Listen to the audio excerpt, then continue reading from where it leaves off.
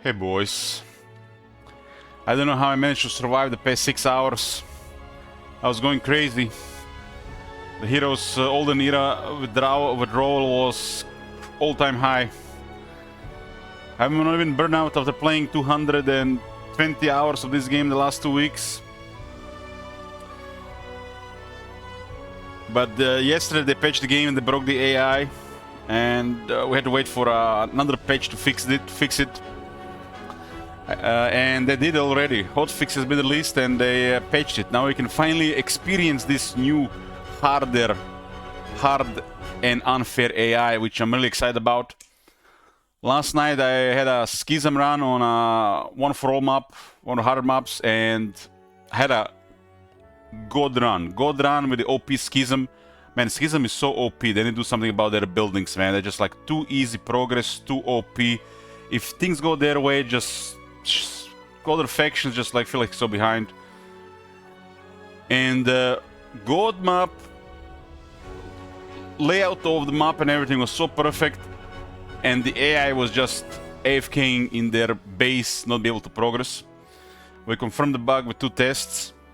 Now we're officially definitely done the that map the most. Such a great template, this one. Such a great template. This is probably one of the best top templates. This one for sure. I think another template has a potential for a really good one is Symphony.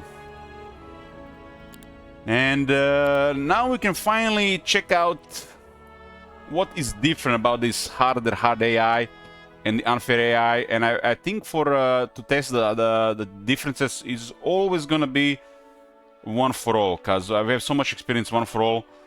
We even know the average time for the attack, and we're familiar with the template. So it's a true test environment. True test environment. And for unfair, we're definitely gonna be checking the Octogibus, because most experience with Octogibus, and this is the map we want to use unfair AI on, because it just fits there. But we're going to be stepping up one up for this map. I think for a hard AI it's fine to play Apocalyptic on that map, even if it's struggle.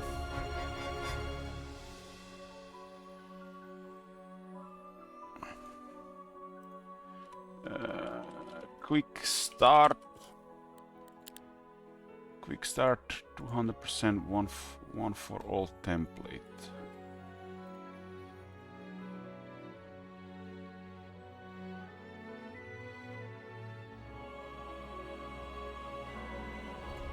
Okay, coffee's here. I've been up for a while. Been watching some anime, and I was just counting the minutes to 6 p.m., 7 p.m. until they might patch the game, and they delivered. I was about to get ready to go watch Mortal Kombat 2, but life, I mean, this is life. The rest of the stuff can wait. Heroes Olden Era marathon continues. Okay, played the Schism last time, and it was such a good run. We're probably gonna get a disaster now. Probably a total disaster. And let's see, who are we gonna play? Total disaster expected. Total disaster expected. Total disaster expected. The last 3 we played was Schism, Hive. Hive grew a little bit on me. I definitely see better stuff for the early game, but it's still my least favorite faction. So it was a Schism, Hive, and Temple, the last 3 we played. I don't want to play Necropolis because I want to save Necropolis for a different map. And it's Grow Dungeon or Necropolis.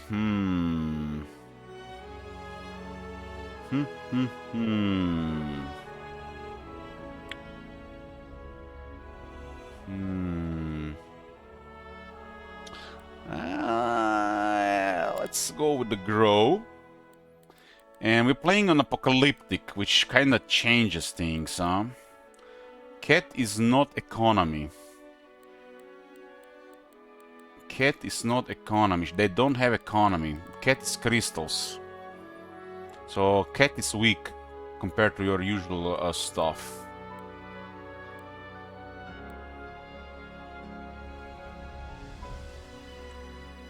No house rules on this one, so this is not a challenge run. It's just the max difficulty.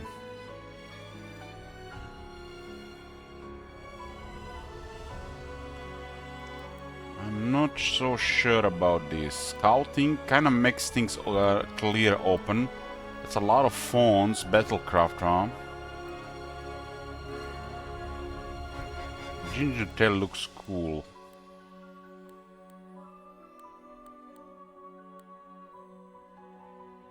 Thaumaturgy starting, huh?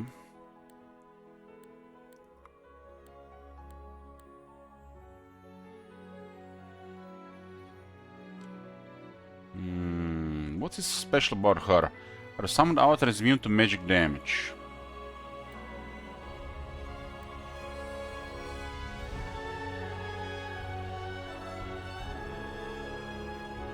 The Grove starts with 1 attack, 2 defense, 2 spell power, 2 knowledge.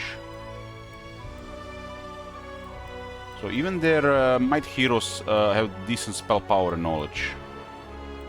Quite balanced that way. Yeah. Well, we're familiar with Octavia. Familiar. We had a Grove Octogibus, if you missed the judge. But this map is something else.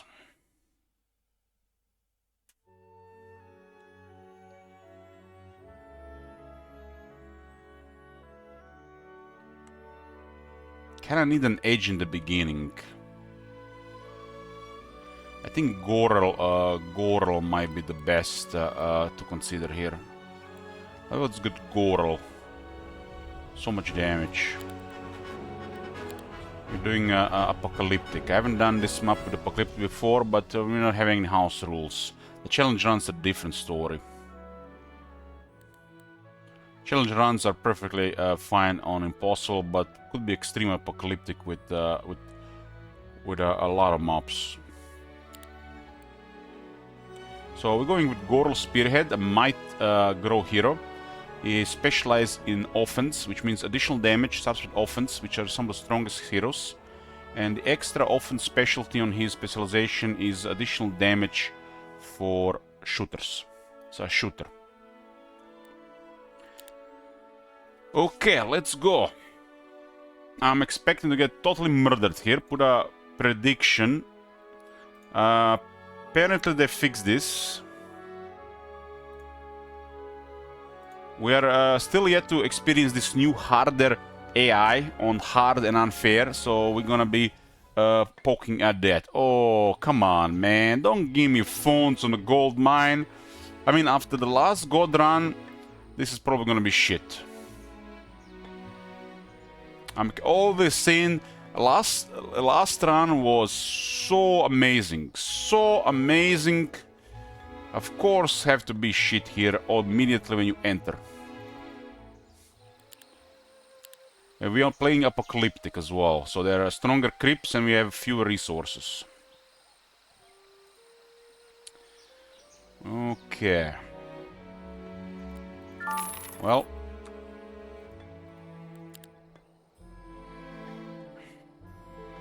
I need to find the sawmill and I need to find the ore mine.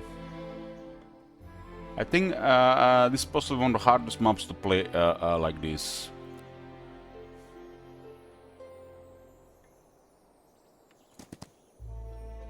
Doesn't seem to be on the left.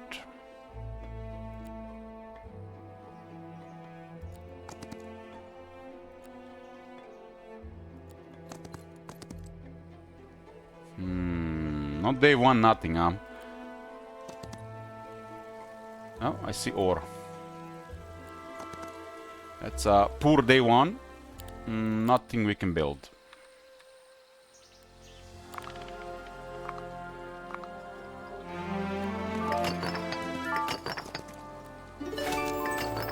Okay. Where is the wood? There is the wood. Only one pile of wood. Feels bad, man. The fates have not been kind this time. We are behind on so much wood, a little bit ore, and we got phones on the gold mine. Horrible, horrible. This is my most played map. I know how this goes. This is also the map we tested the most. So when they do changes to the AI, this is a go-to map to see the changes. Otherwise, it's go-to map for a really difficult time. I like the mix of, you know, challenges and chill together. I can't go all challenge all the time. I can't go all chill all the time. Gotta mix it up. This is one of the maps where going astrology here and law here is very nice, but apocalyptic is probably says no on that. We are going to be so behind on gold. So we didn't get any wood. This is really crap. We can't even get a bank on day 3. We only got one pile of wood, so this is probably one of the worst rolls possible. You lose day here, day there, and you know, 2 weeks later it all adds up.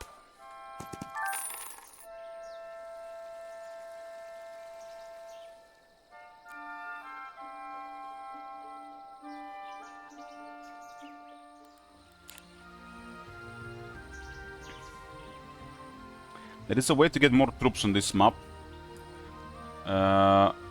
If you flee with your starting hero and get the other hero's troops and then disband. But not in this economy. 2500 is just crazy to even consider. Especially missing the bank and the main building for 1 day now.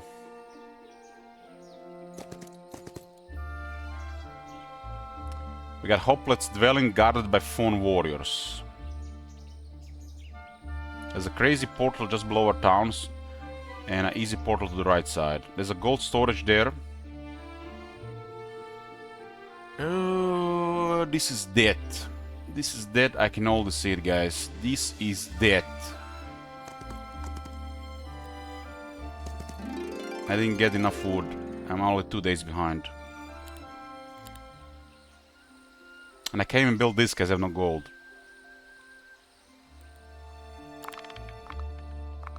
The income is too low to build at that turn. So 2 days behind on economy. I mean, it's apocalyptic, so hiccups are just is the way.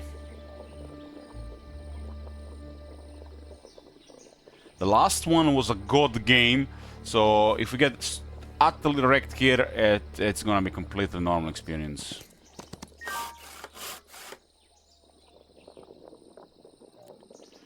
It's just sad because the AI was bugged. We could have had such an amazing experience. Okay, 2000 gold, at least the chest delivered.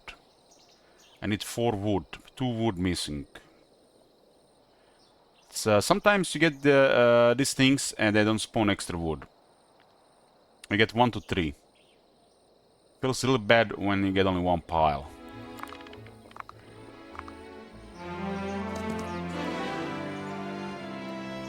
Advanced offense, and we'll go for archery.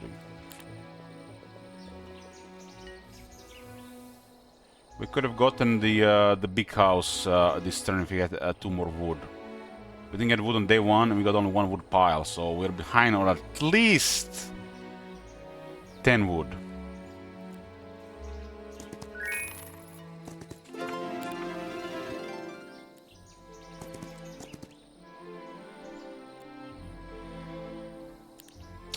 Behind on at least 10 wood.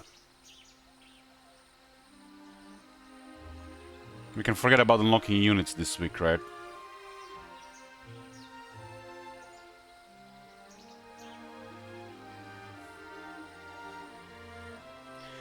Behind on 10 wood is so crippling, so crippling.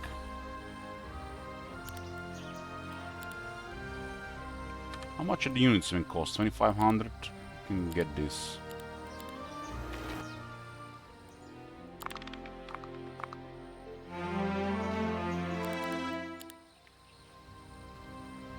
I need crystals for the tier 3.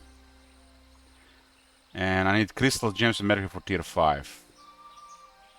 Mage guild for tier 4 and require crystals too.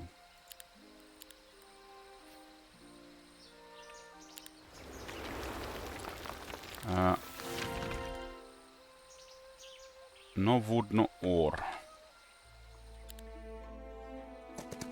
There's a storage here, at least something. What do we have here? We got a 3. Gold storage here is nice. Would be actually nice if there was more than one hero available.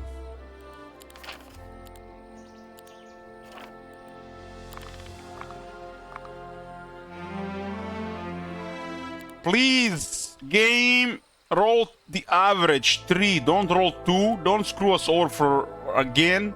All the 3 days behind. 4. Okay. Imagine missing this again. Missing this as well. Unlock the tier 3, so we get 6 here. 6 ahead. The piles vary in the amount you get.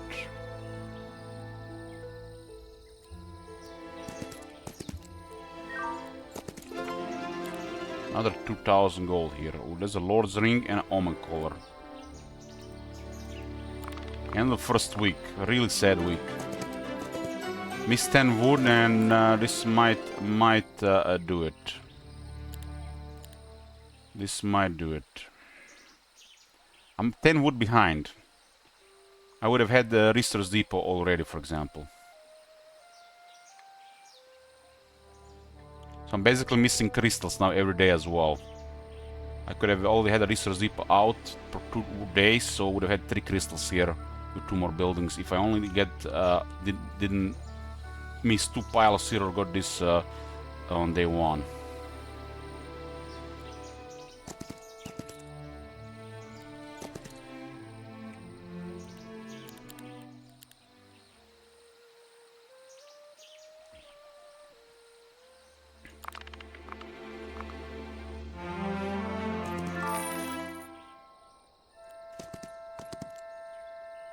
Any wood around?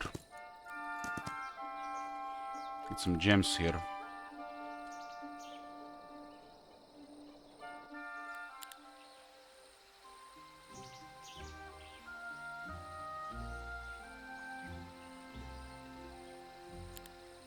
Get a marketplace. Now we can spend all the gold that we couldn't buy units with on resources we couldn't find.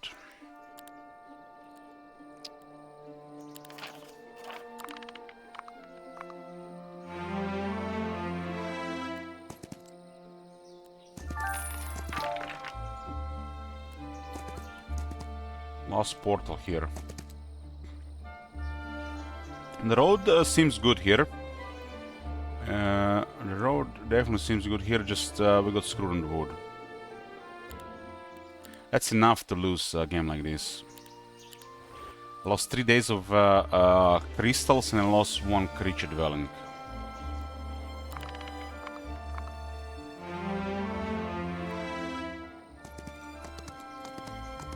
It's just the type of map, you know, sometimes nothing you can do.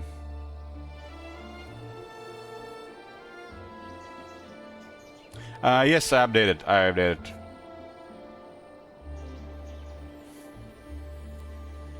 I'm definitely not gonna play unfair on this map, that's just pointless. It's like... I feel like they're just pointless.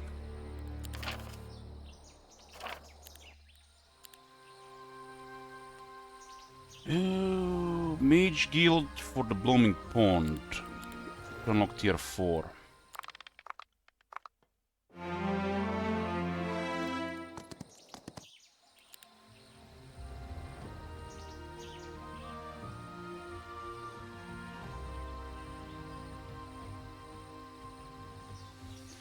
I guess you would have to do the resource system better. I guess custom games could work, but On Impossible and Apocalyptic, I don't believe so.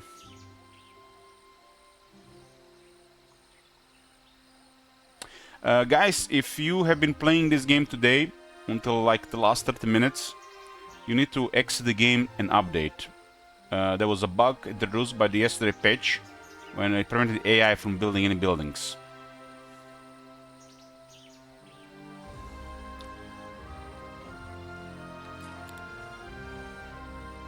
I do need this and I do need that. I guess treasury first makes the most sense. Treasury and then depot so we can upgrade units. It's expensive treasury, but has to be done. Every day I don't have treasury, I lose so much gold.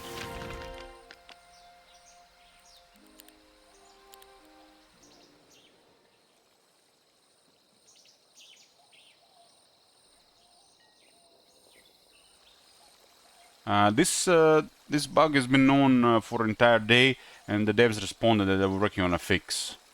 So the fix was coming today. Why did it have to be phones here? Why did it have to be phones? Why not parasites?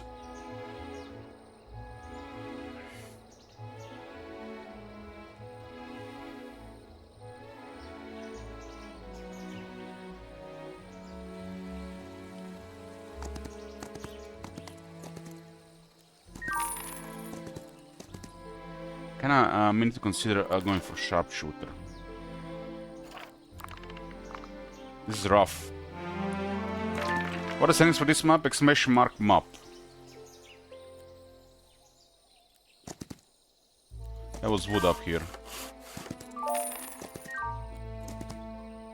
And crystals. Okay, I need this stuff for to upgrade the dust. What is the next creature?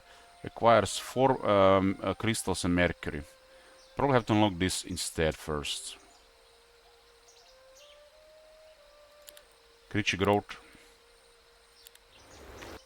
This is the real rough beginning, like real rough.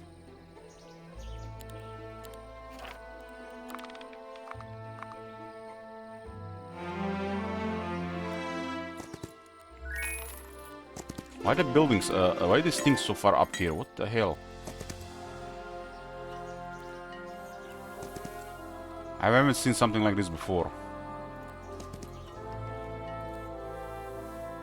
It's so far away from everything. The templates do deliver some weird stuff from time to time, and I like it. Couldn't get the mercury, yeah. I have to get 4. It's gonna hurt.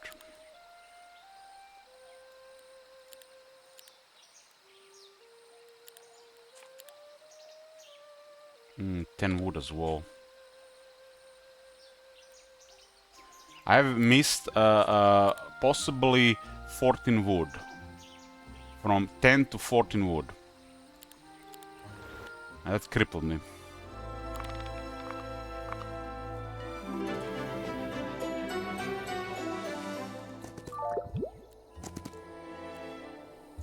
At least there's a tier up here, so it kind of makes sense.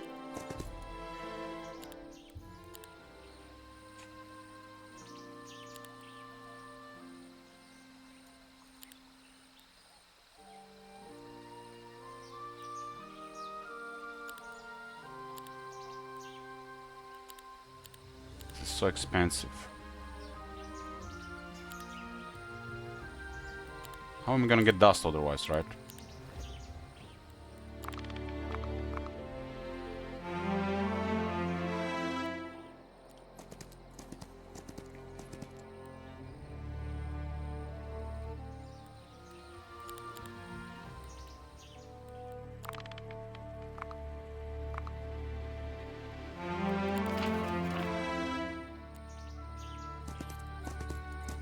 Compared to the schism run last night, this is a complete disaster.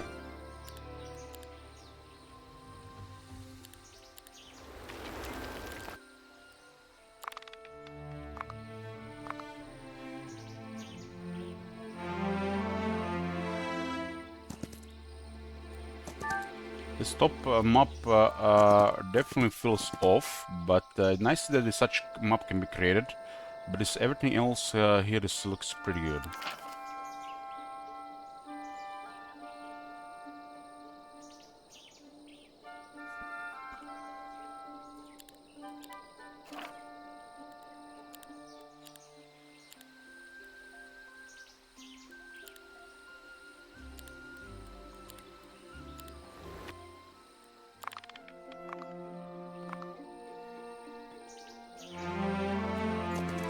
Week 3, day 5, no gold mine. Holy fuck.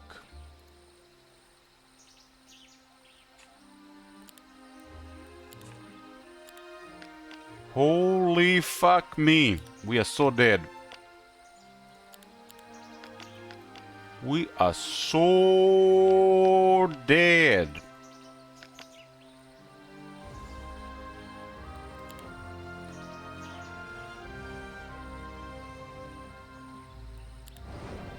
No lightning bolt, huh? Why would I get lightning bolt? I got the list out at least.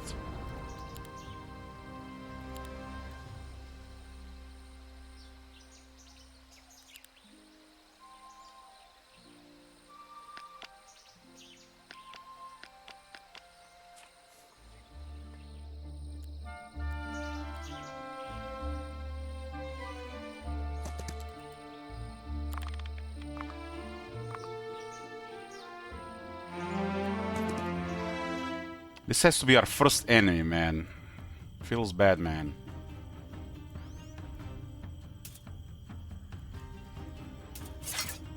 Look at this. First enemy. Hey.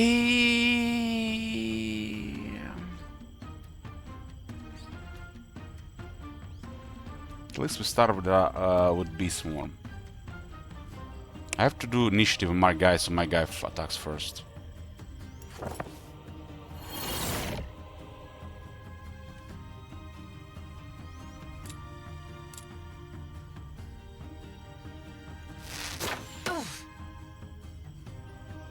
It actually costs 2.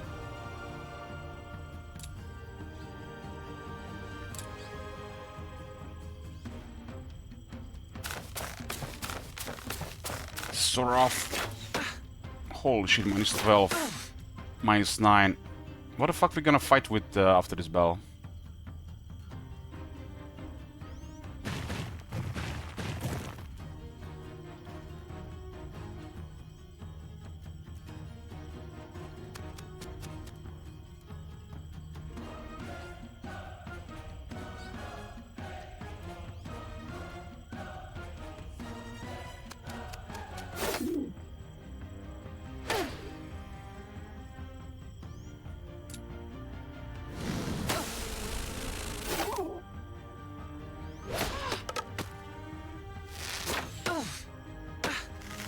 By far the worst thing to see in the early game, this enemy here.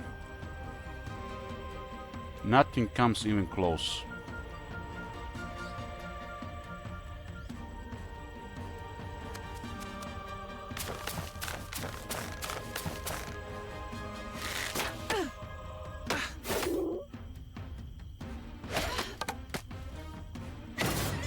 Minus 21.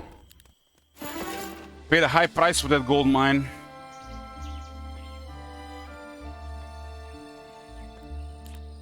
Defense.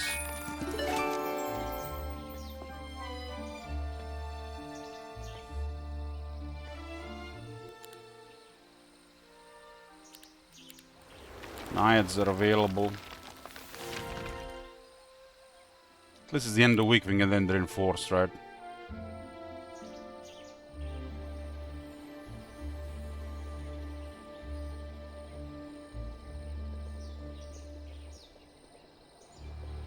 Six finger down there, not bad.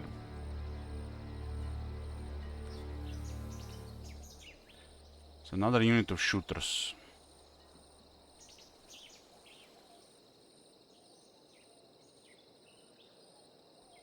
Sleepers for better mana management. There's really nothing to do here, just nothing to do, just like everything is just a disaster from this point on. We're so behind.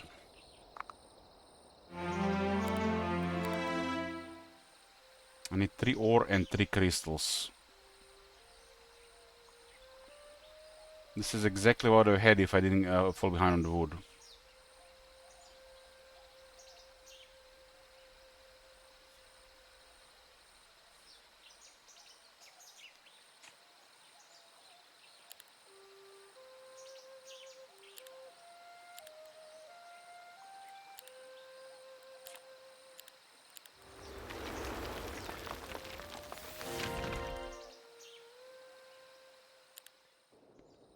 I just lost nearly half my shooters, so everything else is unreasonable.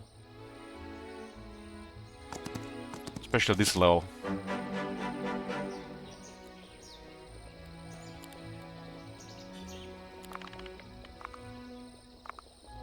At least we got max roll storage here, though always 4K. Maybe we could make some progress here and don't get killed soon.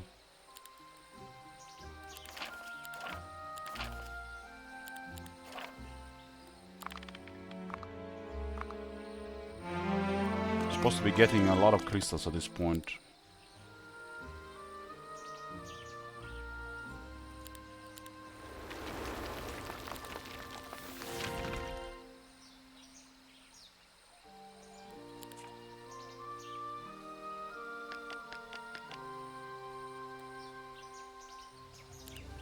Got 6 killings.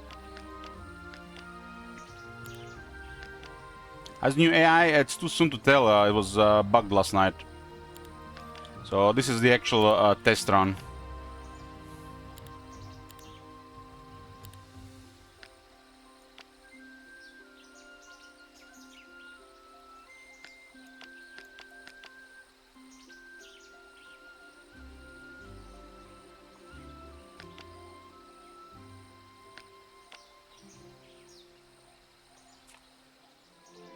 Which map is this? This is one for all. Exclamation mark map for map information.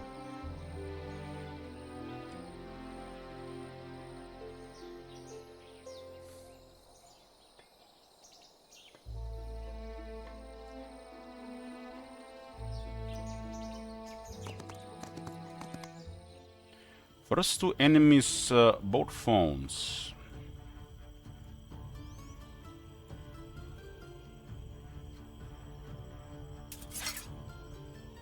Got 30 mana. They got Perry.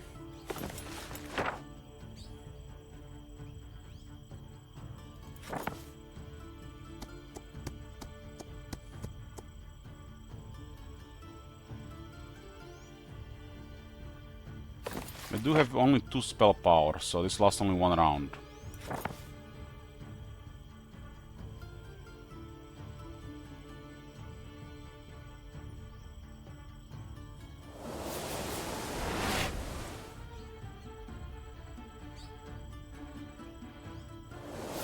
Split the Dawn Hoplets to get Morning Dew ability. So you can go Swarm of Bees.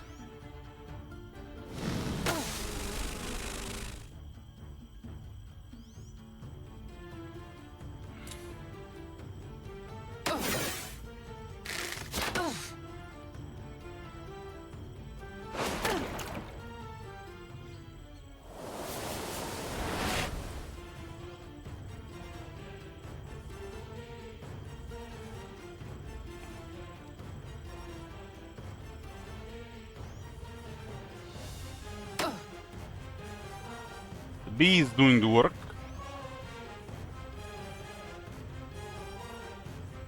I have 3 turn cooldown now.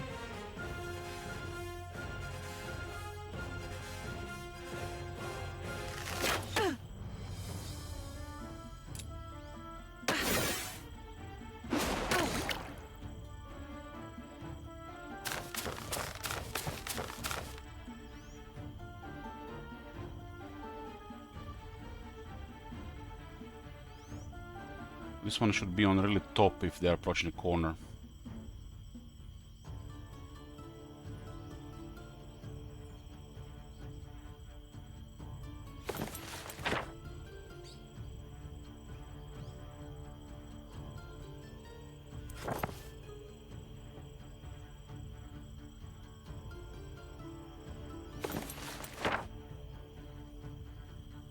Would have went if I had 4 spell power, bro.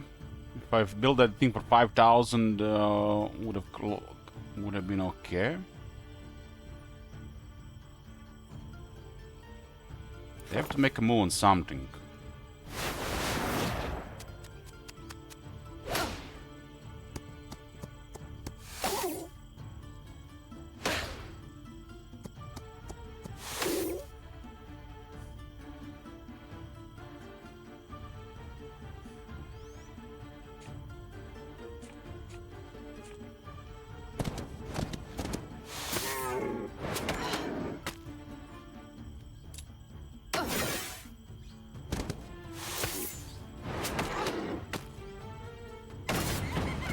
Two levels of this fight.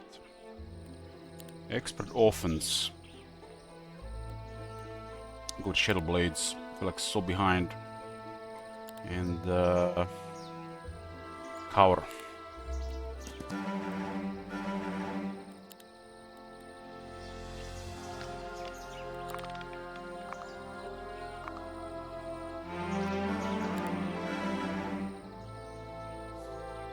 The Pandora Box Griffins.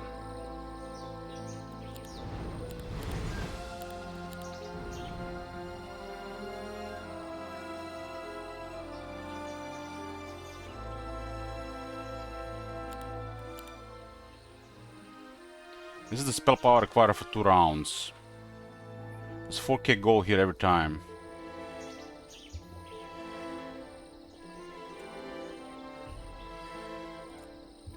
It's cannot be awarded. It's really nice.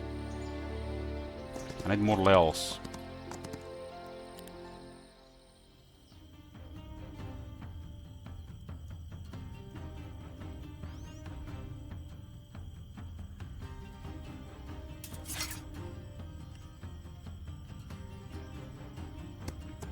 Tier 1 magic is not very effective until you get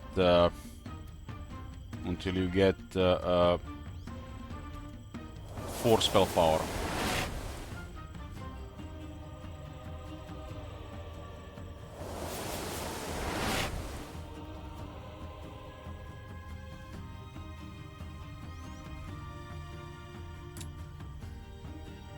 Look at the beast on this guy, they haven't acted yet, right? 7. They actually waited. It does do damage immediately anyways.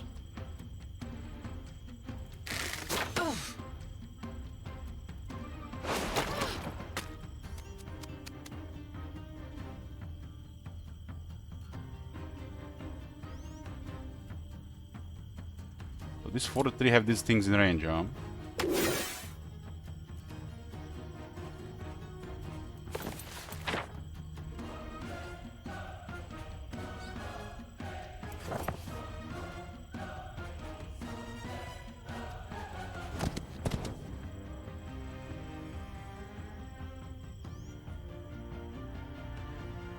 That'll be the early start.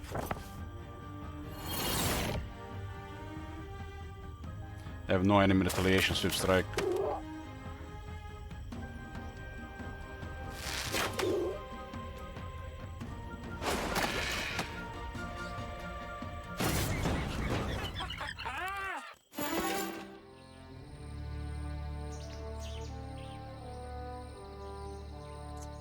With advanced murmuring.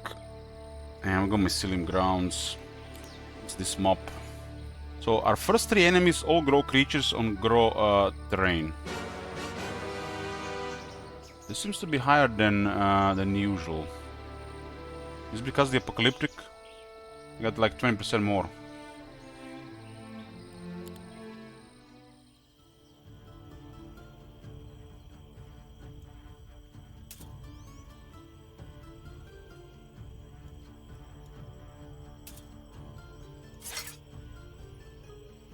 It's a difficulty, huh? We have they're on my terrain, so we got advantage.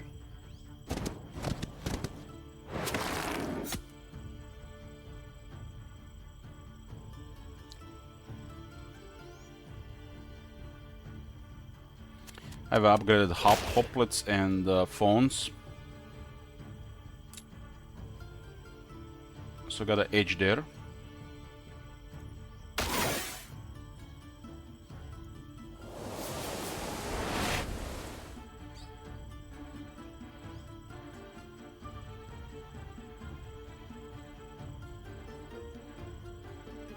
I mean, rank being at unfair makes sense, because unfair is sort of like should be the default difficulty really for, you know, people who actually play games. Because it's more about PvP than versus AI. The AI is just there to block you with the numbers for progress. Should not cripple your strategies.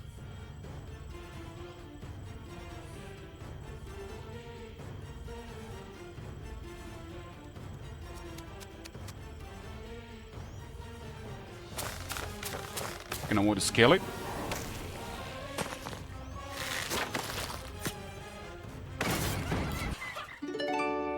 2,000 shekels.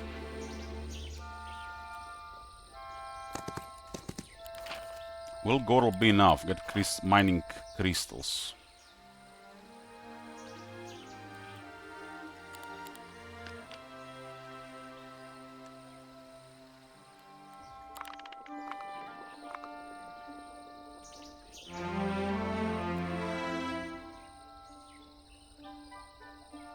What is this initiative? 7 on. We'll split the sharpshooter. These guys are at 3.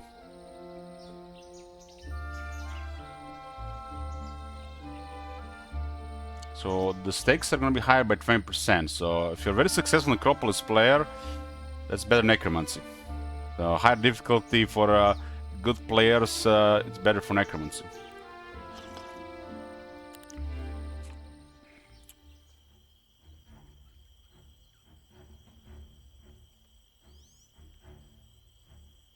What do we do with the cultists? I guess like this. Everything else is cool.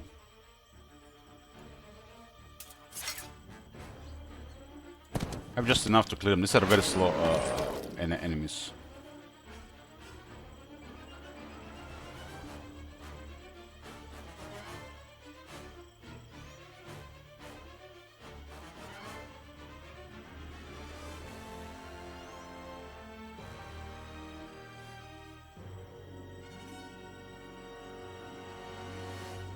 Well, if you want to play multiplayer and learn multiplayer, you play multiplayer. It has the multiplayer and single player are two different games here.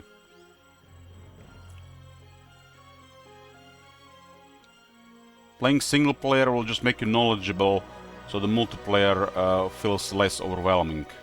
But you will still not learn the multiplayer game. Hey, it's Pinocchio.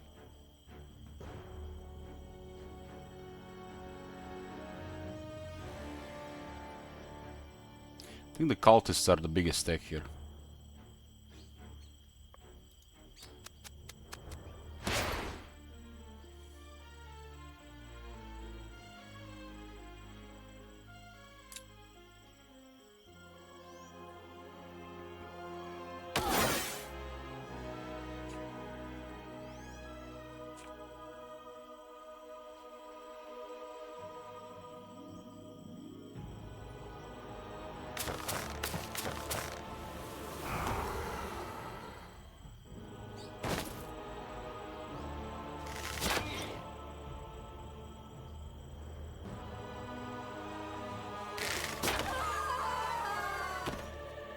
Some of them leave. I don't want anybody to leave.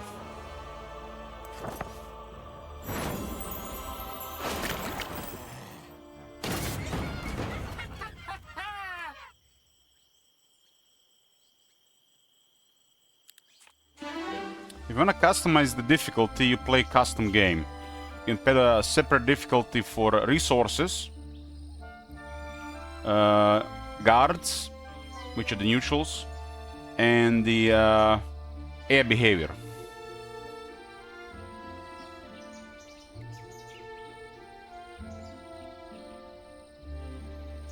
Expert murmuring, strong connection, so we can stack attributes and get ahead.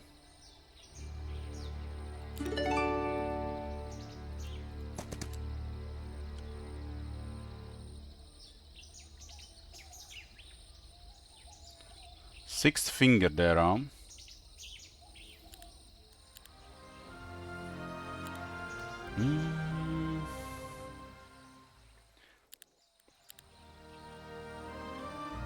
Fire does require 20 crystals. It's not be happening this week.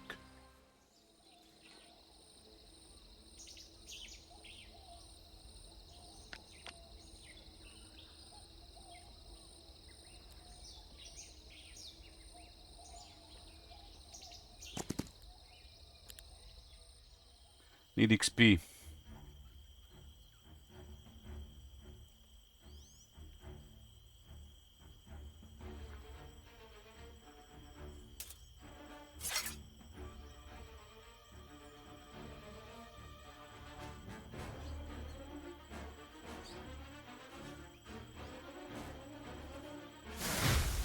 And we have Murmuring at 3, so I get 3 focus charges.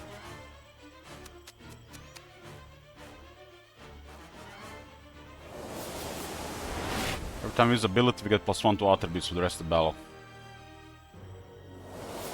It will add up quite a bit.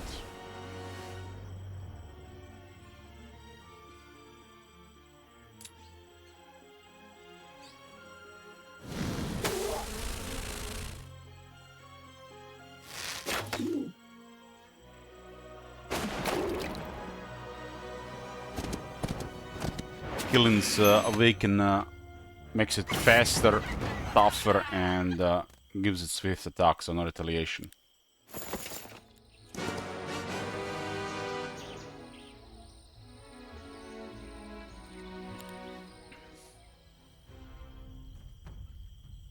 Why do there have to be so many obstacles here?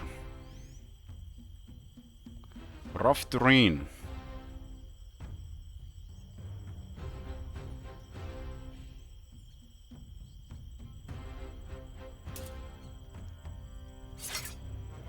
Well, you think you're fast. You think you're fast, but you're fast. You're fast. Don't have 4 spell power, so I can get early start for 2 rounds. Unfortunately.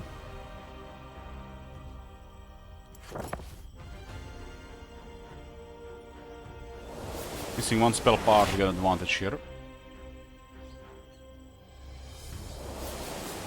We actually don't miss anything, we just raise stats because of the strong bonds. Strong connection is so good. So good.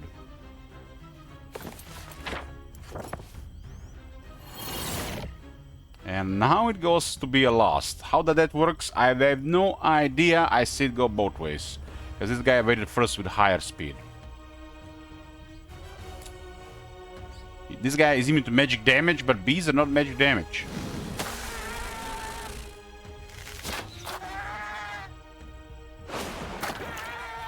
Didn't even need the start. Archery and offense, right? Shadow strikes.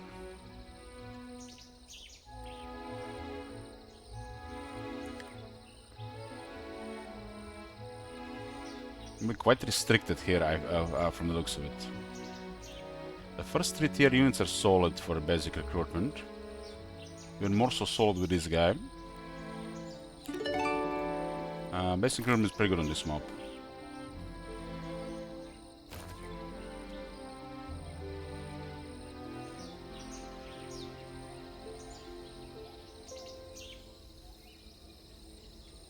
There's a very good item here. How many are gonna have to deal with? They got 4 speed.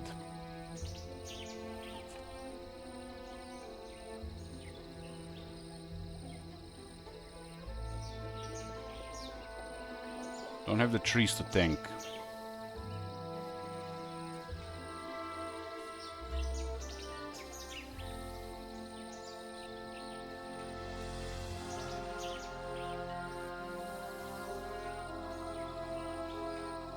This map has rolled some really nice items. Look at this. Second Shade on the left, Ribcage on the right. I mean, their guards are obscene, but yeah.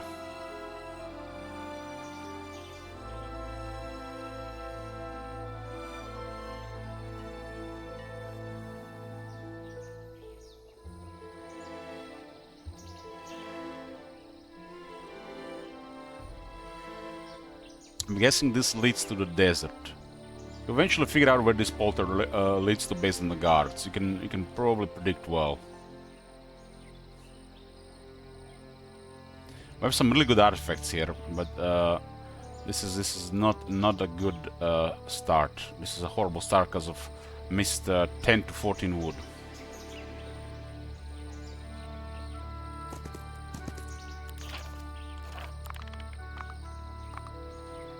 We have never seen them come before turn 32, I think. Hey, Summon Prime. Thank you for tier 3. Oh my god! Have you seen that shit? Holy shit! That's a dedicated shekel farmer. Or just top supporter. It's a stinger. And that's a Ravager Parasite. They have higher initiative. They're at 12-9 and my guy is on 10-6, so we have to go faster. Increase attributes by using abilities. And let's not fuck it up, it's a stinger.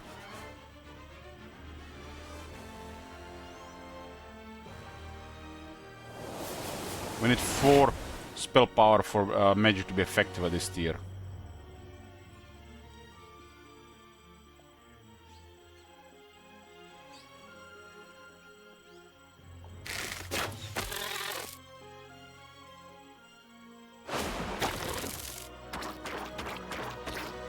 Could have used the bees as well, if this guy uses ability, but I was considering strike. It's not good because this guy is acting first.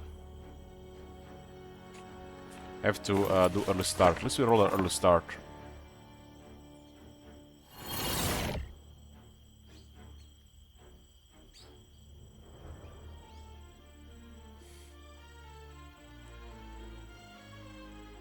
So this kind of sucked. I should have used the ability there, would have had the bees as well. But it looks like this is clean because of early start. And again we go lost. Why? Who knows?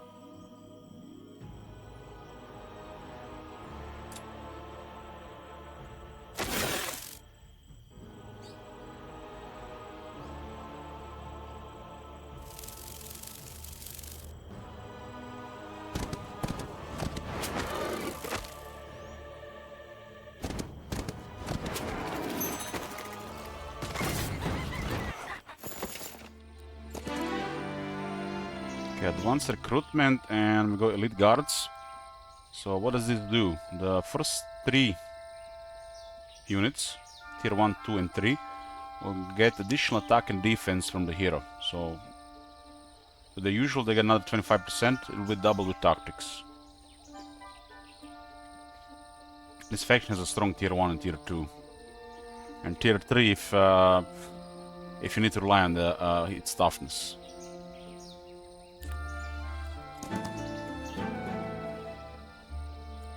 How much mana do we have? 17. Can we beat this thing 12-7? We can.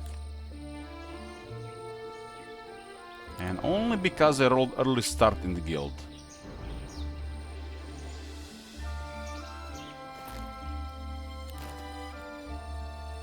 We're not going for constant strikes? No, not on this map.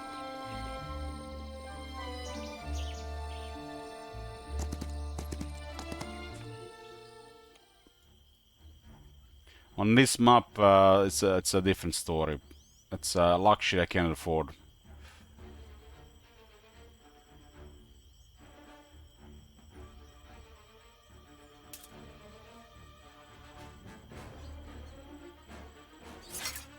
Expert Murmuring does give me an advantage here.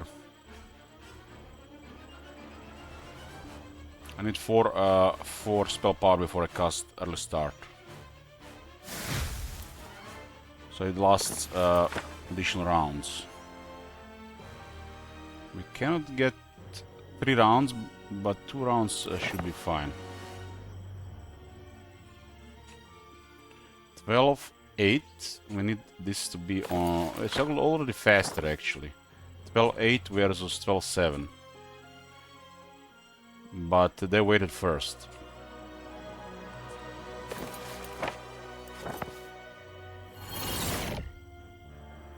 I don't know how that works, but you'll see it work both ways.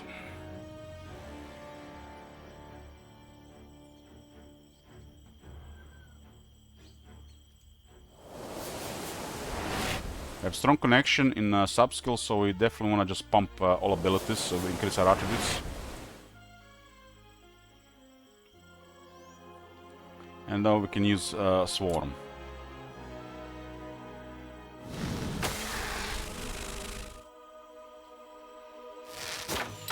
Got Shadow Blades and Archery, so pretty strong phone stack.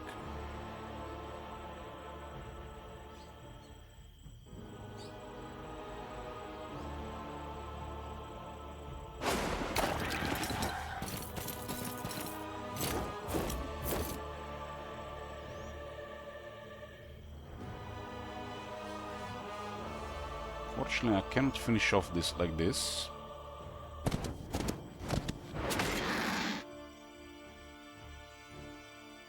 I think at 4 speed, so he can't even reach me. Because this rock here is blocking his main movement.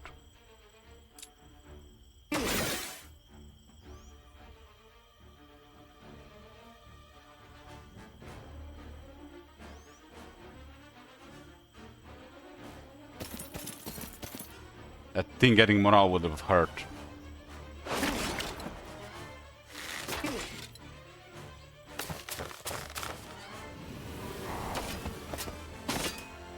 Let's have a good Pandora box here so we can recover this.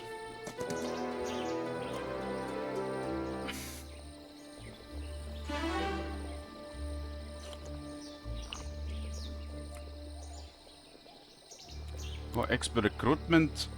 And I'll go relocation. Now we have open to any... we actually have still one more expert skill to get.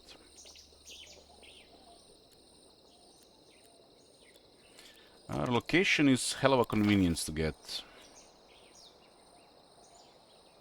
+2 attack and defense in area you control. That's very strong. But I need crystals also. Grow is like strongest on home terrain. You get 6 attack, 6 defense, and initiative on your terrain, and with this you get another 10% damage and 10% damage reduction. It's very nice on this map.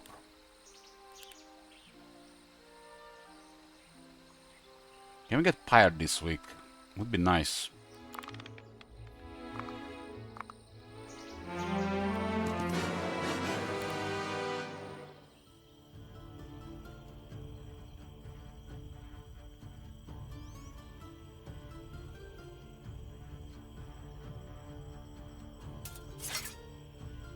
I had him beaten speed here.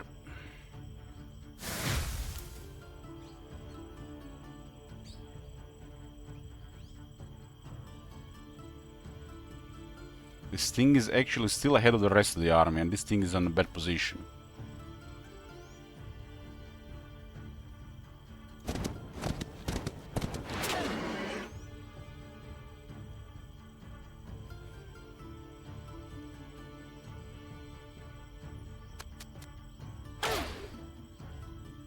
So what do we expect here? Hoplets getting attacked.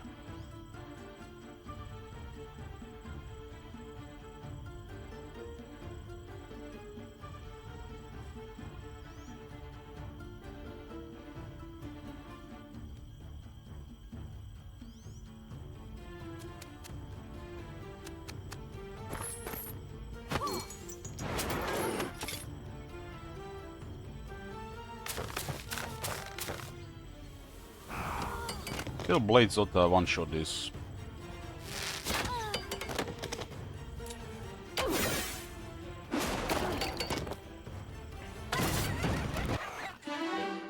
Oh, logistics. Hello there. Hello. Hello.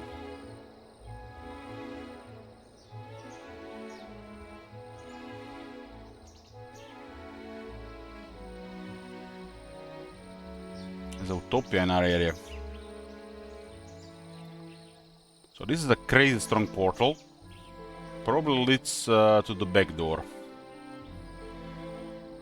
I think. This is a crazy strong portal as well. So it might be 2 back doors.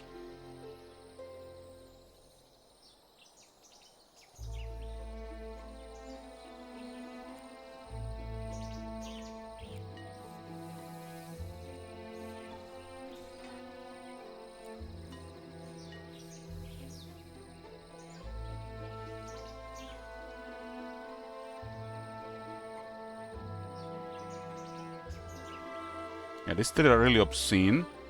One further away... They're all kinda crazy. Are they all like that? And we got one pet. Crazy... Crazy...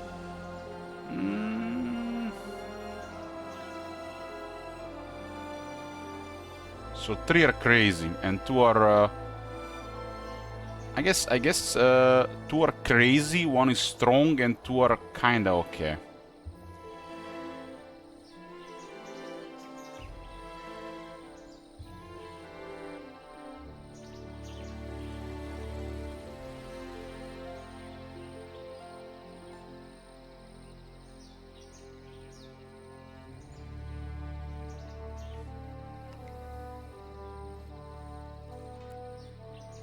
So I cannot use a tier this week.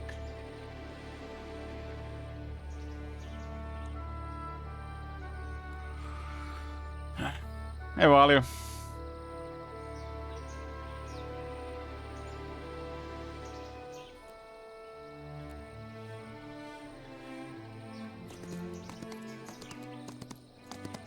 Does the pie require a bunch of 5 wood and 5 ore?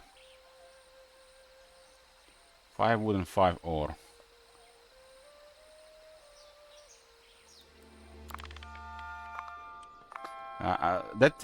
Not getting a wood a day 1 and having 1 pile of wood only hurt me by probably 4 days. Kind of slow things down quite a bit. Not to mention the guards killing 20 of my phones on the gold mine, as they had to be sharpshooters.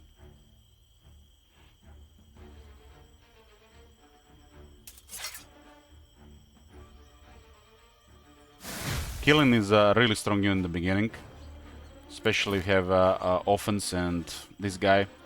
They do a lot of damage. And you cannot retaliate against them, so it's kind of like a super strong chaotic.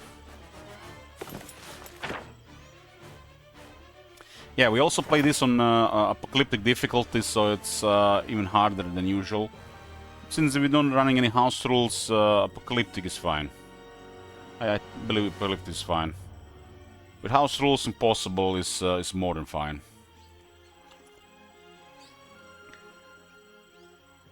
Ultimately depends on the map.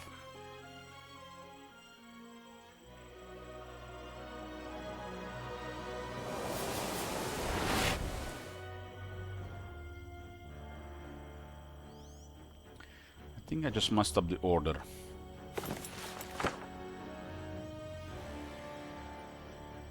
No beasts like this, huh? I should have used both abilities there, because we currently lack this because of the guy using the charge.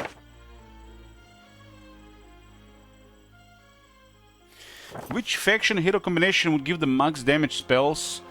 Well, Hive has some of the highest magic damage buffs. So, I'm not 100% sure, but Hive might not have a magic damage specialists. If they have that. So Hive, one of them for sure. Outside this, any hero that has a specialty that increases damage with spells. Why Hive? Because they have tier 5 technology for magic damage, and the Queen gives you plus 25% damage.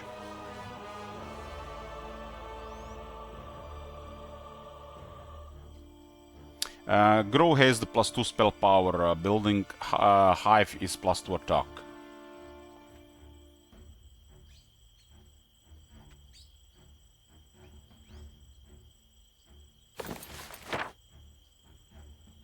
We got a shortened shadow on one of them.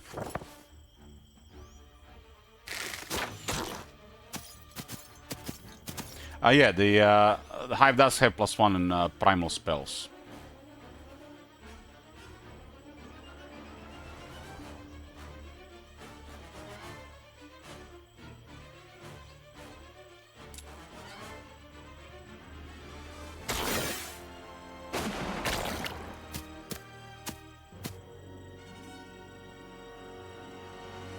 This guy will finish off the toxic one.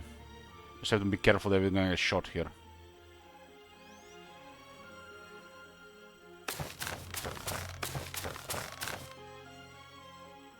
Well, the dungeon Pepe is definitely made for Armageddon.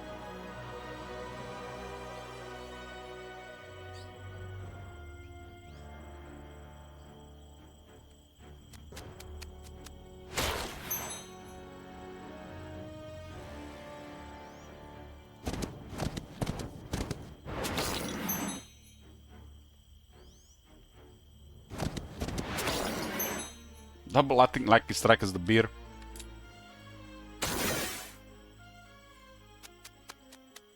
It's kind of nice having 2 swift strike units. And Shadow Strike and offense is a lot of damage. This hero is very strong.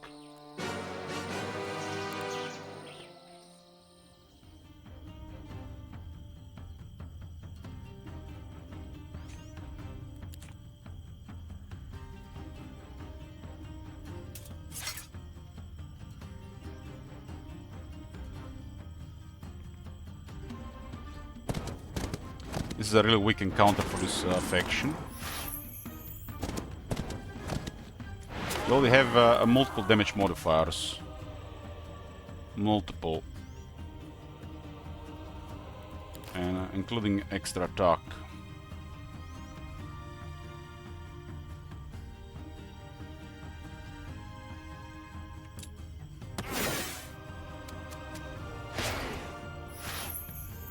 This is, I mean, isn't it obvious, Captain Moron? It's the occult.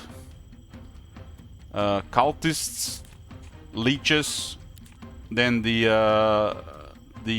mutated humans living, and demons. It's the occult, and you get golden Mercury. And it's perfect because it's, you know, Mercury is also the resource of these factions.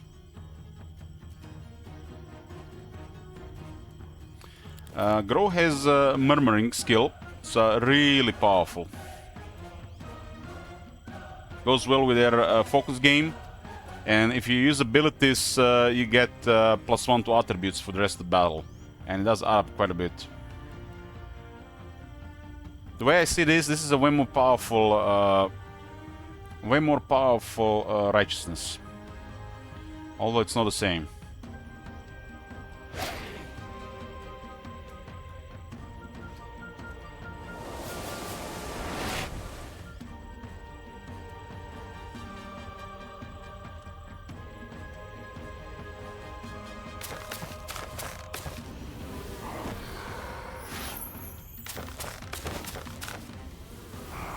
They've actually stored some mana here.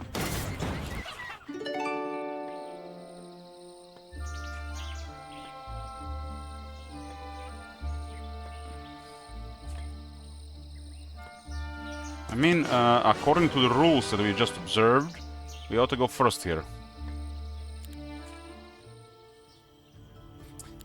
The max 1 charge is pretty good, Captain Moron, but this map is different. Mycelium grounds on this map is...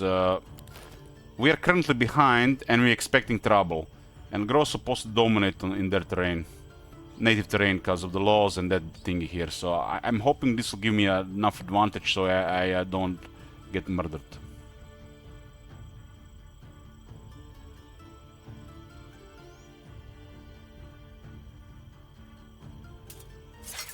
For this map, I always recommend this one.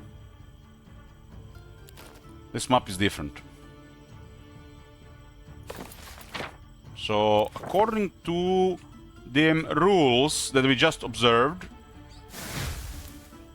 when we skip past the turn or wait with this thing, we're supposed to go last.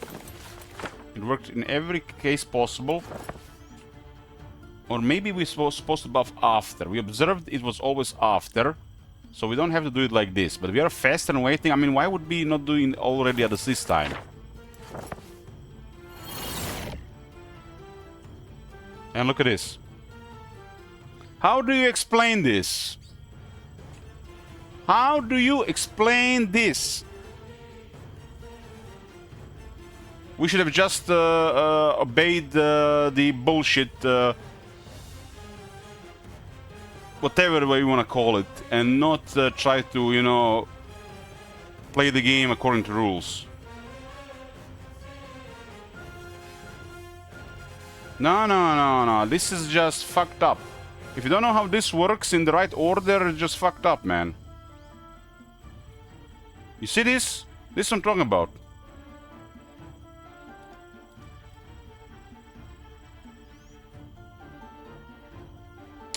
It has to be something with who goes first, waits first, and how the buff happens after they're waited.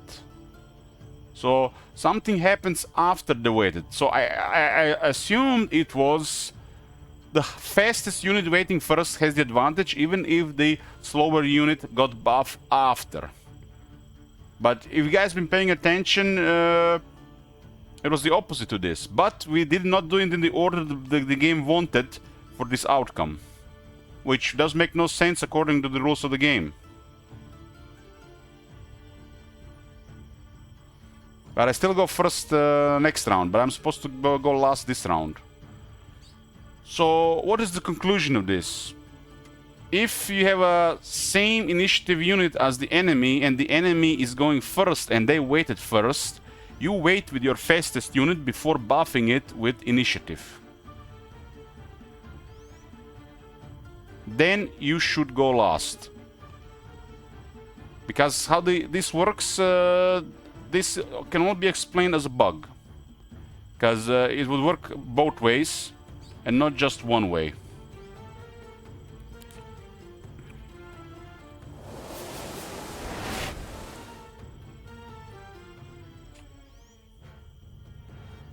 It does nothing say on this guy going first, and we are faster.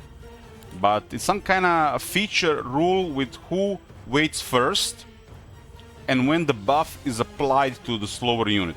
If it's applied when the unit starts acting, it does not work. But if it's applied when the unit has waited, it does change the turn order.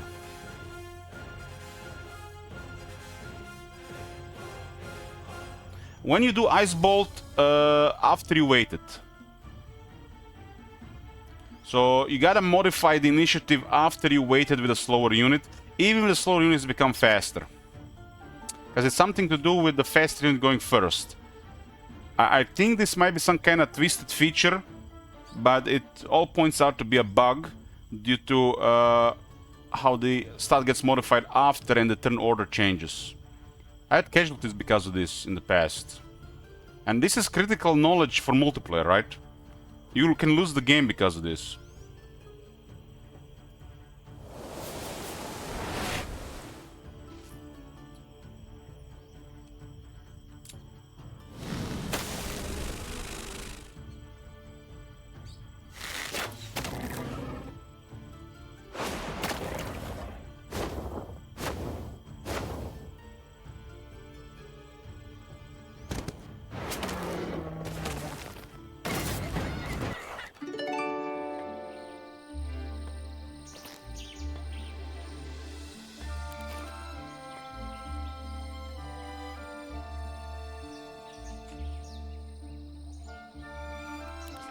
I'm not sure what is causing that, but there's some kind of feature from the looks of it.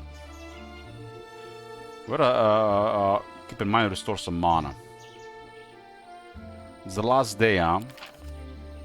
Which map is this? Is the one for all. So, if you're worried as the Grove that you might fall behind and the enemy attacking you will be stronger than you, just pick Mycelium Grounds in the Murmuring and max the Veil by the Trees. You'll get plus 10% damage, 10% damage reduction, and +6 attack and defense in your territory. And that's very, very hard to deal with, unless you get attacked consecutively by multiple enemies. Grove is really strong on the at home with these things, which kind of secures the early game. This is a strong faction. This is a strong faction, and they got ways of dealing with stuff. Good thing I went with the alchemical dust earlier. Pyre requires 9 crystals. Do we get 9 crystals? It seems so expensive. I lose a phoenix, huh? I get 3 phoenixes immediately.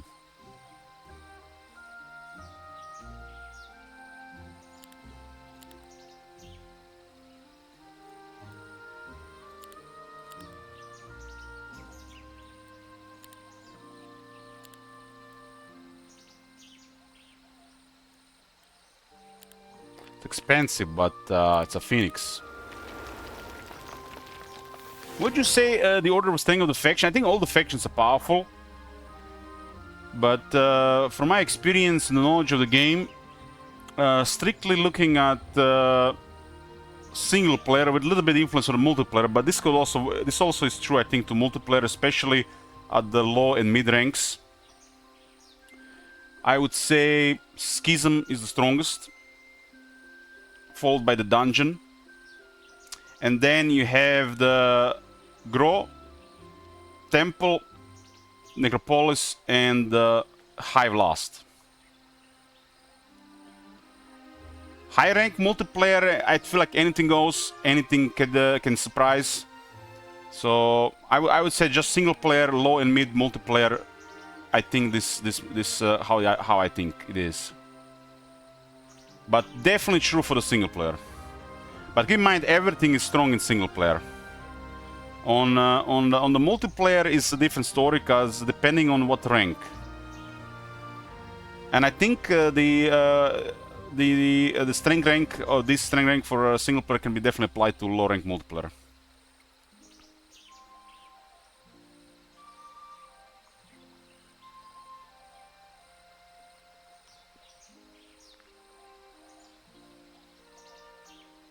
You have to learn some stuff before you can be good with some factions, and this applies the most to Necropolis and Hive. I think they can give you definitely ridiculous results if you're a experienced player. Like one thing the people don't get with the Hive, they can't progress. So that's a new player problem. And you can't rely on some of the units, because you don't know how to use them. That's a new player problem. So Hive has to be the hardest because of this. Like, I just watched 2 Hive players around, and they're taking casualties just because they got a fat stack of locusts, and the locust is a fast unit. They don't do this. Hit retaliation, kill, kill. Hit retaliation, kill, kill. Most fights could have been resolved like that. So Necropolis suffers the same problem with unit quality in the beginning. So if you don't have experience, knowledge of the game, it's a struggle.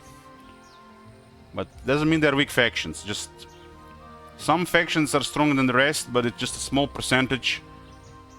All factions are powerful. Just because it's harder to learn and progress some factions, definitely put them as advanced or harder factions. In a way, weaker as well. I haven't played scenarios firsthand. I have not. I've played mainly quick start and custom games, some multiplayer.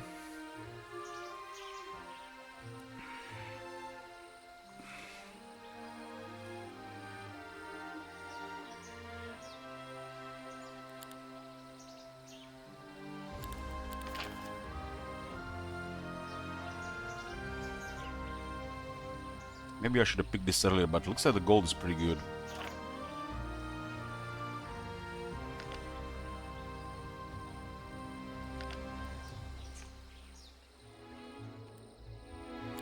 End of the month. They haven't arrived in the first 28 days, which is no surprise. Hard AI is supposed to be harder now since the patch.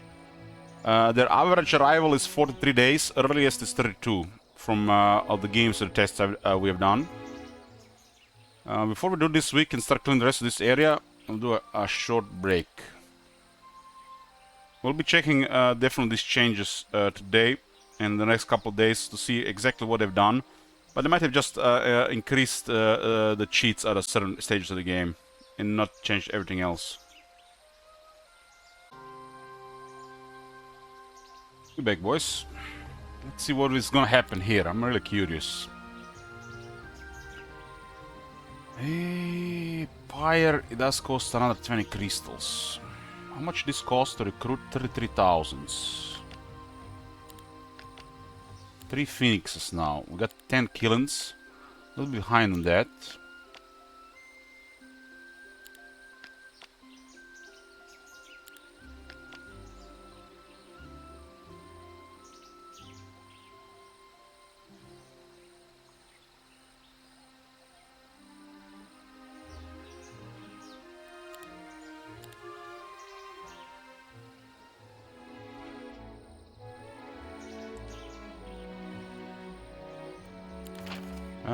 What are the chatting about Heroes 4? I didn't mind Heroes 4. I just preferred Heroes 3 and 5 over it.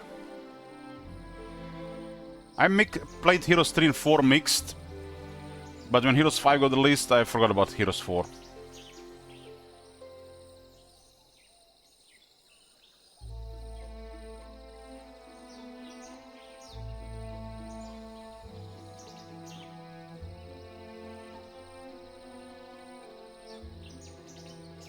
Maybe try the Pandora boxes first.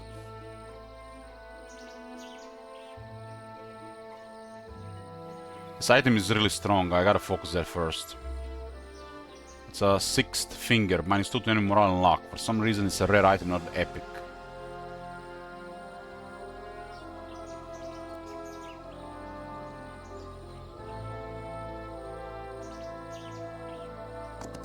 So it's day 29.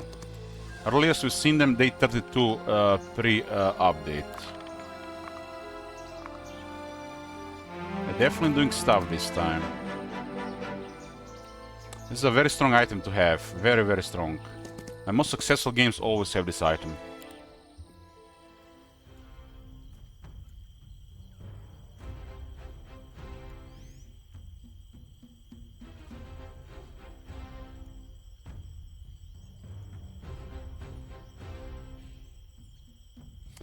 For games that play Necro, are you okay, Elich? I was planning to play Necro today, but the game was bugged last night. So prediction was defeated for the second month. That was a no.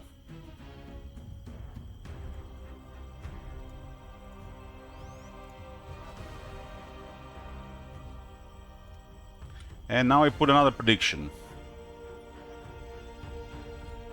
These things that are one of the slowest units of the game. We tend to favor Awakened Air, so we have Swift Strike. Why split the Dawn Hoplets? They're faster than the Heromancer, and we need Voodoo.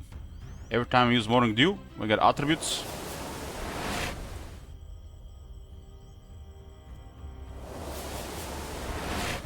And then we got Awakened Air, and we got Swarm of Bees.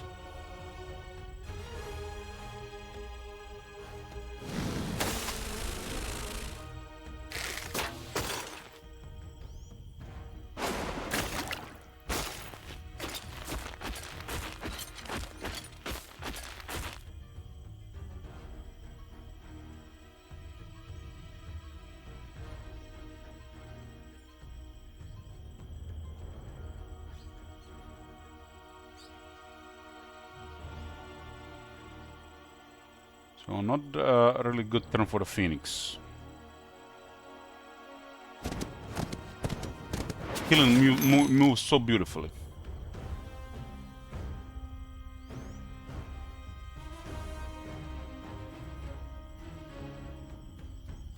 thing is at the 4 speed. 1, 2, 3, 4.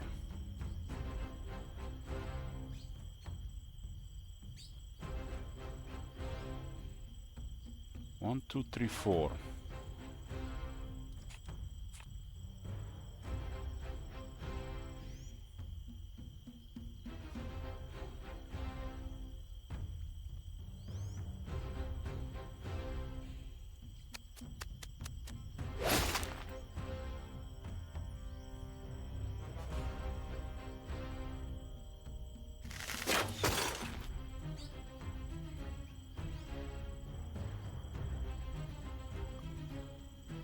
The rock here that's blocking its passage.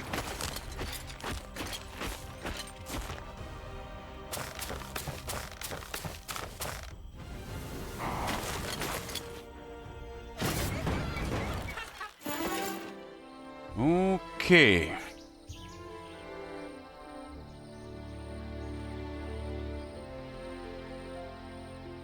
You can completely remove train penalties, huh? I like that. At rank 12.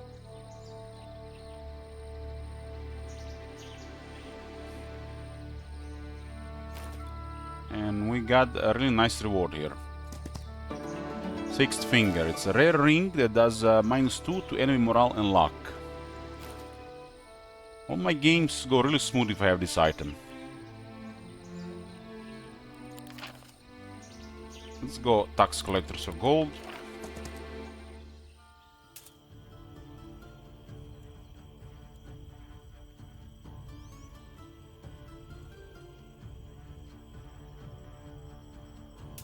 You have to deal with 2 stacks of cows. Swift strike. We should not attack them before they move. They have a higher chance to get morale that way.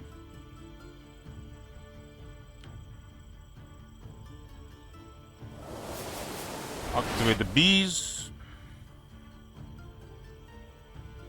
Get some attribute buffs. Wait. Miters are upgraded, so... And they go... This one it will go before, huh?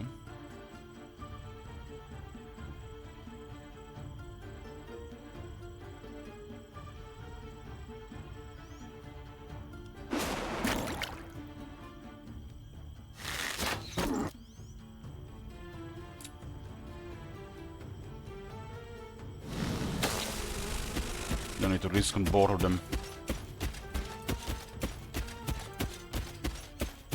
As they take damage, they increase in morale.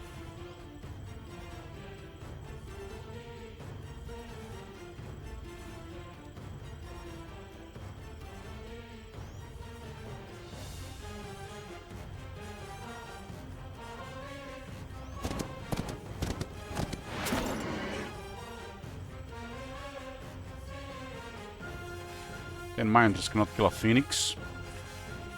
I got the defense as well.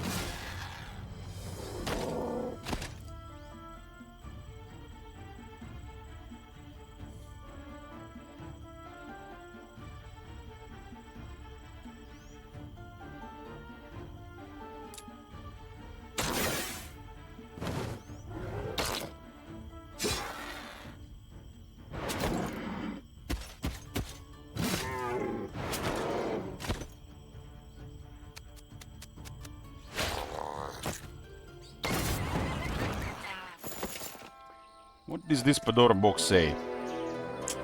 The undesirables.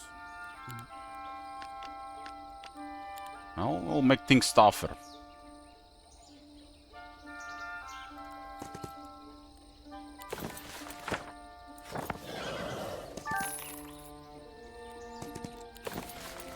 City has been fully recruited.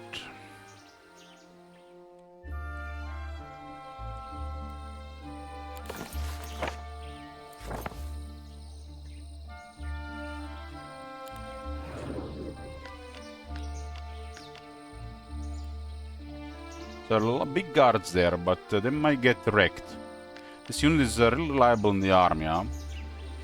Especially on the first contact. But we can do so much damage to the towers if they have to deal with that unit. That's pretty much the same as having the unit without the towers. So maybe a little bit different because of defense. I need this for a better strategy right now.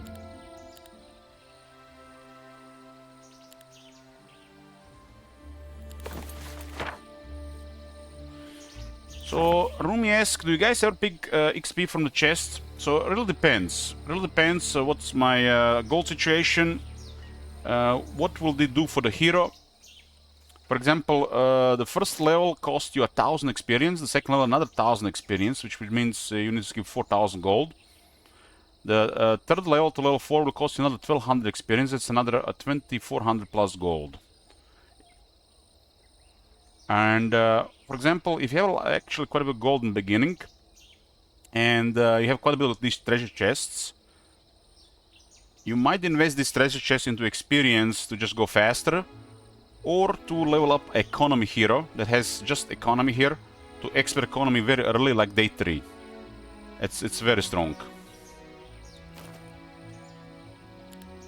Have you seen my Hive game? The last Hive game, that's a really good example. It just trivializes any resources to build stuff up.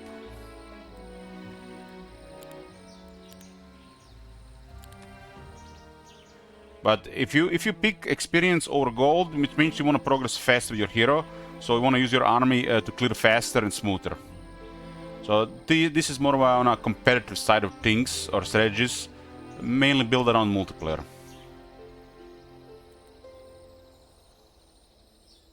On single player, you're dealing with lower resources and a higher resource opponent, so the gold is almost always better. Situationally, depending on the map.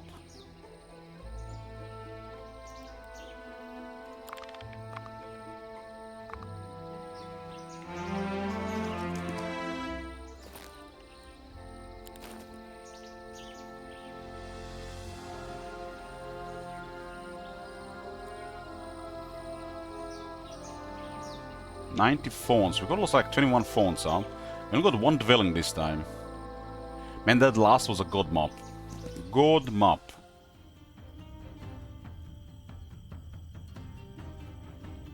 The strength assessment is a little bit off due to what this guy does and due to strong connection and murmuring.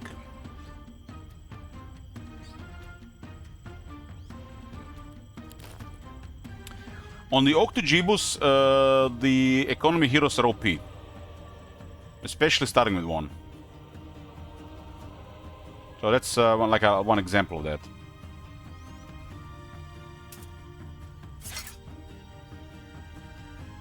It's a lot of doggos.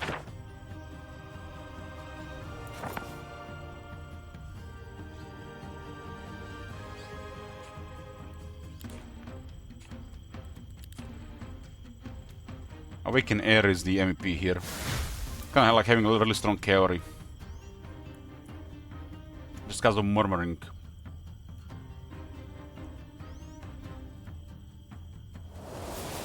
So the strategy here is get this for strong stats, use the killings for swift strike, make sure the two Dawn Hoplets give you focus charges.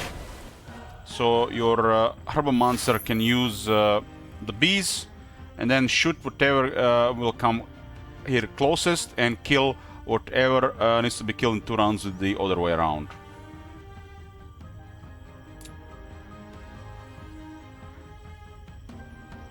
These things are tougher to melee damage. They have 30% damage reduction. They do have a bit better defense. I'm confident we can clear this.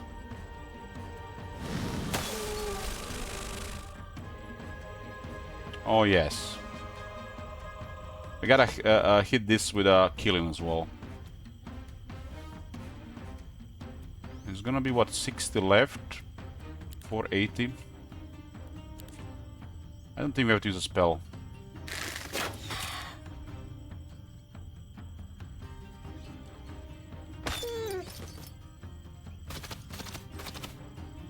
Dogs cannot reach us in 2 rounds. They're the undead, so it's not gonna happen.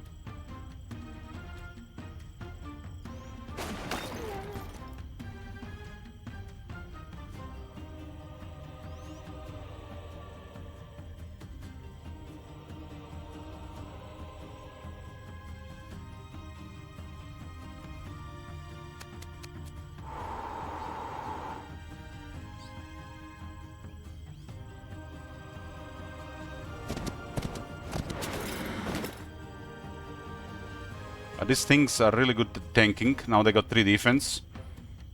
And they got 30% damage reduction. And if you get taken hit by this, at least the elementals are embodiments are not so acceptable. Nothing the things can do here.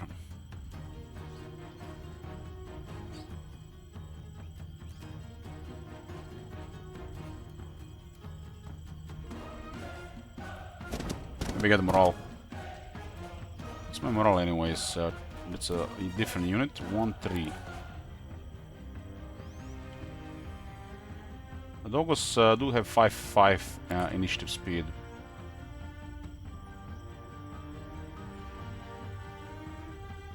I think short and shadow on the bottom one. Lower its attack and defense a bit.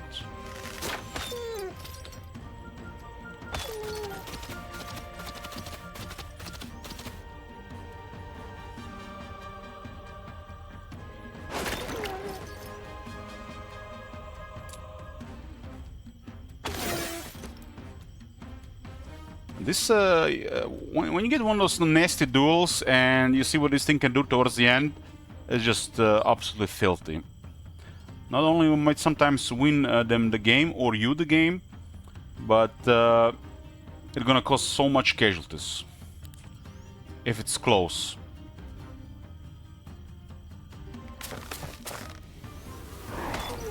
My guy specializes in dealing damage, so I have really high damage. This is a very strong hero.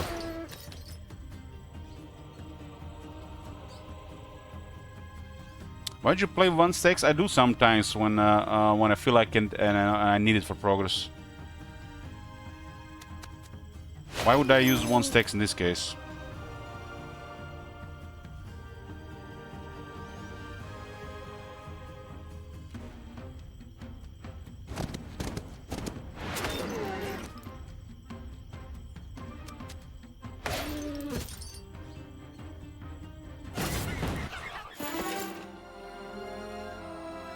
Advanced logistics. We got 6 knowledge. This faction has very good mana management, so strong mounts is weaker. But we do have scouting, huh? Strong mounts I think is weak on this map because we can't get enough astrology when we expand.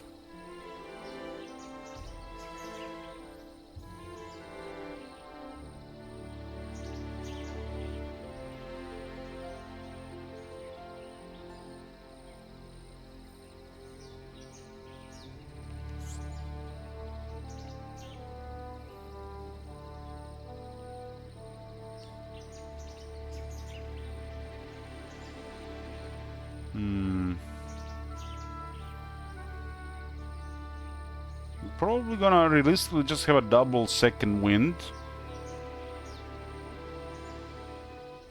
I actually learned yesterday something I actually completely forgotten since last year.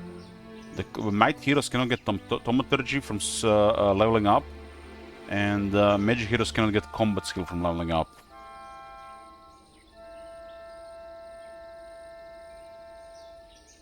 This does give some movement over time.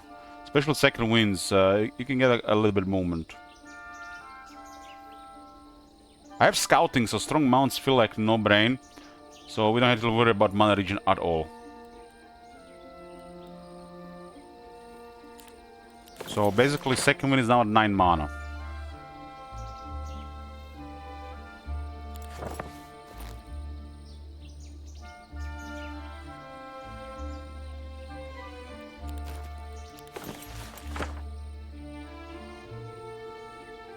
So this is also very strange. It says here, neutral global mount spells cost -4 mana. This is a neutral spell, and it did not lower it. The information is supposed to say high neutral magic, and not just specifies on these spells. But the wording makes it sound like it's work on all neutral magic. Location is also neutral magic, but it's not affected by that one, and the text says it is.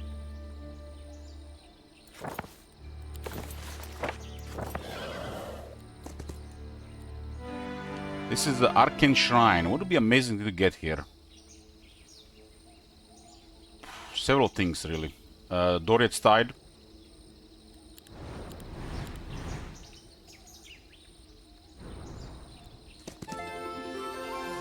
Carapace Assemble Mirror Copy. So, without Wisdom or Arcane Magics, you can only learn Tier 1 and Tier 2 spells. The only way to learn higher tier spells is to equip artifacts that teach you those tier spells, or the shrines.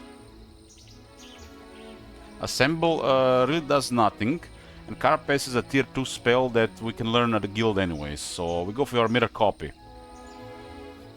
It's gonna be rather weak on a low level, but compared to the other two, I mean, this is more useful for sure, but what do we have? We have nothing here. Maybe we should just pick Carapace. And then we build a guild and we get Carapace anyways. Let's build a guild. Do we get Carapace? Don't get Carapace. Now it's 4-4-4. Now Carapace is probably a better option. But with Thaumaturgy, it's hard to cast Carapace. But considering the situation, this seems the best option anyways. Save resources at least, and it's situationally useful.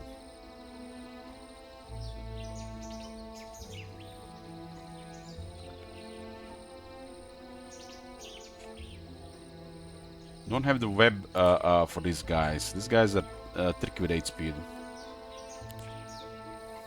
Regarding a experience library.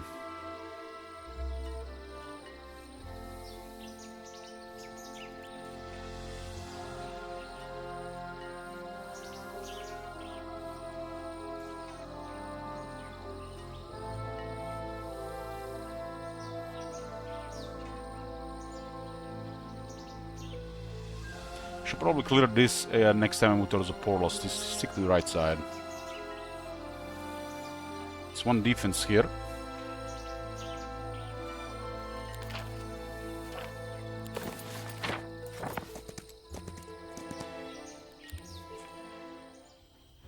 It will just teach the hero. But this is a special map. Only your main hero is important. Or your starting hero is important, really. This map is unique in that way.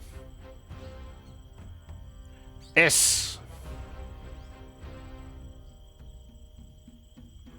Sometimes when there's dealing with faster enemies, you gotta take into account terrain. Corner deployment does imbalance the positioning, because they have a facing you in a balanced way, so if you deploy in a corner, one of them will take longer to reach you.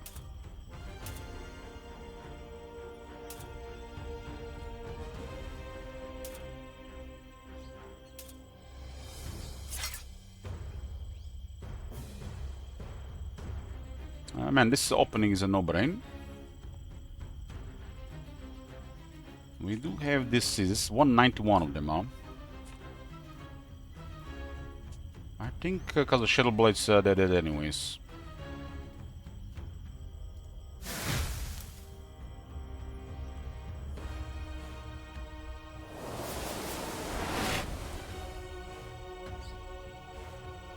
The obstacles on the map roll randomly.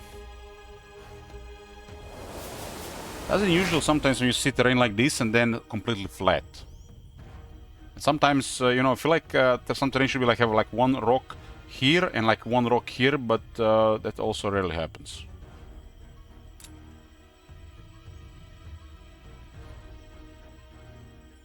The killing will kill the Phantasm, and we'll go hard on the Skellies.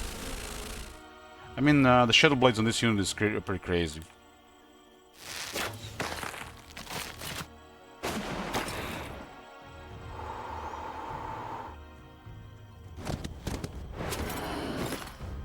Yes, Tyrion.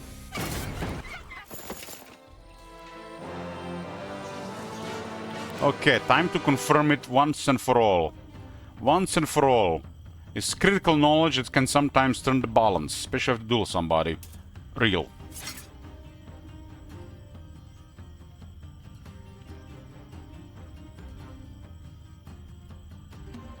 Killing goes before the dragon.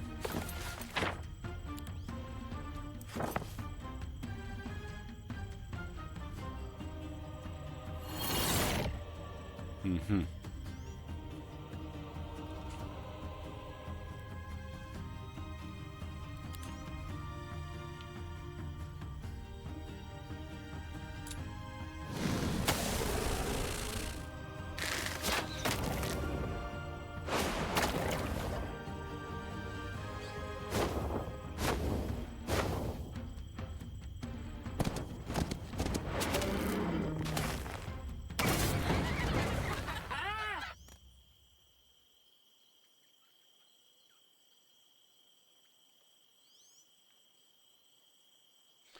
Just won my first game on unfair difficulty. Anyone knows why the bots are crazy early game and seem to stop playing late game? So that comes to the main issue with the game right now regarding single player.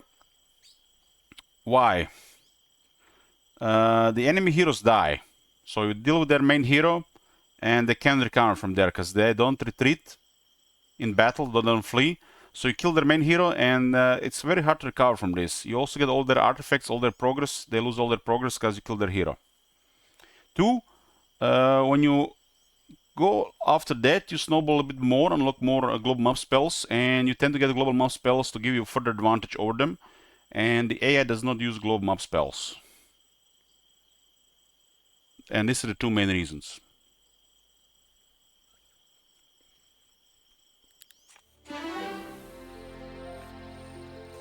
Expert logistics. We're going for completely remove terrain penalties.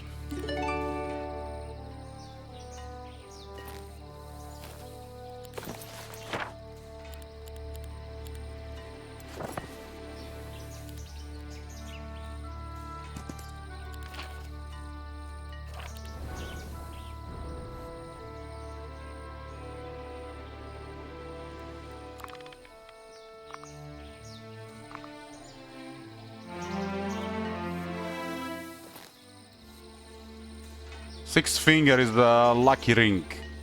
Really can't lose with that. So this is day 32. The earliest they come 32. So I'm curious what they've actually done, because it does say they're supposed to do better on hard and unfair. Maybe they just reverted these changes to fix this thing pretty fast. Maybe just back to default.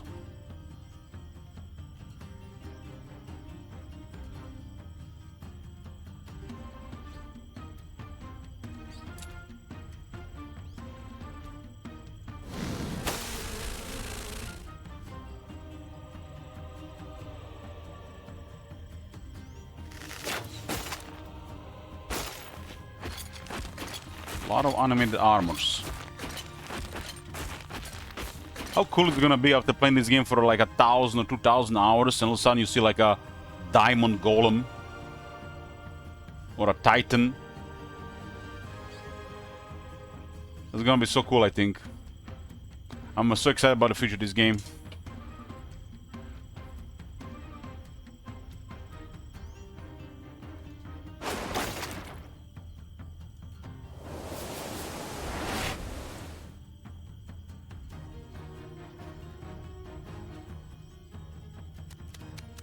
Is it a roadmap? Not yet. Not yet. I done fucked it up. Supposed to use a build there on one more attack. So what do we see? We do some math here. We got advanced defense. We got 7 defense. We got 29 defense. They got 4 attack. 135 HP. We killed 12 to 28, 27 average. 27 of these have the quite min-max roll, but on defense and defense skill, it cannot kill one.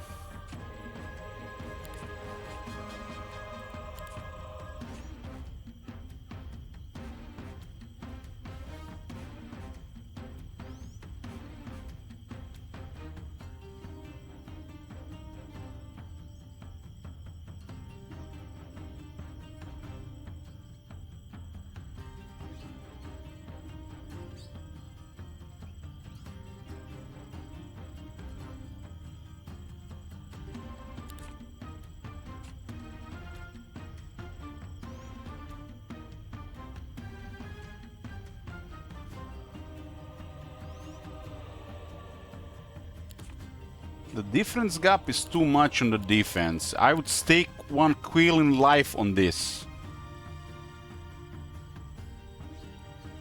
As I messed up the Awaken Air thingy, because we were waiting.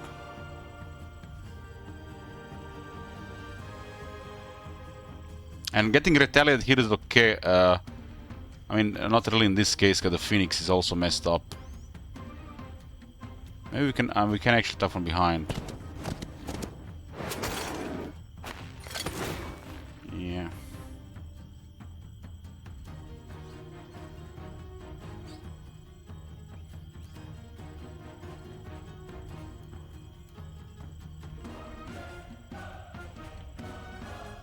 Now we go Awaken Air. Let's make things more straightforward. Awaken is the ability on these embodiments, the 4 elementals of the Grove, which just makes them faster, tougher by granting more HP, and depending on the element, a different property. The air gets Swift Strike, the fire gets max damage, water gets... you can shoot while enemies are adjacent, and earth gets unlimited retaliations. Does not end the turn.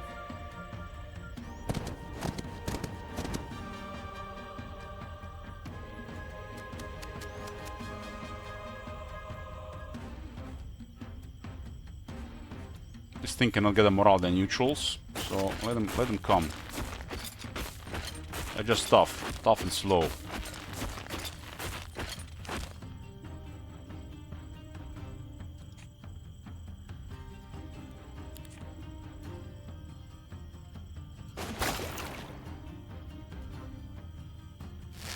Have to be worrying about only the ones that can actually reach us.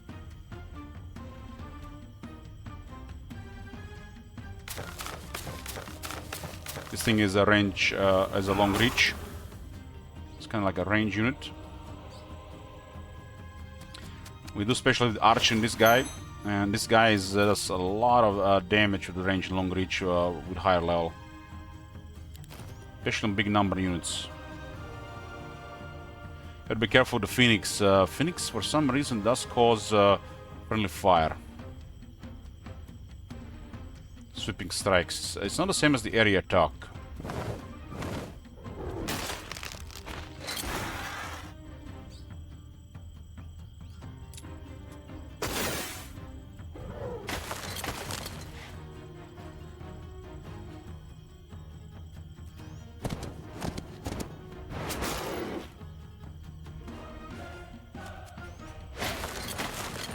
The yellowish hoplets are Swift Strike, so no retaliation. This is a pretty, it's a high damage army, and it's with decent speed. This army is really weak to magic, so if the opponent comes with Thaumaturgy and Destructive spells, we're probably dead. So we kinda need resistance to secure against that. Because we probably might not be able to beat them on the initiative, with everything at least.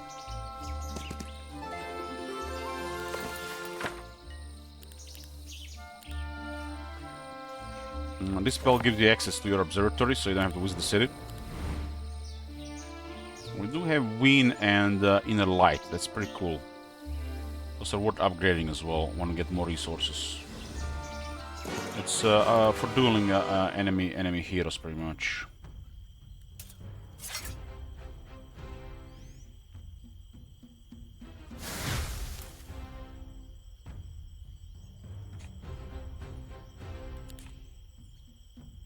So we're both level 8, and this guy goes first again. I want to see that.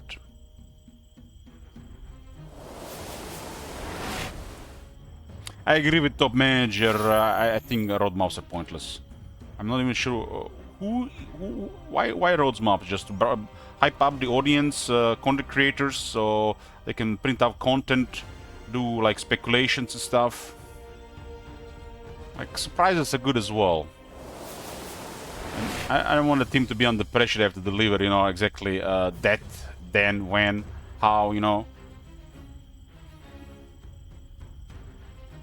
Rather have them hinting at what they're working, right? Instead of stuff like that.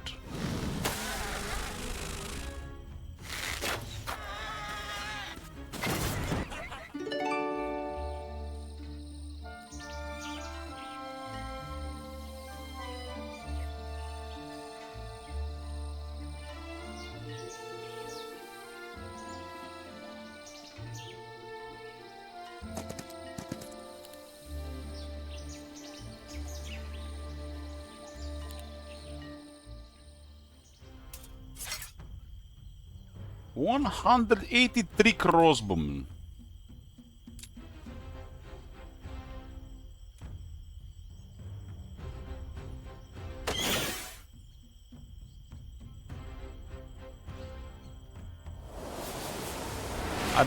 I believe. Believe in my numbers.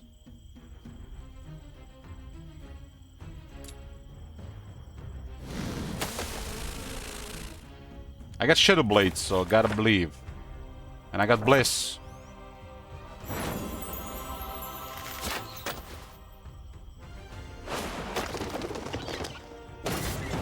Only dangerous is their marksmen, because they got good initiative. Okay, got me +1 attack. Would be amazing to find a set piece for this. Set bonuses are nice, and it's a pretty easy set to get bonuses going. Kitten horns! Oh, kitten horns! Why it had to be this thing?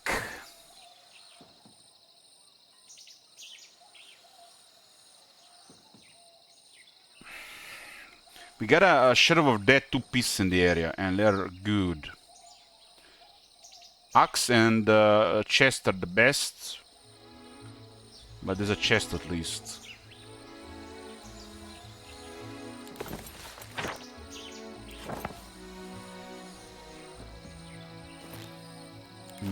They got what? 40 health, 10 defense.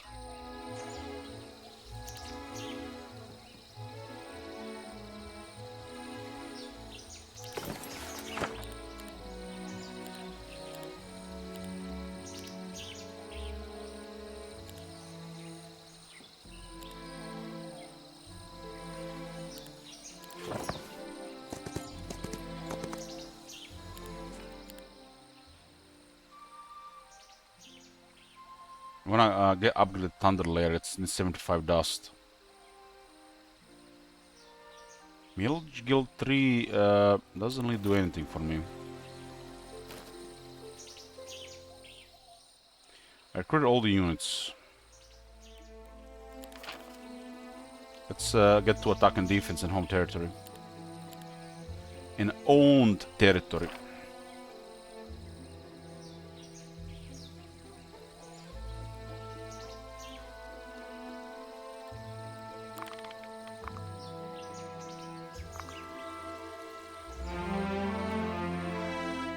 How many leeches? Damn, so many leeches here for some reason.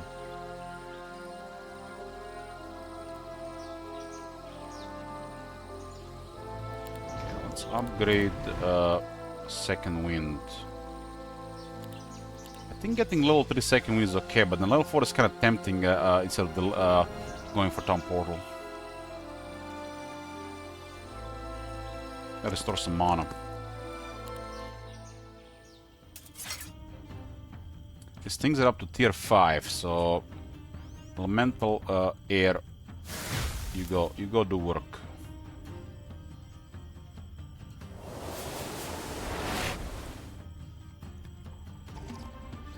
I'm really curious if they just reverted the air back to what it was 2 days ago, or are we gonna see something new?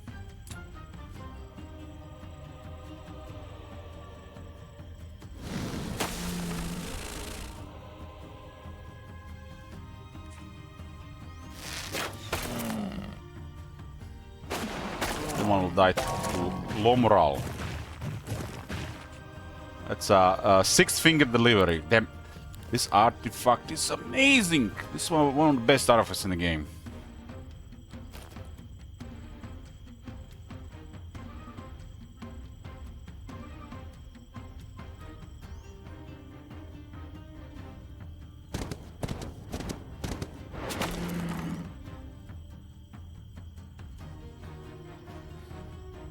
To 14. 26. Cannot kill a phoenix.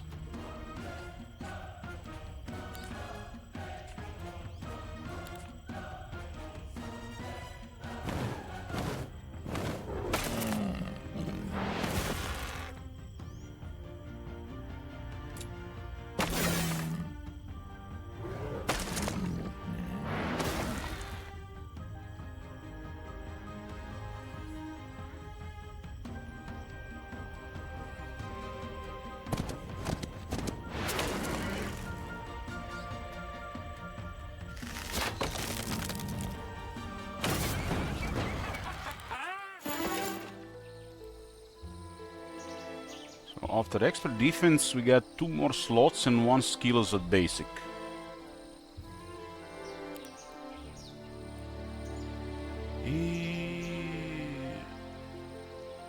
Minus 10% magic damage, and with expert resistance will be another minus 35%. Let's go with minus 30% attack here. Have to just toughen it out in a long duel. Stone Fangs. Ice Bolt.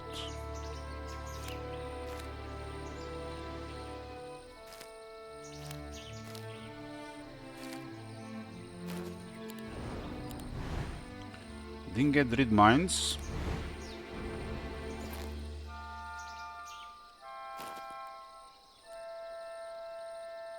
Regarding Holy Sigil, Logistics, Battle, Magic and Wisdom. Gonna get everything logistics, huh? Not the most amazing, but situationally very good.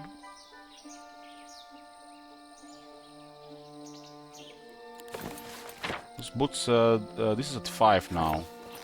Ah, we made it even cheaper. Those boots make spells even cheaper.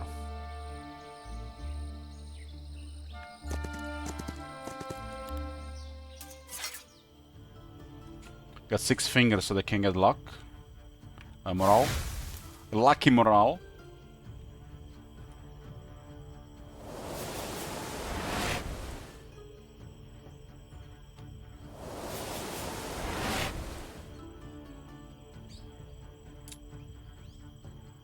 We'll probably just shoot him to death. So we'll do Shroom Song to restore mana.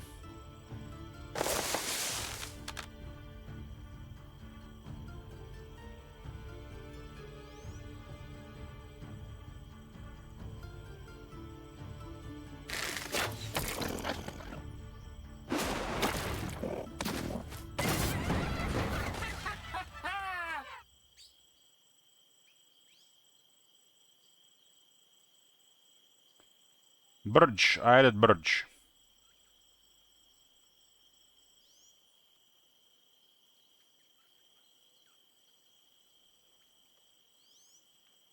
Does the Burge work? Twitch is telling me to use Turbo on my own channel.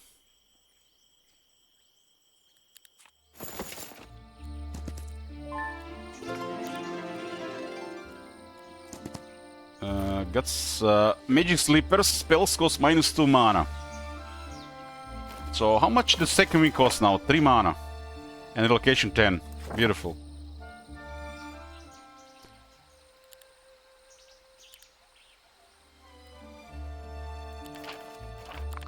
Plus 6 attack and defense in my own territory, yeah, but if I lose that city, I lose that bonus.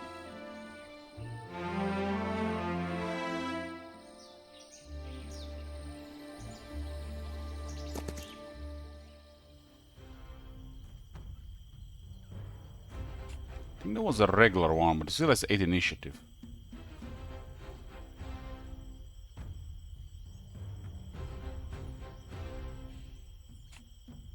Bird is so fast.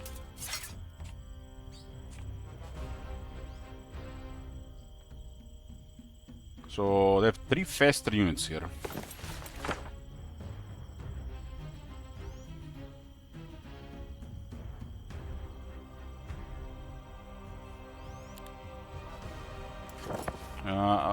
Awakening only works for the stack that uses the Awakening. In case you have the split.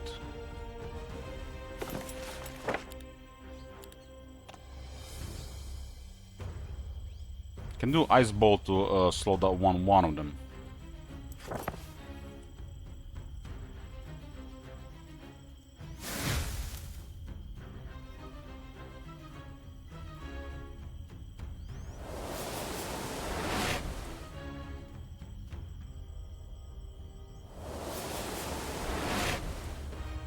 So this thing has 9 initiative, 8.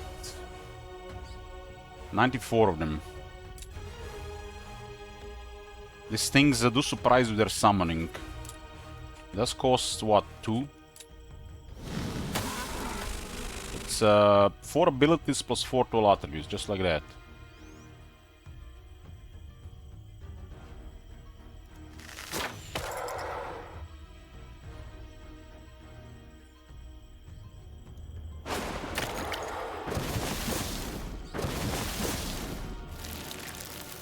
Didn't get that good of a blink. Wanted to stay out of the range of...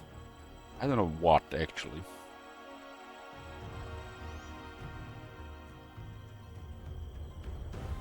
It's a good Phoenix attack here.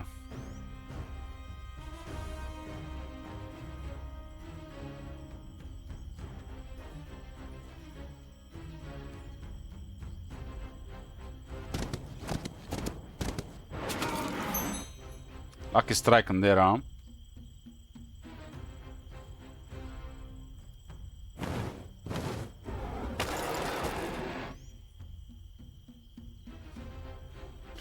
Lucky strike. Getting more attributes. We'll see about the follow-up. I don't want these things to summon in demons.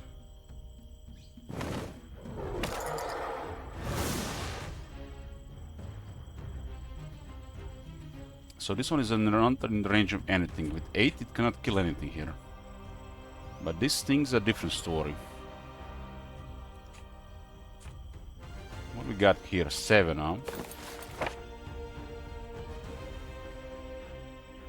Doesn't really matter to use more mana here, but it's only 7 mana.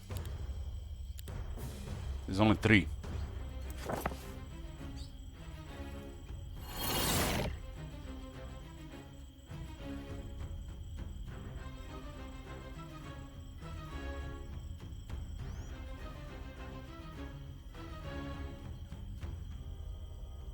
These things summon, they hit the hoplets, the way I see it. Oh, never mind.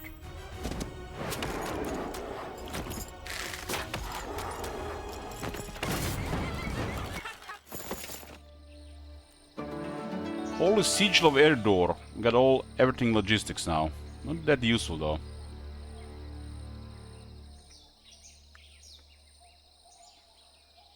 So we got leaps and bounds, careful planning, back to town, and better logistics. Some things here are nice, so makes us even better on our terrain, and some things could be useful situationally.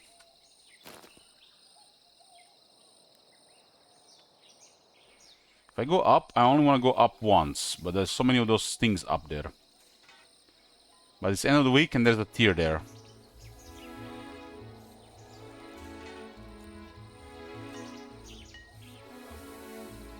I might just ignore the quarters in the future.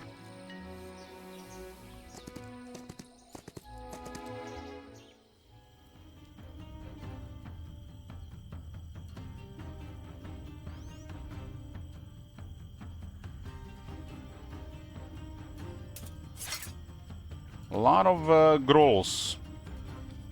Gorillas with 4 hands. What's that character from Mortal Kombat called with 4 hands? Goro? Something?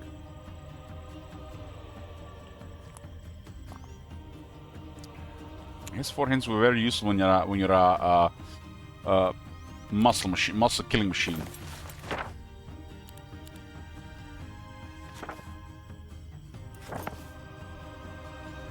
They have us beat on most of our initiative here. These things are 8-5. He has 6. I think Goro had 4. They can't get morale against us. They can actually go negative, -2, -2. They're currently at 8% to lose turn and 12% for unlucky strike.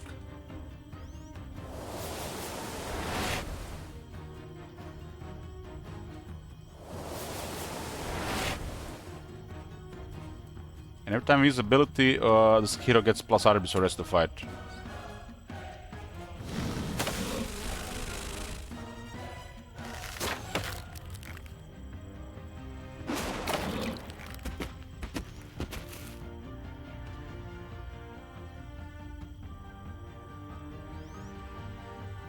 The bird can hit the other one, so I guess that's useful.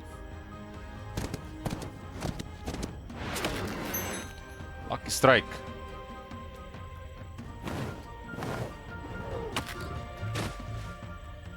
But this thing is currently at 8, and everything else we have is at 7. 6. So Ice Bolt does wonders here.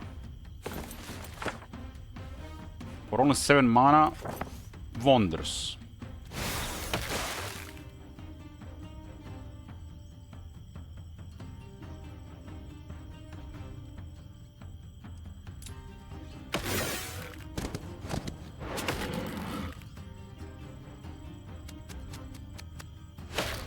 Hug strike.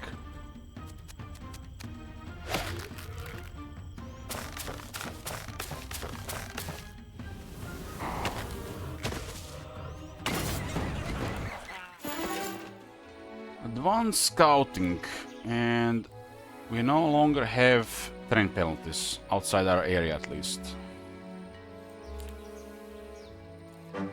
So both the bottom gold storage and top rolled 4k, and then every week they're 4k.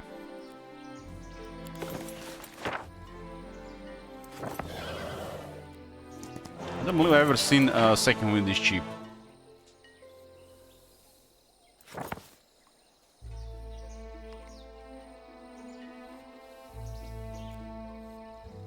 So 35, we win the battle to 40, and we can get a tier.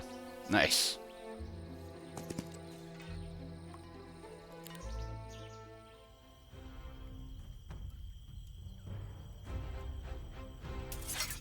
Two stacks of hornets. We drop them at 8-7, they're still fast.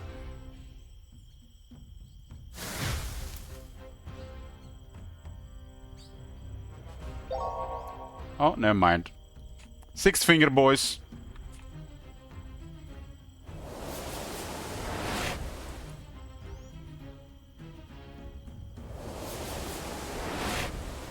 They panicked.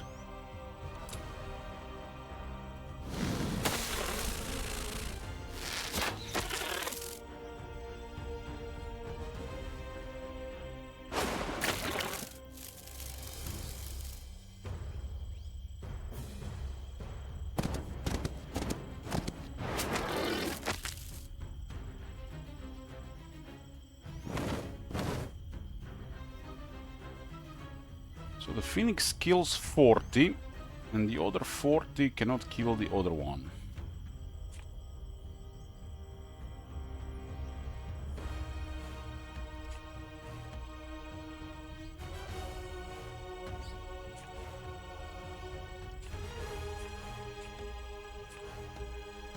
You don't have to even roll this.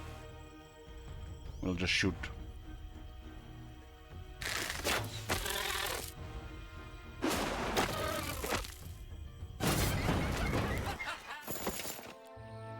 And just enough movement from the strong mounts to pick, not strong mounts, from leaps and bounds to get a tier. And we just restore 175 movement.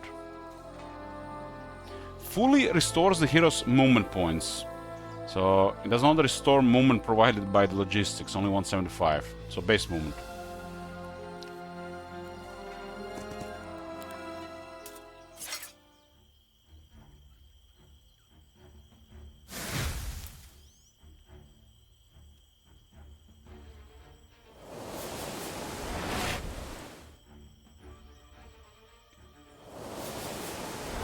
I don't have to use the swarm here. And just get Shroom Song for mana.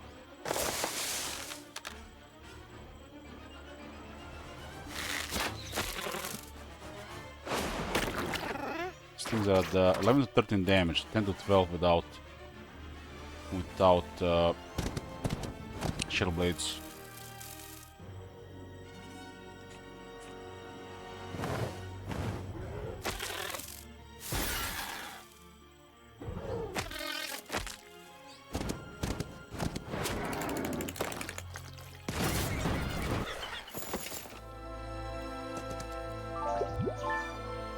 Vengeance Scroll.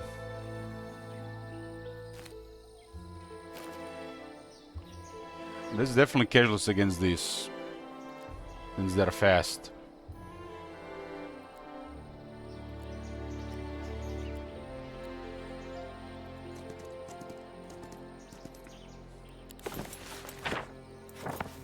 Damn! One tile, one square, just one square. One square. Or 6 movement. Here you failed me, supposed to grant me more movement here.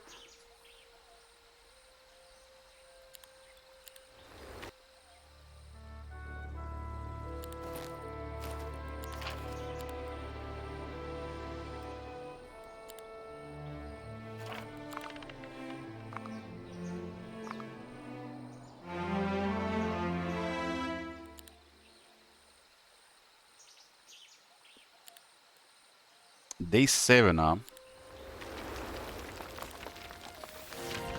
Sword of Judgment for 72,000. There's a light and shade cloak for archery. 36,000. Unrealistic at this stage, though. Nothing really needed here.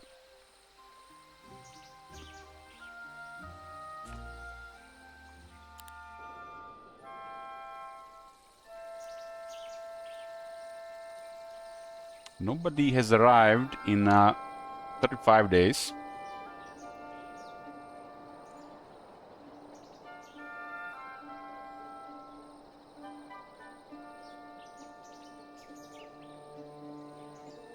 Portals are actually pretty secure now when you think about it.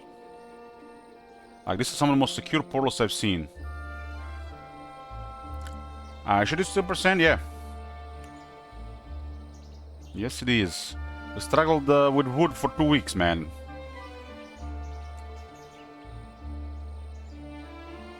This is amazing to get relying on shooters.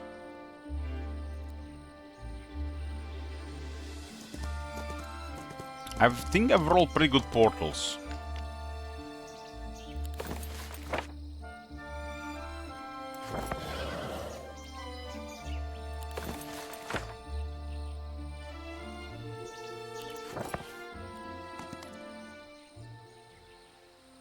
If you start with your wood, apply some antibiotics. We'll do that next time, Cookies. Cookies speaking from experience, giving some life advice.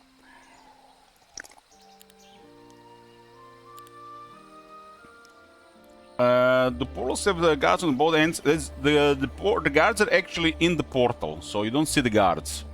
So once the portal's guards have been defeated, that's it. So only goes yeah, to they're in there. They're in the location. Portal being a location itself. Then you can use the portal to move around.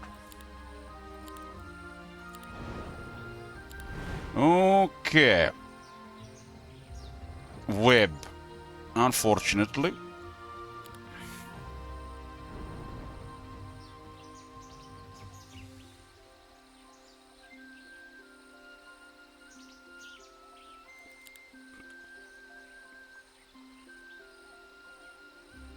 Thunder Lair is too crazy to ignore. This is such a powerful unit.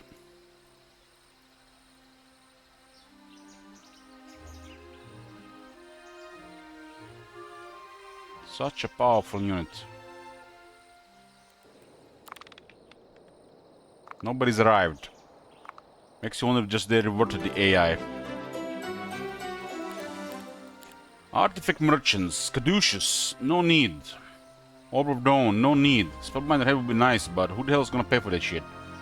9,000 for the straw hat. That's actually very strong, because we get a set bonus, additional luck, morale, and 1 to all attributes.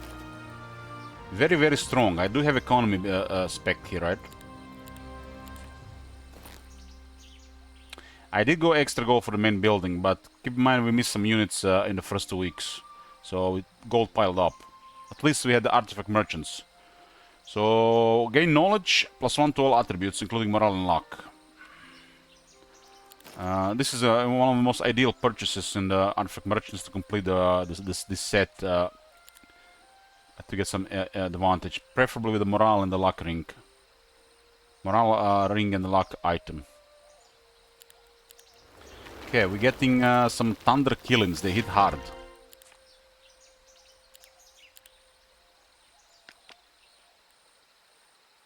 And I can afford everything.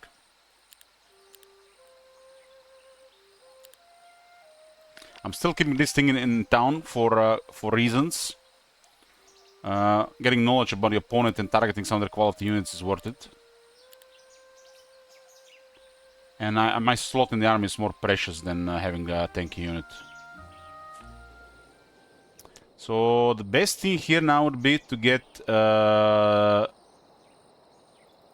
armor, which I don't have, and the back, which I don't have. So we lower the enemy again, morale and luck, -1. Powerful set. There's also initiative ring down there. These things are at 6 initiative. Most of my troops are faster, with the exception of actually Hero Monster as well. 7. So getting the set going now is amazing because we don't even have any of these items. I do get a home ground advantage. What the hell this guy is guarding? Like, what is this? Somebody explain this to me. Pandora box? I haven't even seen that Pandora box. I had to wonder what these guys are guarding. So right side, back to town.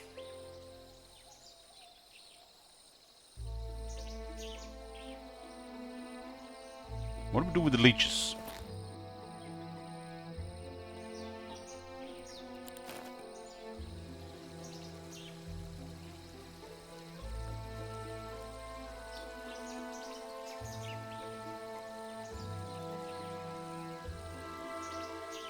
Is it gonna be one stick just because there's so many of them?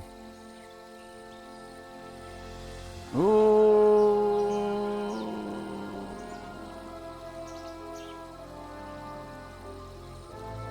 What happens if you die from the dot? Does anybody know?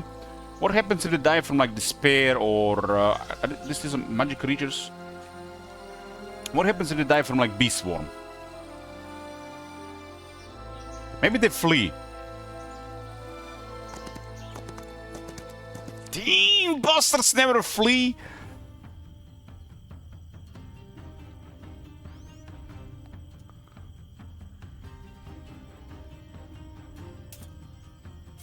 Two sticks.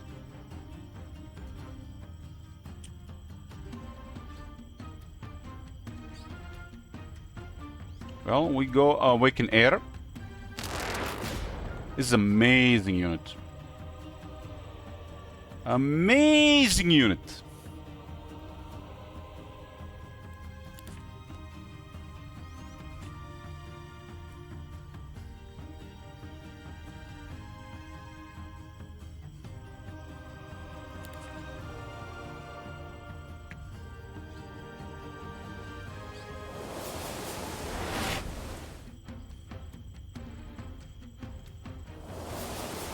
Well, this will be fine, surely.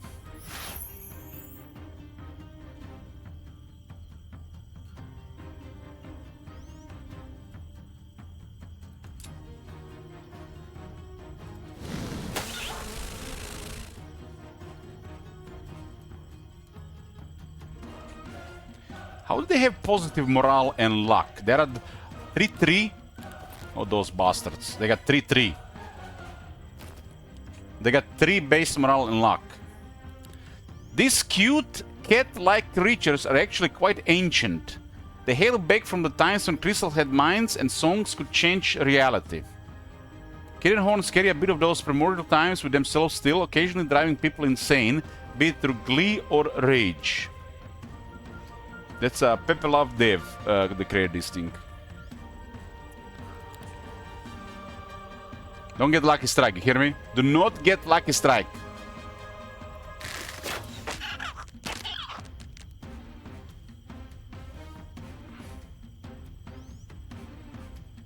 There is a play here.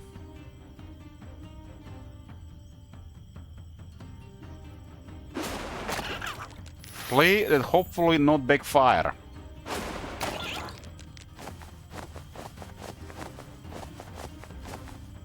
But the distance is kind of the same.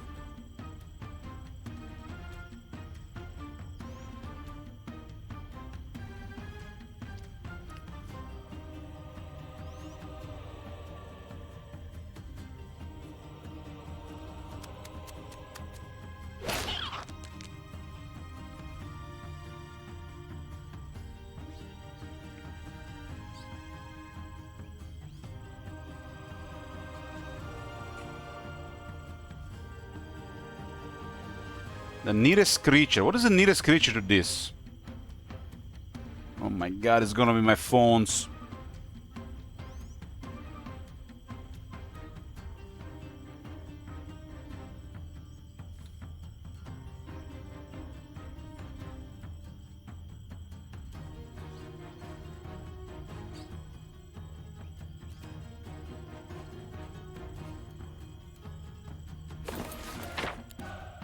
I don't have blink.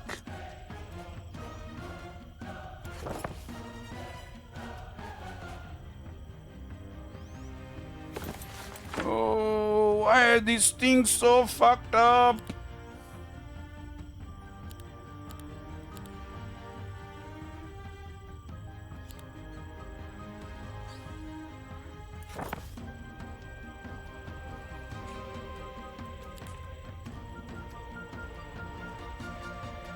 If I attack this, the closest one, 1, 2, 3, 4. The closest one is supposed to be this. 1, 2, 3, 4, right? Right? Right? That's 1, 2, 3, 4, 5. Right?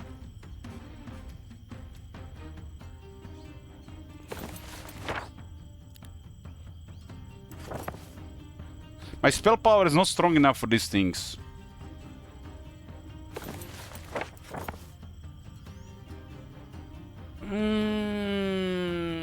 I mean, the information provided by the game, the closest unit by distance. I mean, this is... I accept casualties here because it's science. So from here, it ought to be 50-50 Hoplet or the other kitten horn.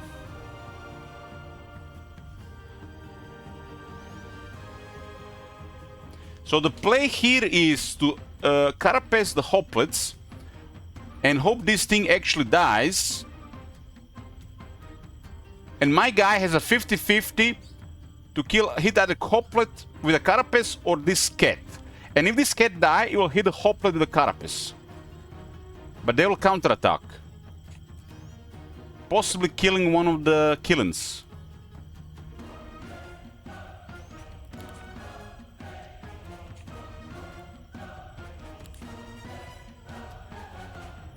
$39.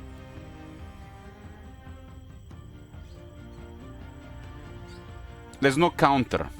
There's no counter, yeah. There's no counter. It's actually good. I think this play is fine. I think this play is fine. We have to assume it's the distance. This play is shit if this thing doesn't die now, though.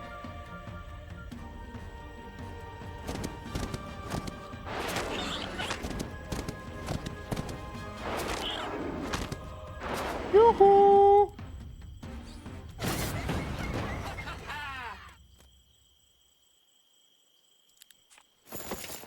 That was easy, Kekwi. Easy, right? Had no stress at all.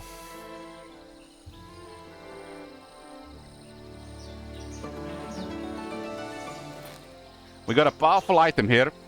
Plus 4 defense, then plus 50% defense. This set is one of the more powerful ones in the game. Strong set bonuses, strong properties. And in the starting area, we had 2 pieces. The second best and the third best.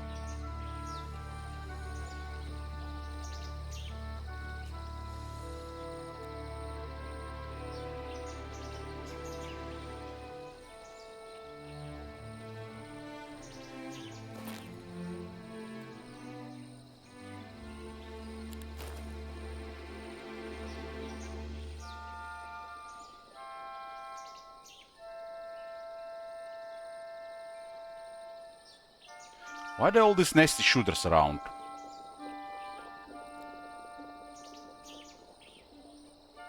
There's an attack item. And there is the initiative ring. Initiative ring would be a big deal, especially in my territory. It's too early to say, but they haven't arrived early. I actually think they just reverted to the old stuff. It's a huge map after all. So the average approach was 43 days.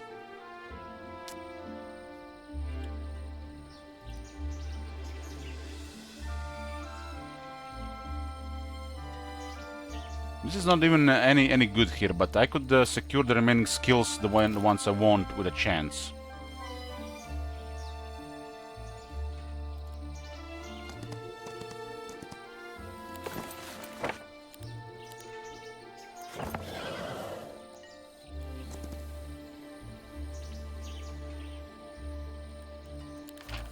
This thing is so nice at home territory. Grove has some strong buffs for control area and the native area, especially if they combine. I'm thinking it's gonna be 2 stacks of suns per calorie.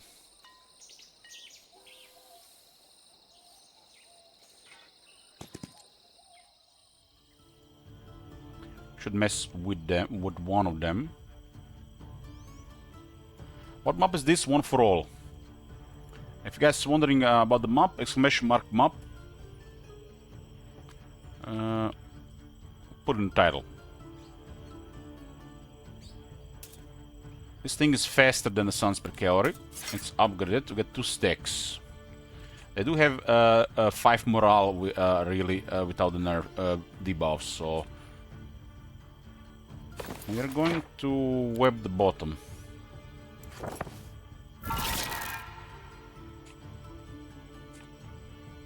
And we're gonna awaken.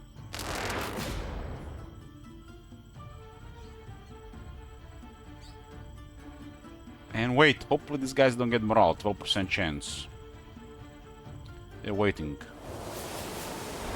I got strong shooters here. Attributes are going up nicely, and I do have Archer and Shadow Blades, and I got Elite Guards.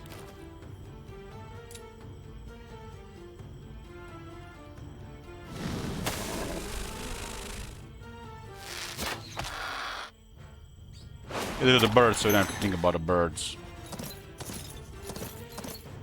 Had to go around, huh? Okay, no morale.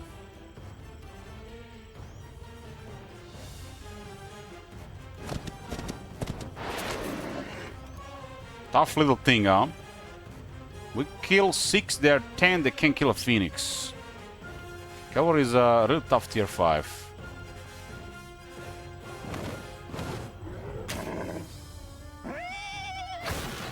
Unlucky strike for them. That 9 though is 10 initiative. We got this thing at +3. It has beat on speed, so the Carapace play out.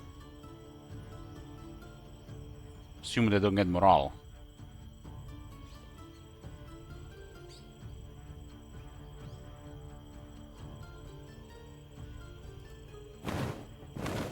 Carapace is nice for situations like this. That's why I tend to pick it if you don't learn it. It's protect from the next attack. Also in case they get morale.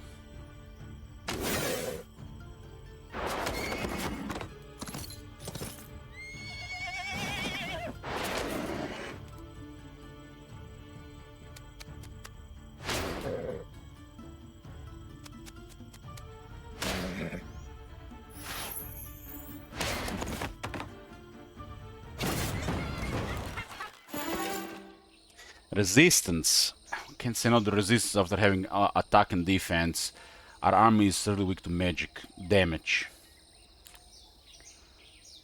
We'll be greedy to ignore that. Okay, it's too late for economy. Early on is nice in this map. Don't care about battle magic and don't care about the other two.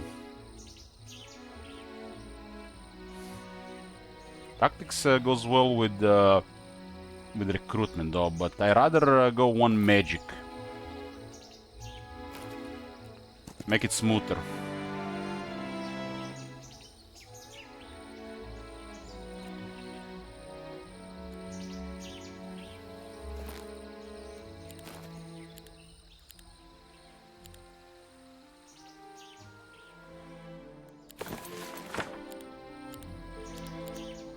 So to consider how this map went, even in this case, this could have been astrology or law. So highly consider astrology or law depending on the setup for the future on the main building too. I think this has to be gold.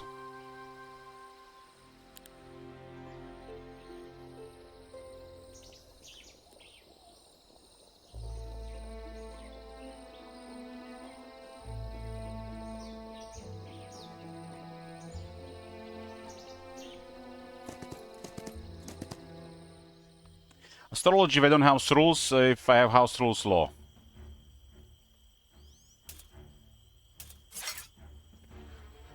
Astrology is super slow on this map.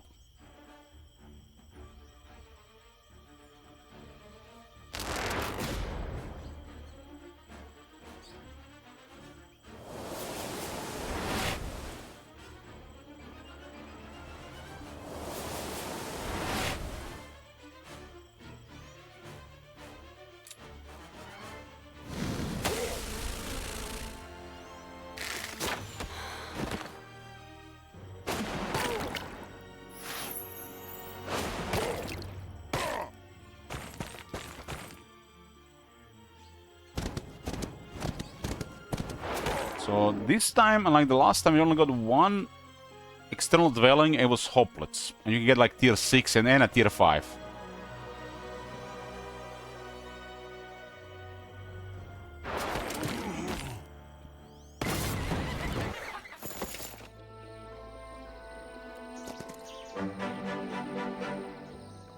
Clear the rest of these items.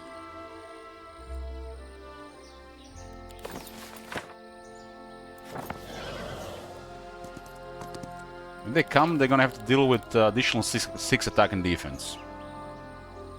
Remember, if fight Grow in their home terrain, they can get additional 6 attack and defense, and you don't see the hero. We have also +1 initiative on the Grow native, and also another speed on the Grow native from Battle Logistics. And even if we get pile up gold here, we can use it on the artifact merchants. These are some really nice artifacts here.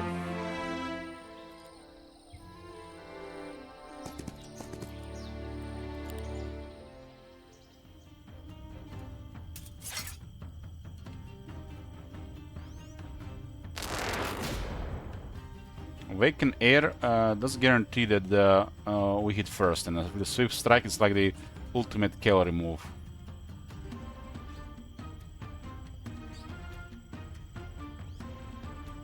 And by using 3 abilities we get +3 to all attributes.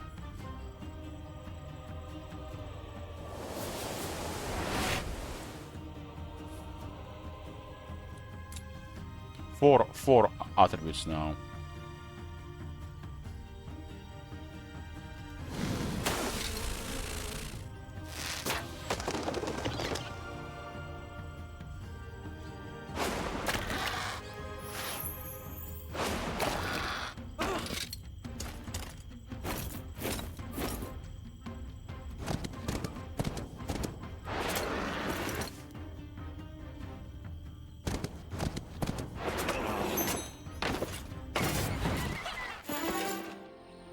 Expert scouting.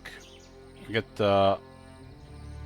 another sight, and we do get to reveal more around us. Scouting is pretty nice in this map. And no terrain penalty when we go out.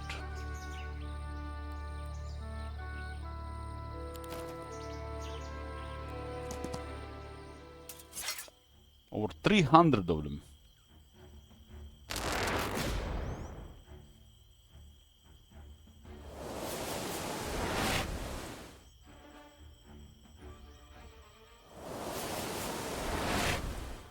When you look at the Thunder Killing, it's at 42 attack, 46 defense. That's a lot.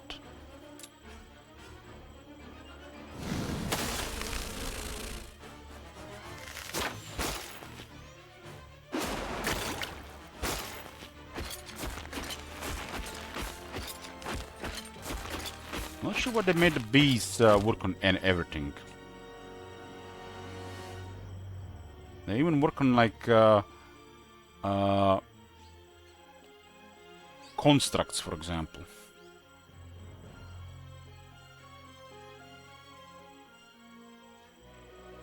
Maybe there are some really crazy bees, but they're not magical.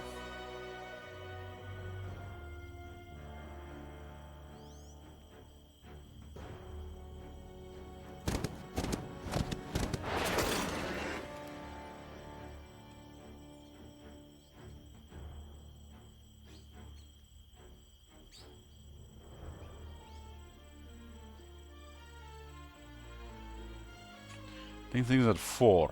There's an obstacle, so I cannot reach here.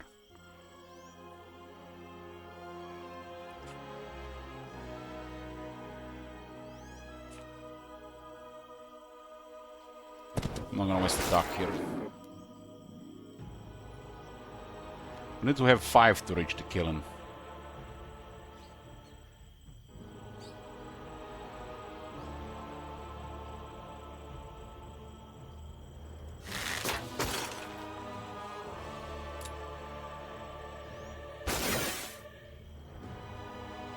Sometimes when you clear what is in front, they do have the moves, so you have to also plan for that. But they can't cause the obstacle here.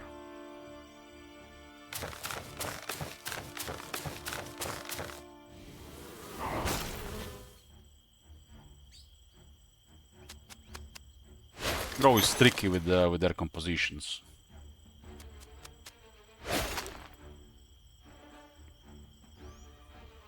Which hype creatures do you prioritize upgrading?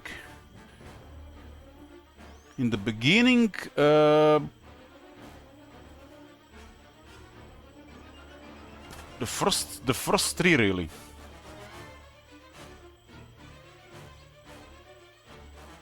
Warden parasites, so you get big numbers, you don't die because they get focused on by the AI. The parry locusts, because it's one of your early game advantages, and you split them in a single stack to hit parry because they have good initiative and speed. Lowers your casualties, and the stinger because one of the fastest, the deadliest tier 3. So the first 3. Especially if you have more than 1 town. Grove, the Fawn, Hoplet, Killen, Harbor Monster.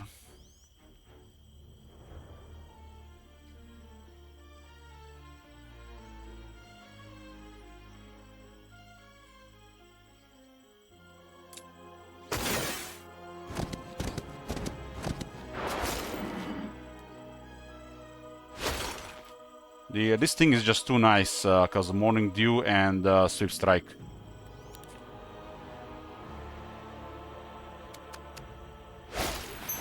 And tier 1 of obviously, it's the strongest tier 1.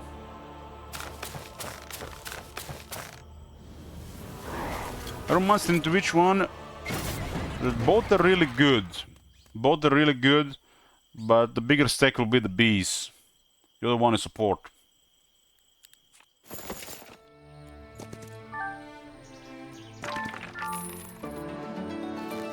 That's some nice artifacts in this area. Look at this. Lord's Ring plus 1 initiative on an army that's, you know, shooting. And 6th Finger. 6th Finger is a sign that this game is gonna be easy, right? Right? Right? Minus 3 luck to enemy now as well.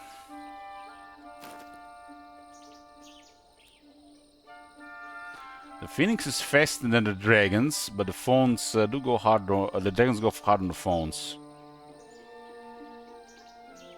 If you deal with the Utopia and the town is close, you might get phone warriors to minimize casualties.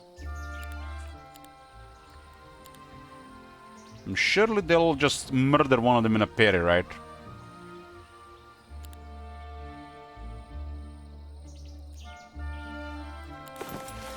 I think that's reasonable.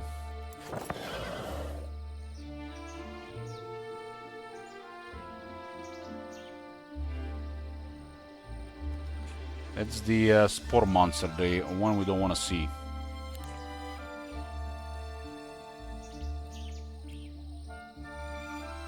Still can get one last skill. Should do that Utopia if nobody arrives.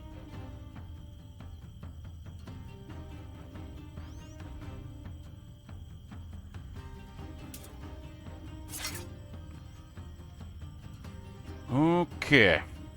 Wait. Wake in the air. Wait. No, we're going with the same play. More monsters need 2 ability, 2 stuff. I think they do start with more focus points. Some kind of difficult thing.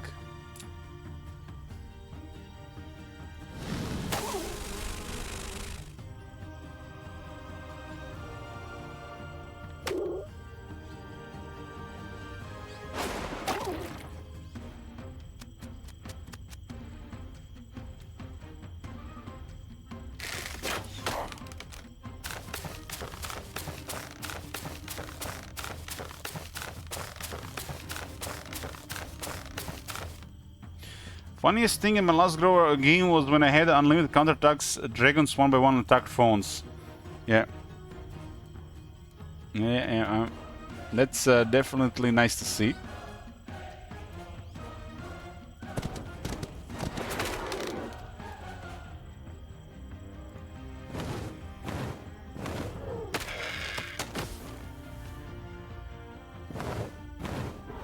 I think phone warriors for Utopia are pretty nice because they're gonna prioritize that unit.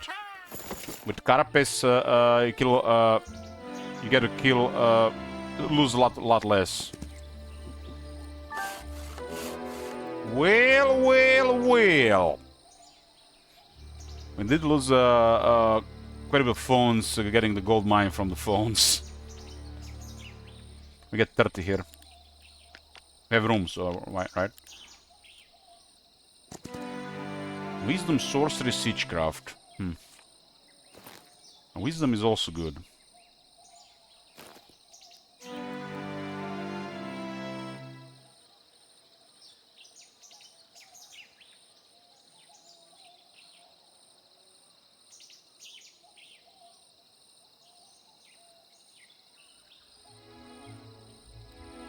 Wisdom is also good. We get to cast all the spells. But it'll be just one.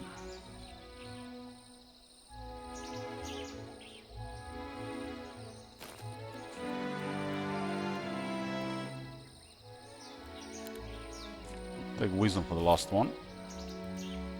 Nice balance things around.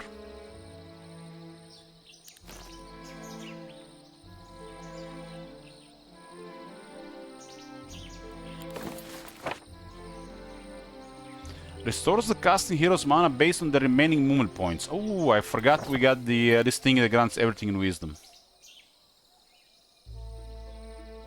So it's wisdom and logistics. So we now also get 500 astrology per day. Because we got scouting. Pretty good. Pretty good.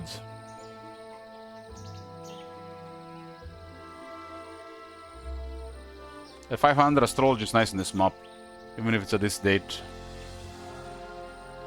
So we don't have to focus wisdom to get the stuff now. We can just go elsewhere. So guild tier 3 is looking good here.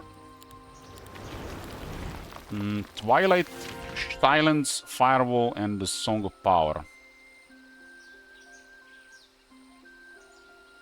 And the Cave In. Twilight is okay. Although it's only level 1.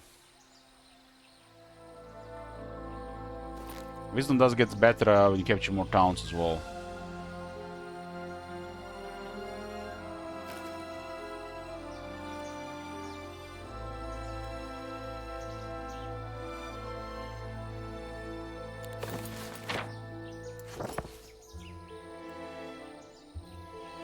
I have no movement right now, right?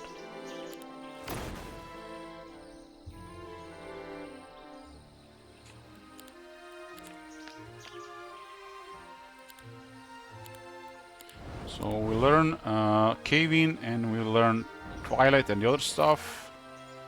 So it's actually a Cave-In, not the other one. I always mix the Cave-In and the Stone Fangs.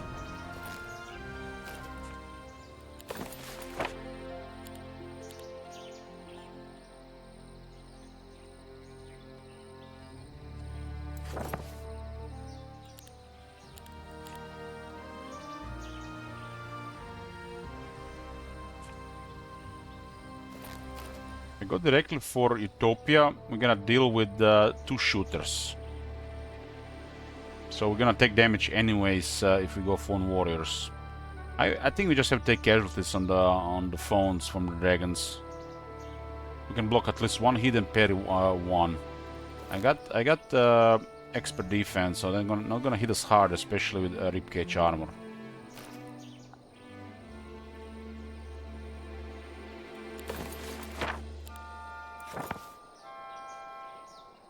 "16 phones waiting down there." I got scouting, so reinforcement is very good.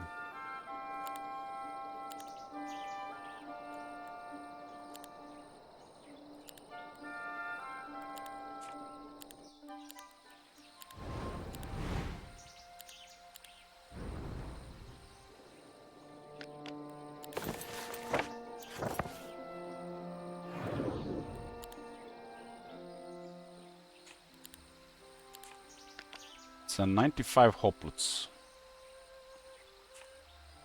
And the game says it's turn 38. Average is 43 when they arrive. Earliest is 32. So nothing has changed really here. Okay.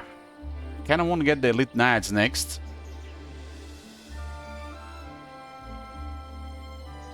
Nature Resolve goes amazing with fast metabolism and lower the penalties for 3 turns, so they will have really good Twilight level and spell power.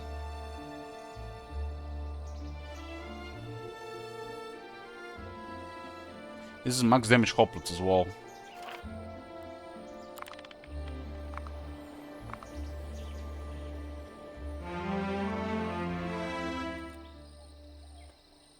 It says the second shade. I don't have a really good back. This is a set bonus to debuff enemy morale and luck to -3, -3. And we'll get plenty of knowledge. We don't have to worry about knowledge anymore, probably.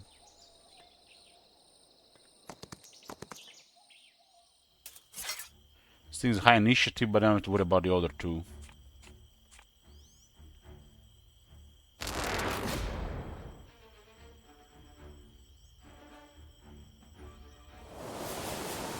Battle logistics is noticeable in our terrain.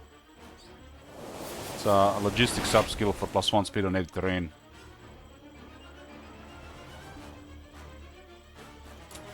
Bees, 2 ticks. That one has a big AoE attack. This one has a one that can be activated earlier.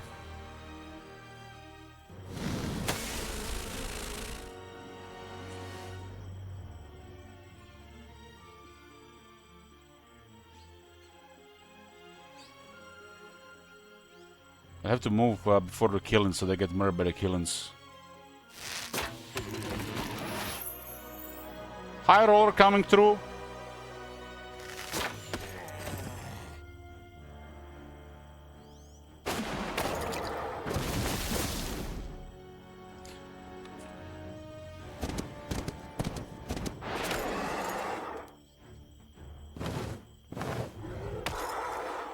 Only have to worry about these grand shots or shots or if they get abilities available.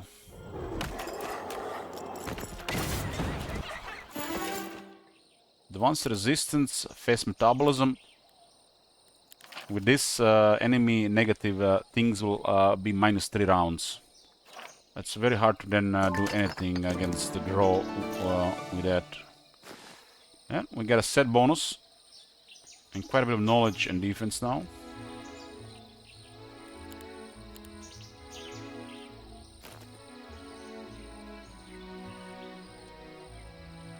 We'll do Utopia, accept the casualties. I got pretty good stats and Phoenix goes first.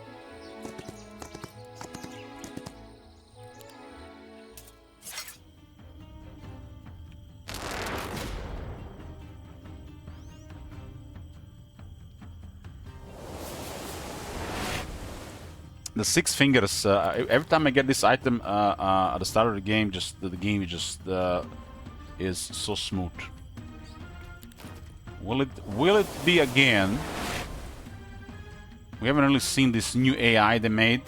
They just fixed the bug they introduced last night. So hard to say if they just reverted or they're gonna do something special. This is a really fat Shadow Blades damage.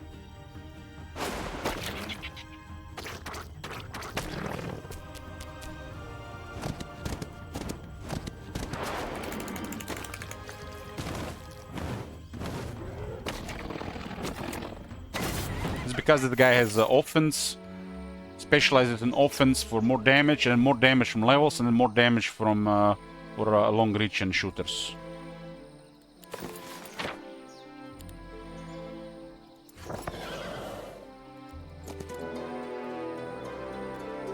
A trash box, at this point at least.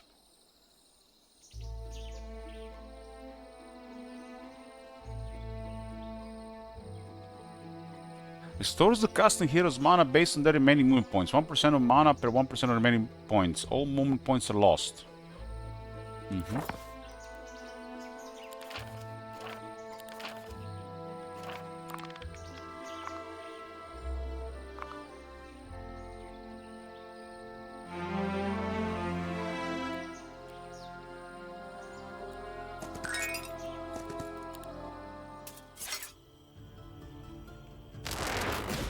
Just regular trogs and minotaurs.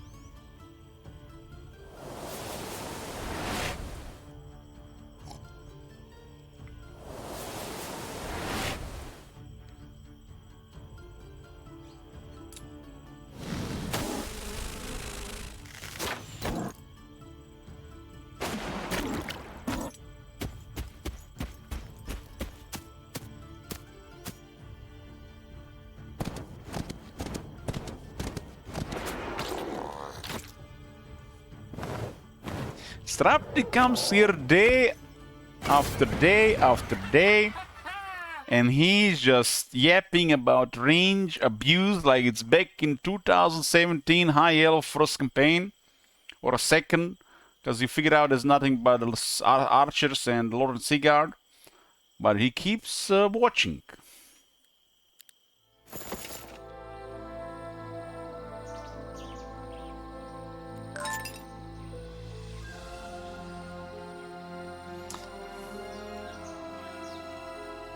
That Utopia could grant some real nice stuff. I forgot to pick up that. Look at that. 2 attack, huh? It happens, it happens. 2 attack upgrade to 3 attack item is pretty nice, especially in shooters.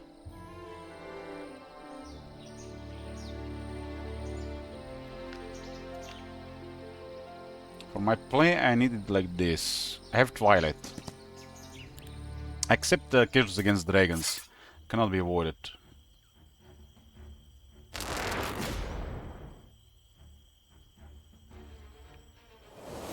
I think the first move there was good as well. But if I use Twilight, it doesn't matter. I got a little big mana because of second shade.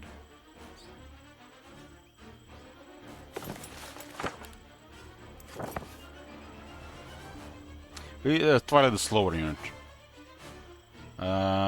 No, the healthier unit.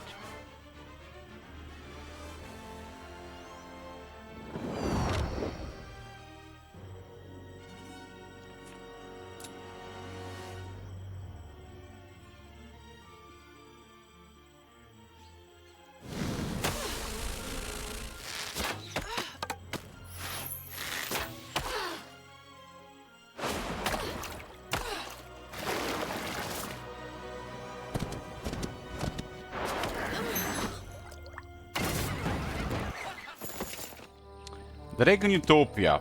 Well, casualties are unavoidable. Unavoidable. How strong it is? Well, looks like just your standard Dragon Utopia. We'll take some phone casualties for potentially crazy items. The fact that we have Dragon Utopia in this area is pretty nice. What do we have here? Okay. We don't have to be worried about this that much right now. Got Naiad Growth and Speed Initiative.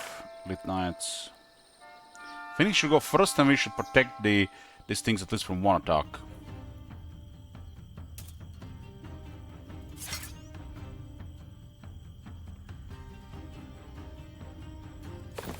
This is where Carapace comes in handy. And we cannot kill a Black Dragon. The Ashen Dragons are even deadlier. We do no counterattack there and kill another Ashen Dragon.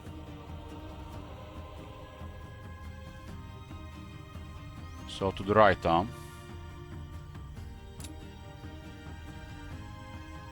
Clearly killing 2 is seems to make the most sense.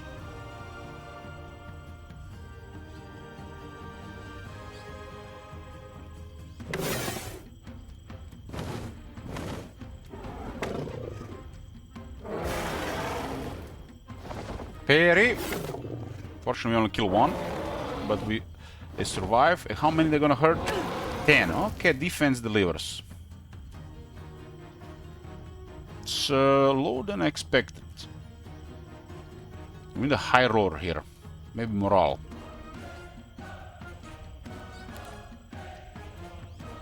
We don't have the awaken.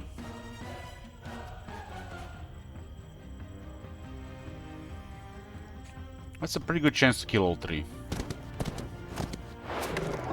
Low roll.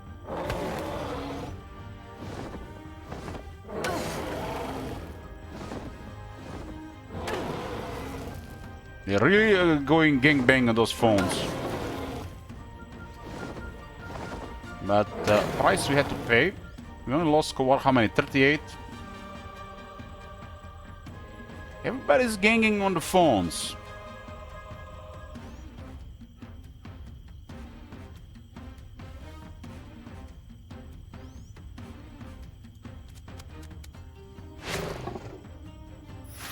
Oh, nice. I mean, I do things to phones as well. I put them to sleep, then I send everybody and surround them, make sure they can't do anything. I mean, it is what it is. It's such a unit.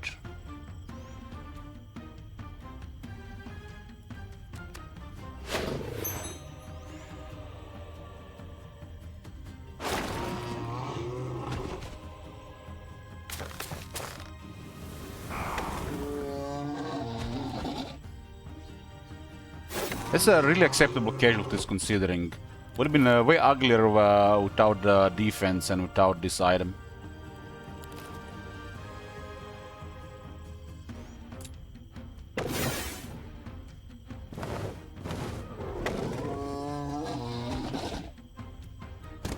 Okay, Utopia cleared. What do we get? Please, if you give me a legendary, do not give me diplomatic gifts. Whatever that set is called. Expert resistance will lower the level of enemy spells. Hopefully they don't have level 5 plus Twilight. We got Tail, Crown, Protected Belt, and a Nightshade Tome. Nightshade Tome, huh?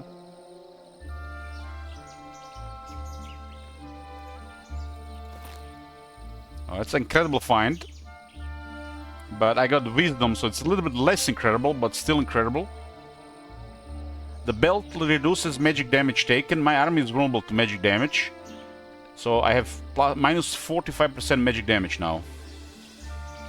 So secure there.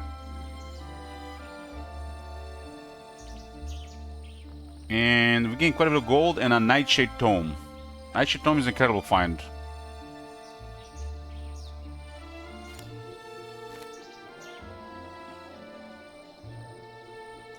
Crown, not so much. I have a better stuff there. I'm gonna get one defense here.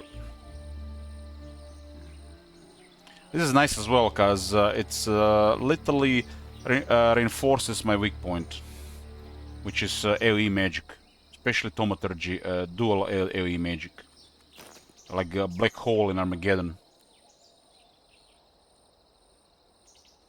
I've missed this, so we gotta go back. It's a good item, especially for shooting.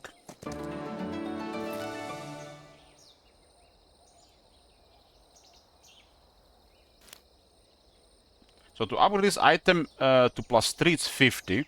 To upgrade this item from +1 to +2 is 30, and then 60. So yeah, I gotta do something about these items. They're not really desirable to be upgradable when it's relevant. I'm getting extra astrology now due to wisdom. 38 phones were killed. We should go to the snow area now. This is pretty much done here except the portals. The portals are not worth clearing. I got the relocation, so I should be safe. I think I got a very very balanced build here, and this is a very powerful hero. Greedy here would be to go luck and or leadership. It's safer not to go this here. There's a room for this hero with a different build, but I don't think it's on this map. It's just reckless.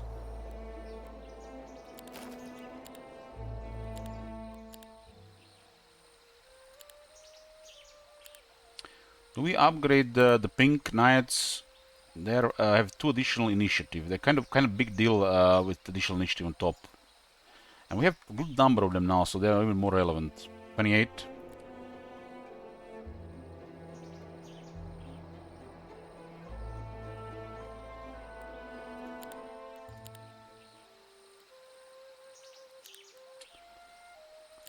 The 2 additional initiative is a kind of big deal.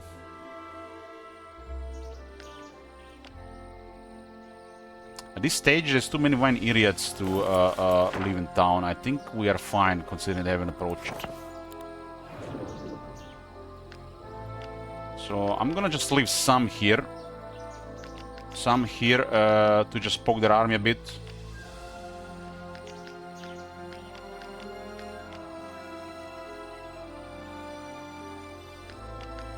In case they capture the gun for the town. So we get the information about their army and potentially kill some tier 6s, maybe a tier 7.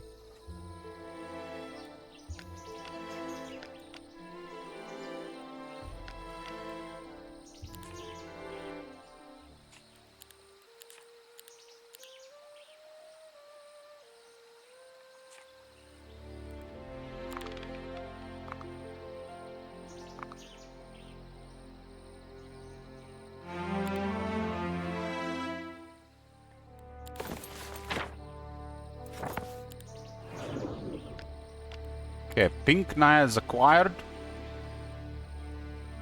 7-6. Their elite gives them +1 initiative and 1 speed, and level 2 another initiative and speed. So makes them a pretty fast shooter on their tier. Can go up to actually +3, they got level 3. So quite a fast shooter. We want to get hoplets to max damage. We have a lot of hoplets.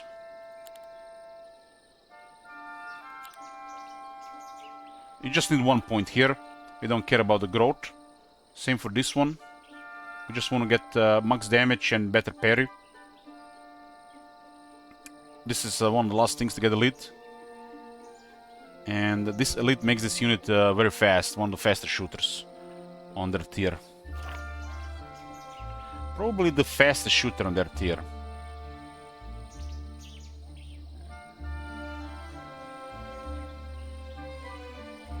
They got 3 to 6 for a tier 2. That's nasty.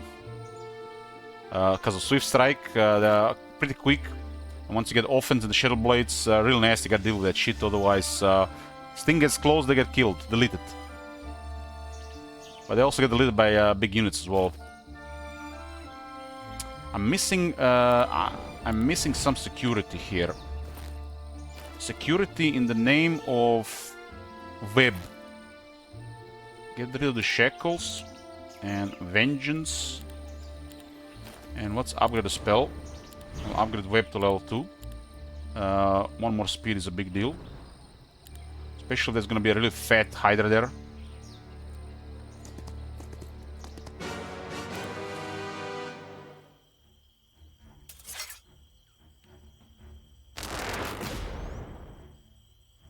So we got these things now in home terrain 10-8. Outside home terrain there will be 9-7. They also receive 6 attack and 6 defense in owned area. Owned area is not the same as native terrain. We could be in grove terrain, but it doesn't mean it's going to be controlled by us. We have to control the town in the area. The Naiads and the Fawn Archers are really strong for this guy because he's a shooter specialty.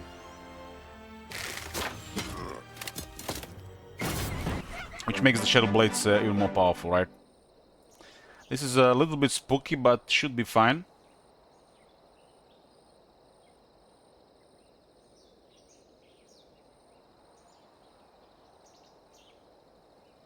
It's a regular Hydra, right? Hopefully not 3 stacks of regular Hydra.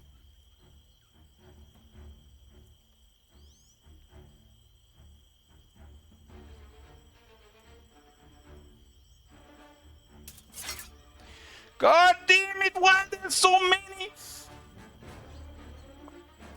I'm gonna be getting me coffee before we do this fight. Damn, Hydra, so many. Back, boys, I'm back.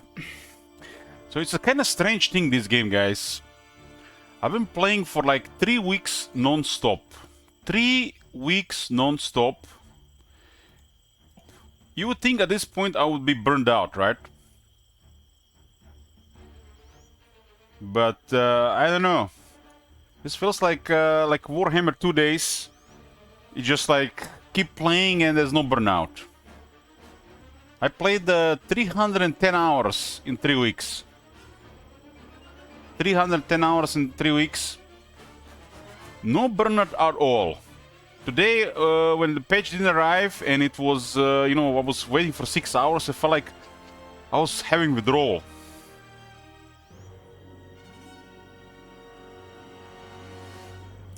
And the craziest thing is, you guys remember that map I said once and done? I am the madman that already is missing that map. I might actually play that map soon again. The Portal Nightmare. You guys remember the Portal Nightmare map?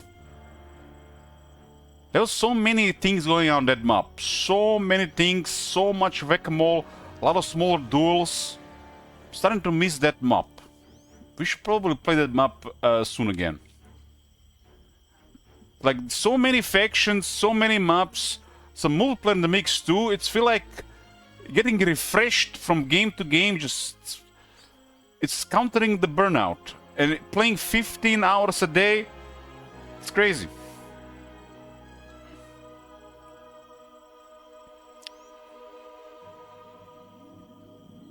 I've been so excited to go watch Mortal Kombat 2, and I feel like I don't want to lose 3 to 4 hours going out and not playing Heroes right now to go watch that movie.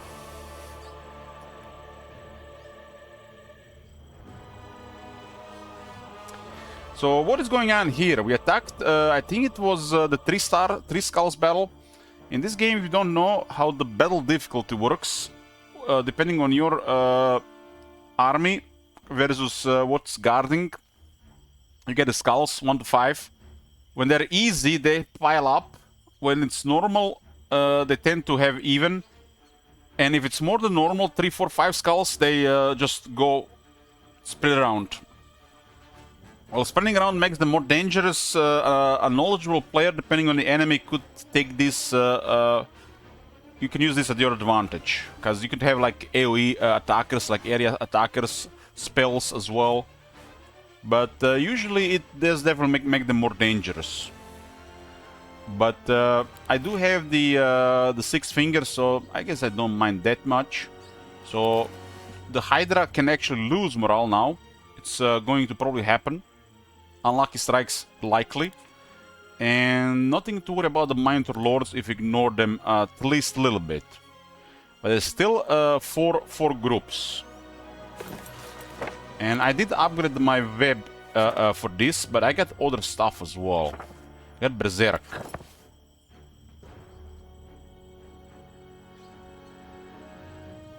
Berserk looks good. I can web next turn, right? It's only level 1 Berserk. I can put to sleep as well. Sleep and web look good. Berserk looks good. I can cast 1 spell per round. I have all of the Nightshade spells.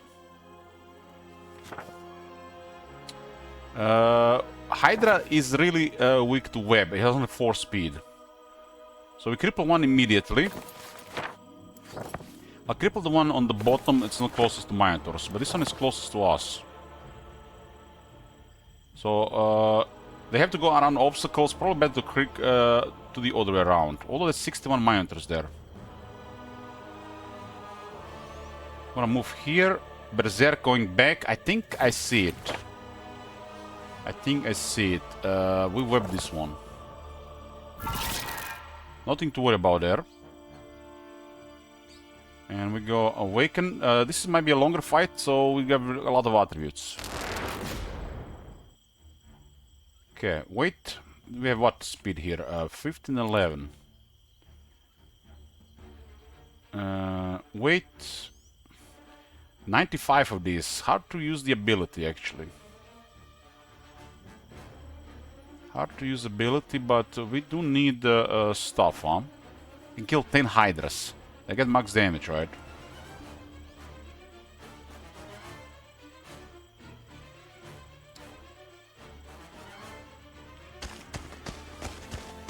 One of them wow.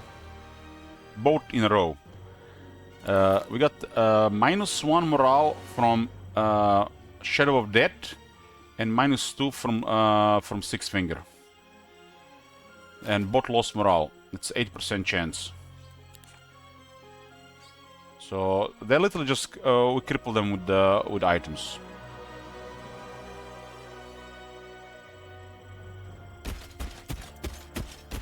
Nothing to worry about the cows. We haven't attacked them. So this is 1, 2, 3. 1, 2, 3, 4. We trust in the distance.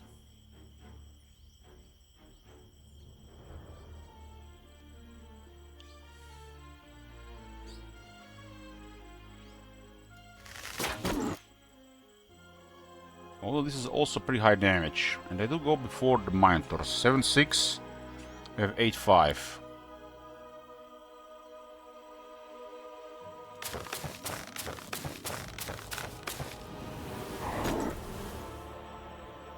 We can reach a Hydra. And 2 panicked.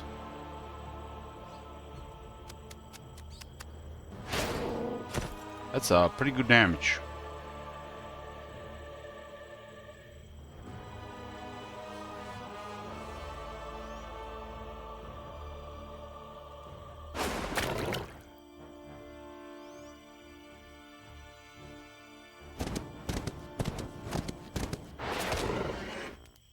Effect 2 panic, and we have nothing to worry about.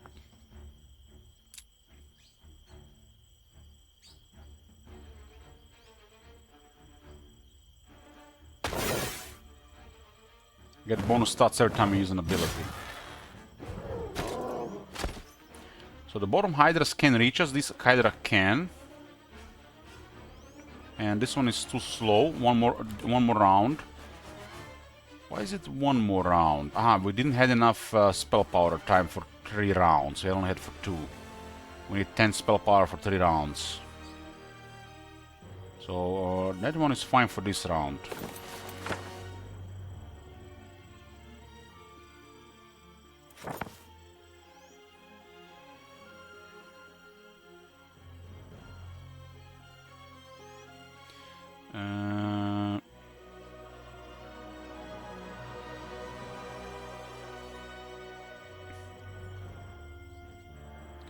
Wait.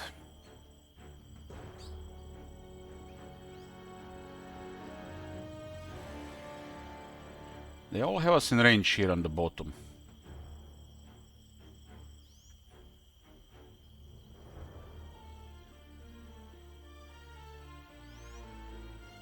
I think we can nuke the top one.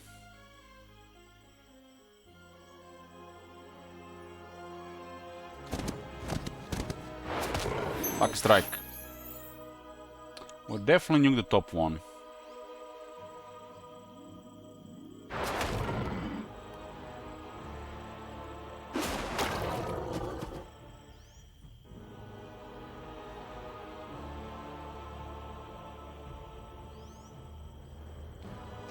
Here, this guy is there. It's the next one. This one can reach us. We wait here.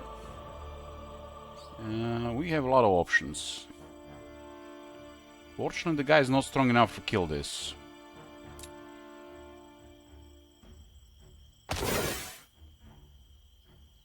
Eight to 10.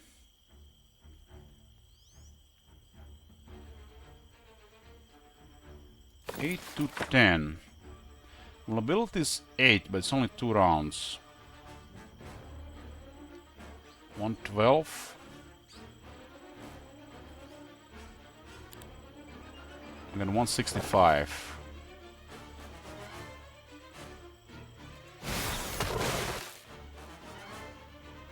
Eight to 9. I do have 4 movement.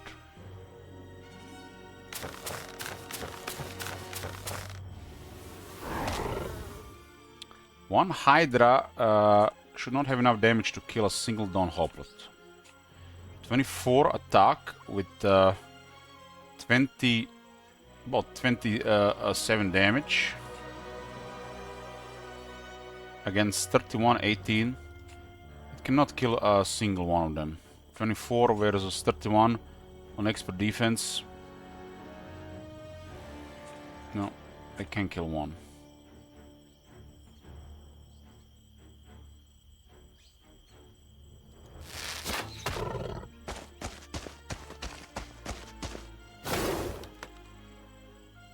So it would have been 14 damage out of 18.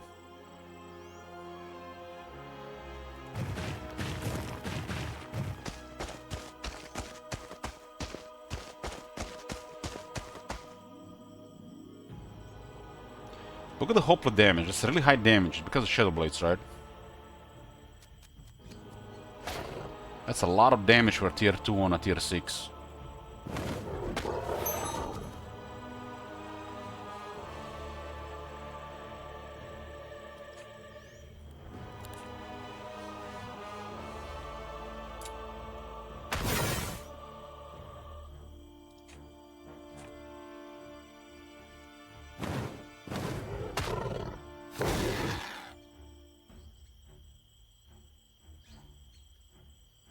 We can Thunder Strike on. It's a really spooky thing. 96 attack now.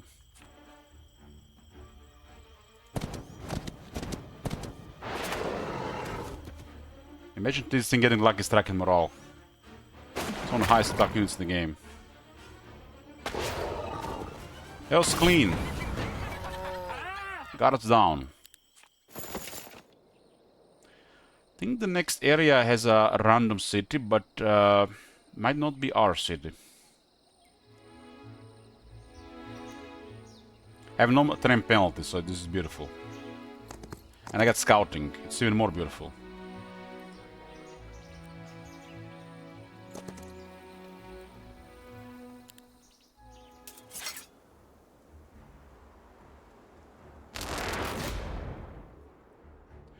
I lost movement from the battle logistics. There's also tower, yes.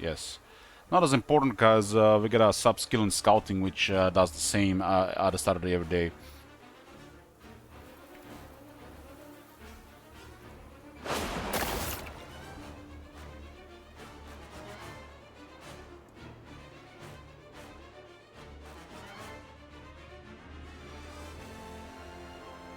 So this thing had a higher initiative, huh?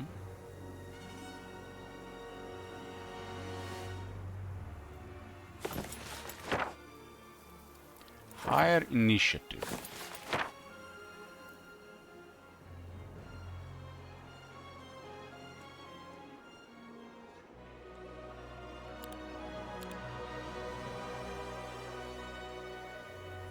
We put one to sleep, doesn't really do much.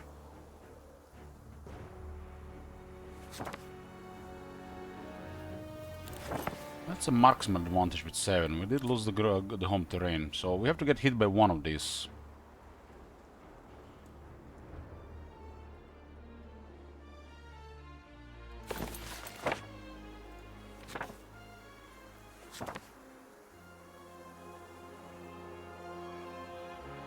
And I should have shot the other one, right? But we can still get stuff going.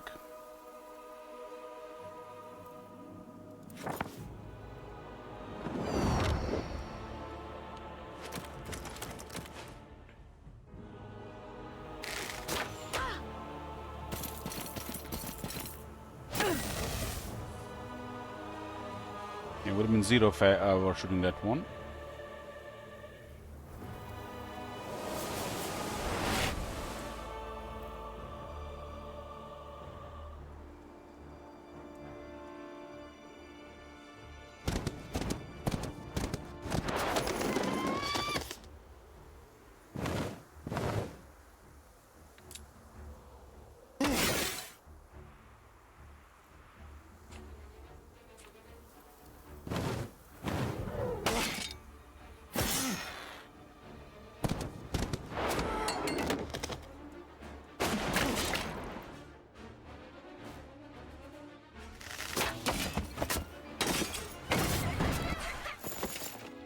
Crystals. This is going to be the second time I reached the town before they even came to me. Which is, you know, strange. Considering the past with this mob.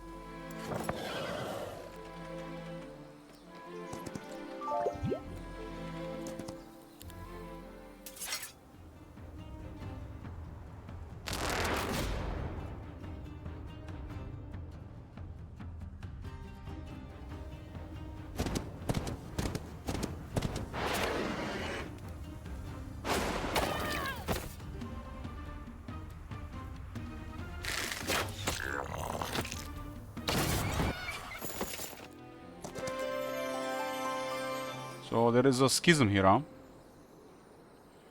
And there is a hive dwellings. Crystals, mercury, could be gems too. These stones will be used to get astrology going.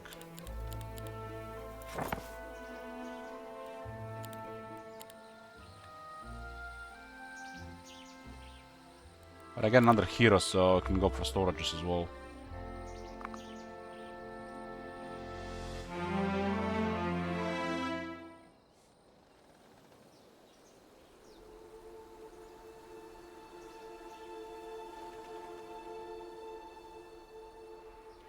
Day 7.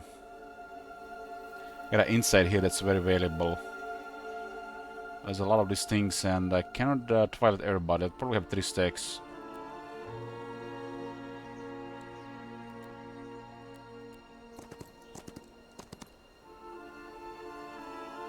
There's gotta be a legendary item here.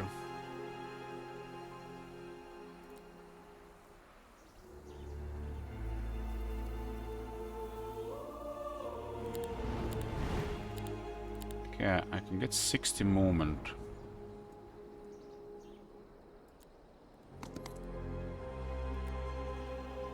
Okay, this is doable.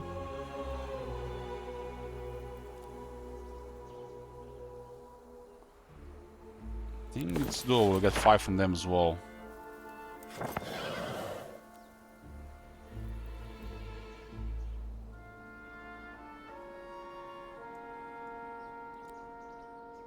This is what? 28 movement, this is 21. I have to go left. Bottom 35. 38.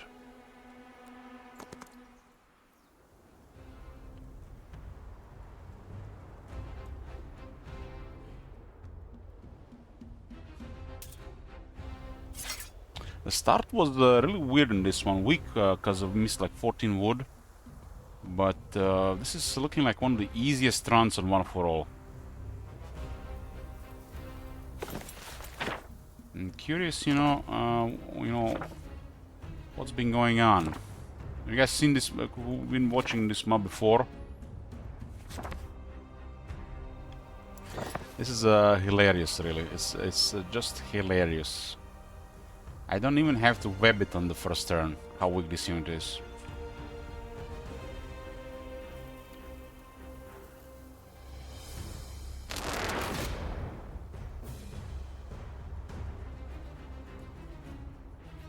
I'm not sure if I can clear the leech properly, so better twilight the leech. And the leech can then be ignored, right? Such a weak enemies here. I get twilight for 2 rounds. If I do this and this, twilight will be 3 rounds. I can just ignore the Lich and you, the Vampire. Missing 2 spell power. Violet is a tier 3 spell, requires 6 spell power for a round. This will grant me 1 spell power.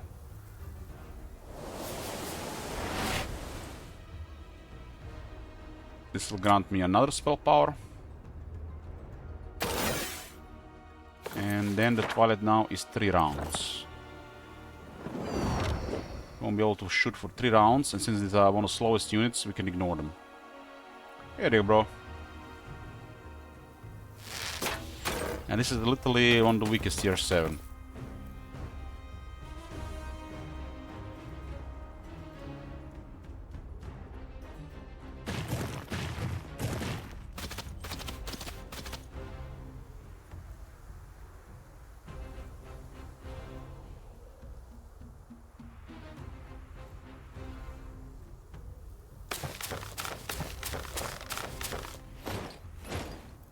does this ability even do? Connects an enemy to a target friendly creature. The enemy takes 420 magic damage. The friendly creature restores 100% of the damage dealt as HP. I understand, I remember. Costs 3. One day will cost 2, right? Blows up a chosen corpse, just enemies take 200 damage and all just friendly creatures restore 1 HP. This cannot revive fallen units. It's an upgraded tier 7 with 5 speed. They've definitely ultra balanced the vampires with inappropriate amount of speed for a vampire. All 3.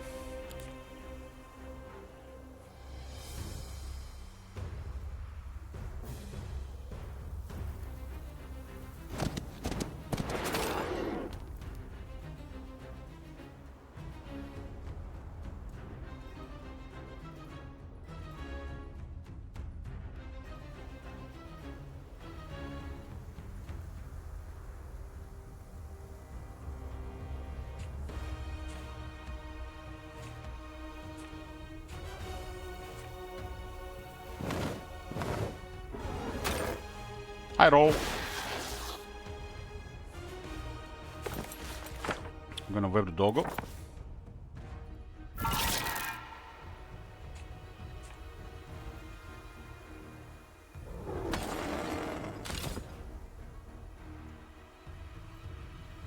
Everything under control.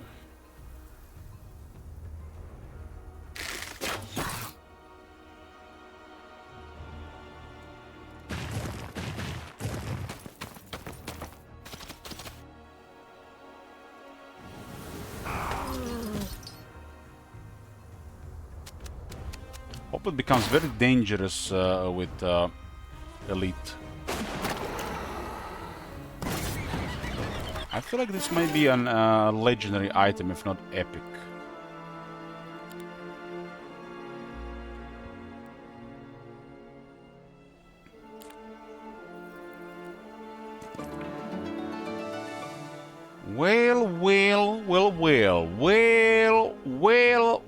Well. It's Drum of Elich. Every game, it's here with me.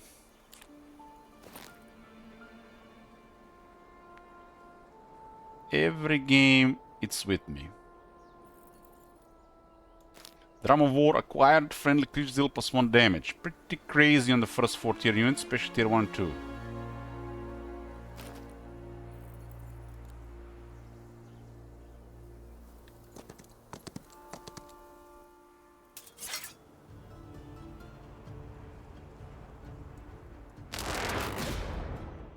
Monty Hall provides 1 random item.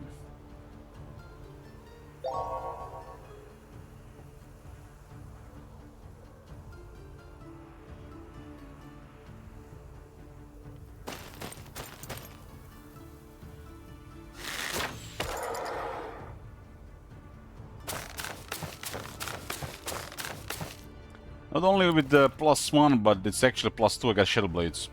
That's why it's been going so smooth.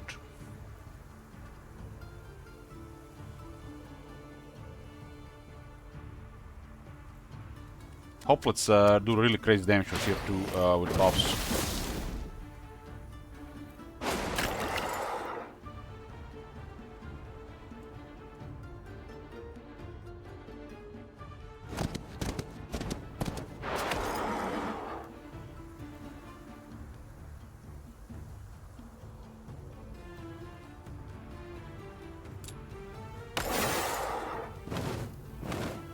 We have an initiative buff here, these guys.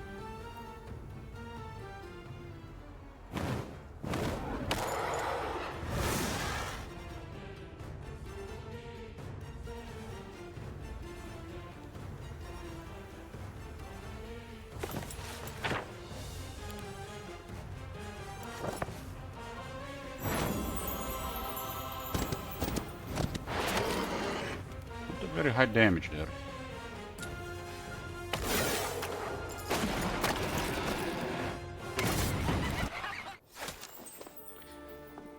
Well, this is definitely unusual for this mob to get a second city before we get attacked by the enemy. Go astrology here.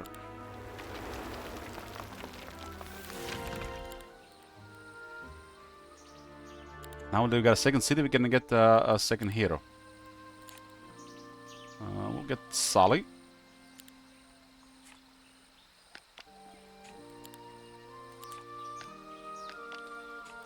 More phones. Phone is more precious than one area.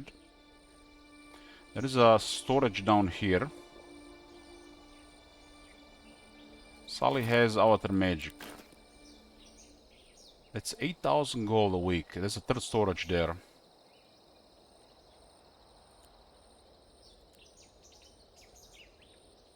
There's a crystal storage here as well.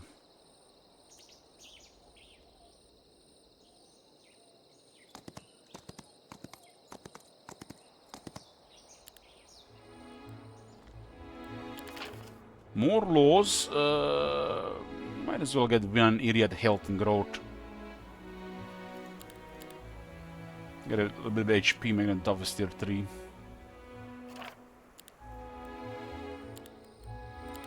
We stay in the city here?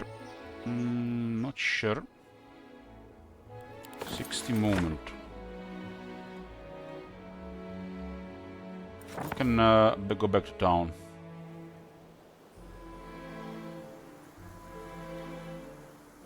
Hydras are guarding Daylight Shrine. It could be a clear fog. My mana is pretty good.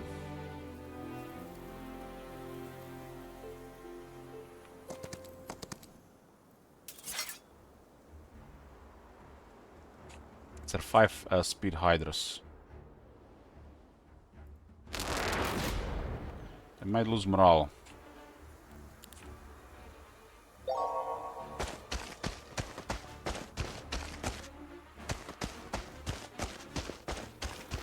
Should upgrade the drum.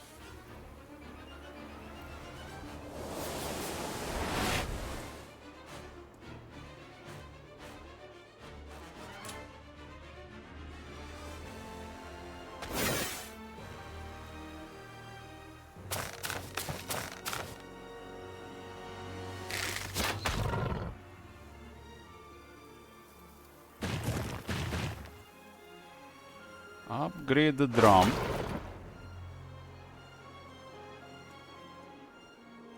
One, two, three, four, five, huh? 1, 2, 3, 4, 5. So they can't reach this.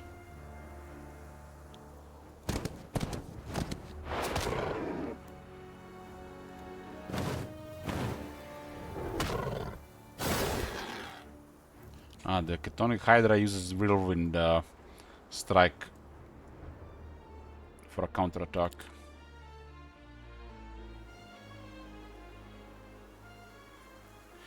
What do you think about the phone special hero for Grove? Not only her portrait looks amazing, but it's probably one of the stronger starting ones. You can start clearing immediately.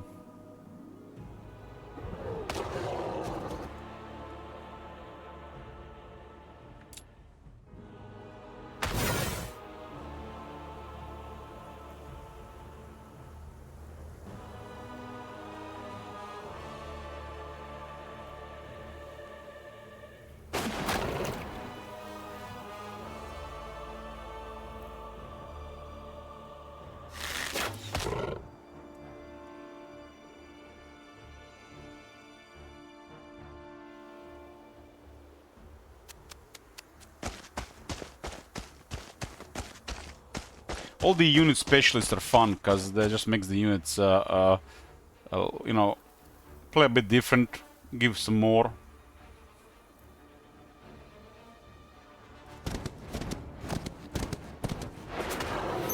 Like Strike.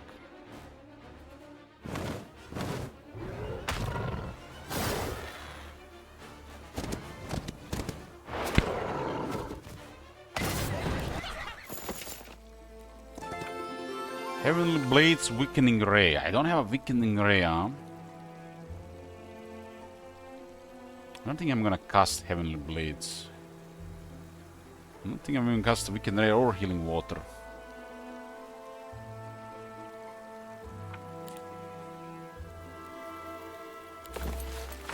Go back to town.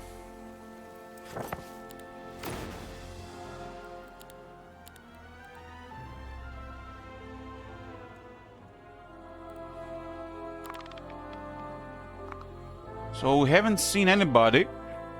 Oh, the green has appeared.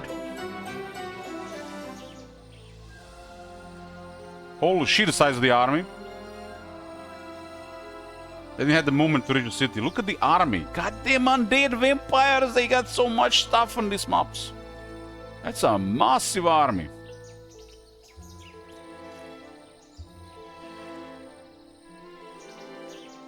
Surely it's only 250 Candlemaster and 50 Dread Knights. I feel like they got triple our numbers.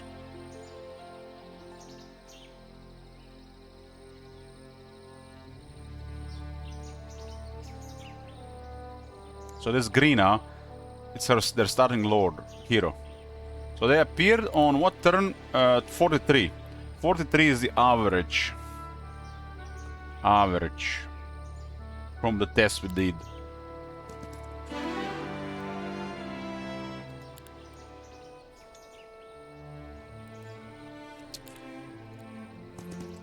Wonder where the babushka is gonna go.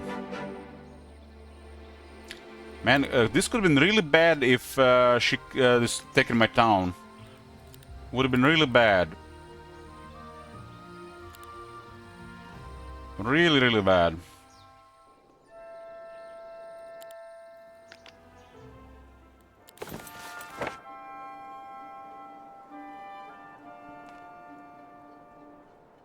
They appeared the usual, and they got quite a strong army.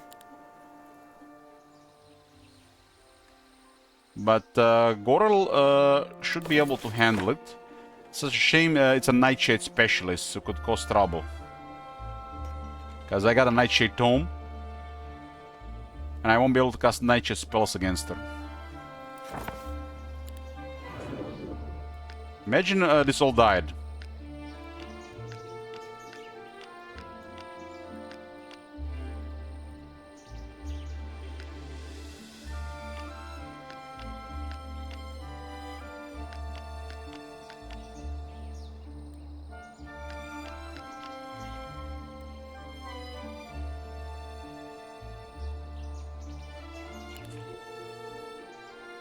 I think my hero can handle this, even if it's a massive army. The problem that her magics are... we can't do anything against her with Nightshade. Nightshade will cripple the vampires or the Dread Knights. So it's a nasty hero.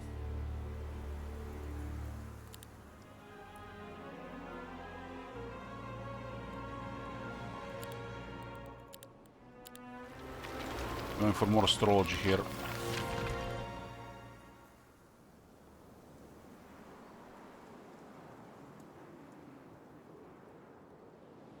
There's more attack here as well. I got a drum, but it requires 50 dust. Probably not gonna use this.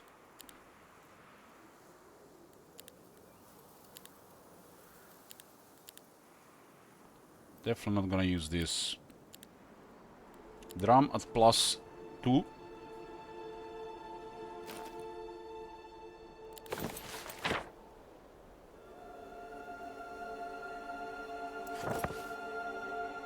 There's a lot of dust here. It's very valuable.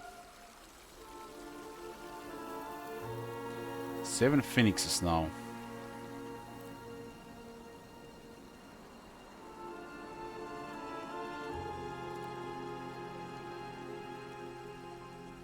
This is a really available location to go to.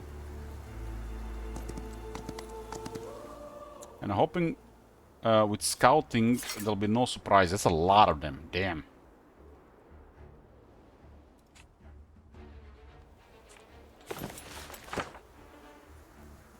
That's a lot of them.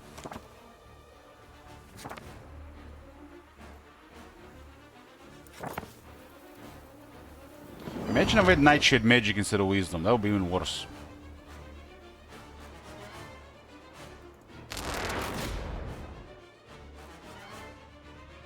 These things are shooters, so it takes some damage. Luckily I got cover and I got only 9 attack.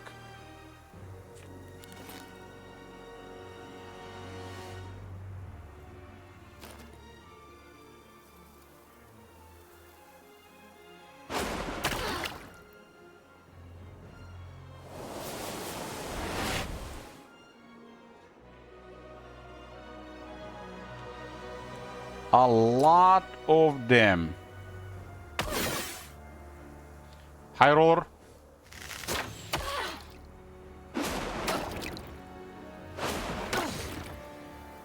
Yeah, this has been really ugly without defense and cover.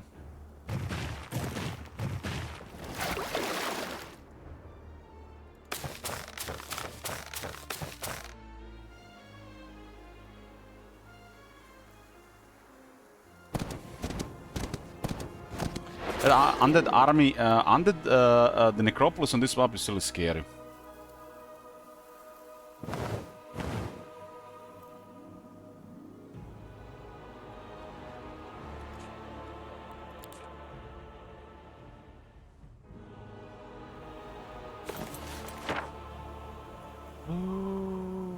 What do we do about this? The berserk cannot work on the embodiments.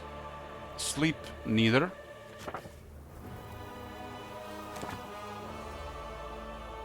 And I'm on 49 mana.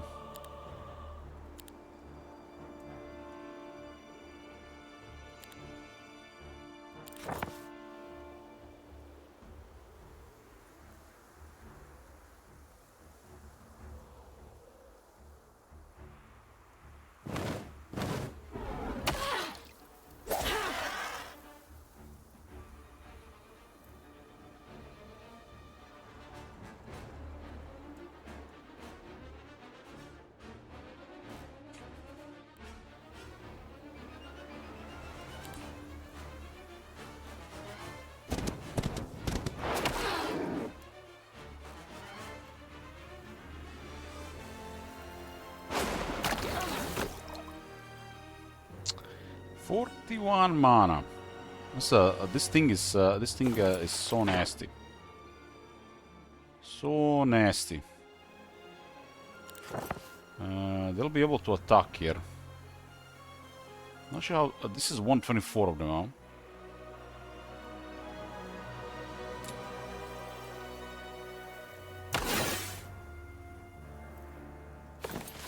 Our haste. I don't even have a haste.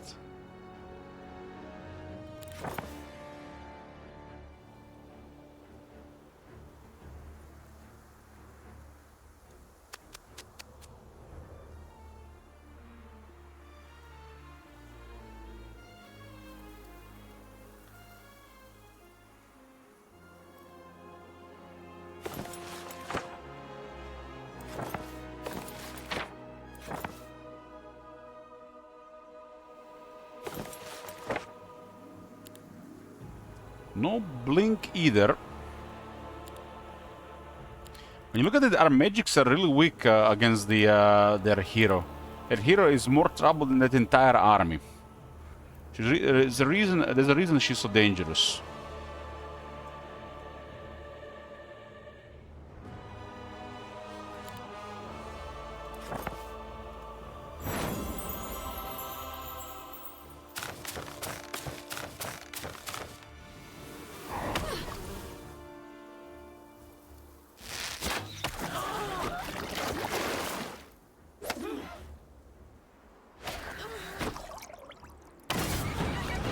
I got mainly Nightshade magic, but I can't really deal with her because she's immune.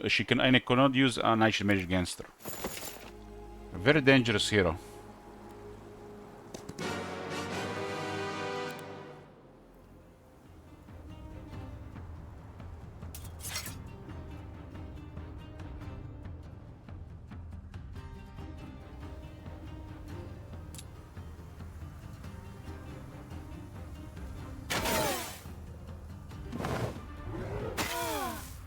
This is some of the most highly rewarding locations in the game.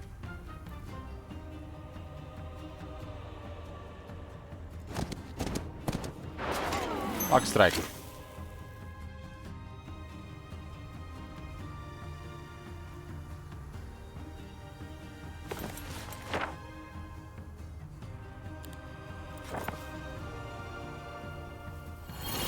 I think these guys are actually stronger than the Fawns. Fawns have suffered casualties over time.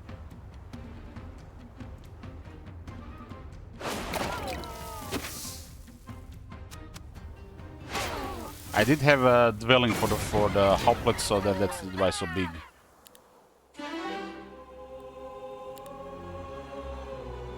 Stargazer is 500 astrology. In case we switch that one, it's still gonna be Stargazer because of scouting. Fortunately, we cannot upgrade our units right now, and that army is behind us. Quite the dangerous hero here. This is that RNG. If this was any other hero, we'll be fine here. Any other hero. My guy is actually relying on this. I don't have other spells to deal with this.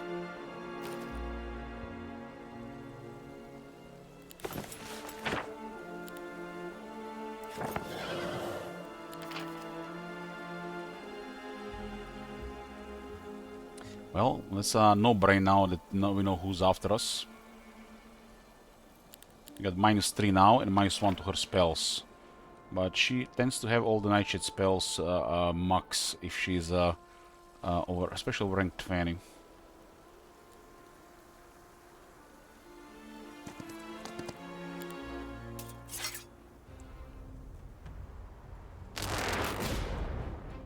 So we're outnumbered about 2.5 times.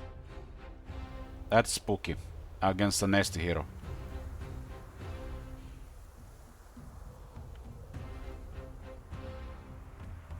Really, really spooky. They're just the necromancers for you. Oh The my Necropolis God. and Schism on this mob are Have you seen insane, that I shit? think. Holy shit. Hey, Pelaki.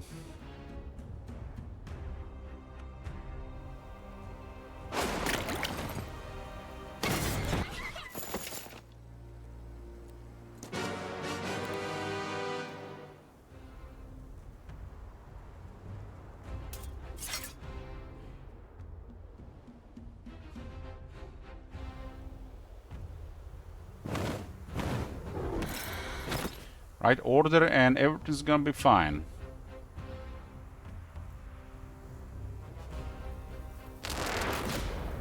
$39 mana. I need to restore mana.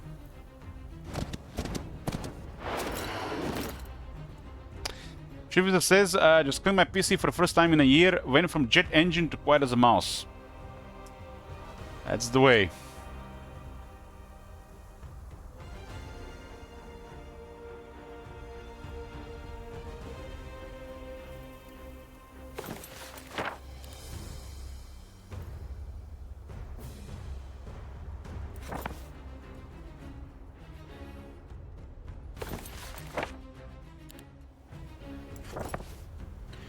Can this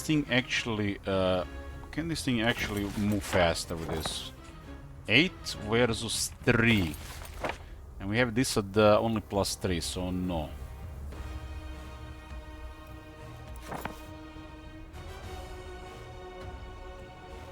Has to be this.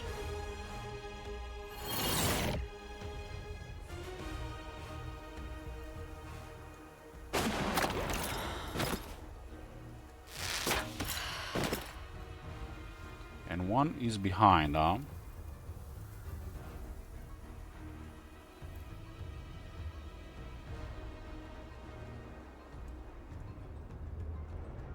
These things are actually faster than this.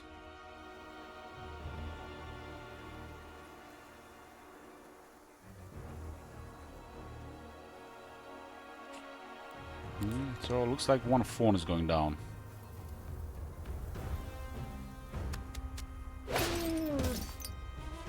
Maybe.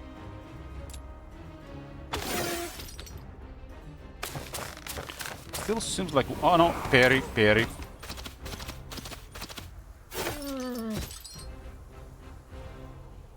with +3 damage. Hook, Signet and the pipe. That's a morale item. Actually useful.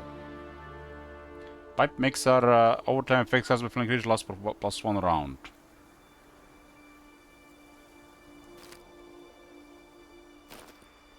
I don't have an ice bolt unlocked, right?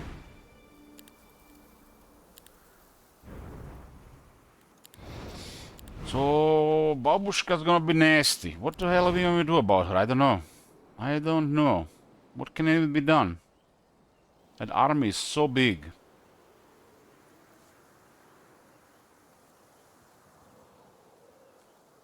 I need more powerful magics. She's probably gonna have thaumaturgy. At least I got -3 on her effects and -1 spells. She's probably gonna cast double Nightshade. We need a Flask of Oblivion, what we need.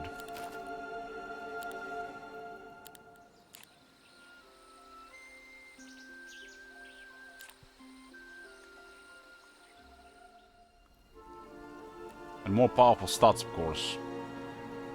That ring is, I guess we all have very good rings.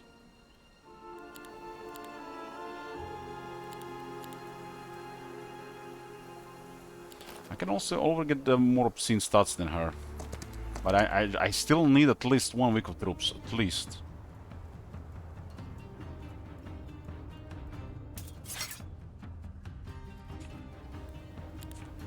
Because look at this, I got 6th Finger. And I got the Shadow of Death, -3 morale and luck. They're gonna do shit against the undead. The morale is always neutral.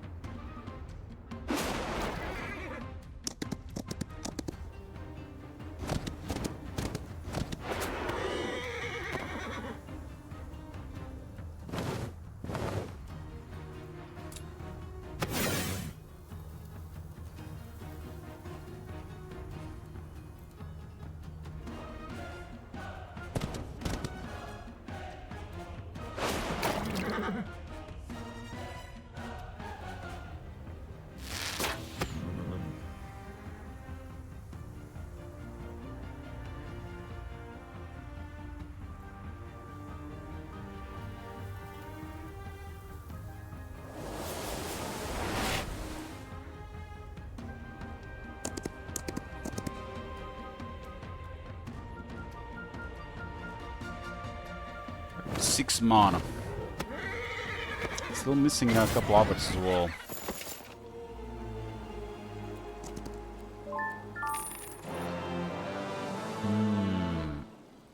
Duck here is nice. Duck here is nice. The gems down here, secure the crystals. Mercury.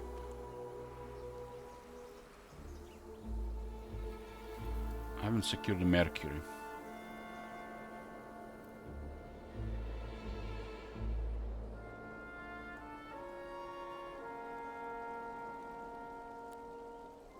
The hero that is cannot use Nightshade spells.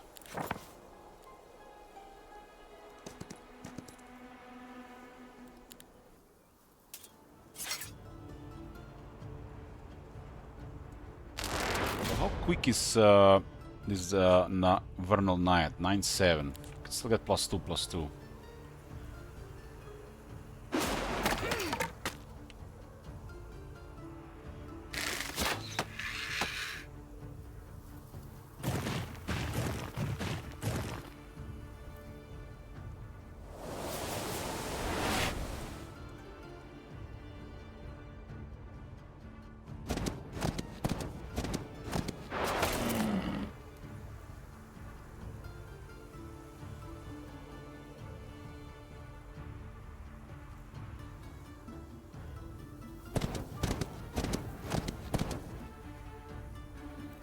Restore some mana. Getting 20 mana region.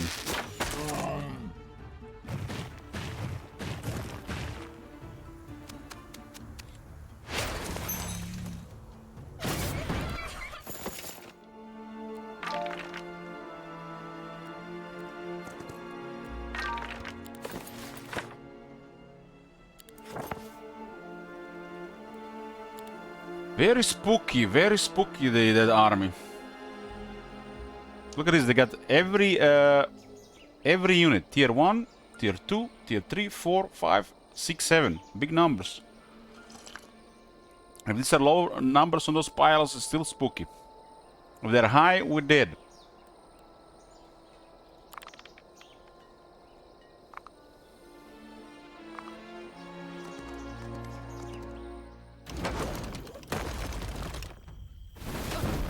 "82 Dread Knights," but their hero at least is weak. Holy shit, how the hell they have 82 Dread Knights?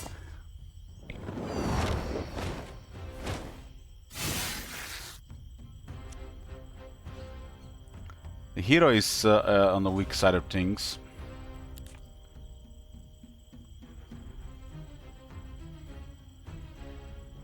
"82 Dread Knights!" I can't even use Nightshade against her. That's the Pestilent Leech there. They're gonna Nightshade me. How strong is their Nightshade, the Twilight?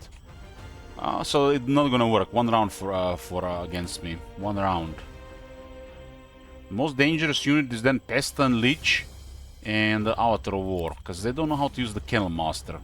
They hail instead of fetch.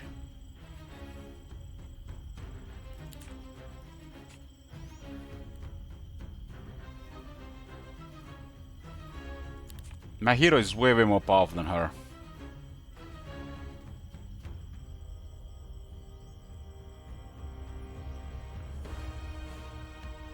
"82 Dread Knights."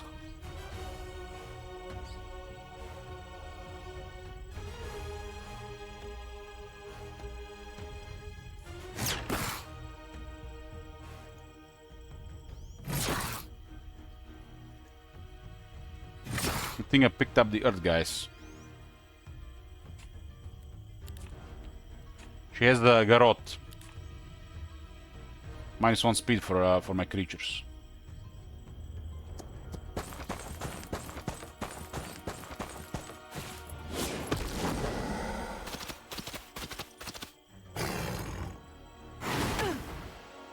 She doesn't have offense. Okay, this could have been way worse. No defense and offense.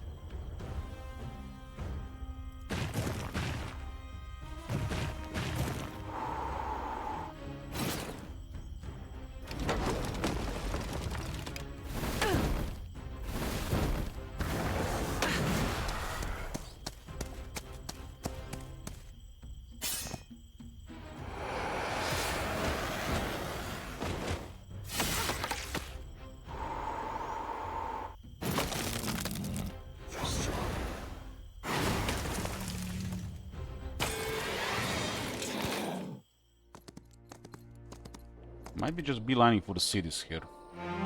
That hero is a menace against my hero.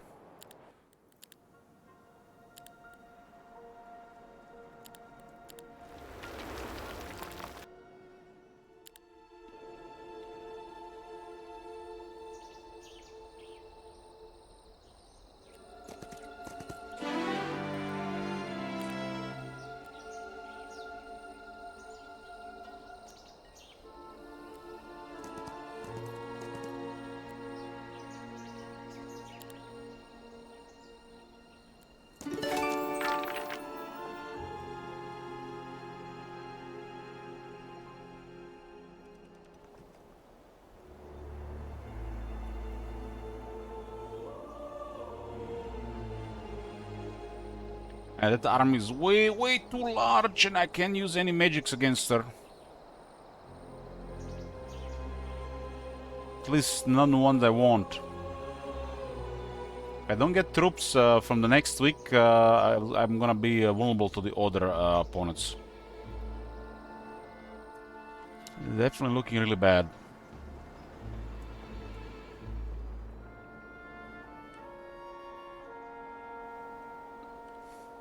She hasn't recruited another hero here. I have her beat on the movement, I'm pretty sure.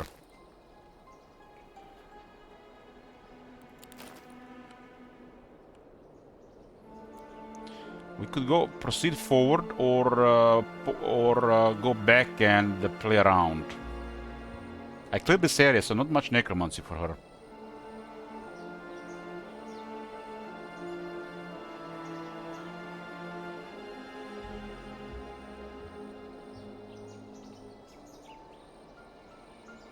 I got -1 to her level of spells. And Sully's still there, so we don't have to go with such a play. Proceed forward and explore the map more.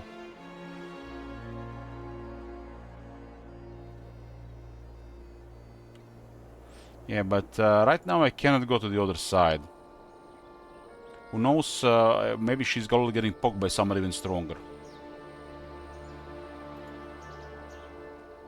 It's a very strong army. The Necro gets more powerful over time without even visiting us town, but it's not the same for me.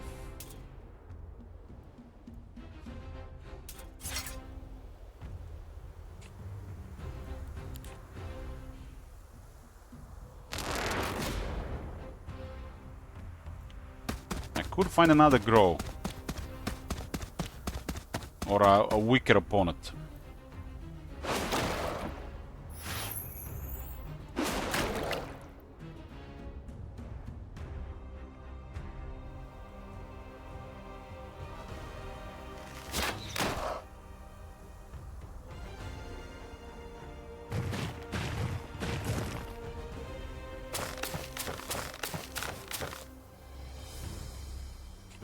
These things are 11-6.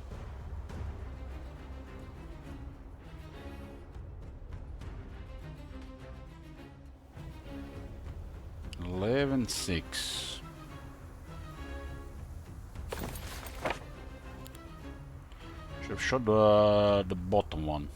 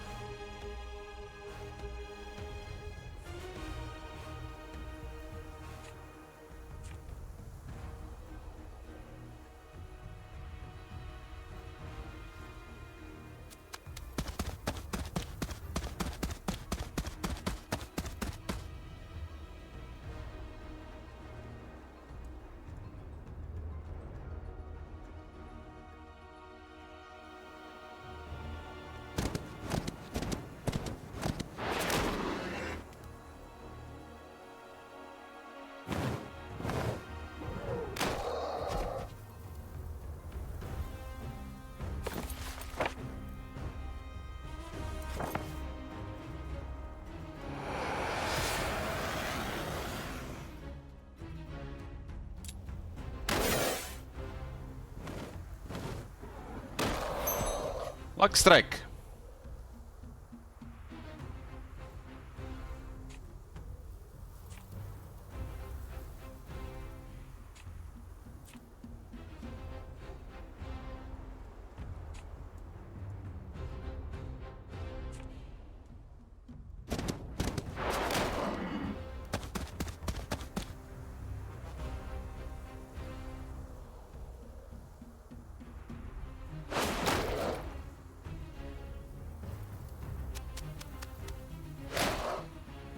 Yeah, it's always a sign to play more Necro.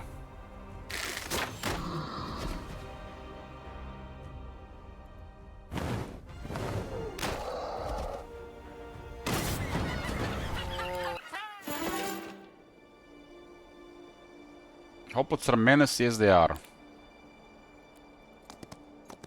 The stables here.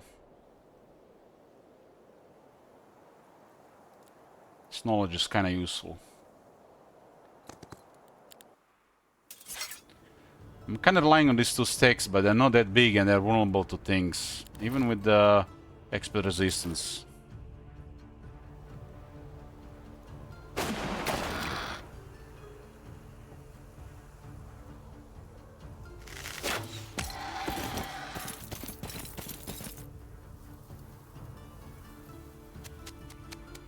Problem is because it's the Nightshade Specialist Necro. Could have been any other really lore, would have been... I mean, if it was a Bulwark, would have been as bad.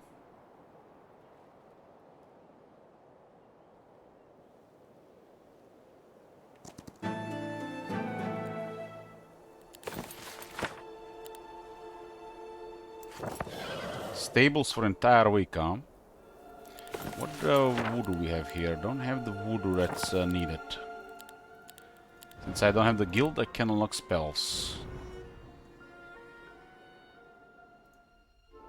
Stick to the road. There's a Phoenix's box here. That's a probably top tier box.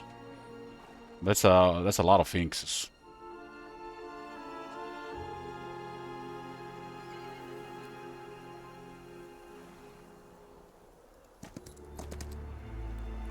Another schism. Why double schism?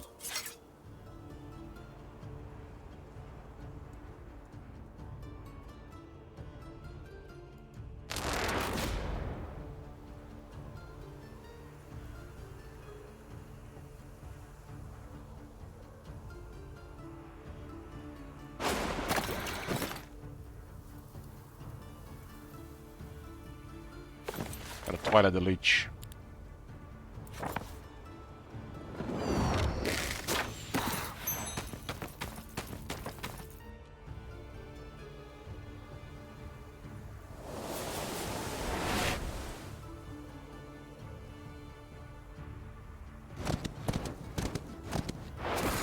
Could have been a little bit bigger number as well, but missed wood.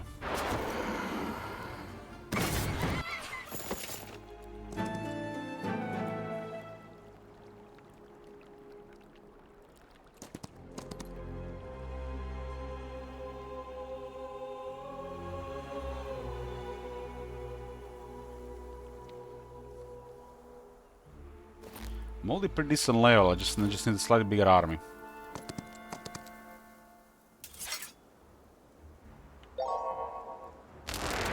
Demon spooked.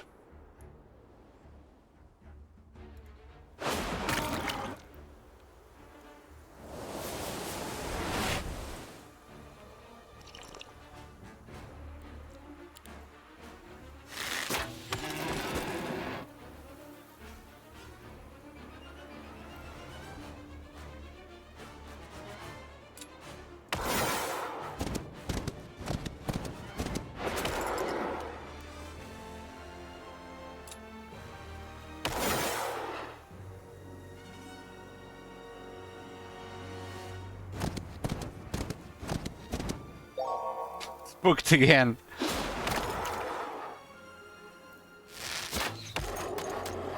And this doesn't work against the Necropolis, and I have artifacts for that. So it's this is what it is. Astrology could give me a lot of advantage.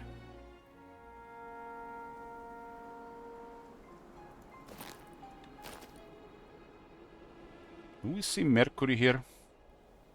I think I saw it somewhere, but they didn't go there.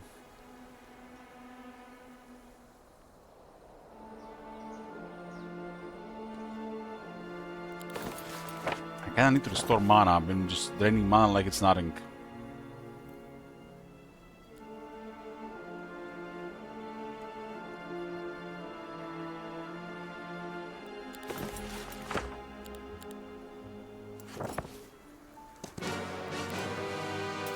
Because I've been using Awaken Air the whole time.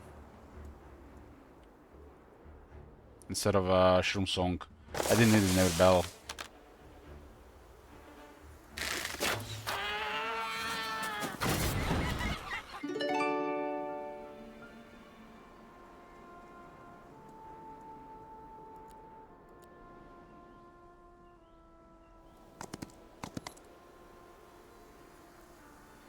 That's juicy.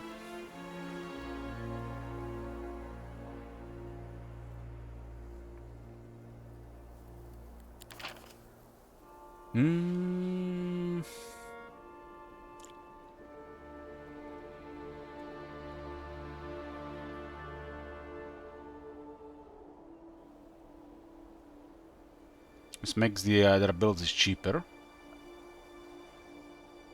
Killing damage is good as well. Go Herb Monster. Cheaper abilities. That's one level. That's one of the best ones. 2 shooters there, huh?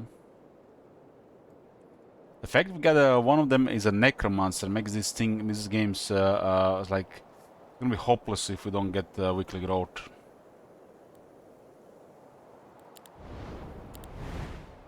This doesn't really do much over time.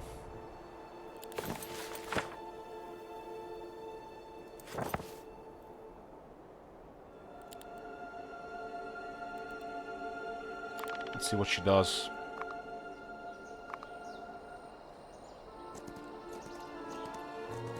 She knows exactly where our hero is.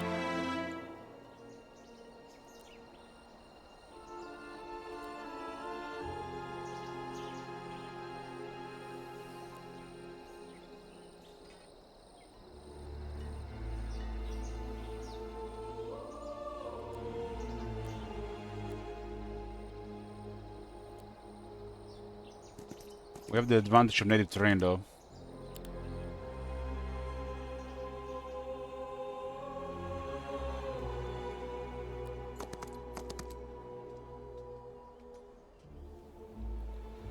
And currently stables. I really need the next big troops. I really need it.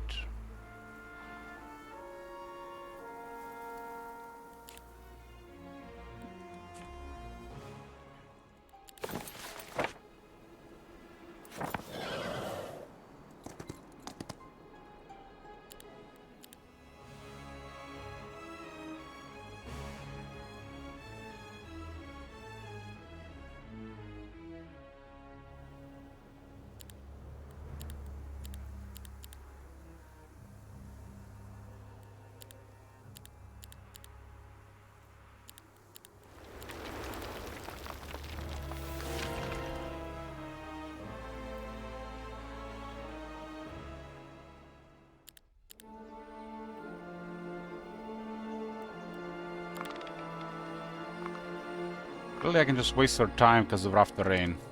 Second hero's arrived.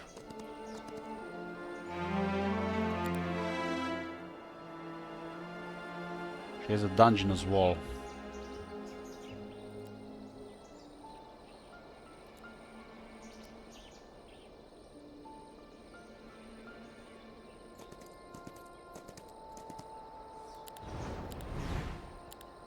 I need these things. I need these things.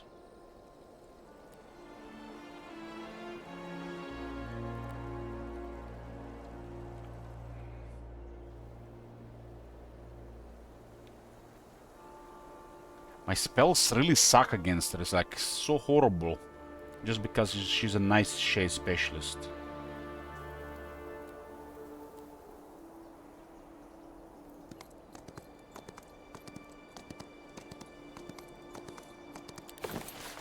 And dealing with her, which means we won't be able to deal with anybody else.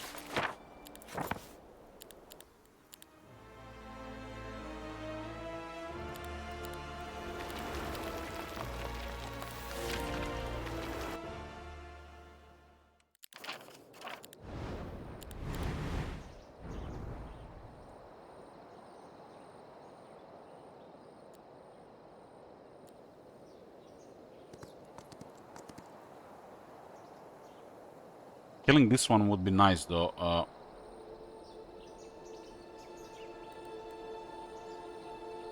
This is Vampire, Necropolis, so they might not be able to reach her.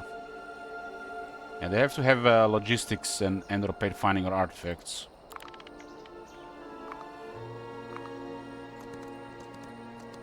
Third hero has arrived, so she has 3 towns.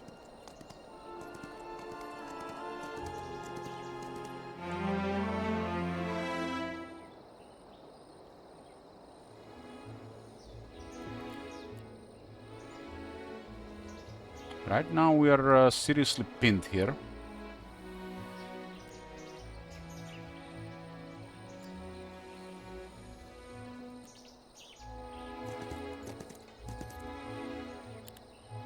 But it's still 3 days, right?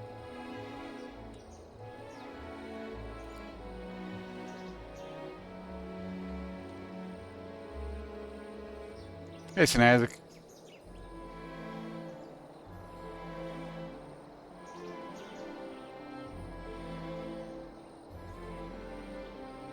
I'm not sure we can do anything about this. And you guys noticed how she just got more Dread Knights without even being in a battle. That is interesting. More Dread Knights and more Skeleton Archers. I'm glad to see that the difficulties are finally more true to their names.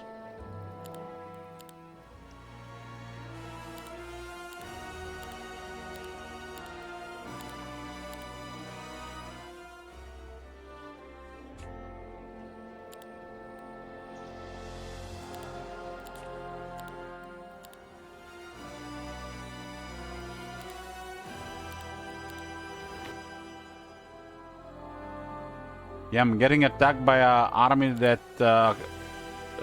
currently I have no way of dealing with.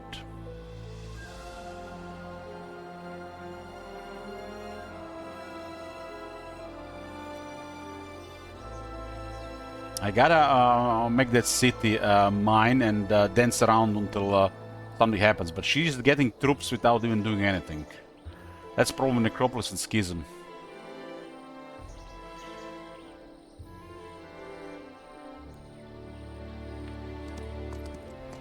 I mean, not much we can do here. If I don't get the troops from next week, I just lose.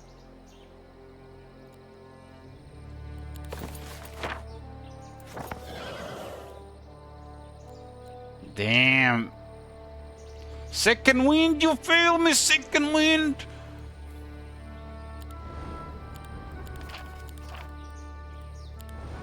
Can't even get that hero, huh? So, in hindsight, opening with astrology here would have been better on the second main building.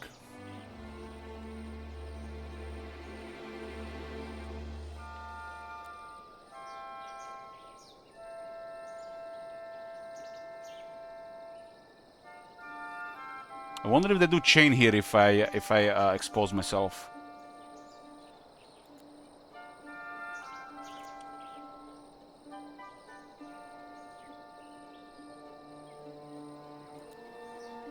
I'm missing, look at this.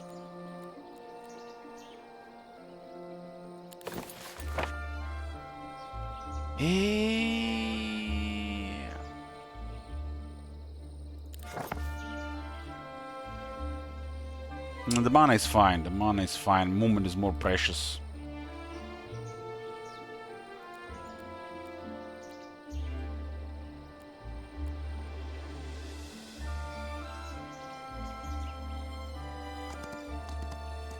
If I don't get the troops from the next week, I have no chance. And I still might not have a chance with the troops from next week.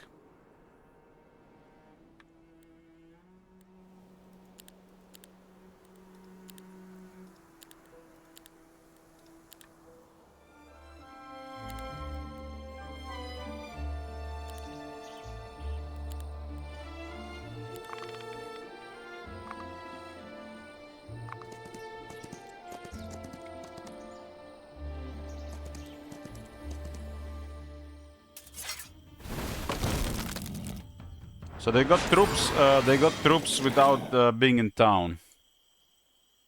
Could be their, you know, the air relocation thingy that we know about.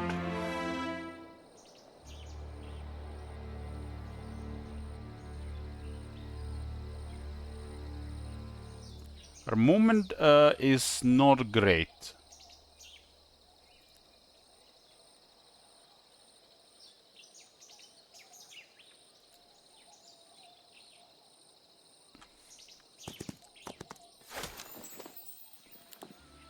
She upgraded the pyre. They upgraded everything. It's definitely difficult. It's definitely been increased. Definitely increased.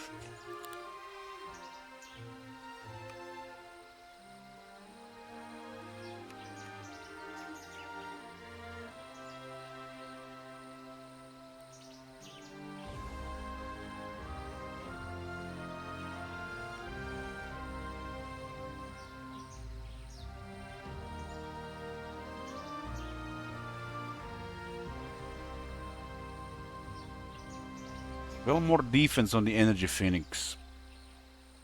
And the undead are slow already.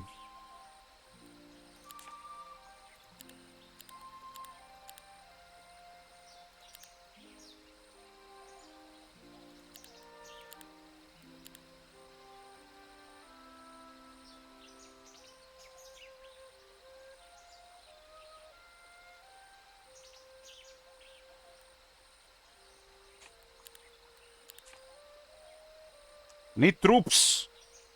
Need more troops.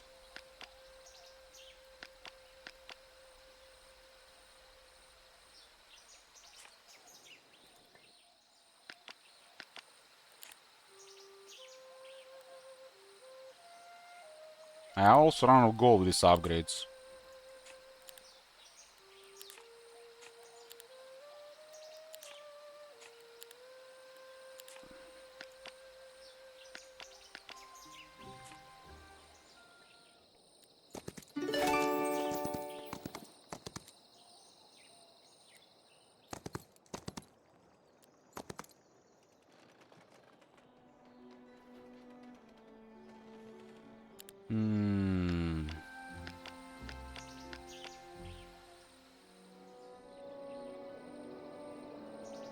How am I even going to afford troops on free? So I have 2 days of income. And we kill Artorius.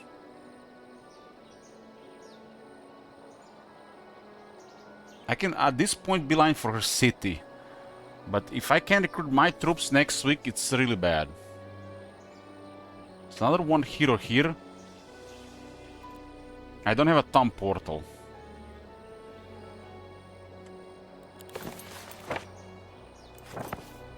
I'm so close to getting the movement advantage. I have currently movement advantage, but the real movement advantage.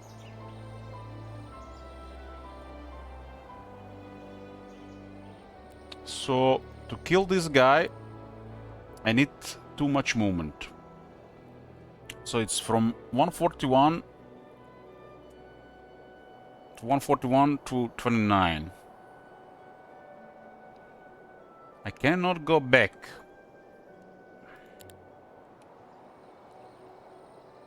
But she's struggling in this area because movement penalties. If she does not occupy the city for 2 days, I might have the advantage. I just need to cause some kind of distraction.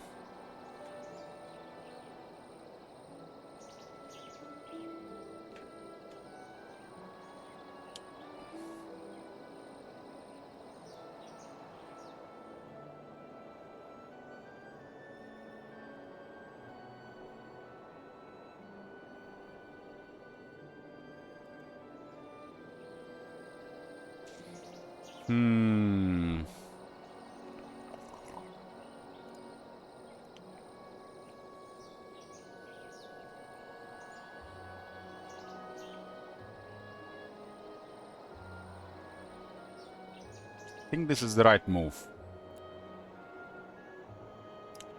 And hope the second wind will do something.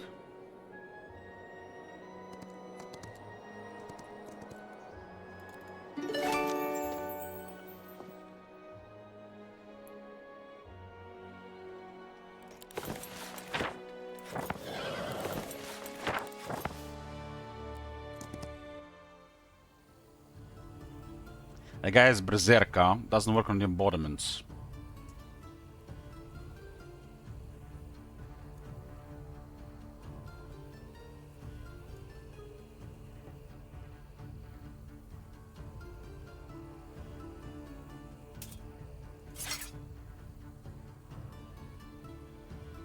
Can we kill everything here?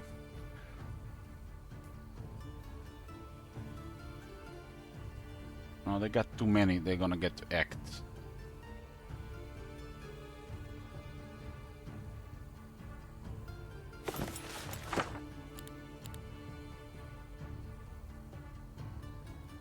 So 4 Hydras. We're out of range with 2 units. Worst thing would be here if one of the birds go down.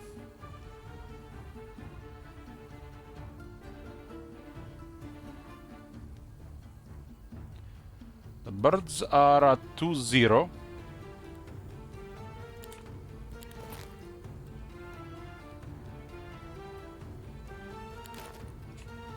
Their troops are in a pretty low morale lock.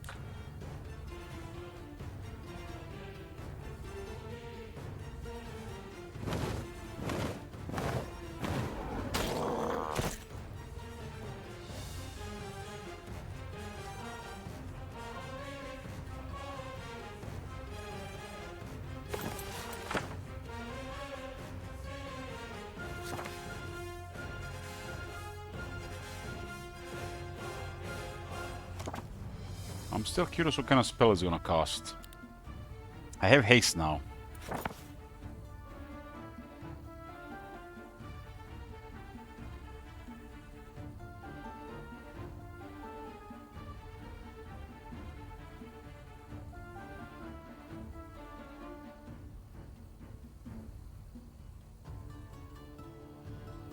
I cannot kill all of them here.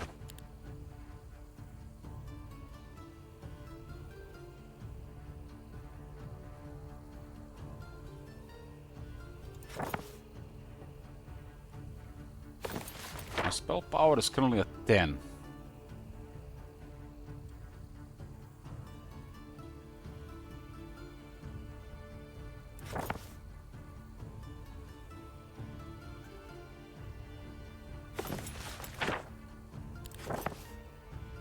Wait. Hydra is next. I can kill all 4.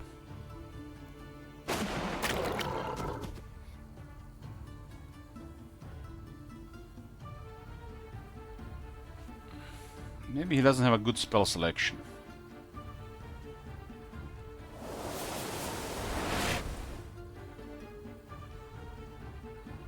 Berserk could definitely cause some damage here, and not much we can do about that, I guess.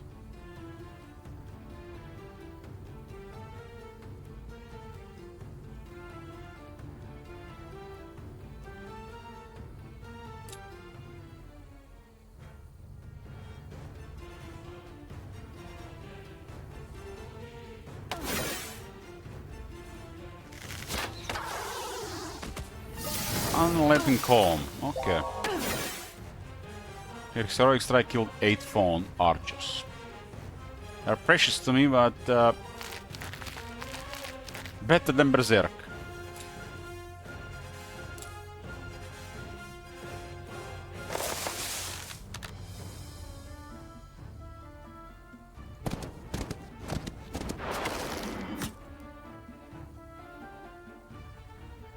Need more birds.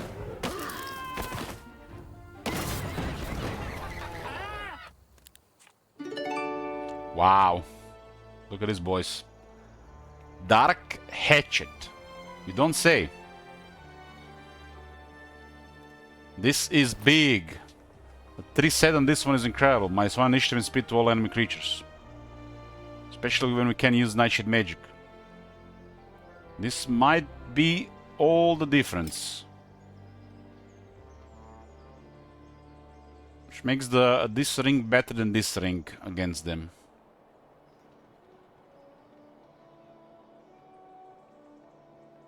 I just gained what?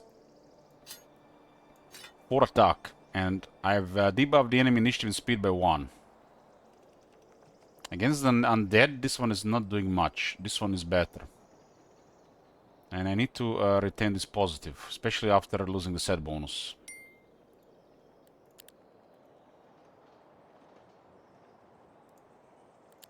Positive morale.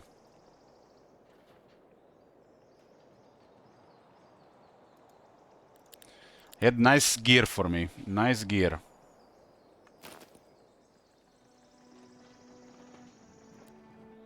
I can go back. At least not at the moment.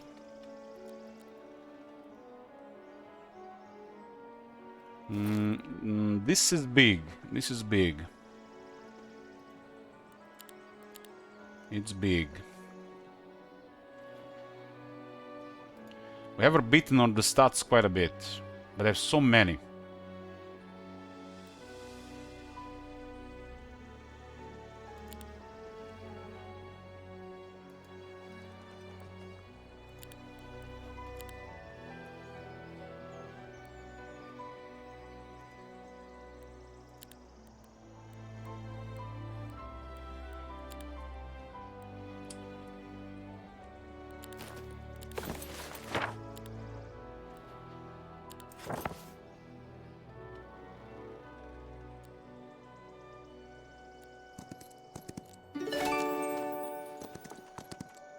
There's the dungeon.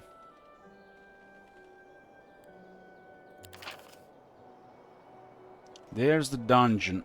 I need to make sure this unit beats everybody but the Dread Knight in the speed initiative.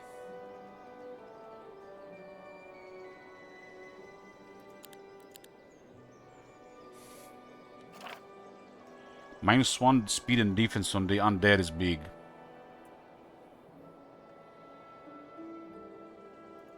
We have to cause another distraction here. 30 crystals.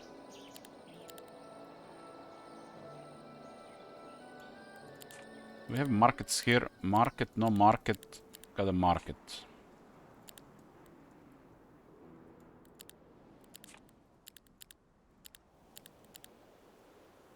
Don't have no gold.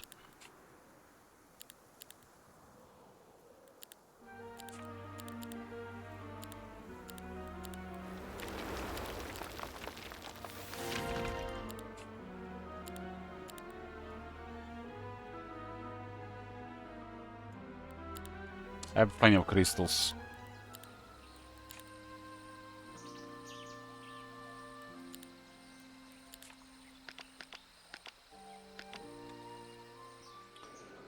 So there is Una.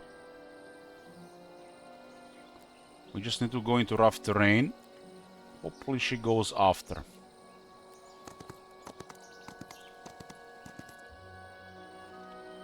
I'm gonna print screen her army and pay attention how they increase. It's definitely noticeable.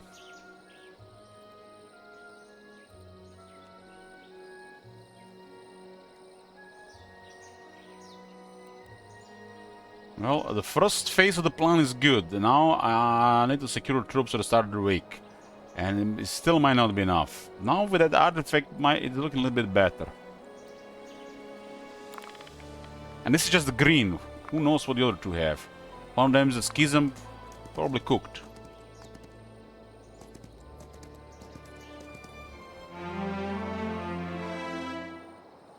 We prioritize the city, huh?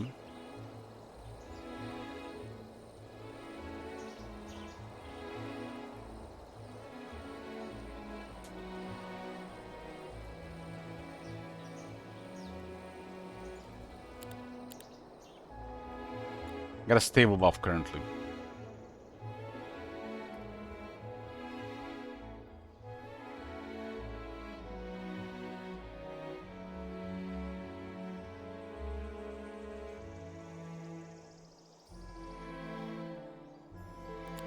Well, that's the second wind. As long as they don't fuck up the estimation of the distance between us, we might be fine.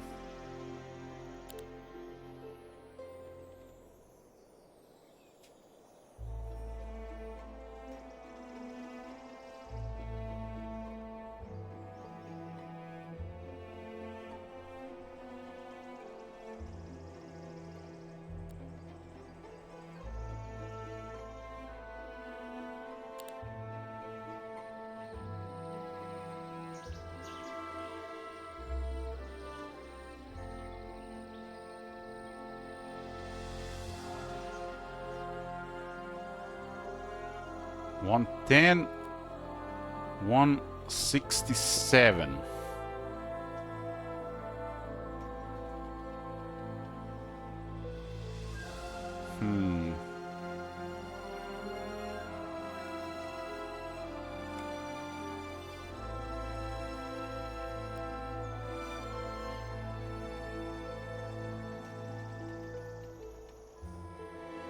She has to go around on rough terrain.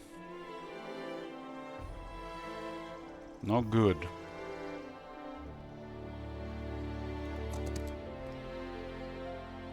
Better.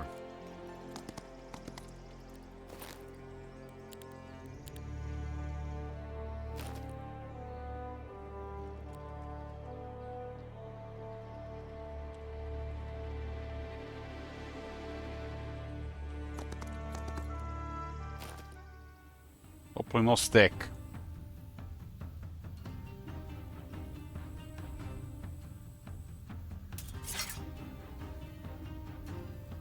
Add a range and no stack.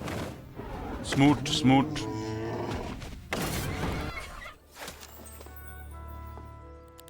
Looks like just recently built the dragon stuff. No steka traps.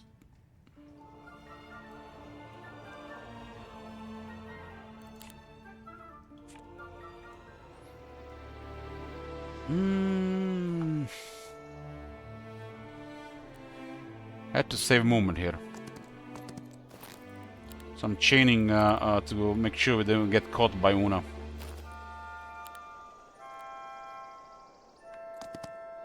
Because I had to secure the truce from the next next week.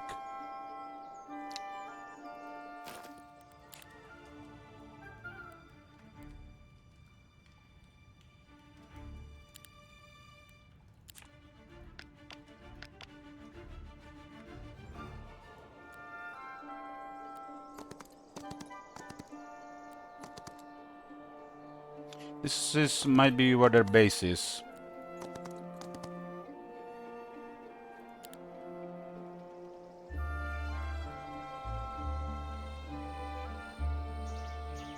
I have stable advance right now and 2-second winds. I gotta play with fire.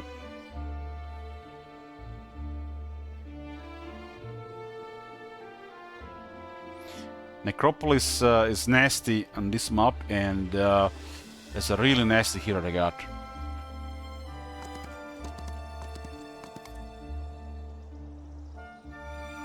Managed to clear 2 of their heroes, and she's still around.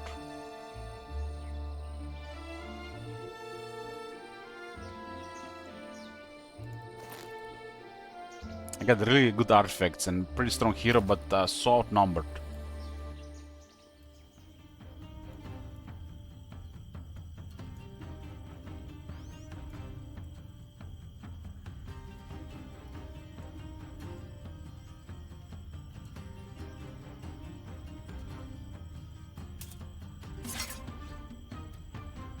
This is a good catch here. Good catch.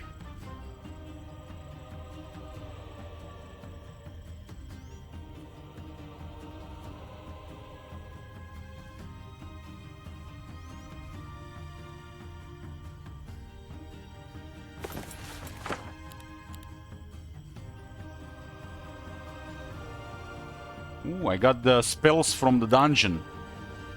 Got spells from the dungeon. This might be a game changer. I didn't even check the mage guild. Can use this against Una. There's impending fate here now. Level 1 though.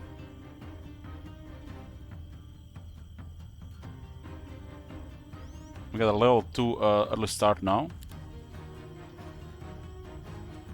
So she doesn't have many was not much unlocked here. Blessing level 2. Level 2 Fatal Decay, Calm. Level 3 Web.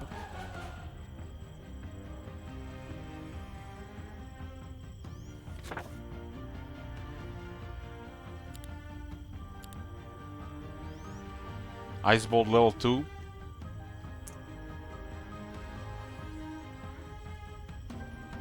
Hmm. 145 mana.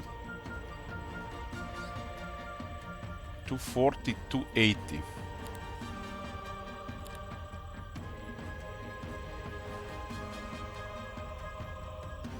You can see the level. Yeah, you can see the level on the right. I forgot.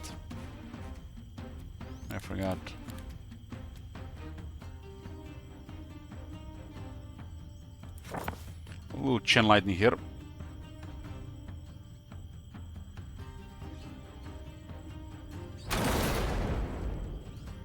Still could be a max roll.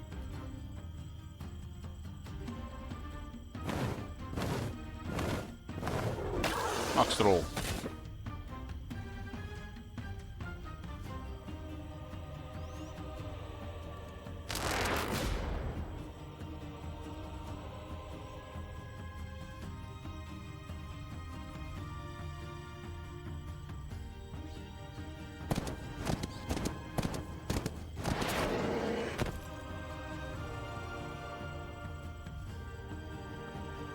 Leeches.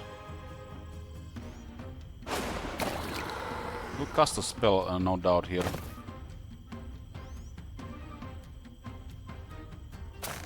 It's too low started to deal with my hero. I have extra morale, so I'm hoping for a morale roll. It's not rolling.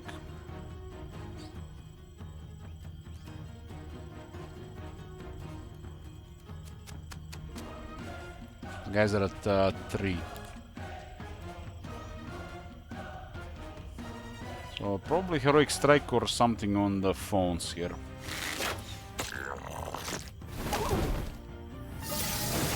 No biggie.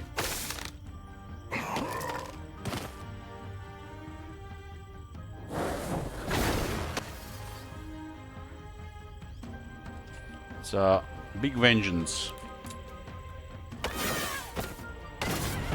4 hoplets. Got a web magic scroll. There she is. There she is. I need to keep that city somehow. I need to position myself where she can get me, but I can get the city, because I get the first turn. I really need troops from the city.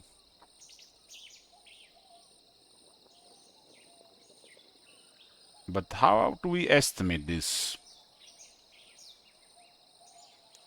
Hard to guess because we don't know the skills, right?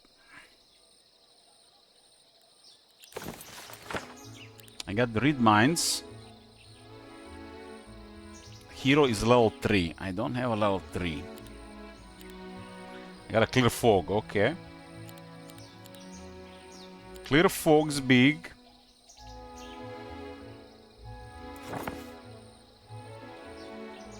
The clear fog is level 1. Still big.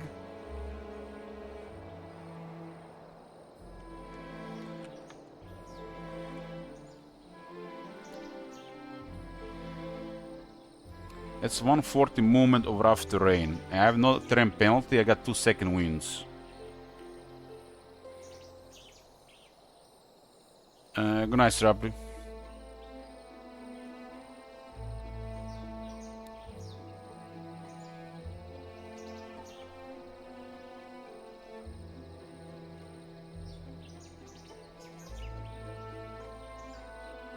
She's probably gonna go for the city and then after me. And I have to go around to take the city, she'll be in the middle of things. I don't have dimension, though I have to go through her and get away. So it would be better to be around somewhere here.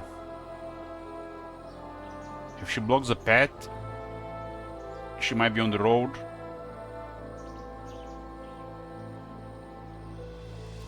If I go here and she goes around, we go around. I mean, it's kind of the same, but she'll go around both paths.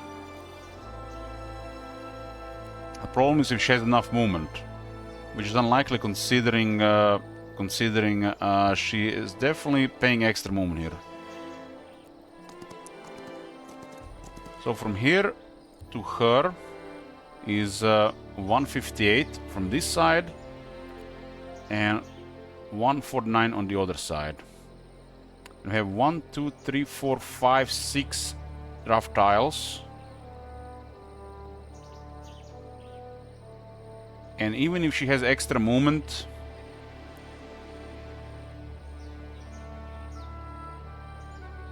she actually might reach this from this direction.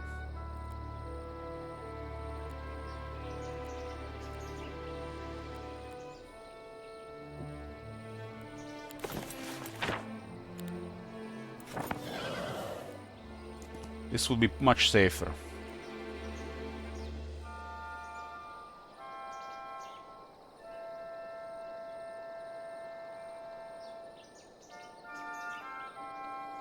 One, two, three, 4, 5, 6, 7. They have to cross as well. She can't reach here. Considering the movement we've seen when she went around, she can't reach from this.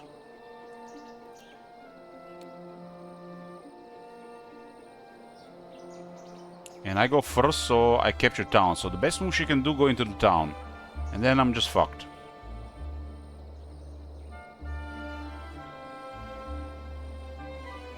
The army is too large to fight right now. And might be too large to fight later, and we still have to deal with 2 other enemies. Had to be Necro and had to be this hero.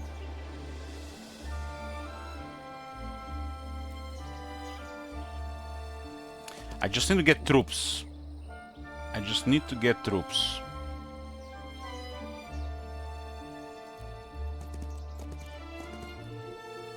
And I need gold. Dimension door on this map? No way. So it's really hard to get even any spells here. I had to wait so long for Dimension door.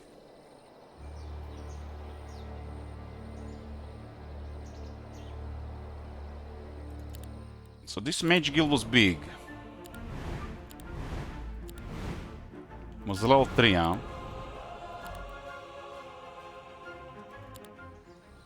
When did I get clear fog then?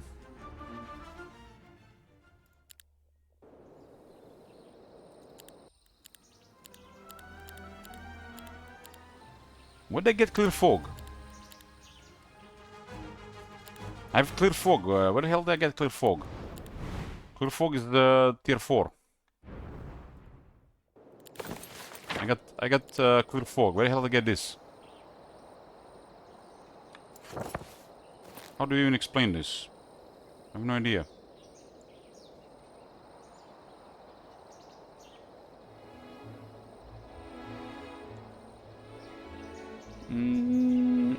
At the start of battle, the hero learns all spells the enemy knows that the hero is capable of learning. Oh, Eagle Eye! Eagle Eye!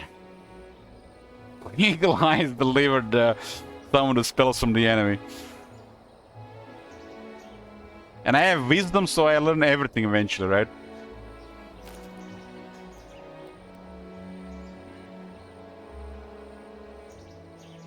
Oh, this is all I can do.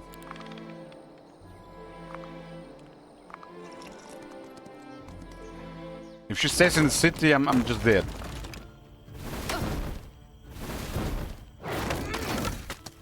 She has anti-magic.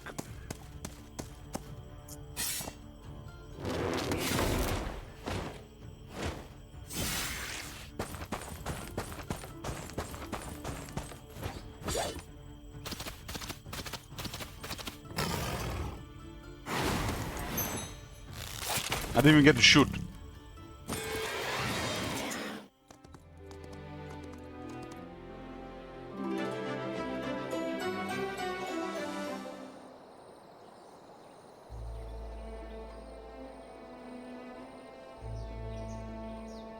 Well, at least I get the fresh week with limited gold.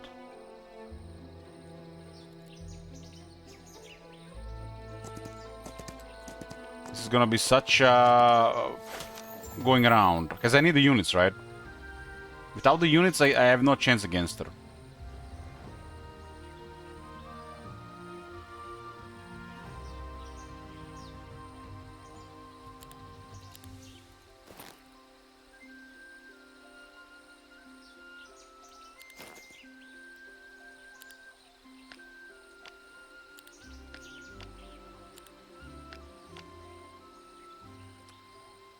Where's the money?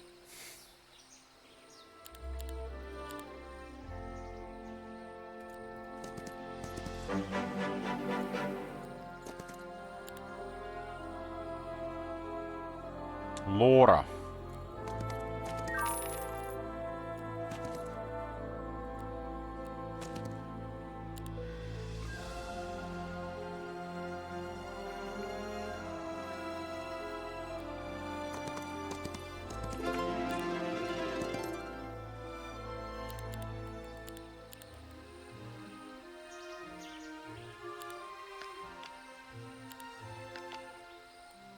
No gold. Gotta sell resources. Everything, sell everything.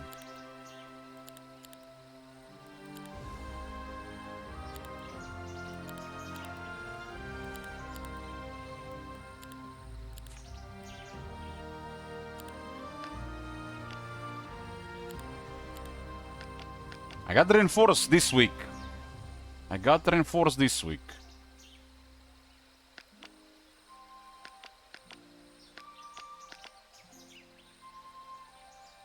Is this even worth to kill a couple of leeches?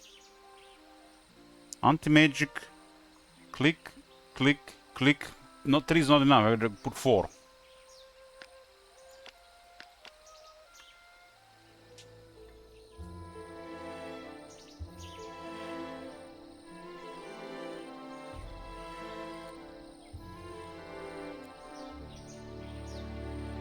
This portal has been cleared. Uh-oh. Oh-oh.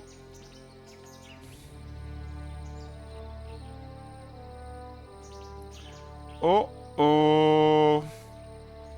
Wasn't that a really nasty portal? That was the really nasty one, right? This one was really nasty and this one was really nasty.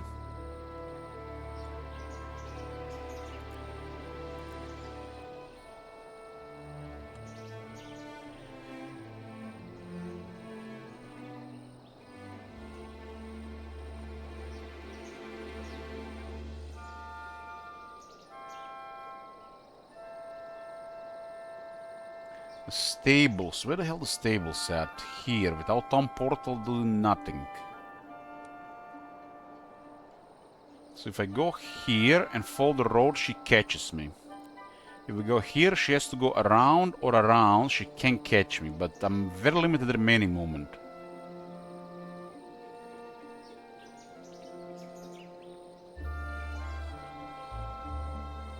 But I can cast Nightshade magic on her. 1000 plus skeleton arch is just gonna kill me. She'll Nightshade me.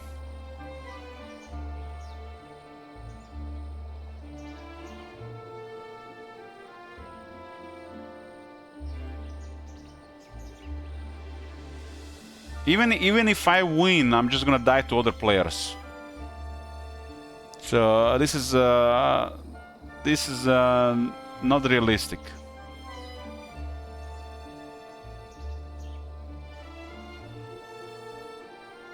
I got a stronger hero.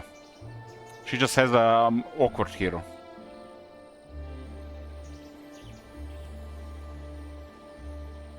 Are those true stats? Yes.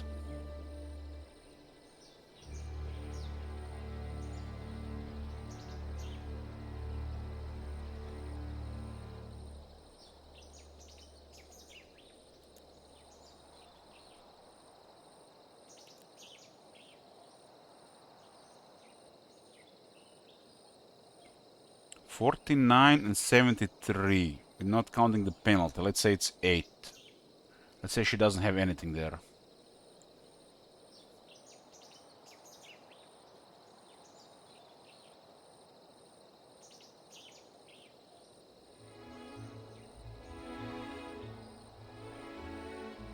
There's a chance if I go here, she catches me.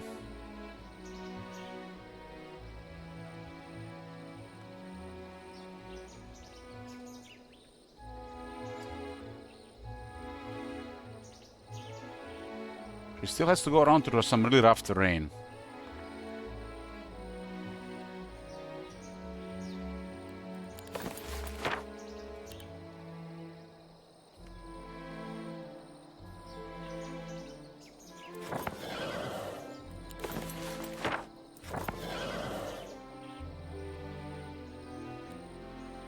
I have 57 movement left.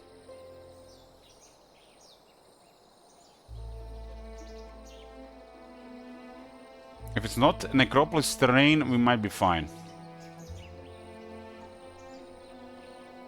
This is too close not to go. Just want to see what is on the other side. We know what's here, but I was planning to go here. But look at this, meaning that somebody really nasty is on the other side. That was a crazy strong portal. So no matter what happens here, I think we're dealing with some really nasty opposition, and they just rolled. There's not really much options here if they don't kill each other, right?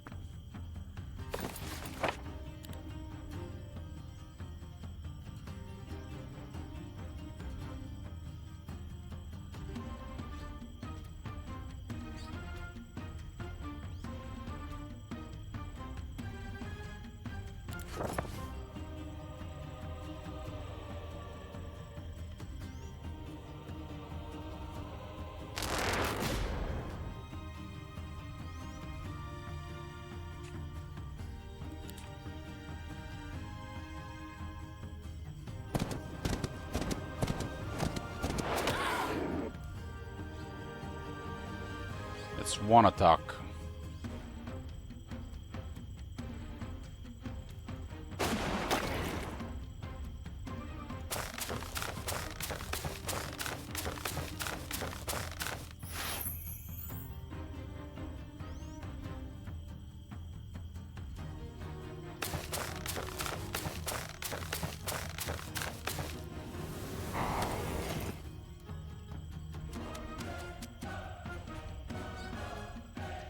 This thing is really slow because I have 3 saturated with that.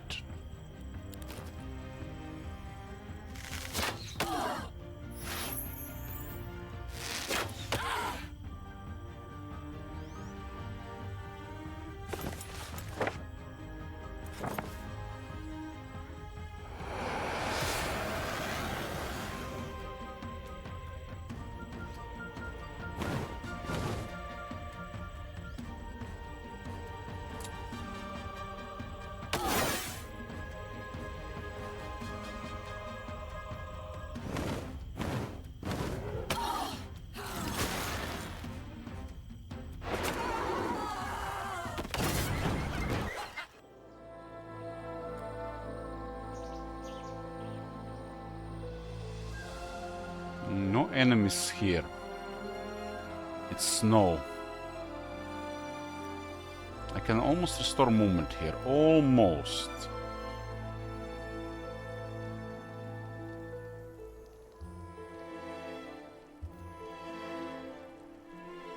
Of course, Niet, of course.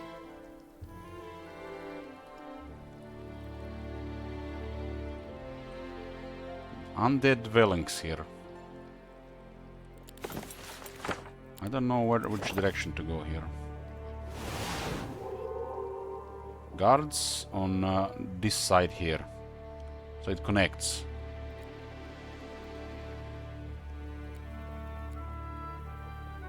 I go here, it's a little bit safer.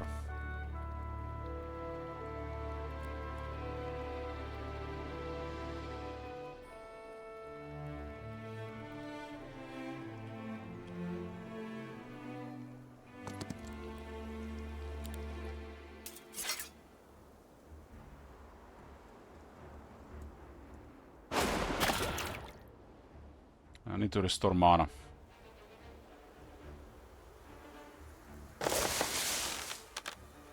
Well, cat and mouse here, and we are the mouse right now.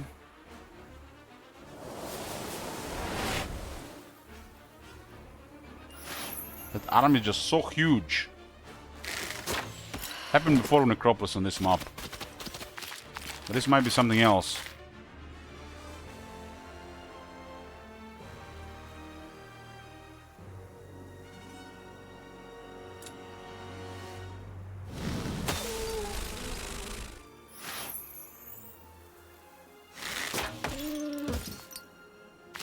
No groves, extra growth cities so far. Any tier 1, 2 and 3s will be available.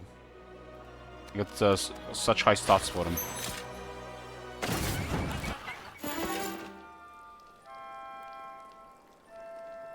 My spell power is a bit lacking without the abilities. So I currently have pretty decent for tier 1, but not good enough for tier 2. One more will be good for tier 2 and then tier 3 with 2 abilities.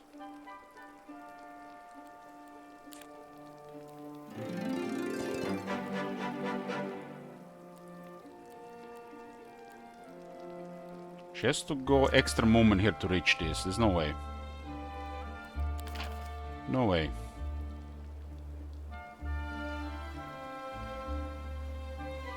Killing growth and damage. So basically we got her growth in the city because I didn't have the city at the end of the week.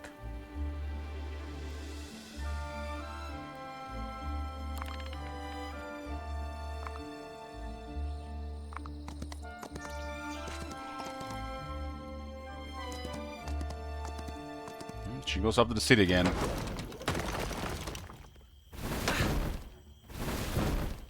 Heroic strike and anti-magic, just to be sure.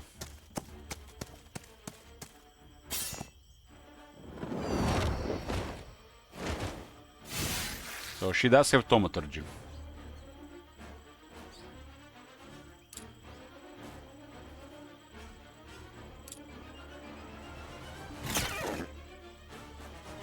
put this back to the fort status. Such big stacks, man.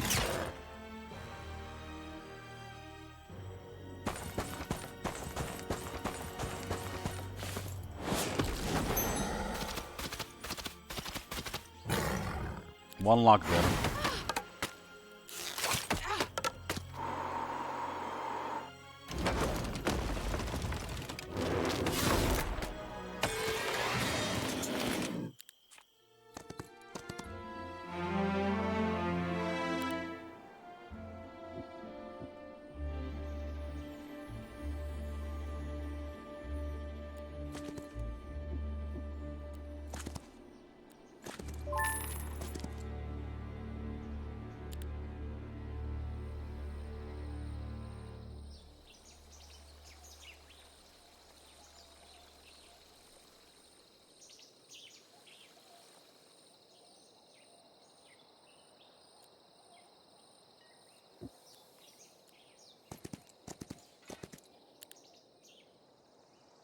Gold.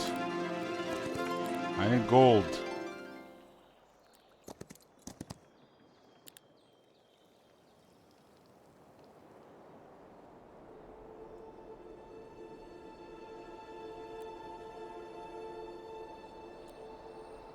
So this is like this, huh? And that is like that. And then we are at 140 movement.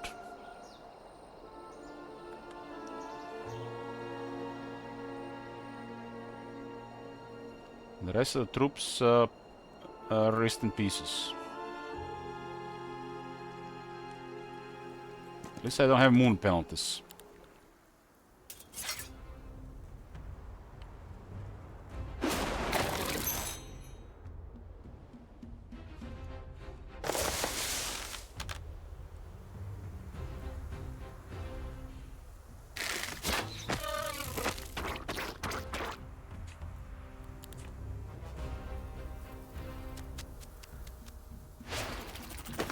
Yeah, I'm not sure.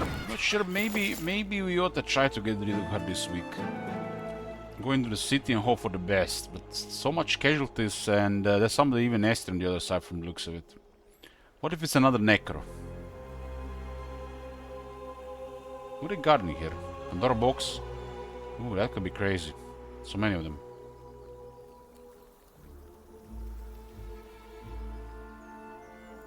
That's an incredible item there as well. This storm doesn't do anything against her.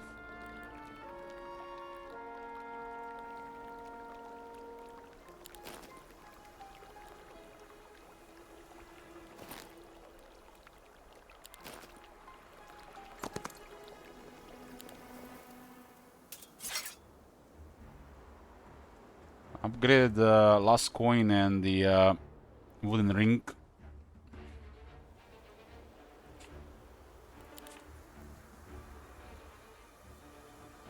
Can't play with fire here, I gotta avoid that.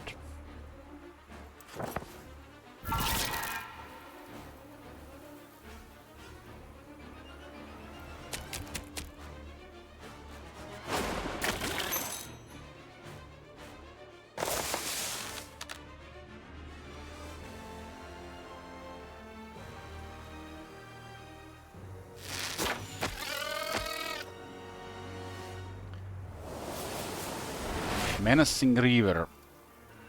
71. I do have pretty good morale.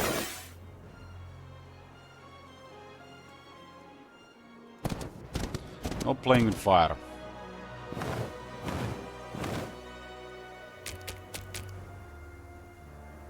Getting closer. They look even more menacing in the snow.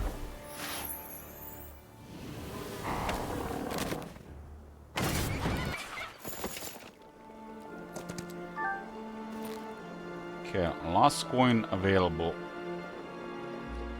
You want to use the last coin with a wooden ring, especially if it can be affected by both morale and luck. This doesn't do anything against her.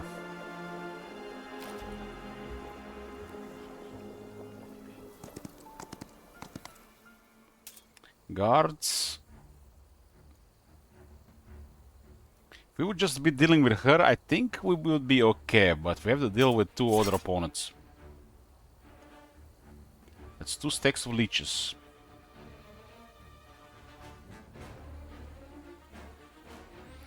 We will twilight the middle one.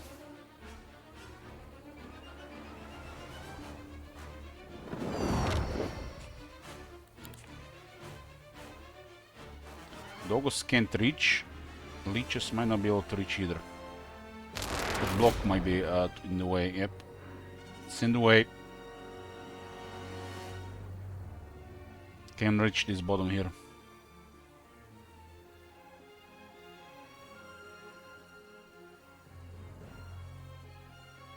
Well, what can you do?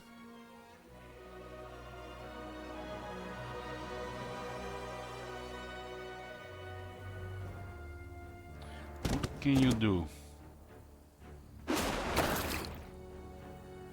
It's just shit.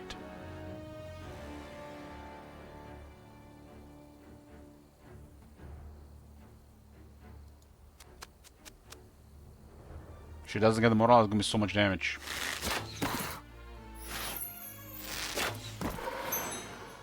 Okay.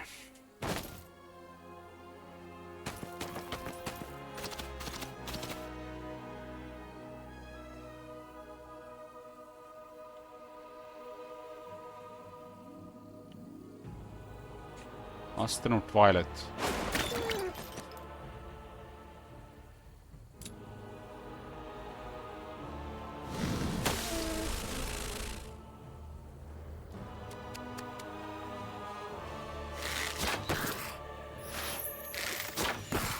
High rolling.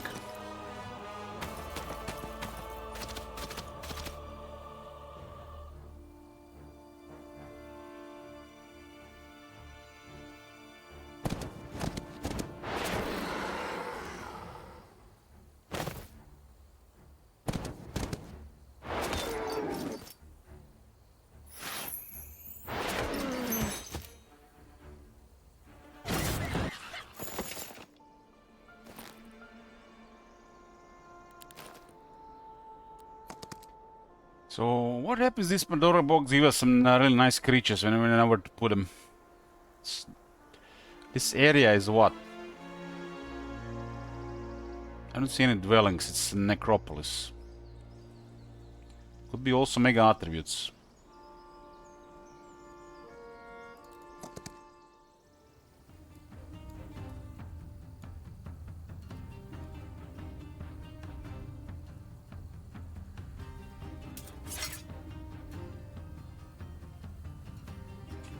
I got 2 morale.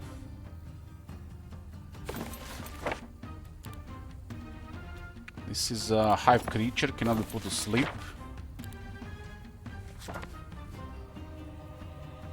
Just web the top one.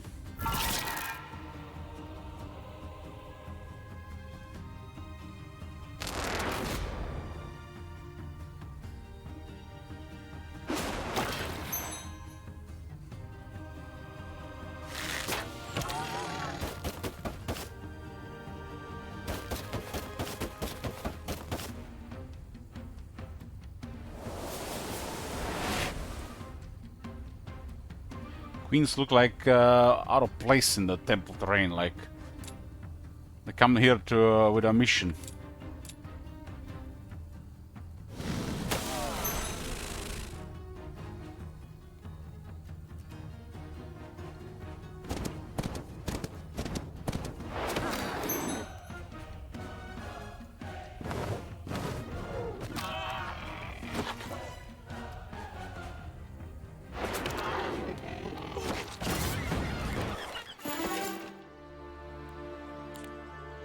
Pandora box is all tier 2 spells.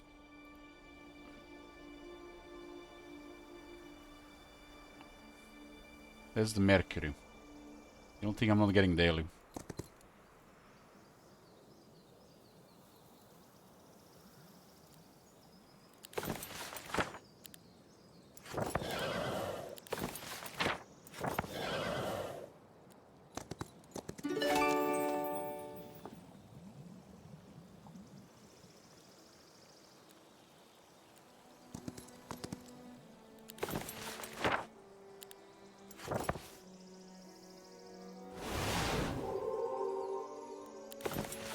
this based on? 5 squares.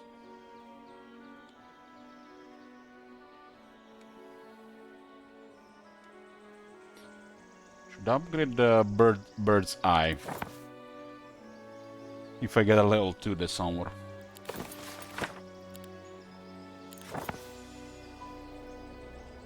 It's pretty bad. Pretty bad.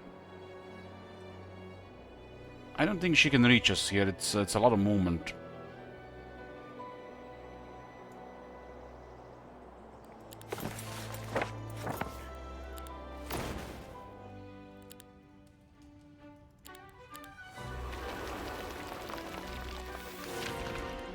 Look at all these troops. Nothing we can do about it.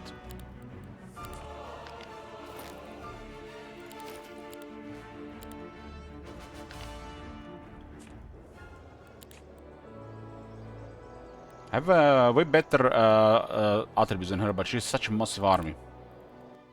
It cancels some of my magic.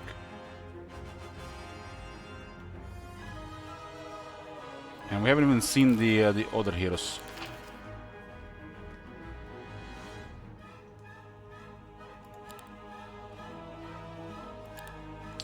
Higher chance to proc luck from 6 to 7%. Nobody's being doing other stuff. Maybe the other two are just fighting each other as well.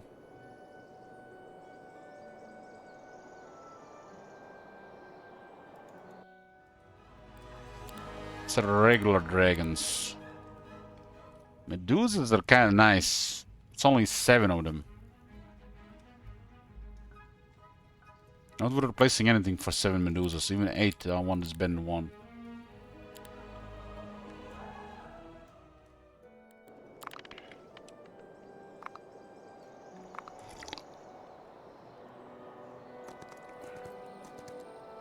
I'll play cat and mouse and see if we can handle this.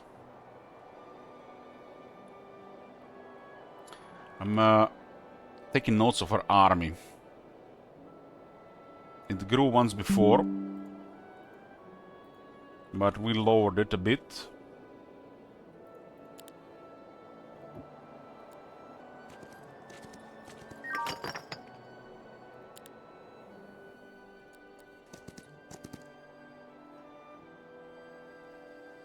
She recruits some troops, at least what was remaining in the city.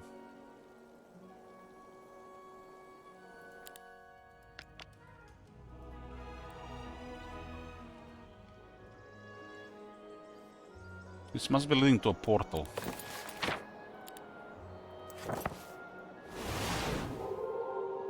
What if I upgrade this? I'm currently not getting any dust on.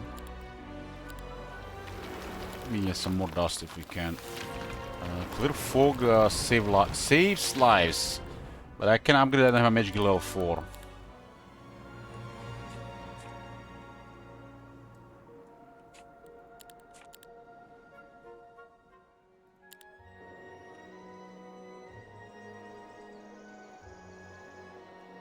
I could probably beeline her capital and cut her from the troops.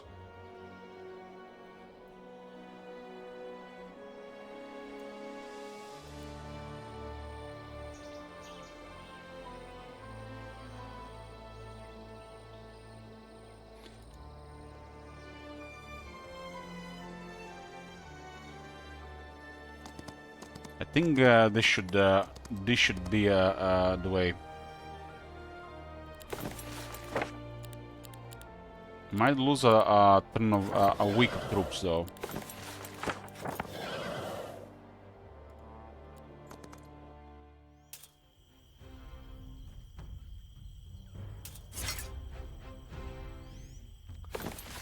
I got anti-magic.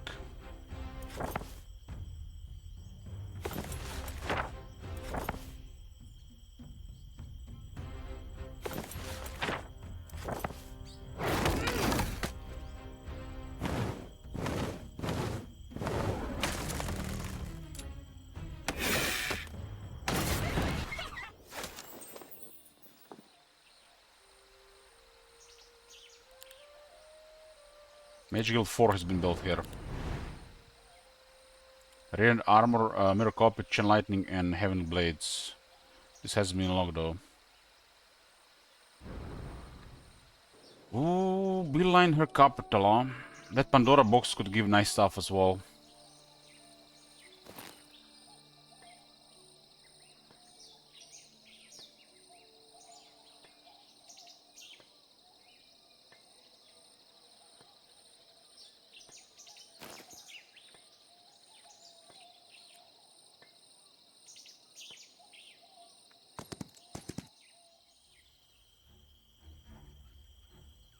We're gonna deal with multiple stacks.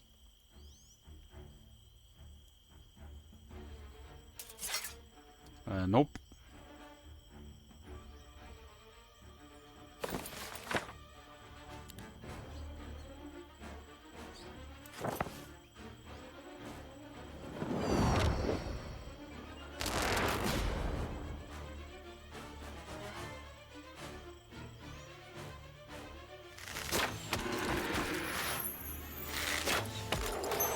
Damn. It's our lowest stack, by the way, on the lowest tier.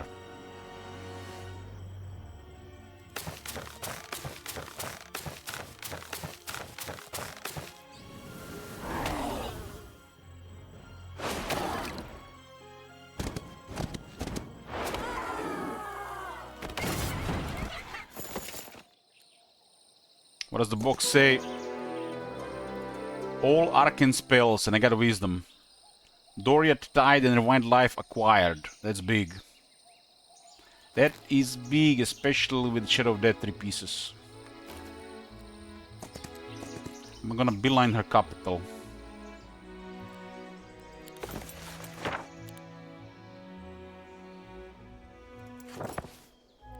I'm just out of range. One tile. Are you serious? I think it's just one tile.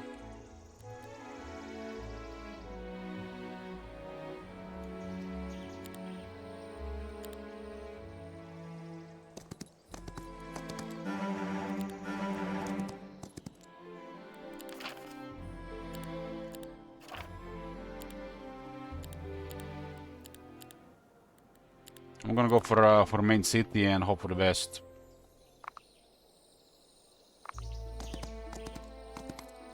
There's the reinforcements. Okay, rough terrain for her for sure.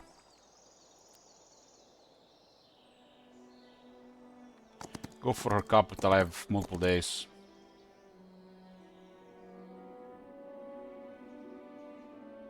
No reinforcement for you, babushka. The Necro is so pressing on this map.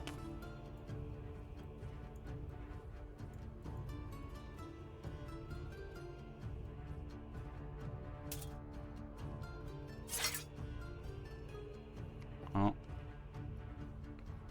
18 Avatars of War and 8 Vampires.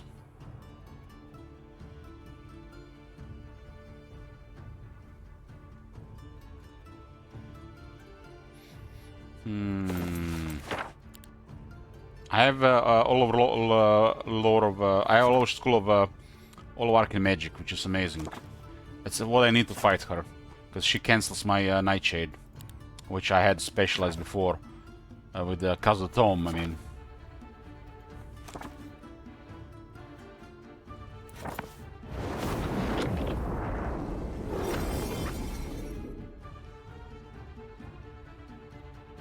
the Phoenix could do max damage there.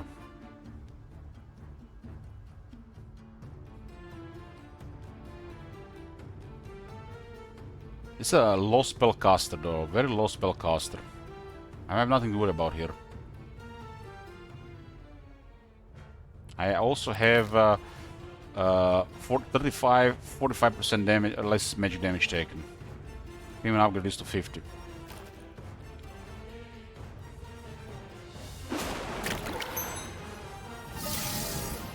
Nothing to worry about here.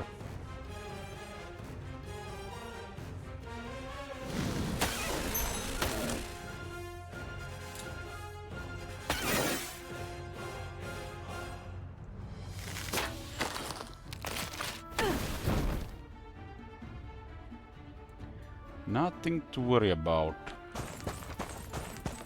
Get rid of that 3 pieces, I lower their speed initiative by 1.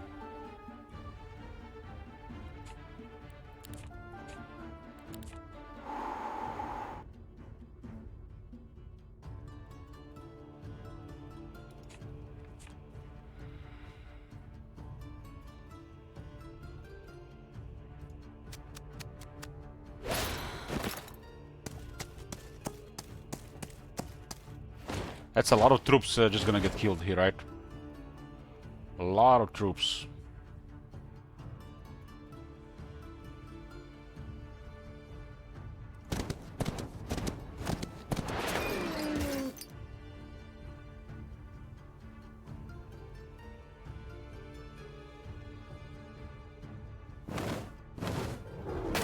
Bug strike. Would they kill my phones, my precious phones? Come back. Thanks, Pandora box.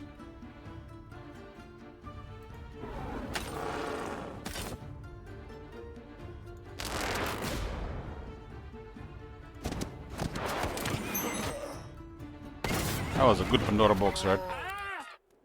Pandora box can teach you the entire school of magic, but you do have to have requirements met. So you can learn tier 3, 4, and 5 unless you have wisdom or that school of magic unlocked at the tier 3 at least. I'm gonna go for her city.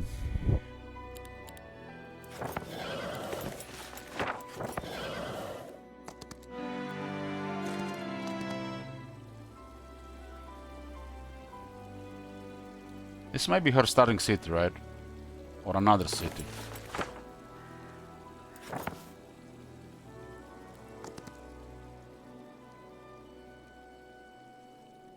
Considering where this goes, I think that's her starting city, although the area doesn't really show it with the resource buildings.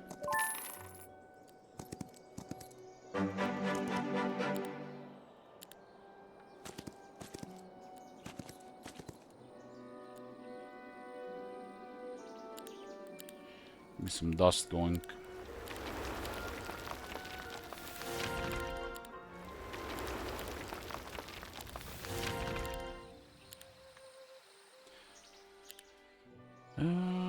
Okay.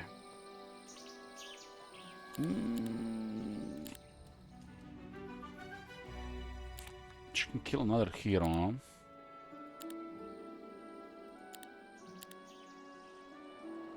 Don't really need a naughty.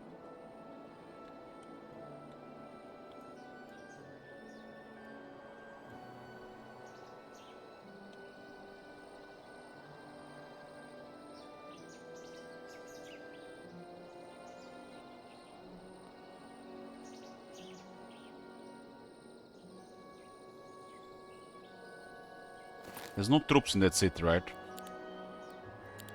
So we hire a hero here and make sure we mess up with her movement, because she cannot really perform really nice in this terrain.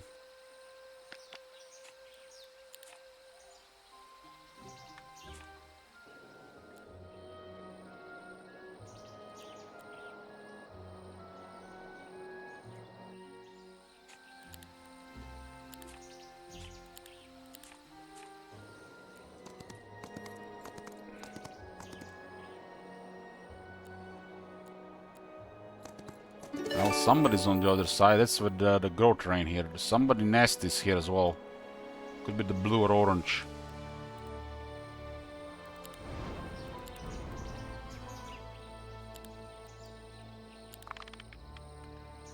At least we see the other side.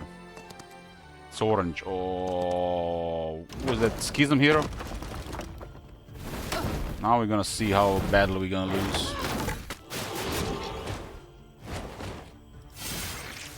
Radiant armor level 3.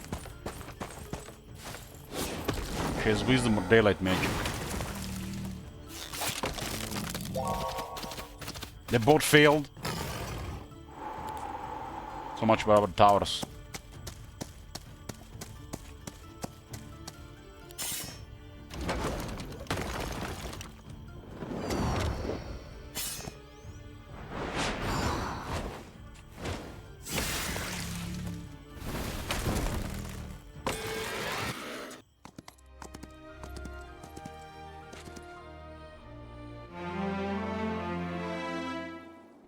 Orange hero.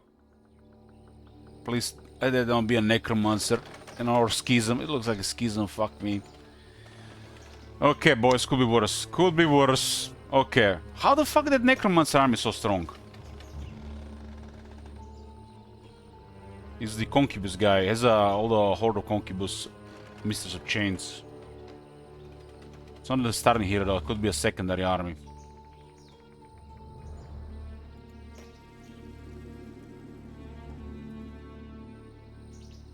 So she gained some more troops here now. She gained a Dread Knight somehow.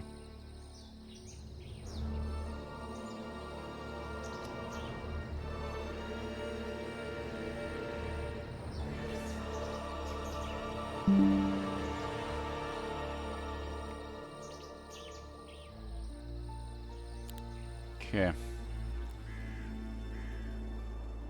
This might be her main city. It's her main city. And everything's been recruited. She was delivering it, but they got wrecked.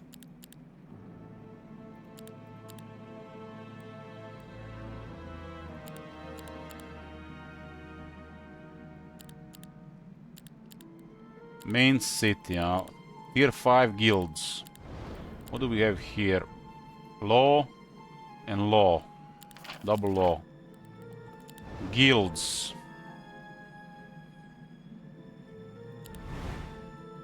Wind got upgraded. We got web level 4.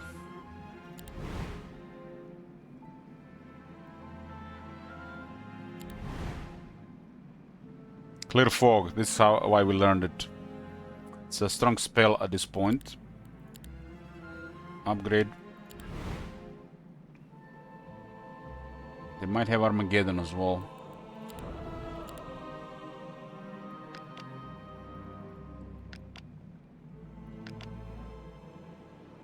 Well, it might be her main city. I would say it's a main city here. I don't see lumber or ore.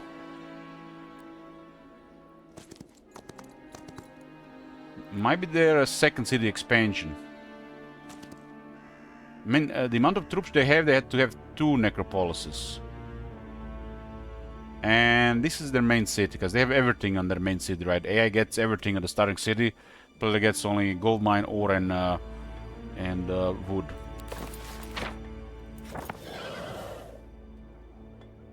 I have to tell you guys that Apocalyptic with no global mouse spells on this map is probably impossible, unless there's like a planetary alignment.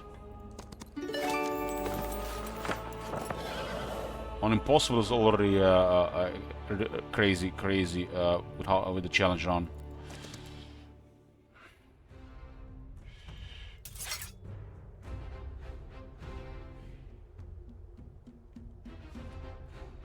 So I got both her cities, but we have to deal with 2 other opponents after we deal with her. This might be a dead end. I think I got everything from her. Gold and gold.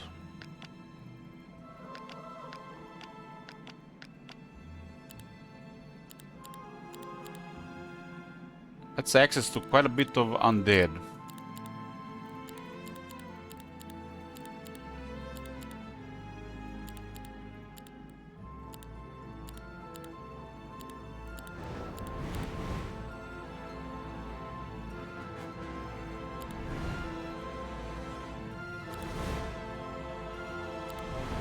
Clear fog, no level, with radiant armor level. That's why she has level 3. I think we crippled her completely here. I think.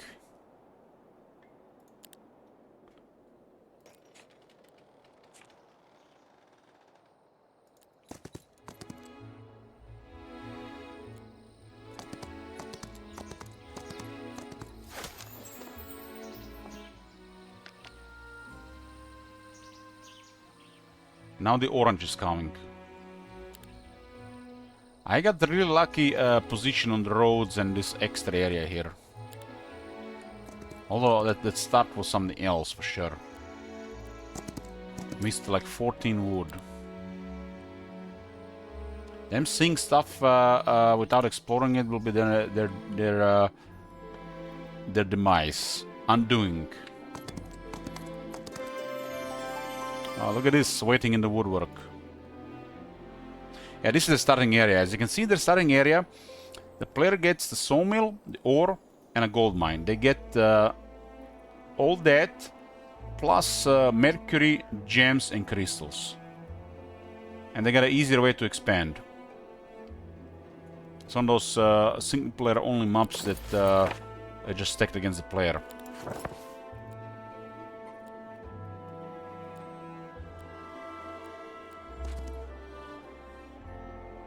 This might be a dead end leading to a big door somewhere. My hero is pretty good, just need to retain the numbers. And without a town portal, it's gonna be rough outmaneuvering them, especially with stronger armies. Gotten lucky so far.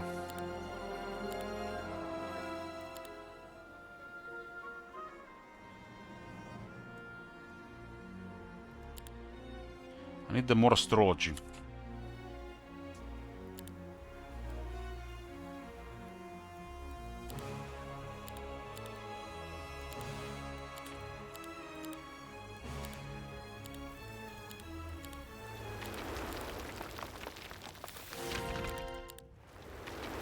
Astrology acquired.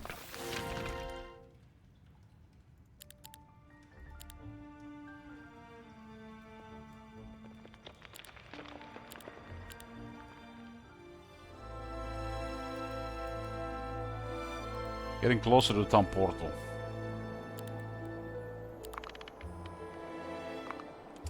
Having no moon penalty is also pretty big here.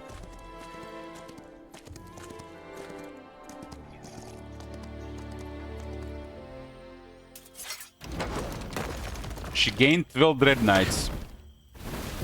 How?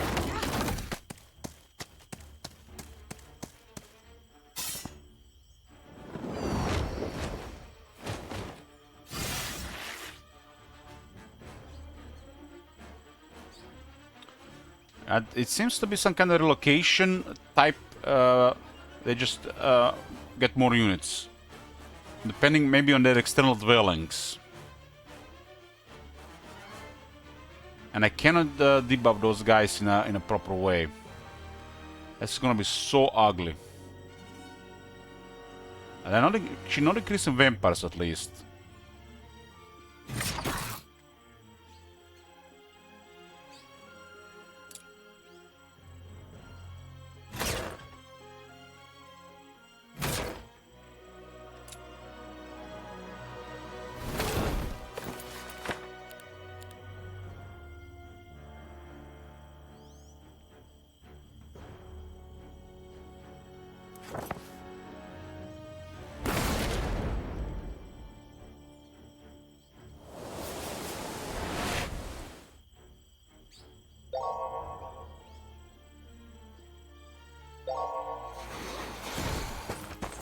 Reviving.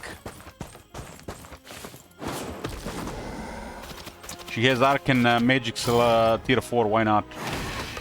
I guess no offense, defense, and stats like those, it makes sense. My hero is definitely way stronger, but this armor is ridiculous. She got radiant armor. I don't get win level 4. Whatever I'm gonna do about radiant armor, if she casts radiant armor on the army, we'll have to deal with this thing at the same time.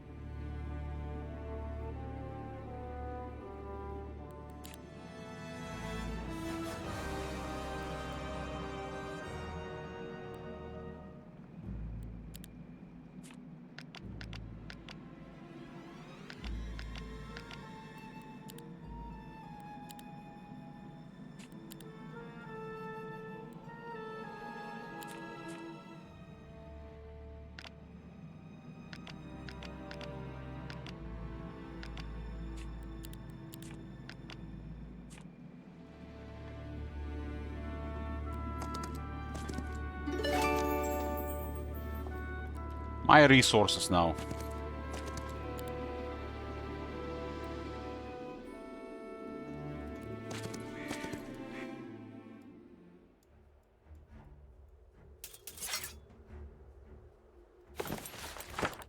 I've acquired the lore of the School of Arcane from the Pandora box. So this kind of gives me an advantage, but her numbers just keep growing. I didn't have a spell advantage before, since I was having the Nightshade Tome and she's a Nightshade Specialist.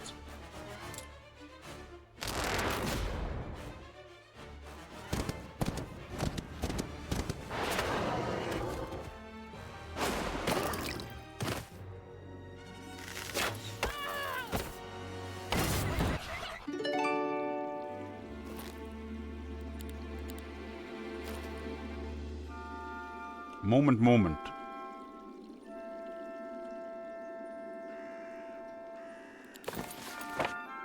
Got me a Clear Fog level 2. So she didn't go the other path around. Our cities are connected via 2 schisms. She went to the portal.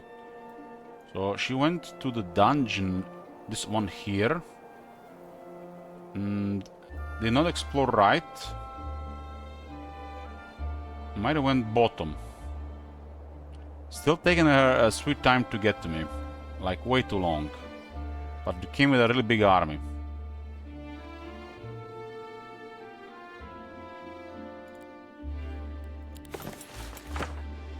It's day 6. I think we can get back to town. This area should be clear. Should be clear.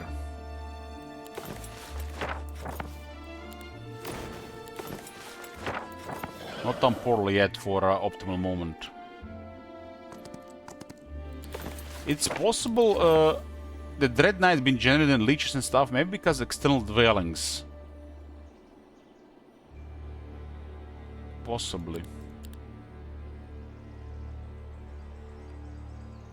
Let's secure that area with stuff. Just explore the vision. Explore. This guy's kind of stuck in the corner, but she's wasting movement to go up there. With no logistics, 2 turns.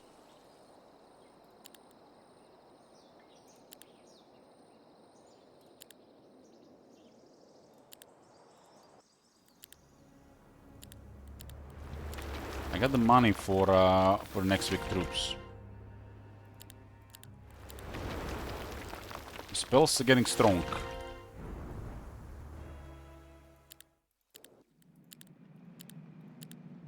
Mage 4, not there yet. Getting the dust right now.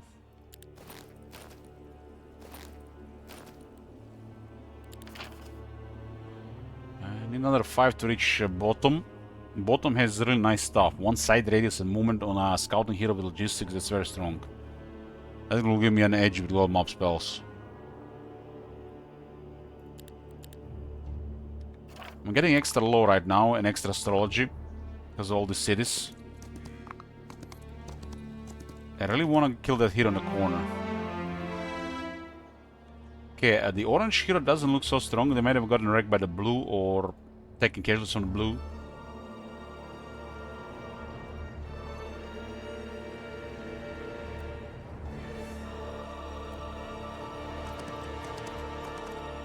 I'm gonna secure this area.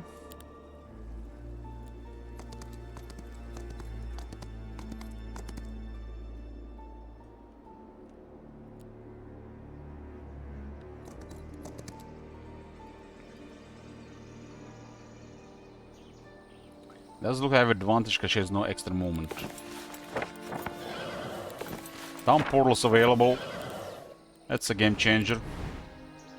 All those towns with astrology paid off. 7 movement left.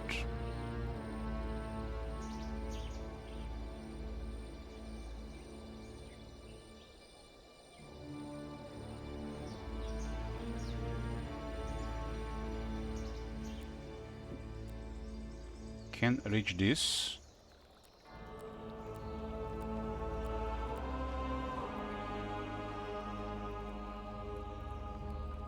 So I basically cannot take the city this turn, but I take it at the start of the week. And orange is now poking there as well.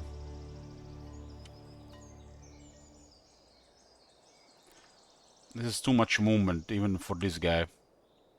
So this tells you that how much they can move in one turn without no logistics or pet finding or stuff.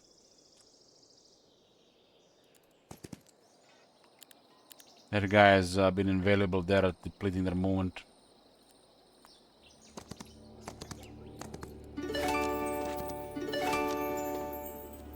They have everything here. And they haven't even entered this. Makes you wonder where they went. Investigate what's below the dungeon.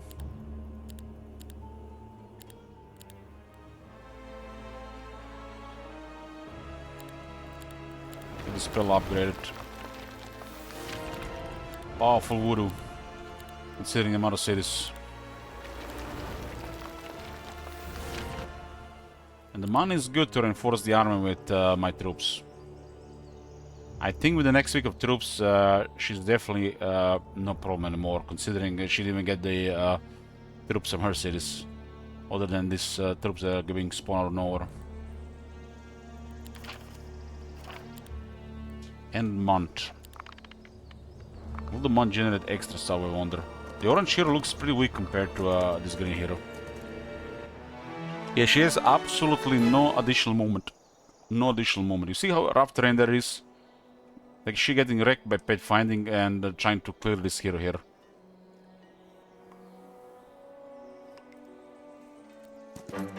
Yeah. Totally wrecked by this.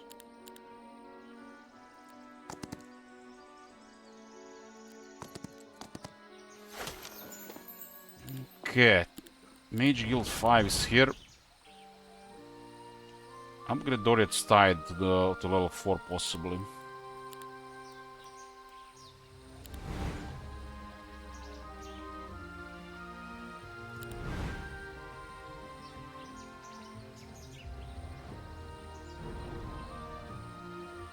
I can get everything.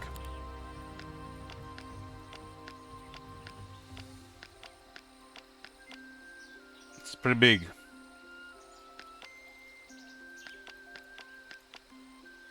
Pretty big.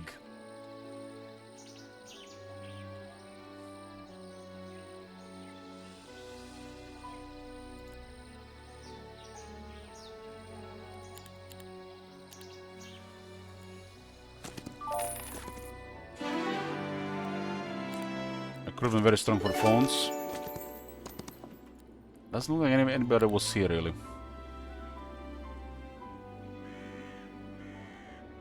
Can capture tier 4 or higher, we have to clear the guards.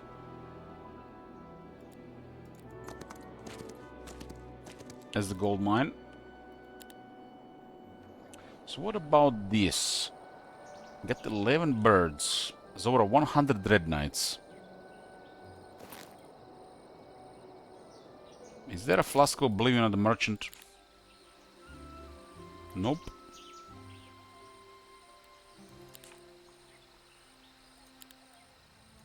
No artifact merchant. Need wood.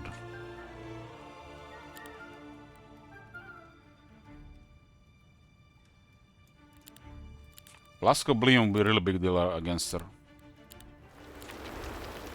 Ring of Life. That's part of the set. But I need Flask of Oblivion resistance. No Flask of Oblivion. Daylight spells to get rid of the debuffs. Still might not be strong enough against her. She has Daylight magic as well.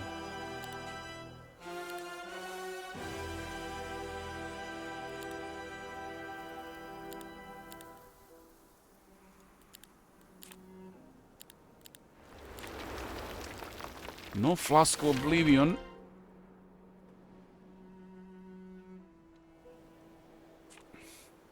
Well, nasty at dealing damage is nasty at casting spells. Although I do have resistance with 45% damage reduction. And -3 negative effects and -1 their spells. Okay, with this dust, I'll get more defense. She'll do Oblivion on everybody, or Twilight on everybody, and we'll have it for at least one turn.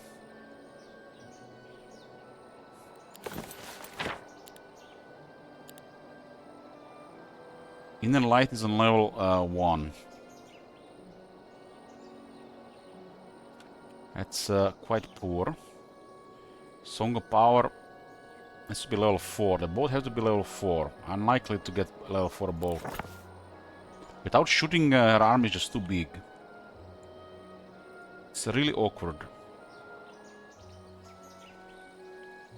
At least we know where the portals lead now. All of them. Except the bottom one. The bottom one probably leads to the blue.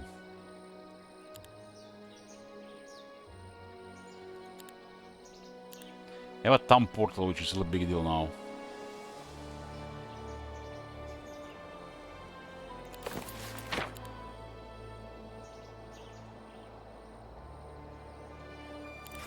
All these mage guilds didn't get a bird's eye upgraded. Has not even unlocked.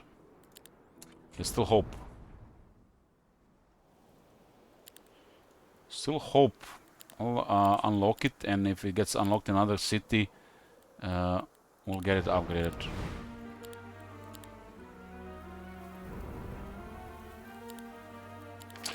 Ween is at level 2. Still is another level of Ween. She probably reduces spells by 1.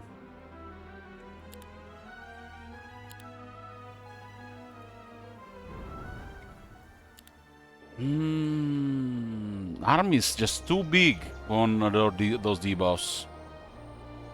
Don't have the way to deal with the debuffs. I need a Flask of Oblivion or high level spells. Flask of Oblivion will just guarantee that Twilight will be just 1 round.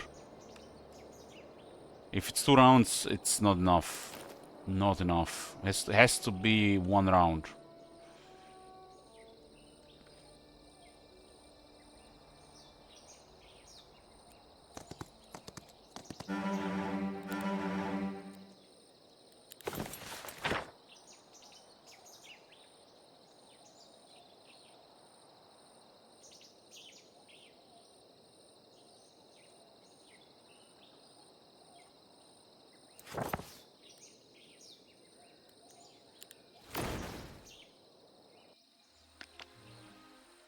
Can't say no to those, they are such high damage.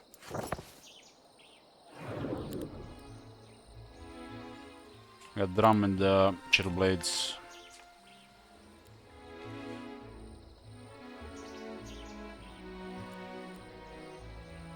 She's like 2 turns away from the city.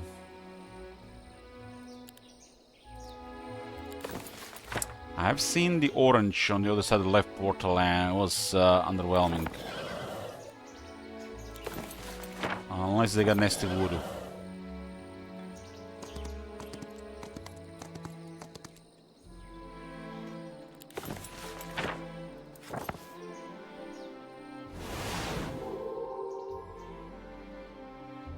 Oh, there's another army. Looks like the main army. So they split the troops between the 2 heroes, between the Temple and Schism. Just that Necromancer is just really crazy compared to everything else. It does look like they might be fighting the blue. So if that green Necromancer is the only thing we have to worry about, we might be just fine. Just have to play cat and mouse for a bit. The global mouse spells now give me a quite advantage. Just the numbers on the troops and the debuffs are the other way around. I captured both her cities, so she can get new troops other than this thing that's come from the difficulty. And I have better artifacts and a better hero.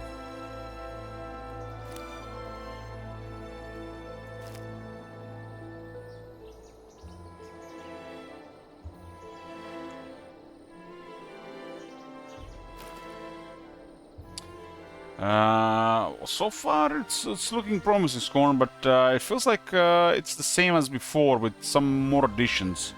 It looks like they made the hard AI a little bit more close to the unfair, and then maybe made the unfair a little bit extra. I'll take a break here, boys. I'll see you when I get back. We're back, boys. Sorry for the wait. Let's see if we can salvage this. Or save this. I think because they have no longer access to the cities, it might be fine. And the orange, it doesn't look like threatening.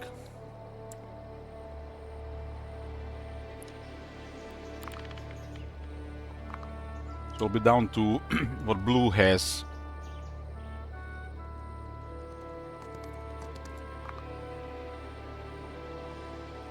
I don't think green has any cities right now.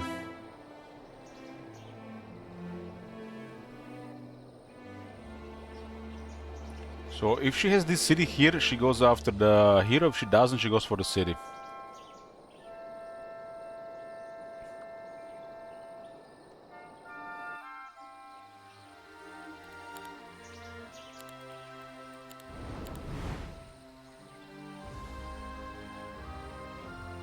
I got the thumb portal. I don't think I need to upgrade it. Dimension door costs 4. If I also upgrade thumb portal, there will be no dimension dooring.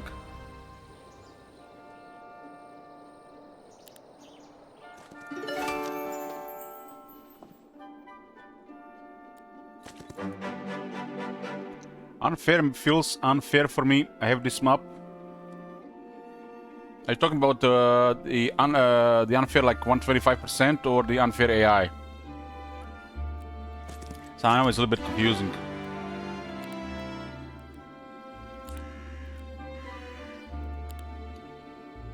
$125,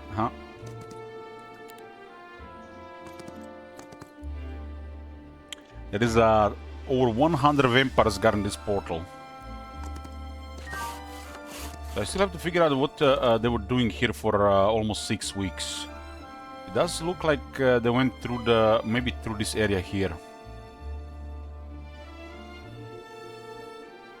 Oh, that's good, Rumi. That's good. You play the difficulty that suits you until you get better.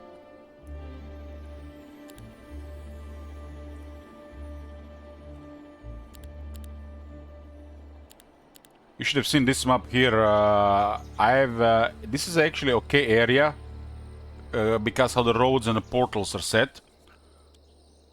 A little bit weak with the dwellings, and I have had wood on day 2 without 2 piles. So I was like 14 wood behind, and like feel like I've been doing nothing for 2 weeks, just because it started at 200%.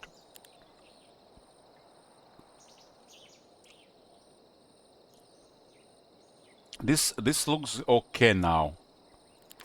I think we might have handled the green, and the green might be the most dangerous. Necro on this map for some reason always has crazy numbers.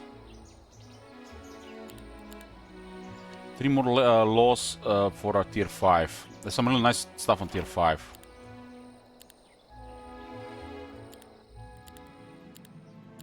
I got I think I got both of her cities. And if you don't capture a city within like 2 turns, then you start losing troops.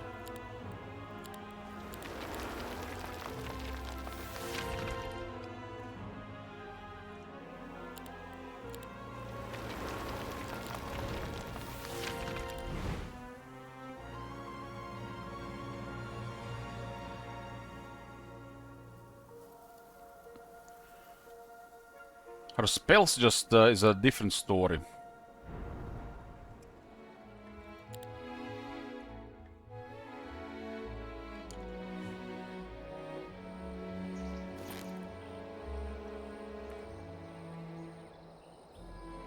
It's luck. I did upgrade morale and morale here, so I'm not gonna be penalized there as much. It doesn't really do much against her. I can't cast any of the spells against her.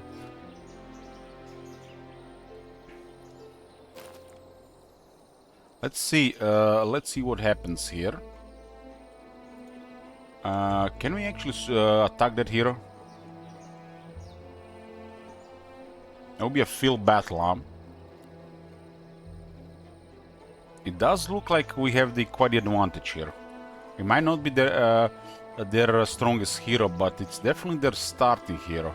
Oh, no, that's the other one. Never mind. I think I'm gonna fight this. They might have been dealing with blue.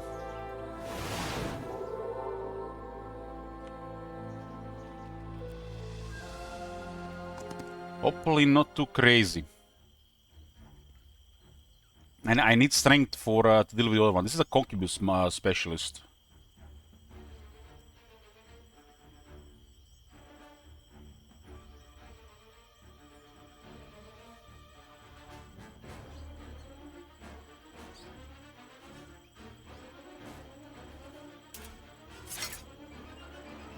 Okay, our army was not hidden information. It looks like a solid hero. Looks like a solid hero. I think they got defense. They might have defense. Maybe I should have equipped the sixth finger. I should have probably equipped the sixth finger against him. My morale and luck is max. Looks like this might be their main army. 51 of these, huh? They got pretty impressive stats. The sixth finger here would have been better.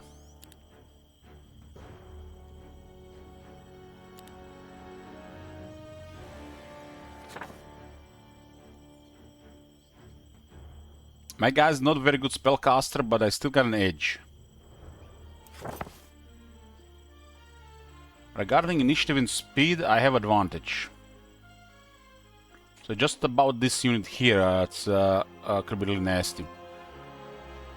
And of course the arbitrator. I think this is the main orange hero.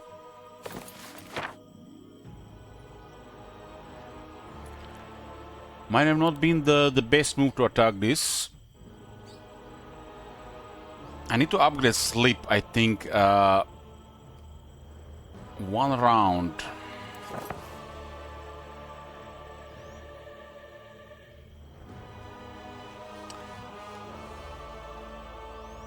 I have a really strong move here. I have to put things under danger, otherwise, who knows what you're gonna do.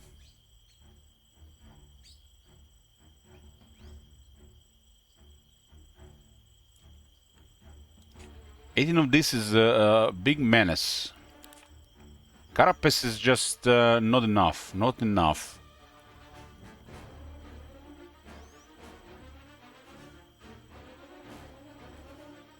I think we awaken the Phoenix.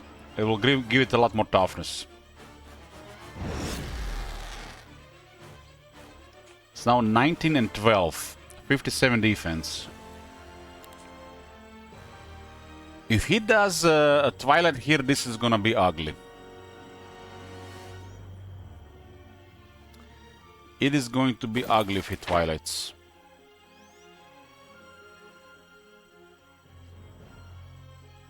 I can also Berserk this as well.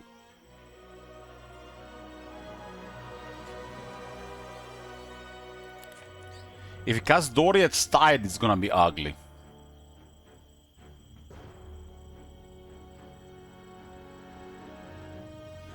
Man, I should have upgraded the sleep, man. I was so fixated on the babushka that I didn't think I would need it against the other guys.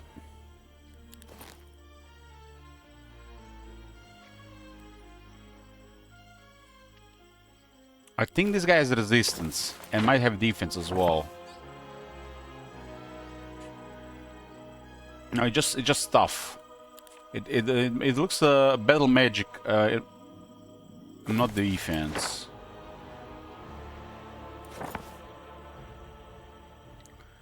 I mean, spells here are there's options, but everything here is, I don't know.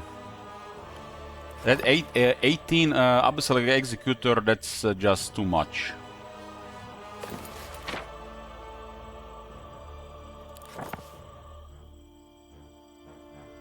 And my shooters go before their shooters.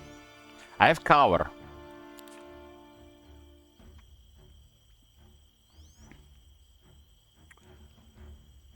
If I don't send in the Phoenix, it might get a little bit uglier, I think.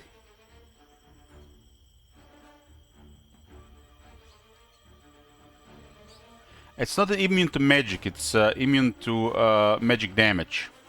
It's not the same.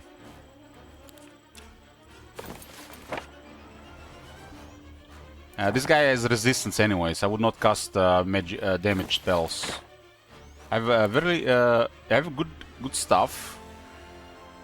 Special Snare looks very strong.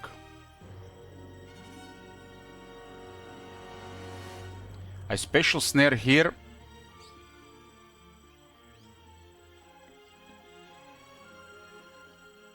And then hope for the follow-up.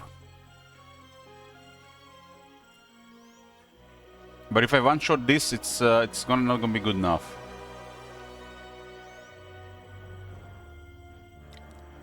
I could also attack the bottom. This guy has a lot of speed, but this thing is just it feels like just too much to let live.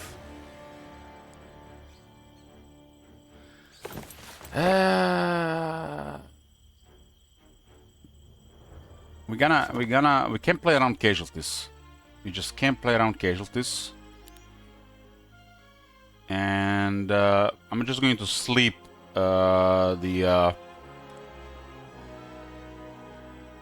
I'm just gonna sleep this thing. It has to skip its turn. That's guaranteed skip. Unfortunately, I only have level 1 sleep. I should have upgraded it in hindsight. It will skip this turn, so we're good. And we have to kill this. This is a no-brain, and then we have to worry about this later.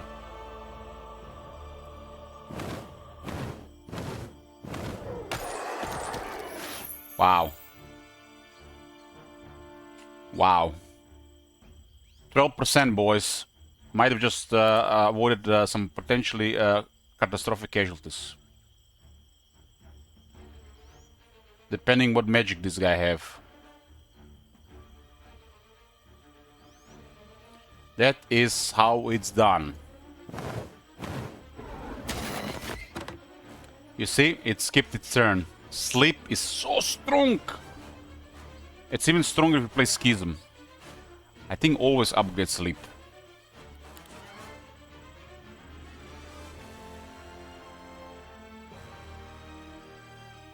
And since this thing is fully upgraded, it's 12 and 10, and he's on growth terrain, so I have advantage.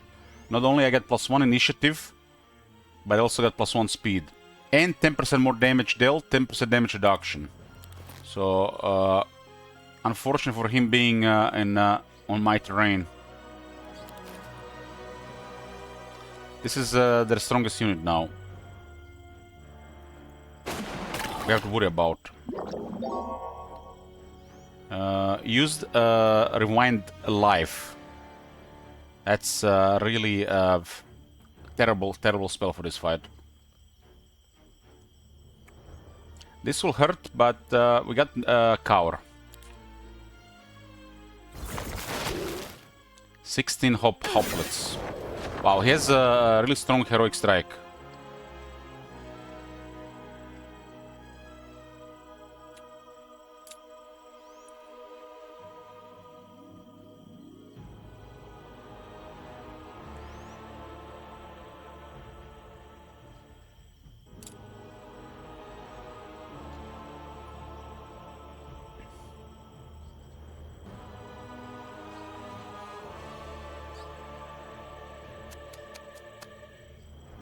Okay, here comes the big one.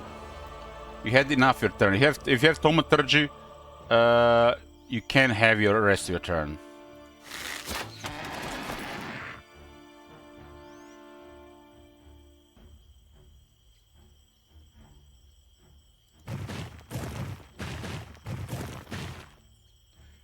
Okay, we're gonna do Swarm of Bees on the big one.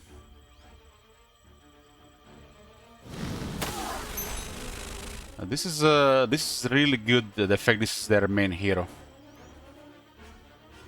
If orange is no longer in the part of the equation, taking catastrophic casualties against the green might be fine. Why the green has such powerful army compared to this guy?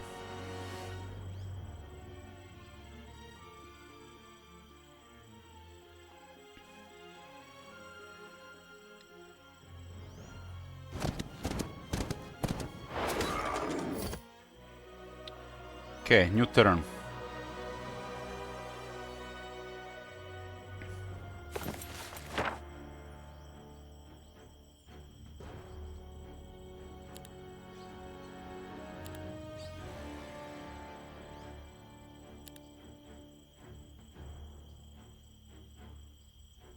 I got -1 the web, so he lowers my spell by 2.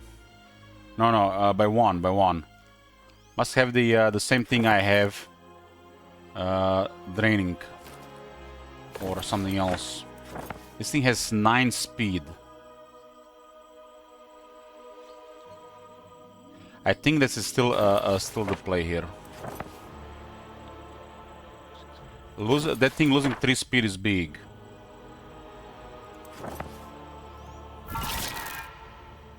Really big. Look at this.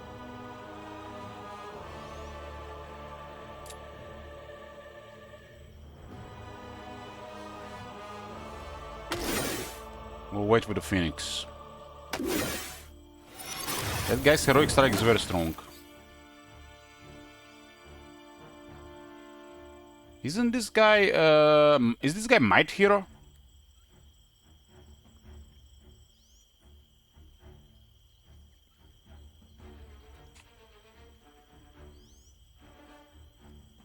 Karapesam.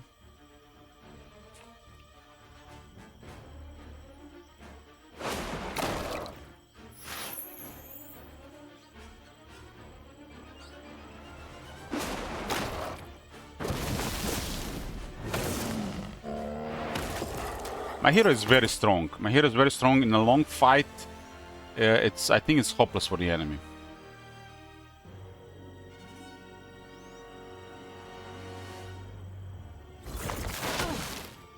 Losing a lot of phones here, but something has to die.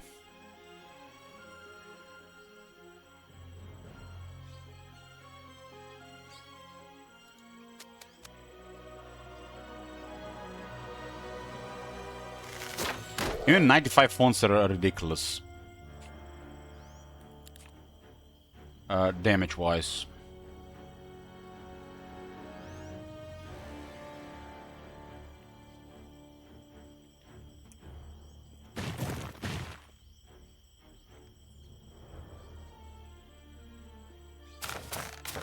Can't believe this. The web is messing up that guy.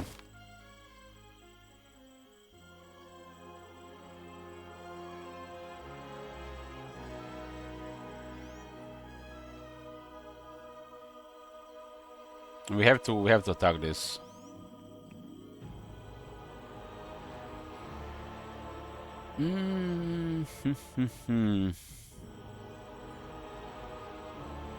So far only hoplets and phones suffer casualties. We don't attack the attack, and then we have to deal with it next round as well. We kept it out of the distance though. Killing another 4 doesn't make it any more dangerous, really. If I lose two killings, I think it's acceptable, considering this hero.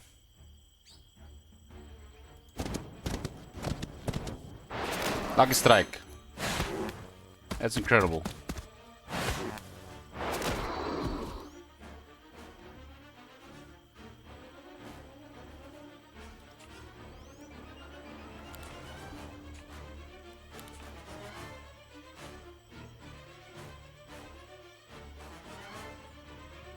This thing goes after the shooter arm. It actually goes before this one, so we don't have to worry about this thing.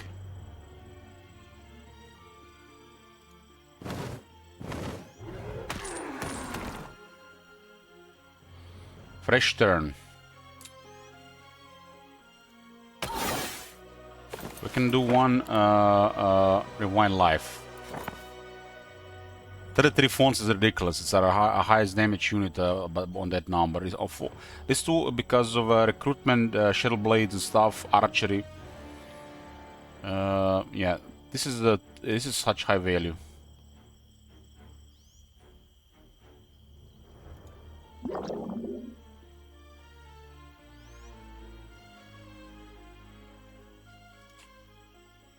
$18 of this cannot really kill a bird at 6 defense. Not with defense skill. Bug strike. Okay, this was definitely way lower kills than expected.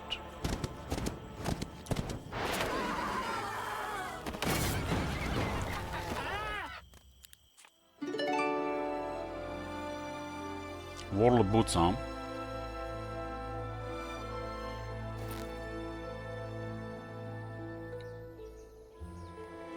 3 attack and 3 defense. Get rid of the flag of truce. I think it was the main orange hero.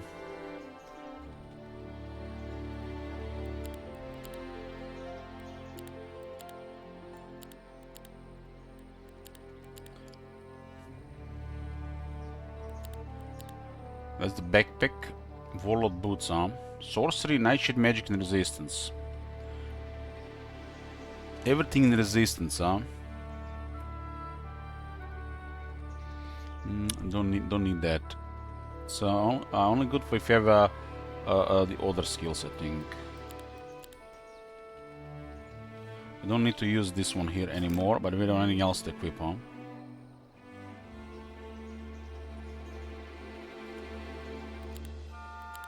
Warlord boots are crazy strong, and especially in a shooter army against the undead, and we have them penalty -1. So we might be actually. I mean, it might actually do quite a bit of damage before they cast Twilight.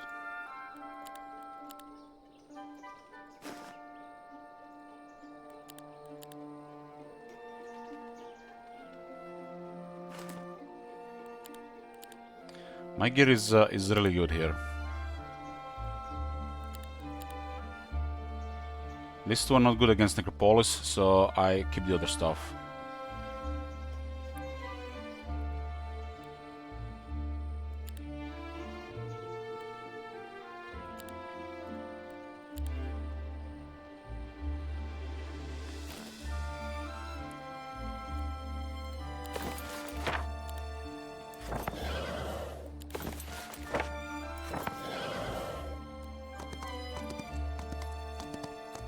Orange just got direct. This was not their starting hero, but it did definitely feel like their strongest hero.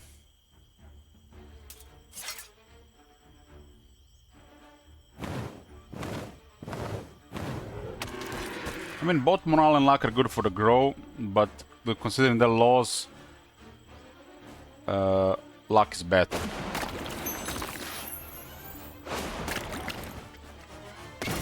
All the heroes were here, and this is their starting hero.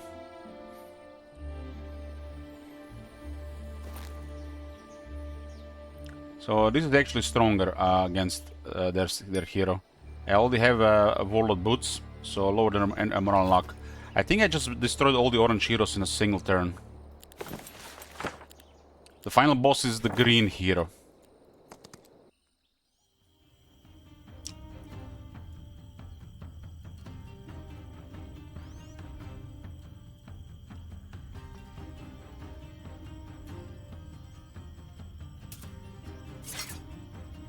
This is a starting hero, but the other one had a stronger army.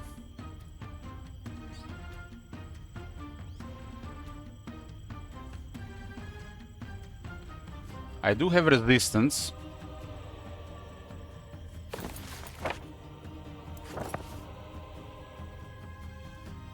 Phoenix going in is really nice where they're standing like that. 4 Archangels, there are 10 Arbitrators there.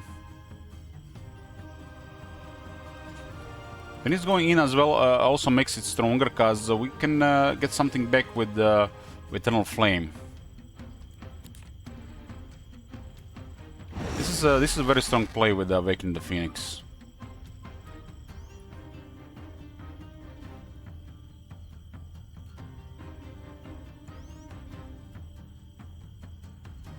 I think we kill this. This is also pretty good though. I have to remember this thing is Nukas as well. It's magic damage, but I have 35% damage reduction.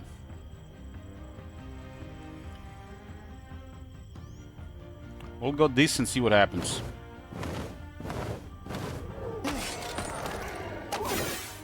Heroic Strike and Rewind Life. Okay, nothing to worry about. 4 Archangels, I can kill almost all 4. My guy's archery guy. Wait. My guy actually does so much damage now on 26, right? That's 23% extra damage, per additional up to 30% from ranged and ranged units. So my guy does so much damage.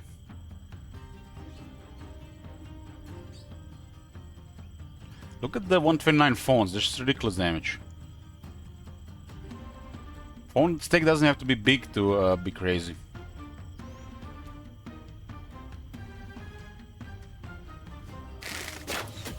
Hug strike.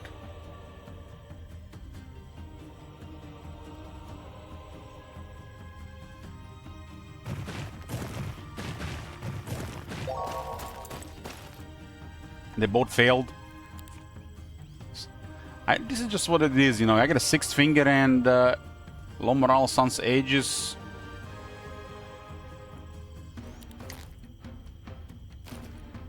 This is my first time playing this map on Apocalyptic, and the start wasn't great. I like got like 14 wood.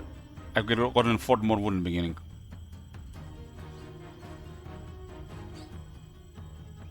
So they went Heroic Strike on the Hoplet. That's fine with me.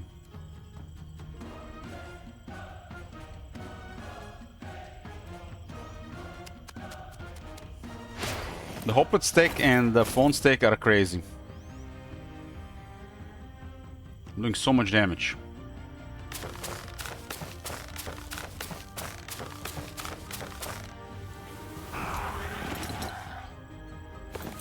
I'm going to rewind.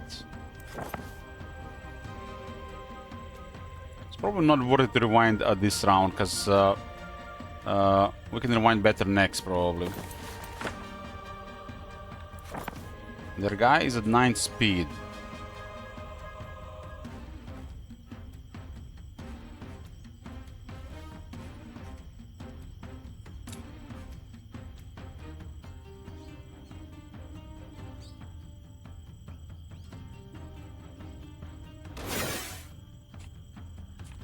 I mean, we have Shuttle Blades, we got Archery. Hoplets are really crazy. This is Grove Terrain. I got the Drum of War. Recruitment is just extra. It's mainly this guy. This guy, the shooter specialty, does so much damage. It's just the offense specialists are some of the strongest heroes always.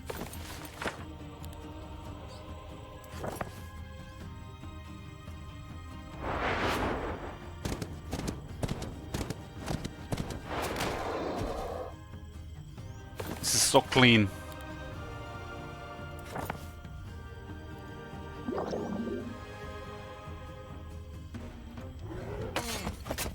I believe I destroyed all the orange heroes here.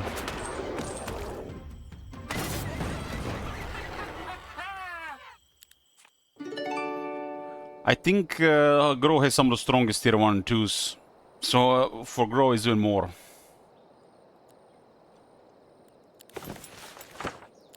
Unfortunately, I'm missing one move here. Look at this. I can't reach the city.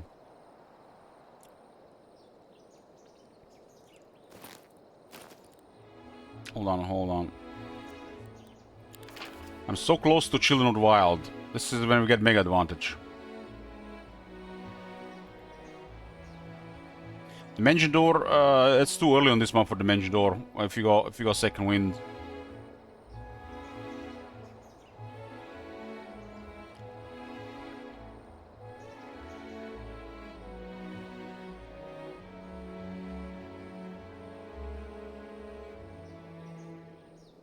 Okay, I can actually unlock Children of the Wild.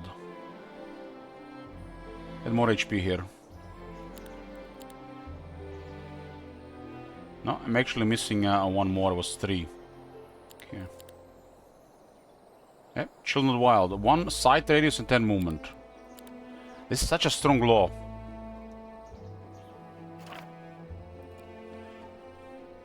Two to the movement, huh?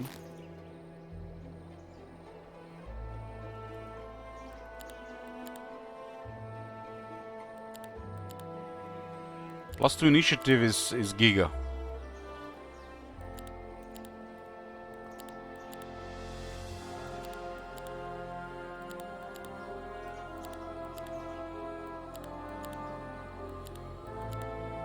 I have also quite powerful items. I just need a better head.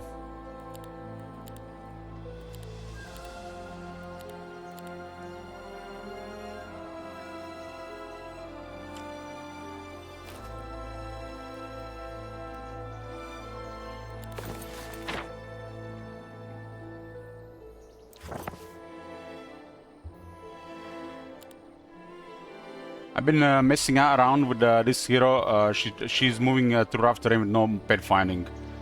She really wanted to get that hero in the corner. And I was like, at the start of this map, I'm like, oh, look at all this pet up there. So much movement to get nothing. And then like the enemy strongest hero wastes 3 turns trying to catch nobody there while I'm doing my stuff.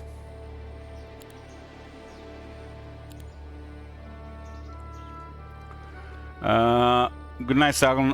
When is the multiplayer weekend? It's in the weekend. Saturday, Sunday. We're gonna be doing, I think, a different map this time.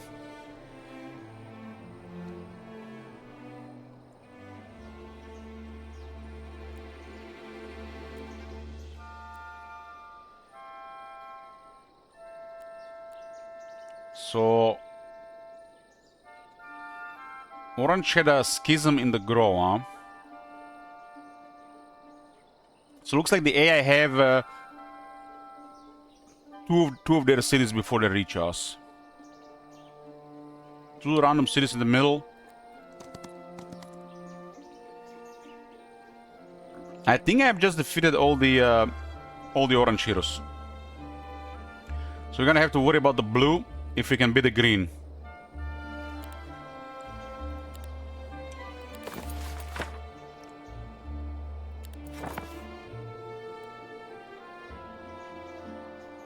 And considering I wrecked orange, I think we go back to town and try to defeat the green. Green have no cities, and if they move around with no cities, don't they start losing units?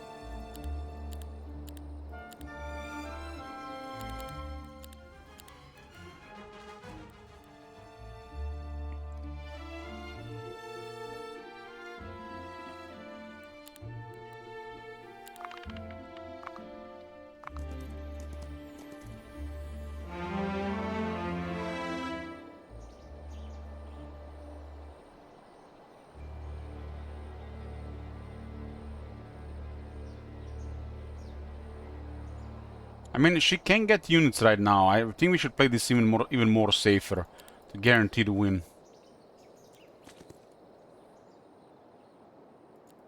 Now, there was definitely a lot of Dread Knights available in this area. Dread Knights. No wonder she has so many Dread Knights.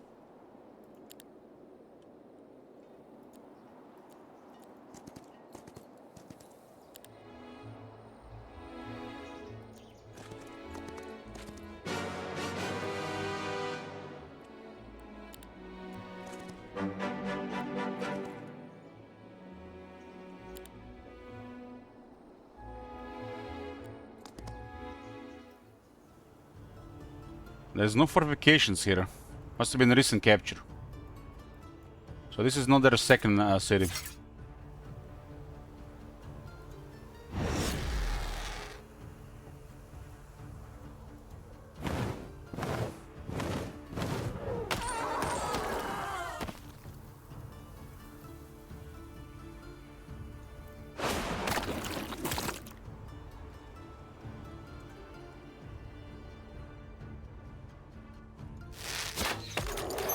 11 Phoenixes are quite a big deal as well regarding toughness.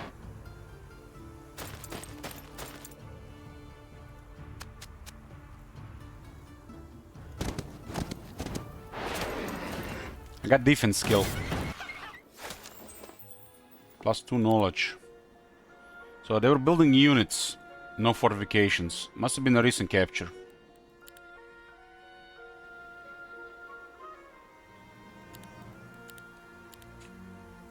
There's a marketplace here.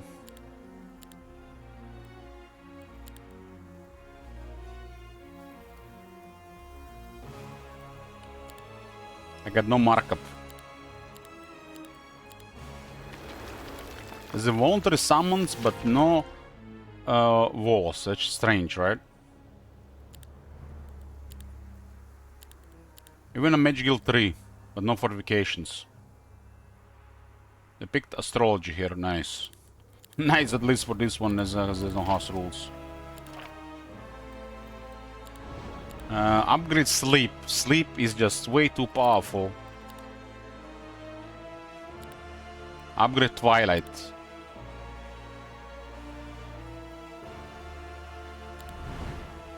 I got web level 4. I got level 4 carapace. Level 4 wind. The Bushka does have riding armor.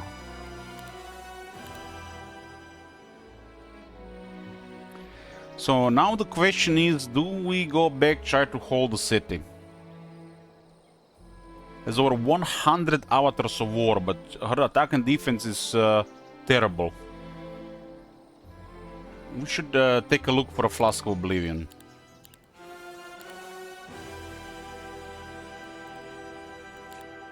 Flask of Oblivion is just a game changer against her. Necropolises and Hives don't sell artifacts. No Flask of Oblivion. I think I already looked.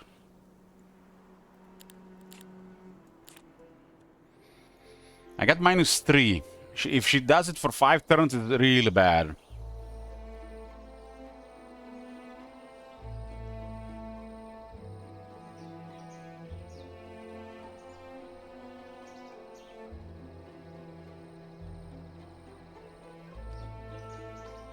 So let's see this. One cross. It has to be one cross.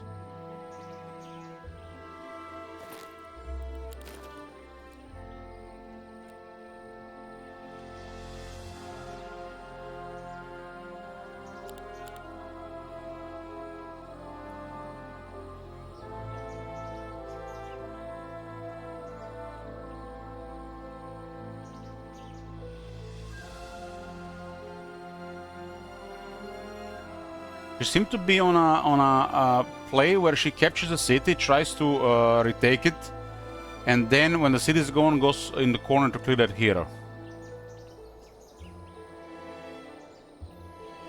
And I don't think she has any cities right now.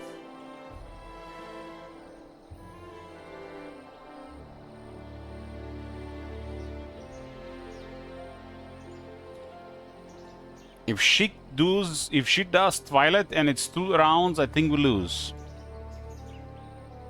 It's like, just lose. Does feel a little bit cheap flipping the city and making her go up and down. But we outmaneuvered her. It is our right.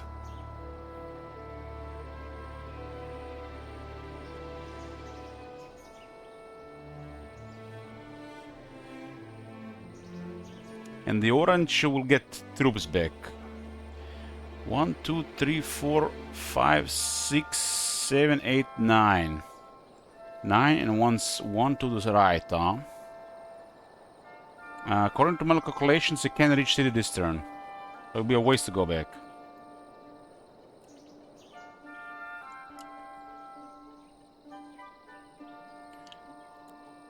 This can be Orange's. This is their second city.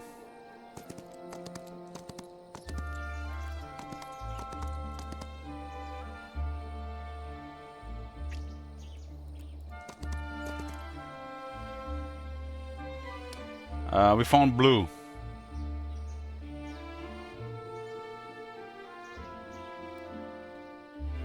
So how did the orange even get here? Oh no, they come from here.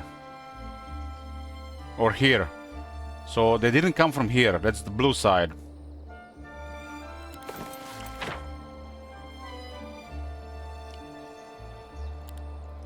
I got magics to help. We don't want to mess with blue.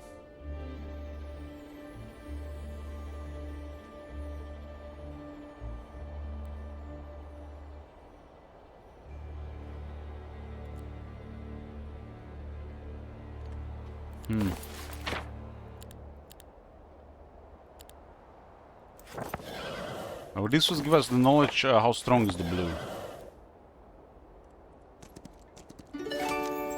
I don't see any heroes here. Since I have global mob spells, I do have quite the advantage moving around. They can't deal with that.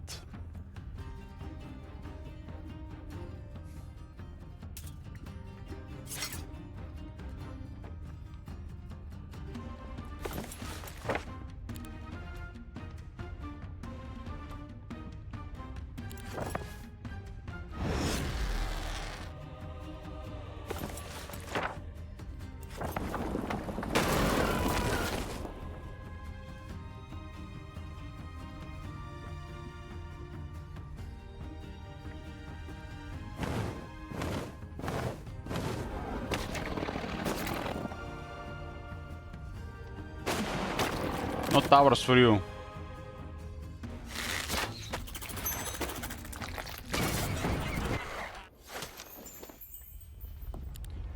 It's almost a fully built hive. I think at the moment I get the Dimension Door is GG.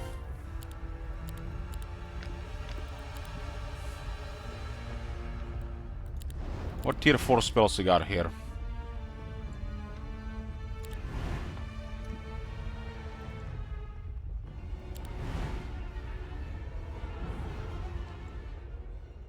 This is the second area, 2 gold mines here.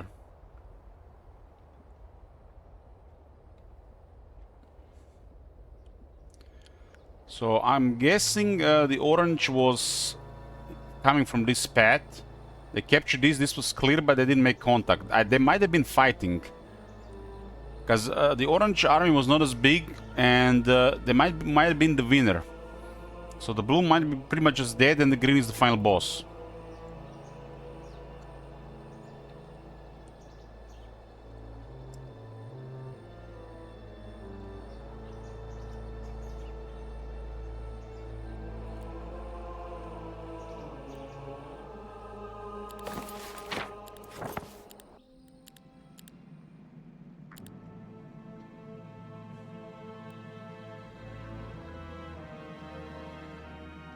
Right, the undead arm is available.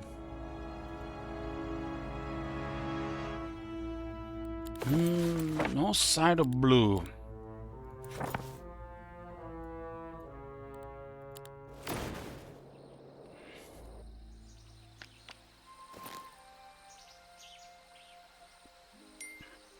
I have very good gear. Very, very good gear. Just need a better head.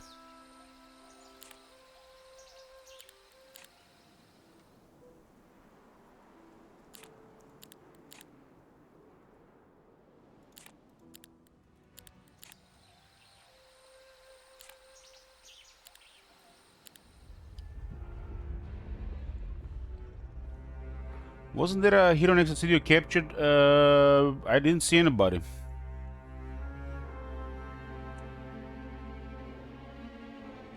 According to the minimap, there's nobody here. Hey, Matt. Is the what do we have here? 4, huh? Ah, looks like the green is the boss fight.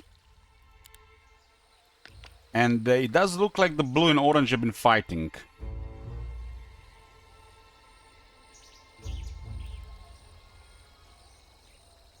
I think I can just do this cheap strategy here of just making them circle around while I'm getting more and more troops. In a couple of weeks, I do have a clear advantage.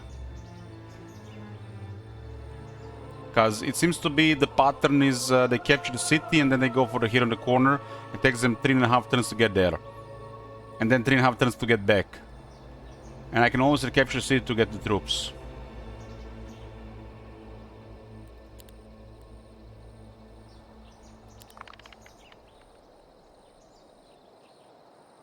Two blue heroes, one came out of the woodwork.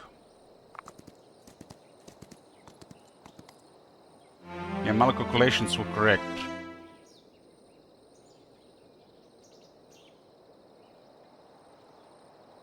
I defeated all the orange heroes. And this might be the main blue stuff. It's the Dungeon Pepe. So it does points out to that the orange and the blue have been fighting the entire game, while the green was just farming.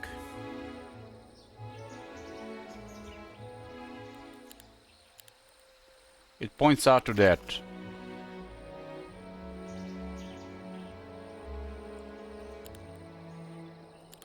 We'll go with a fight with the green, and whatever happens, happens. Instead of just making her go around for a couple more weeks.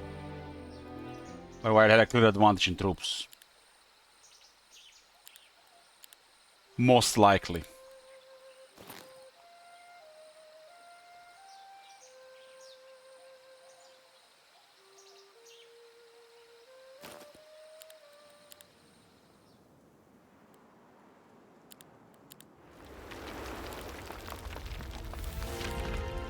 She has stronger magic, but I have stronger combat. But she kinda counters my army because she's Nightshade.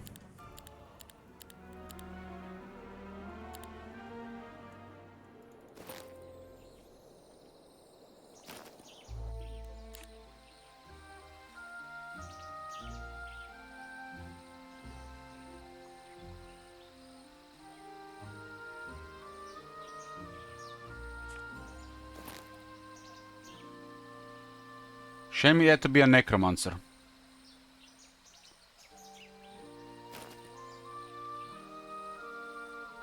Okay.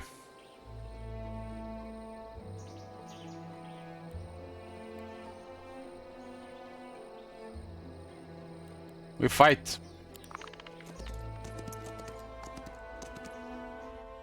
So all the blue heroes appear out the woodwork here.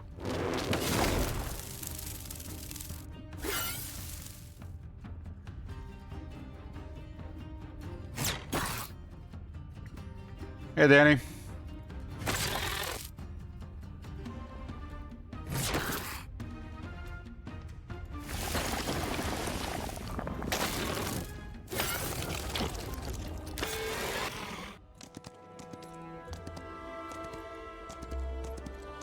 Yeah, blue is not a problem, it's just the green. They don't want to fight. Okay, this changes things, they don't want to fight. Well, that changes things then. We keep grinding. She has no cities right now. Wasn't she supposed to be losing troops because of no cities?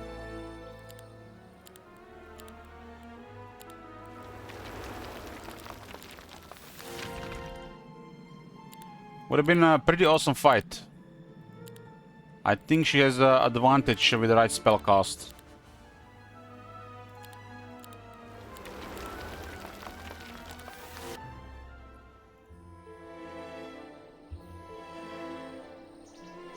How many vampires do I have now available? I can get 8 vampires, huh? Gonna be 16 next week, that's big. With town portals, I'll get clear advantage in high tier troops.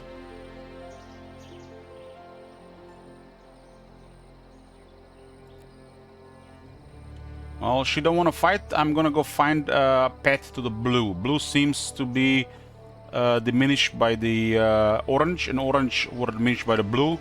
And I defeated all the orange heroes.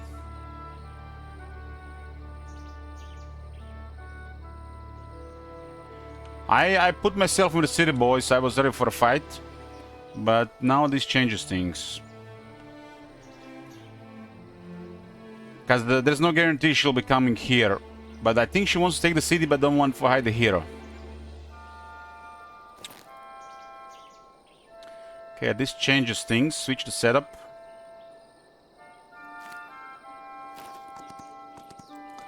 I'm gonna go look for the blue. I have global mob spells.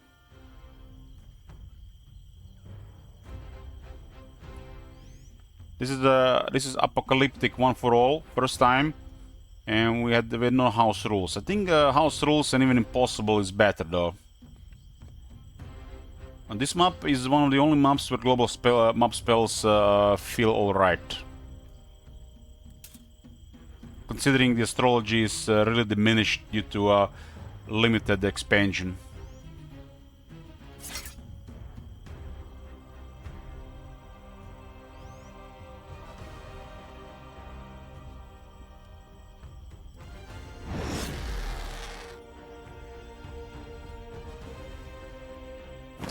Guys, I know it's 3 in the morning almost and everything, but I'm gonna put Light Weaver to sleep.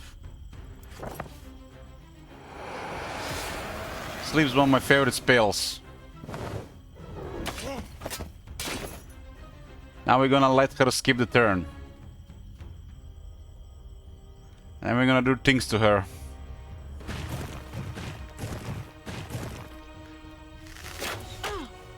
Sleep is so strong, especially with Schism. Schism can extend sleep beyond what is usually possible because of their laws.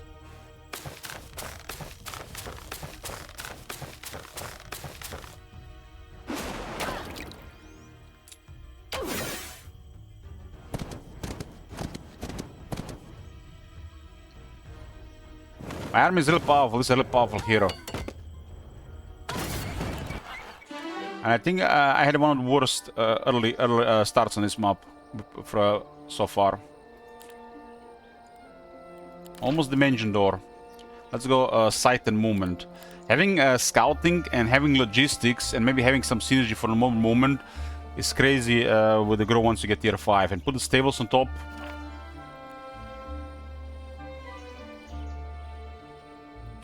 Okay. This brings us to a Grove area.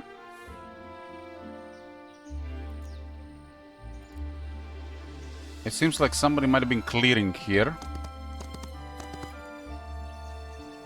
No.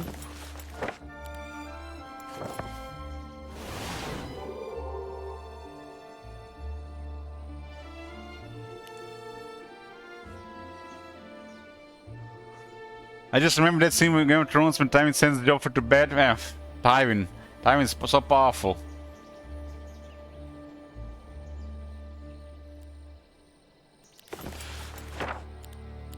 That man had gravitas 211.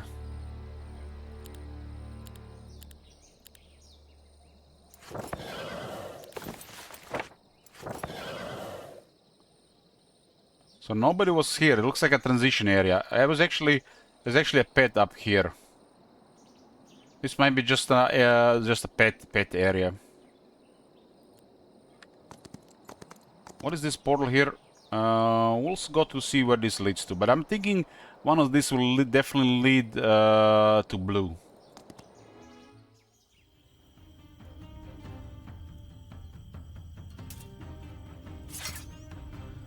That's a lot of worms.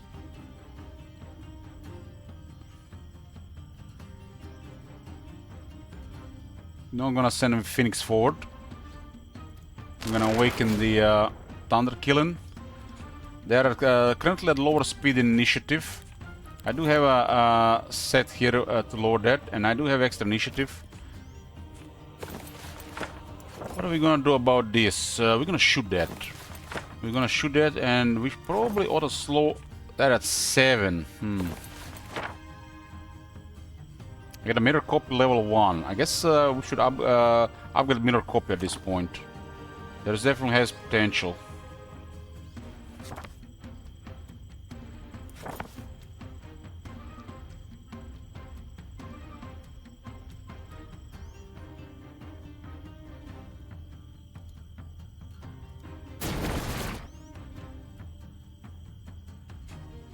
They are all negative there.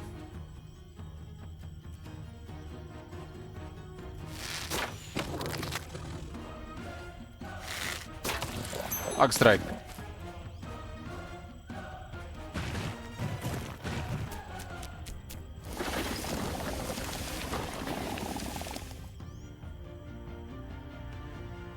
Look at the whole 149 down hoplets. They're killing 31 warmers. It's so strong because of the setup here.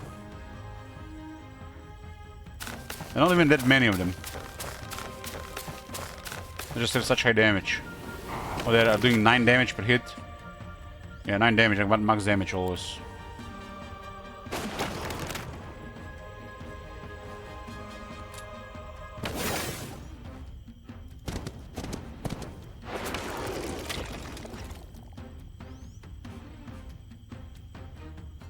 I think this is fine.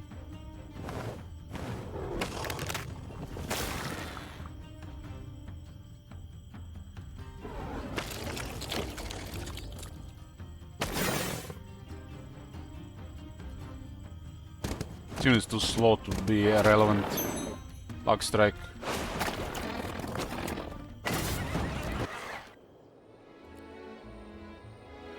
Oh, so this brings us back here. So a transition area.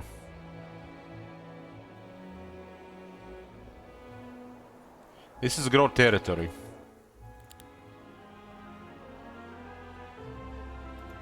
I don't have the towers here, huh?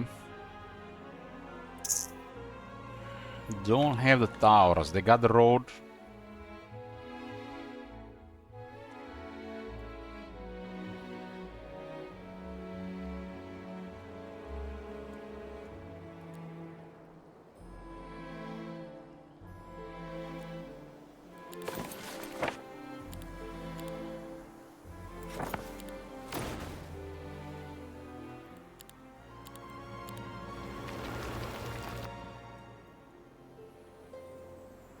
So this leads there. I'm just gonna go back home. I'm getting troops in a couple of days. Maybe she comes back.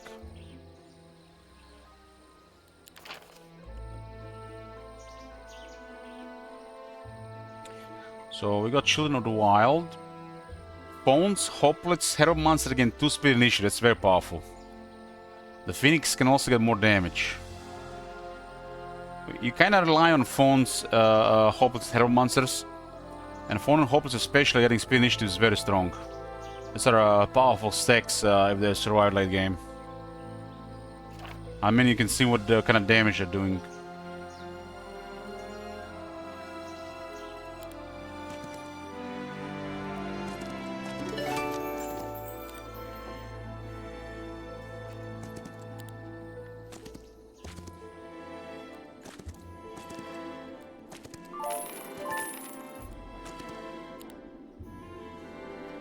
Okay, I don't care about this guy doing his thing again.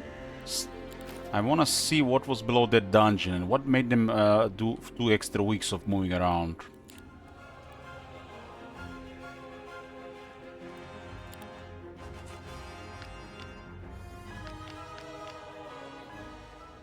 Or they really just did nothing for 2 weeks.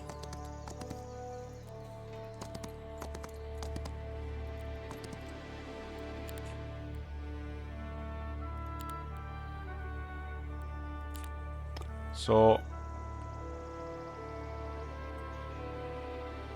basically this area here that is not even cleared, and this is their starting area that's not even cleared.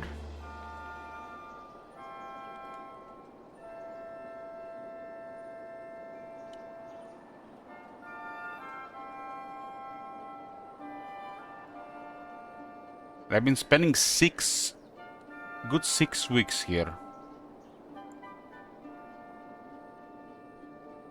2 necropolises.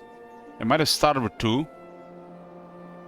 I mean, considering their numbers, it fits.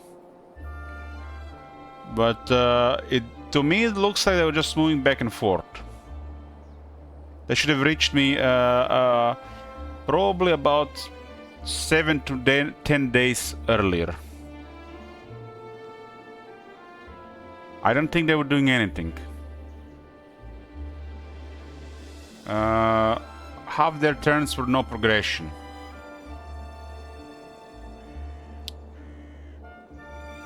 Probably close to half.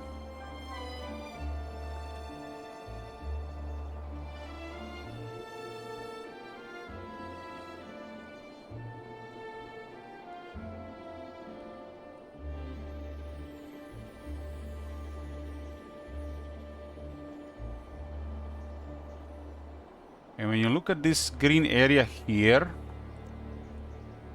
this is when they got to me. I probably ignored this portal for way too long because it was powerful. So instead of taking the road, this road here, or this road here that had weaker guards, they waited, I would guess, 3 weeks, 2 at least, to get strong enough to just attack these guards. In that time, they could have cleared these guards, and they would have been on the path. They would have been on the path, not here, on the path to another city and direct approach here. I'm fairly sure they spent 2 to 3 extra weeks, because these guards are insane. And this might be one of the reasons why nobody came to me in a while, because the 2 connecting portals from the sides where the orange and green and or blue could come, but the orange and blue were in contact. The guards were too strong, so they waited 2 extra weeks of troops to attack those guards. And this is why they came much later than average. But the orange army is still beyond ridiculous. And or the green army is still beyond ridiculous, and the orange and the blue are too diminished fighting each other. And I defeated all the orange heroes, so it's just the green final boss left. And for some reason, don't want to fight in that city. I think she's on a mission to capture a city, but not take a fight.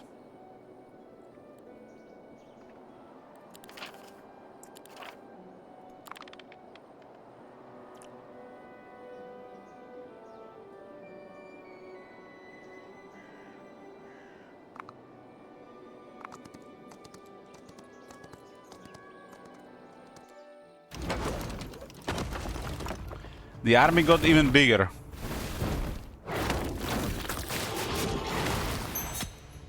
The hero did not get more powerful though.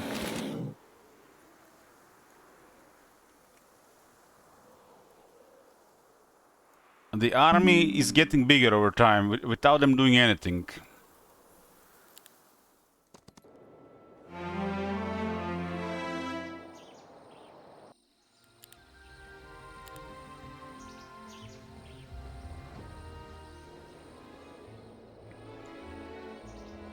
I've captured their cities. Phoenix growth and damage. Although this is nice as well. I think we're gonna get an extra Phoenix.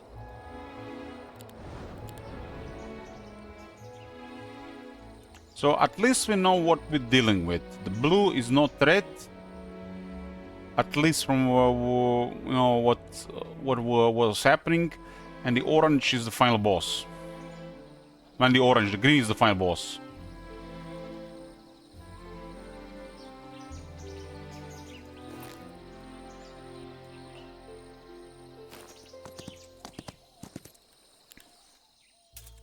My hero is more powerful, but they got a really obscene army.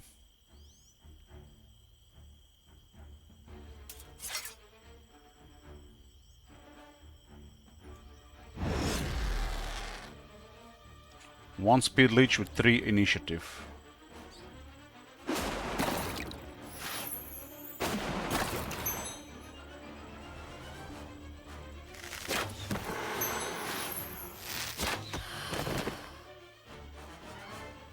Question is this enough?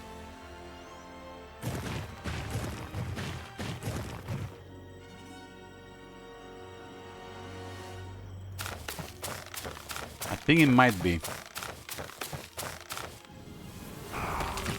They got stronger again somehow.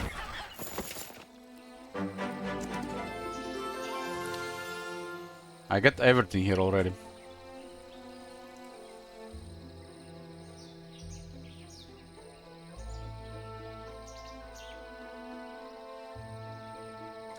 I'm wondering if they're getting troops because they control these dwellings.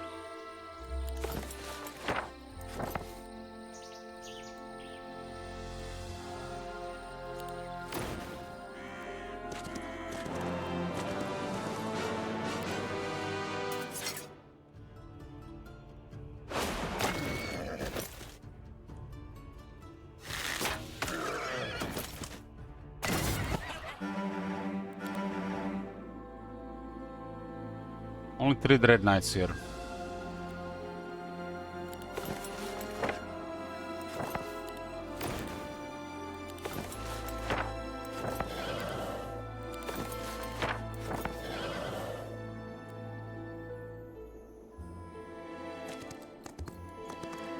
There was another Dread Knight building here. Holy shit, that's crazy. They had probably double the Dread Knights there. But they don't even need these buildings, they're getting Dread Knights anyways.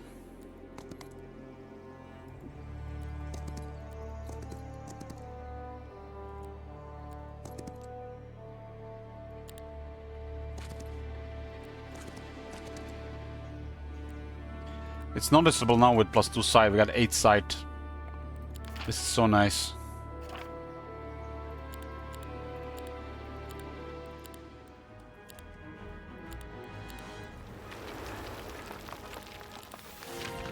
This city's been ignored.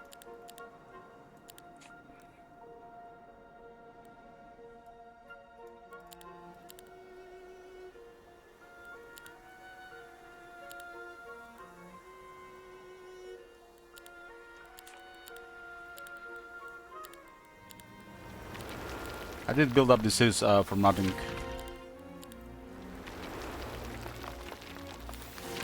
Both Necros are maxed. We got the nice spell from them. Dungeon is missing a couple of things. 2 guilds.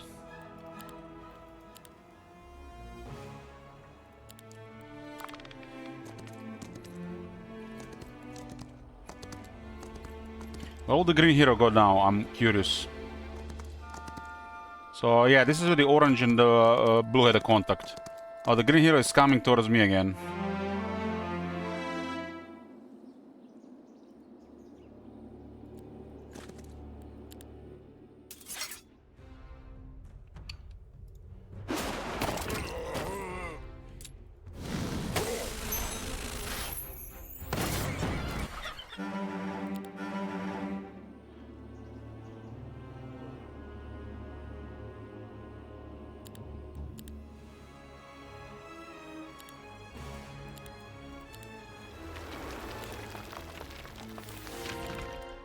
I'm still kind of hoping for the Flask of Oblivion. I can handle her with Flask of Oblivion, I'm pretty sure.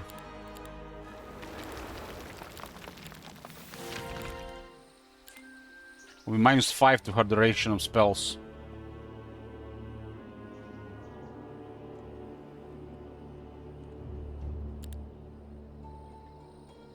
So she has the range for the city here now. She has so much.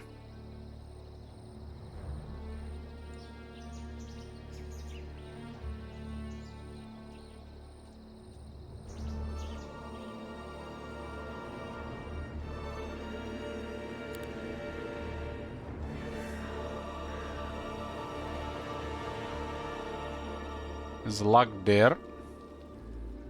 Anything else around that we could use before the fight?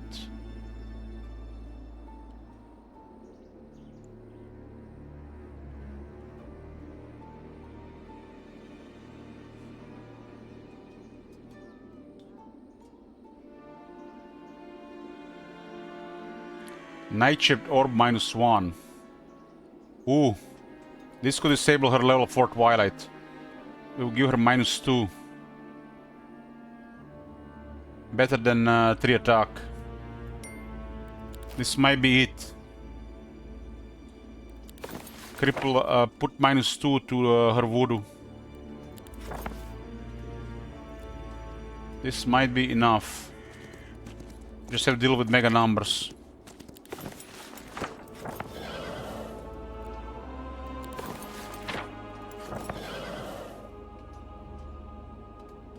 That's a lot of shit there, though.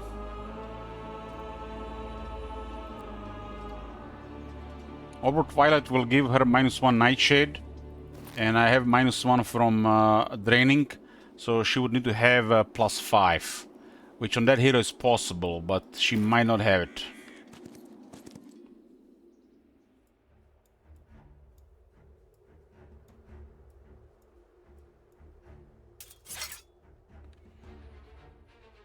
Ooh, look at all this shit here. All this to get to the final boss. Why are they so big?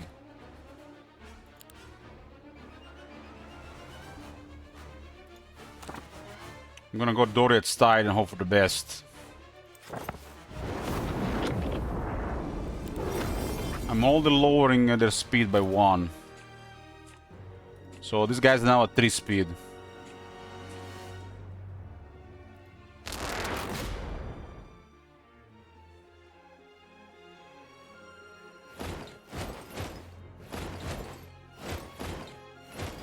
There must be a Pandora box behind them as well.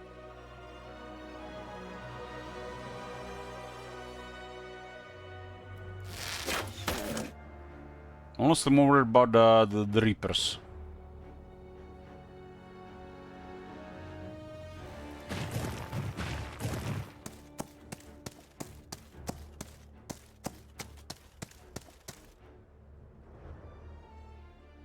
Man, that's so much damage.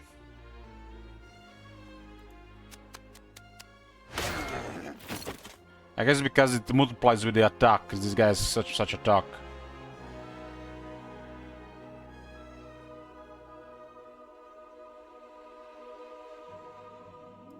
This is Phoenix if he doesn't get a lucky strike. Don't get a lucky strike.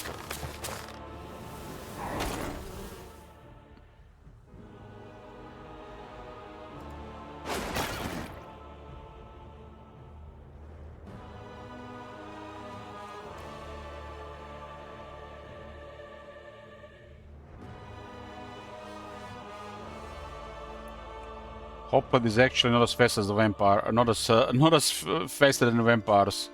They needed like 2-2 from the law. Lucky strike.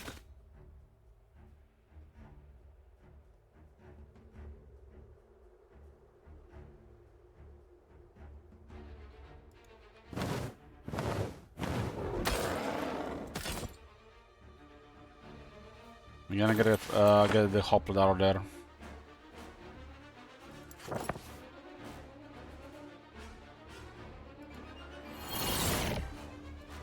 These vampires are too slow to deal with us, only 3 speed.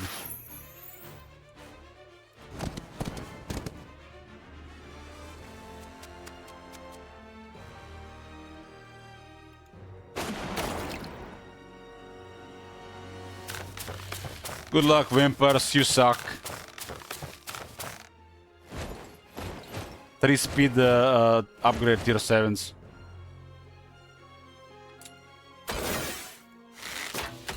Luck strike, morale.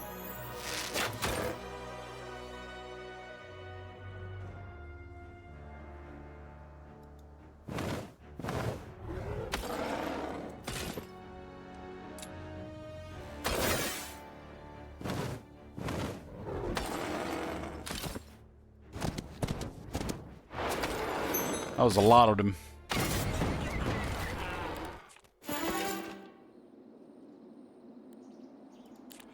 I think this might be enough. Just for the lols. I'm gonna relocate this. In case there is something, I mean... I don't care what is in that box. Hopefully it's for attributes. So I got Orb Twilight trying to counter Babushka. Now I have -2 Nightshade spells. And I'm hoping it's enough.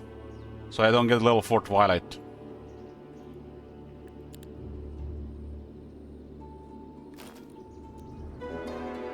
Incredible reward. They taught me the entire lore of Daylight. I already know entire lore of Daylight.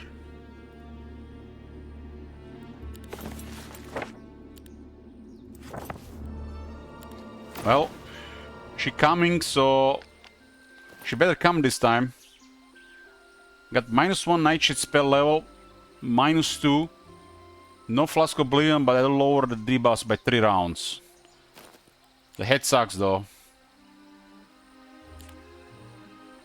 Last time she skipped the city.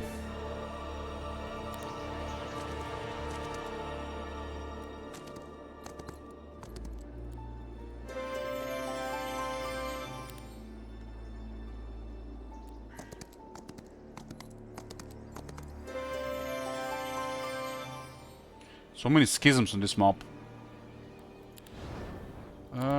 Get Dimension Door finally. Very slow to unlock it in this map.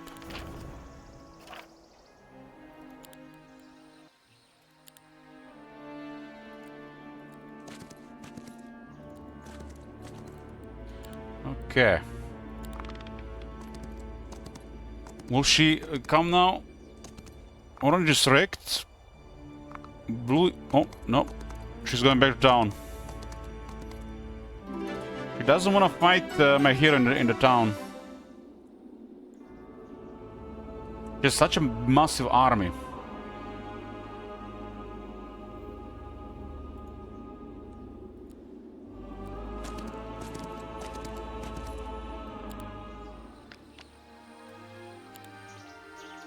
My army is really, really nice now.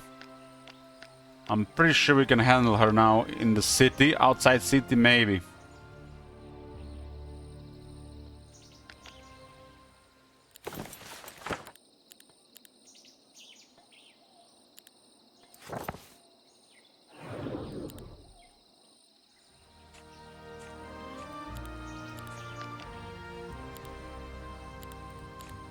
Okay, let's see. There's an air book. The Arcane Tome. I just need Flask of Oblivion against her. Excalibur.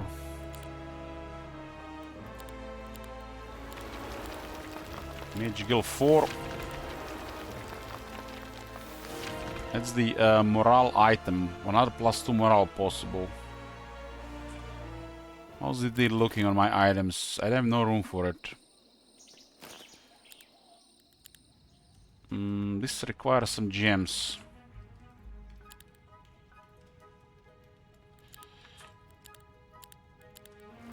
Need to upgrade some stuff actually. What was it? I remember. It was the mirror copy. Upgrade this as well. I got level 4 Twilight. Level 5 if you count the orb, but I can't cast her against her. Is that it? No head. Where's the Flask of Oblivion when you need one?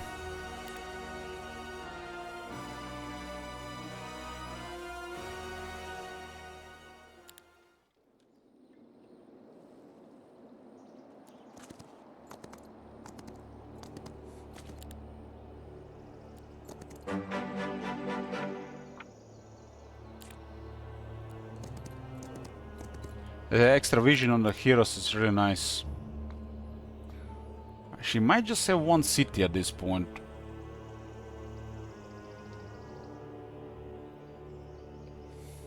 The Phantasm needs to be prioritized. It's like so much things need to be prioritized in open field. I just have so many.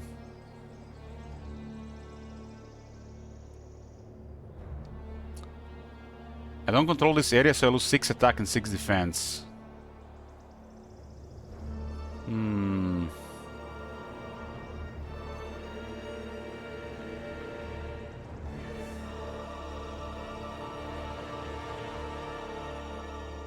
This is where the Mercury was. There's also a portal here.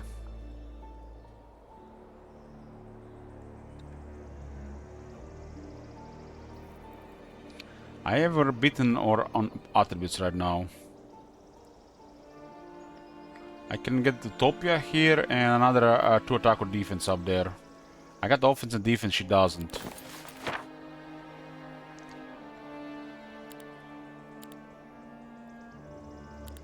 Her fog is level 4. Now we're talking. Orange hero here.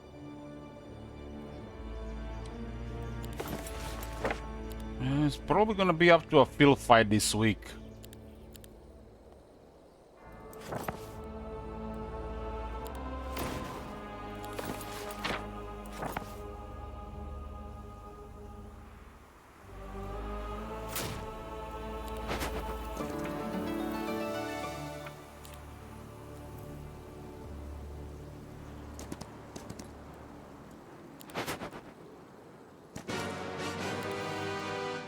Utopia.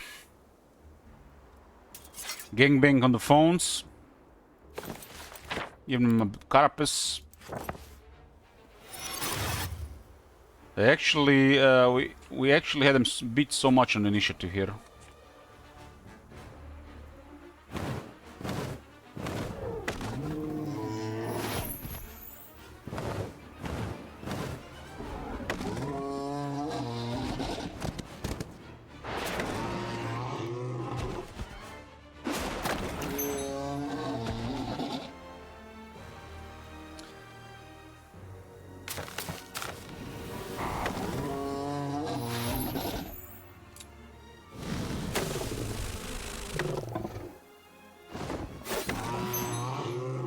Dragons.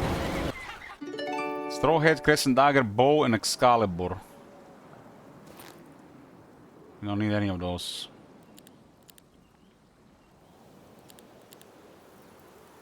We already have the stuff. The only thing we need is the head from the Shadow of Death. Or the boots. The boots, not the head. Melcher Law is the head we need. Melcher Law.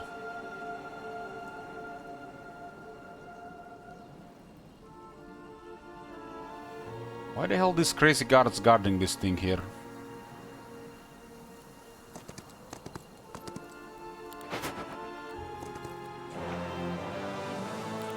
Defense in case we get violated.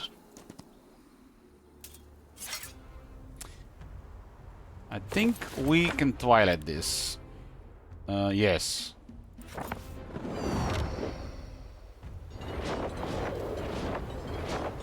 The sounds the archangels makes incredible. Luck strike. Due to our laws, we do have a higher chance for lucky strike, about 9% per luck. And we do have a double damage lucky strike, not for just 50% more.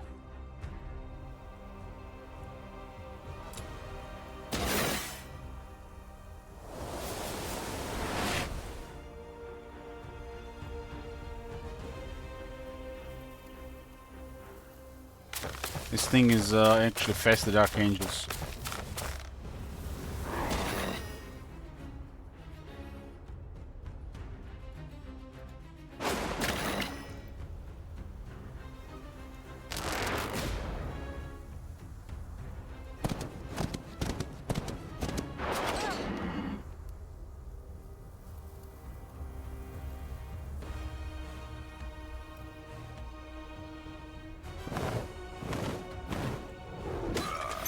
Luck strike.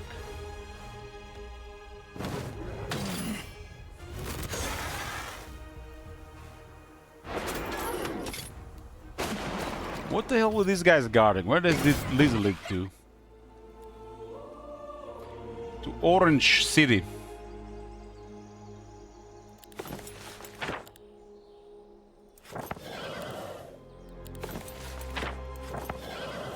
And we got +2 initiative for the phones, hoplets, and horror monsters. This gives us now total advantage on the initiative. The only thing is missing is the legendary head and Melcha slot, so I can lower their initiative by another 2.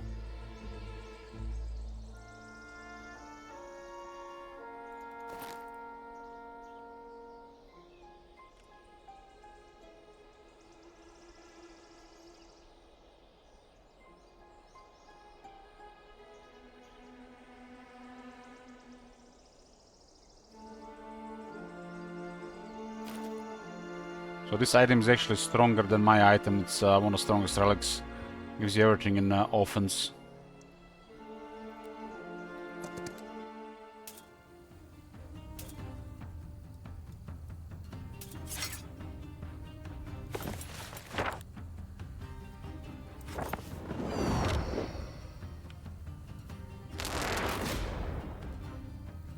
Everything in offense is crazy because it can lower, get a little bit more damage as well. More attack and lower the enemy defense.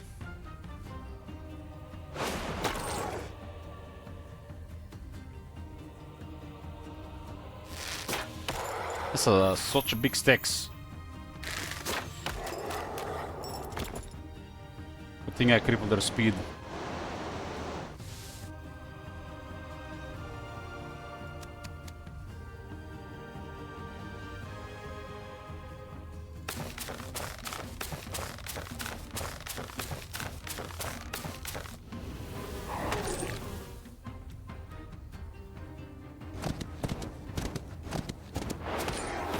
Arc strike.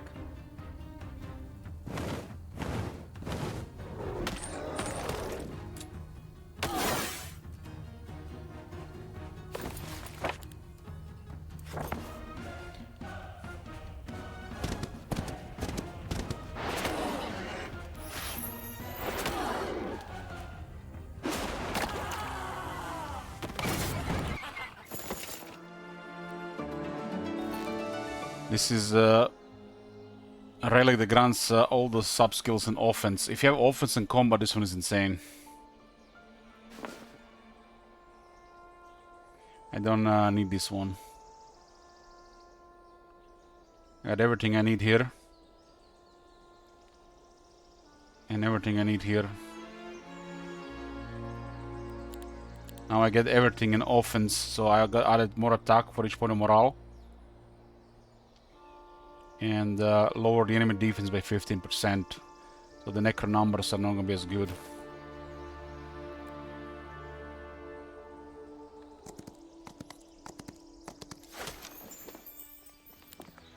Fully built city here.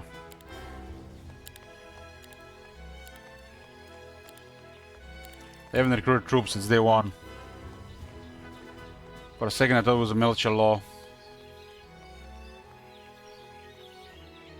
Syrian Mosque.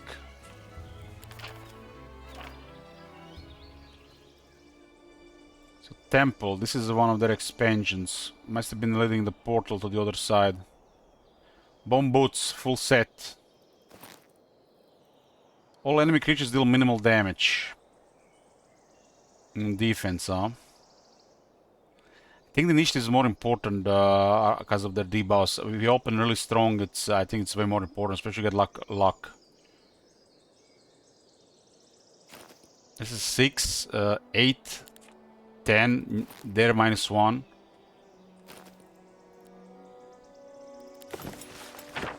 That's the entire set there. I do get the spell power as well. I think the wall of boots and this 3 are better. Just 3 is just really good here. 2 initiative on the boots is huge. If I was a thaumaturgy wizard, for sure.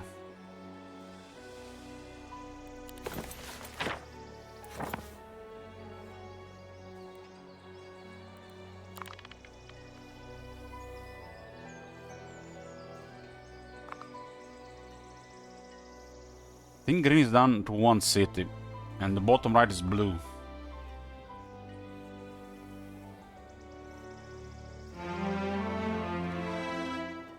There's another drum here.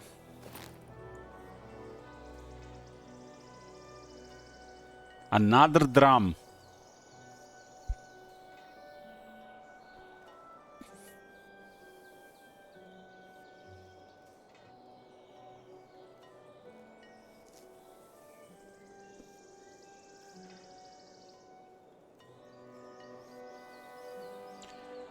The only way I equip another drum if I get the Ring of Neutrality.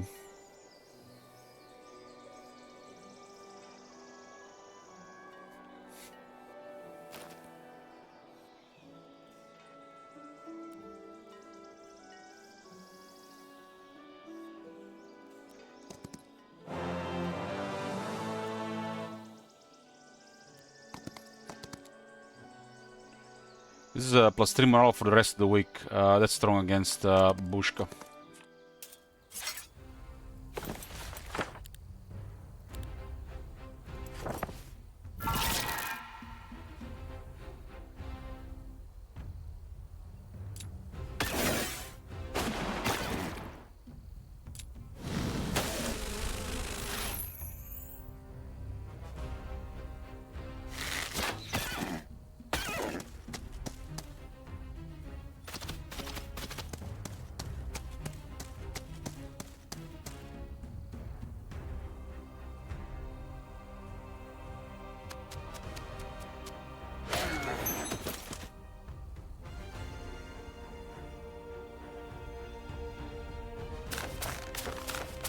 Militia law would be really amazing here.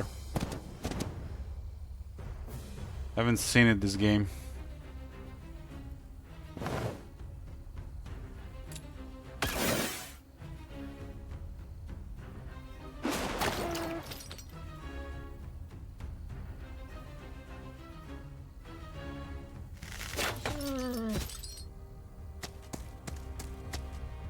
Fight against the Necropolis, you definitely want different set of items.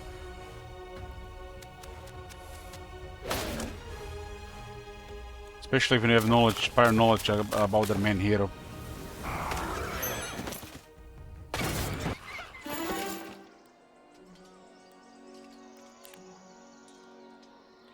The streamer all on the rest of the week. That's big against that hero.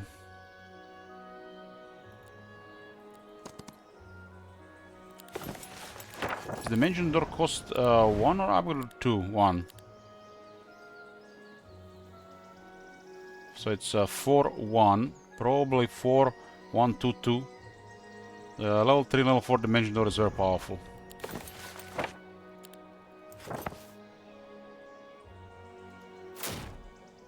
Because you can also Dimension Door extra movement, right? Because of the logistics.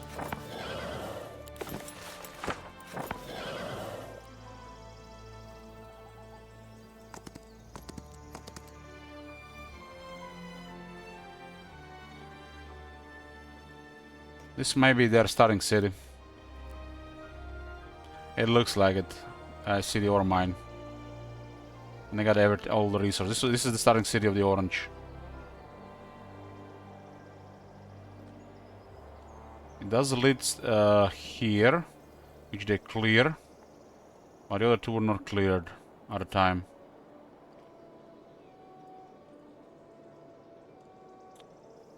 Starting city of the orange. This is also dead end.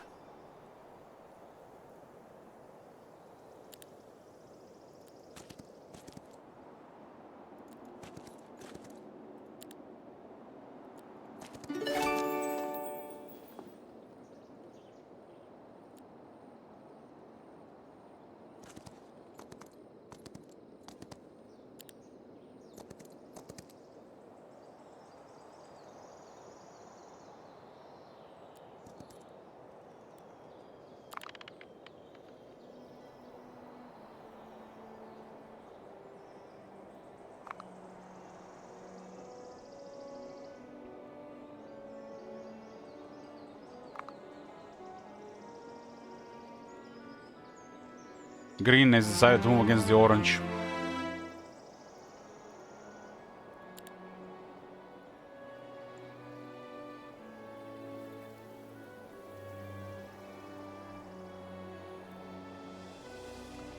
We don't know where this leads to. Make sure there is nobody in the corner.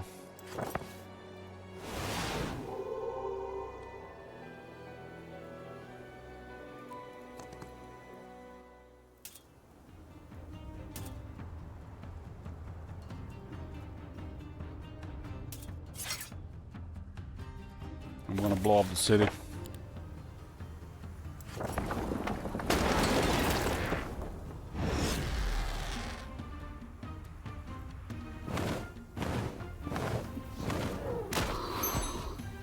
Not strong enough to destroy the walls since it hasn't been upgraded. Fully built.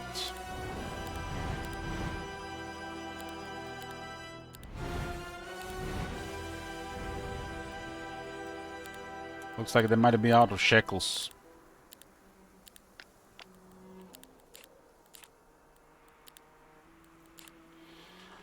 Well, it was so nice if it was a Melcher Lord, a Flask of Oblivion here.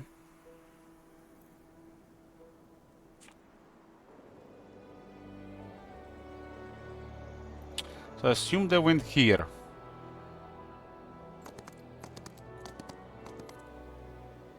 Yes.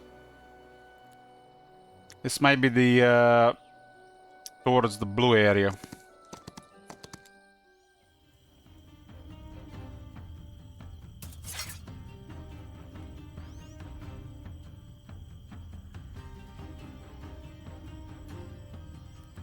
She doesn't look anything special.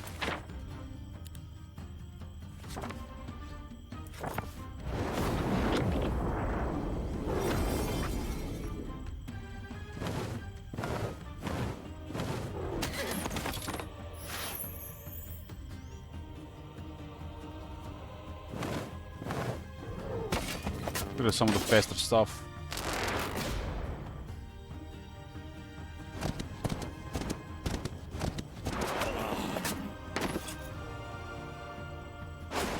The Evolved Boots plus this is growth terrain as well. 13 initiative for an archer. It's also one of the best damage dealers in this army. This is a grow. Finally found a grow. Like middle of the third month found the second grow. And we found where this portal leads to. Right outside here. I didn't even see this portal here. Hidden behind the tree.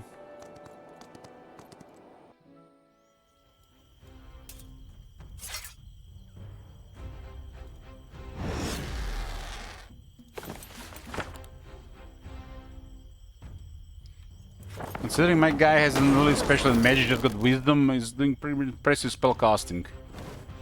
I got all the arcane magics from Pandora box. And learned the spells from capturing cities.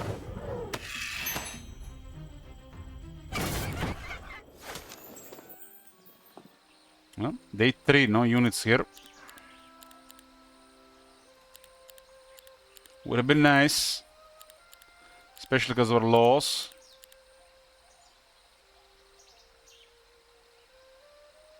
Is this a dead end? It looks like it.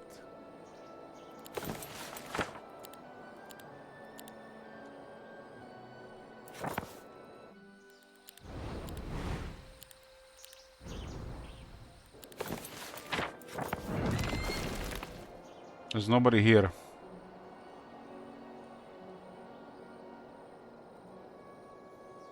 We managed to clear the rest of the map while avoiding that green hero. He started avoiding us at this point. And ding ding ding ding ding ding ding ding ding ding ding ding. And go get the second drum. There's a Melcher Law here.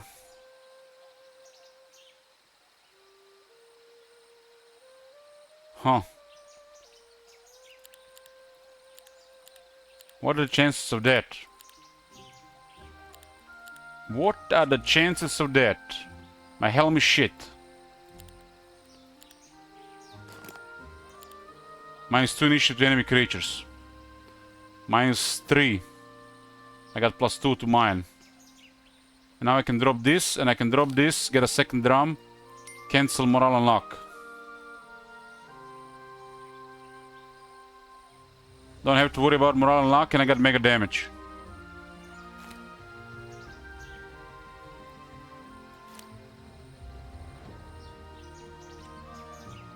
It's better against that hero.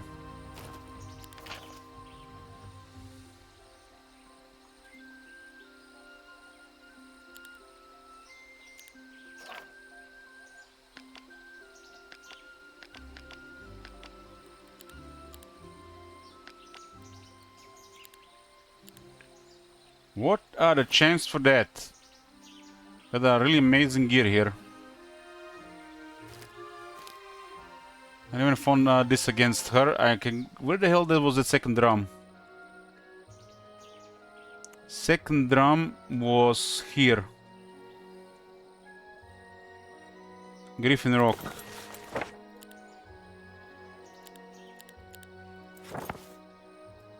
This will be ridiculous damage now.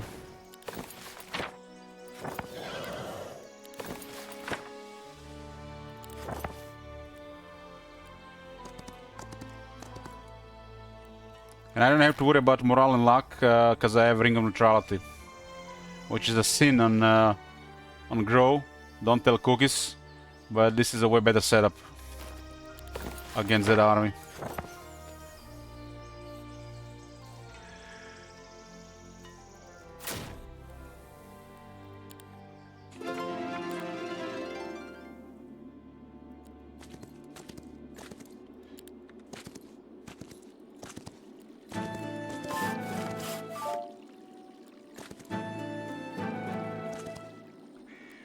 I dominate on initiative, I dominate on speed, I have counter magics, I have counter debuffs.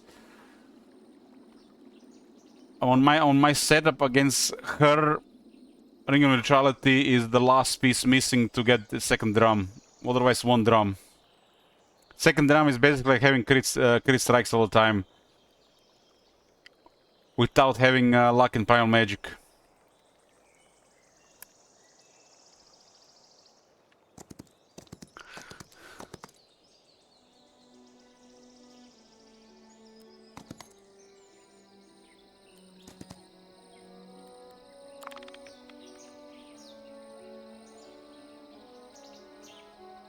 I have a build that is just strong all around. If it comes to engaging, support casting, and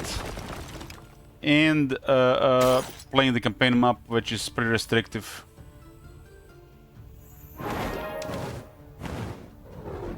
As the blue hero went around,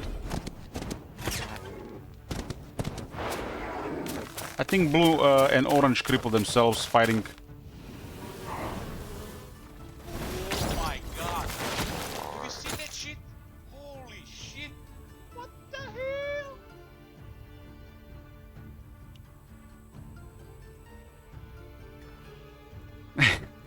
Thanks, Valio.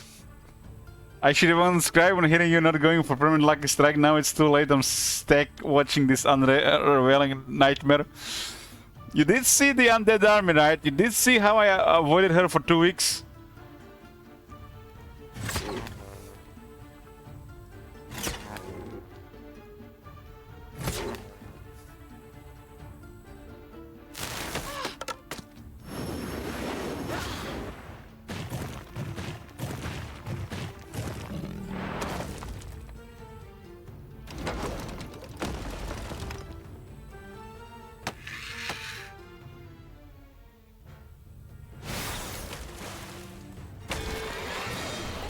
It was literally a crazy army appeared and I had no chance, so I was doing circles in my area with movement to try to avoid her from fighting me. I was sculpting the movement so she can't reach me, and then using my terrain against her, she didn't have the pet finding, so I had to struggle in rough terrain. And it was pretty much like this for 2 weeks, so until I got more troops. And then I was ready to fight her, and then she just left.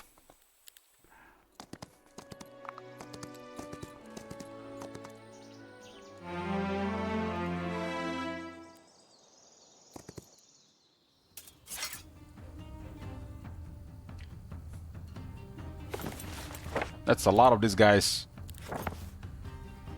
I have a Melcher Law. What's their initiative? 6. I am really happy with my gear setup, just missing the second drum. I kind of crippled myself in engagement like this to get extra things going my way. But against her, it's the way to go.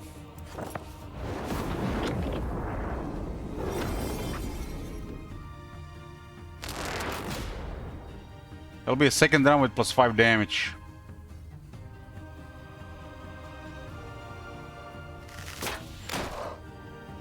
Now I don't have to worry about luck or morale in that fight.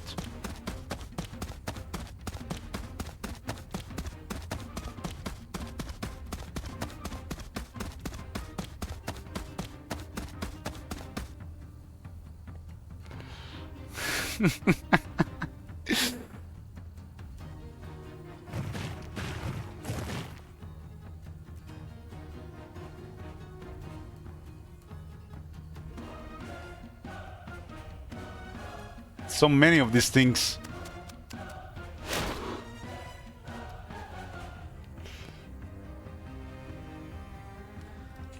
I have total domination in initiative and speed.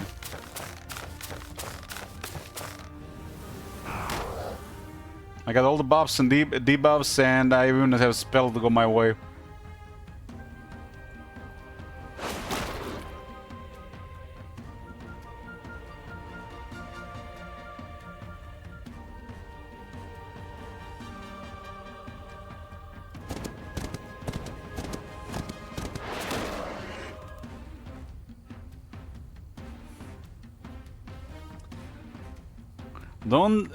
Don't what face at me. And I don't believe I'm saying this out loud. But I'm a fan of this item. I'm a fan of this item because sometimes going leadership, not going leadership and luck is the best way to go for the most reliable outcome.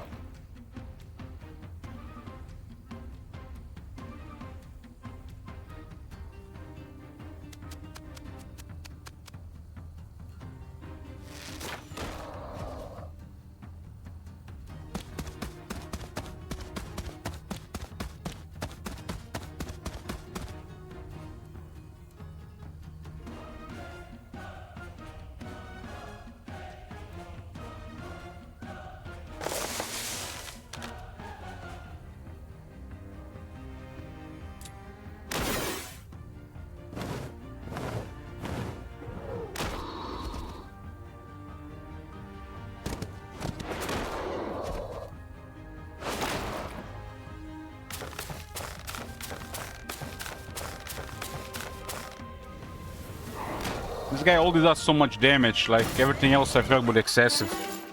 This is feels like way more reliable. I mean, look at this. I got 2 drums. And I feel like I've got a counter gear for her.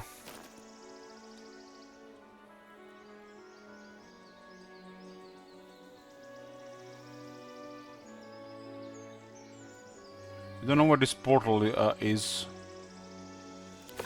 Might be here. Yes, it is here. So green is like, starting to chase the remaining stuff of the orange.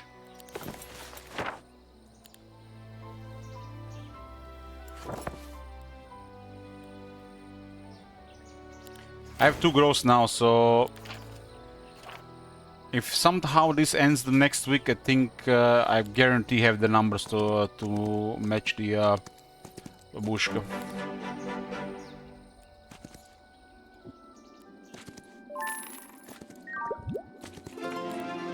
I do believe they waited like 2 to 3 extra weeks to clear those crazy portals.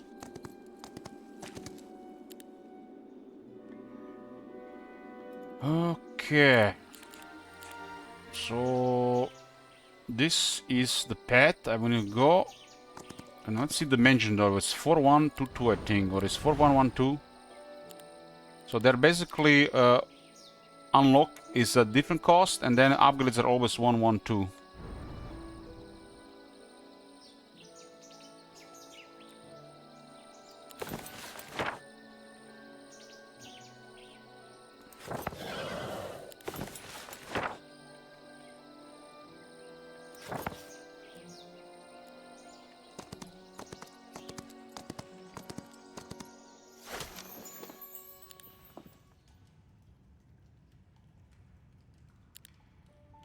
He hasn't recruited units. There's so many units in the city.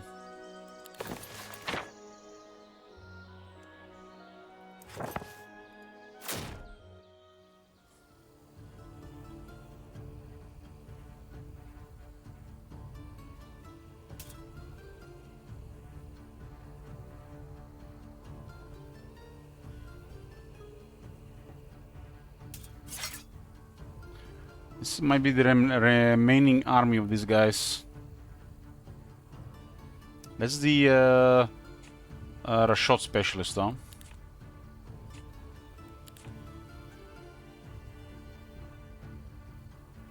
Not much mitigation. Don't see the bird. I got the 2011. The bird has 14.8. So very strong attack here. 500 shots up. We got 8 to 9 damage from 4 archers. Hoplites are at 11 damage. What the fuck?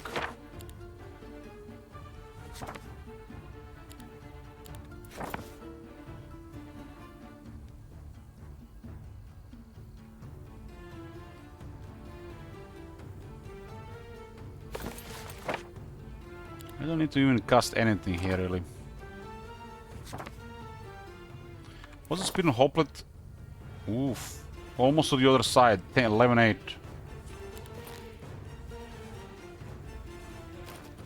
Just clear this and see where it leads.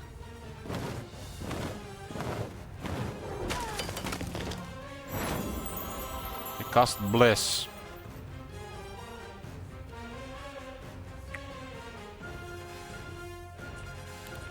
And the Bless is level 4, so I got a level 5 plus Bless.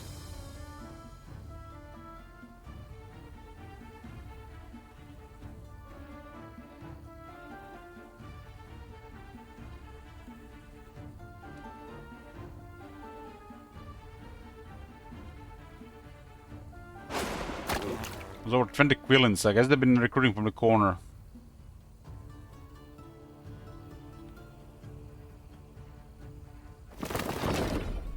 Tick Hide. Level 4. One must have a Thaumaturgy or Sorcery. That is a fat stack of our shots to shoot that down.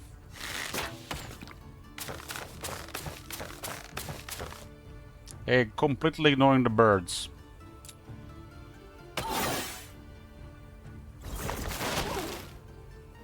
Shooting hoplets.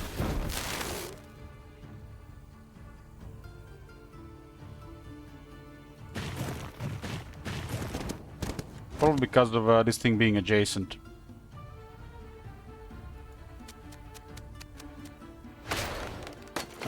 I'm very confident with this army at this point, considering the artifacts and spell setup.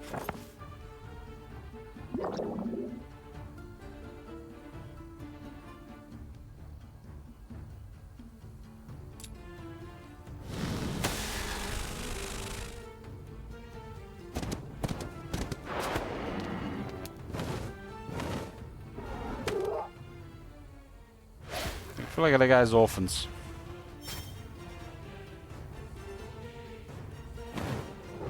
I should have waited the res to start of this turn.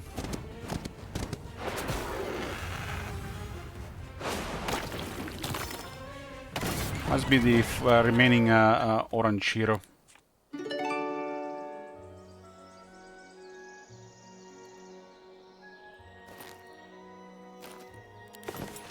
Green is the final boss.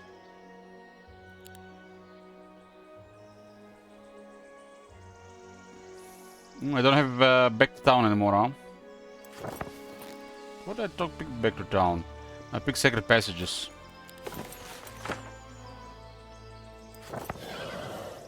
Well, the next points will go town portal, more town portals anyways.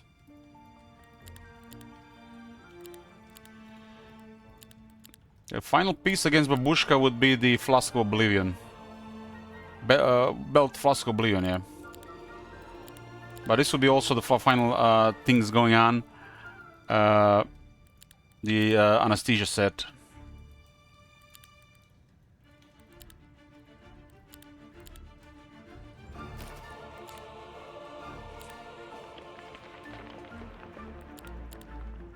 She's close to this portal.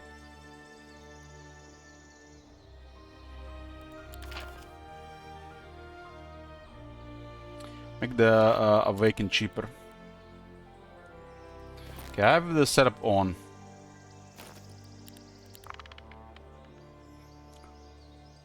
The final stuff is close here.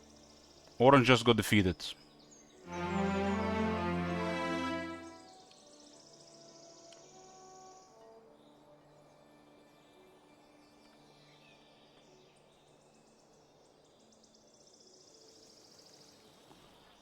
How did I get here last time? Through there, I see.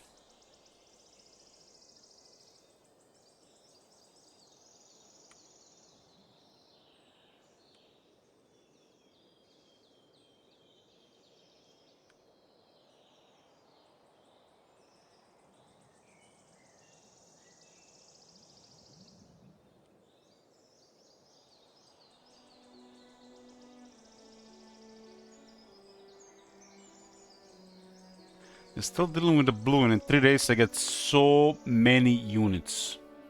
Field battle or whatever is gonna be happening next is gonna be already too much for her.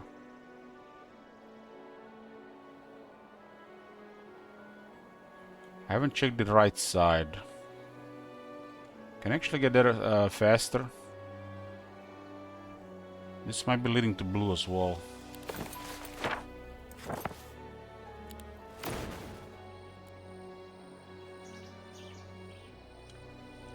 Could have gone to the stables as well. Picking up on the next week.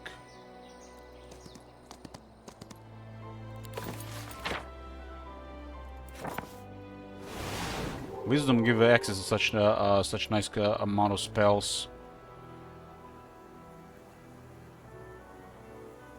This portal leads up here.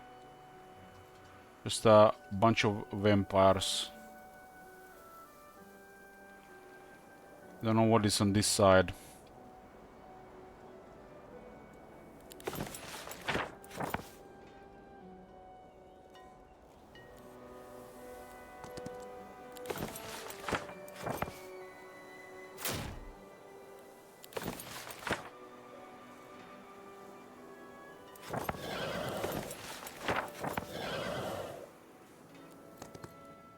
It's a guard, so they have to fight.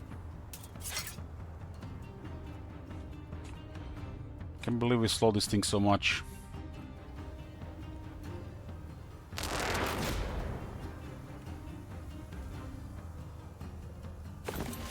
What level blaze do I have? Level 4.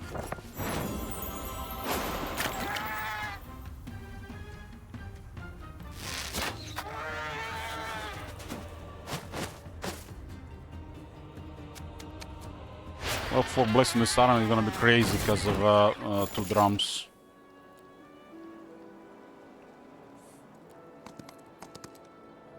This is just a path here.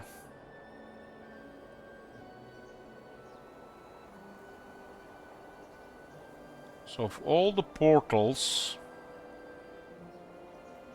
which one leads there?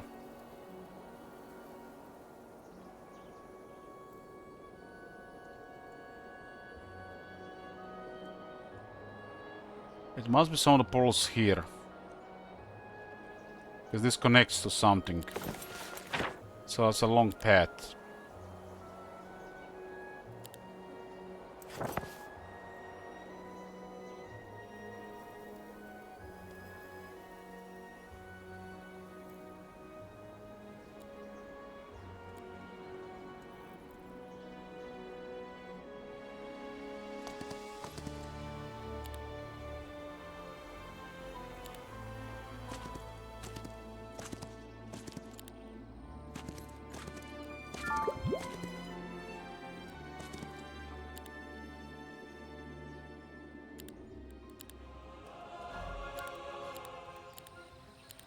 Everything is built here.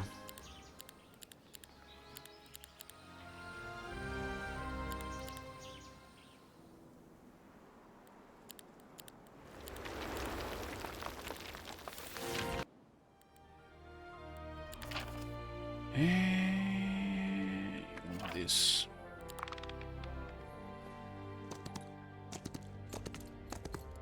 I know the road to blue, but it's through green. The green is in the middle of the path now.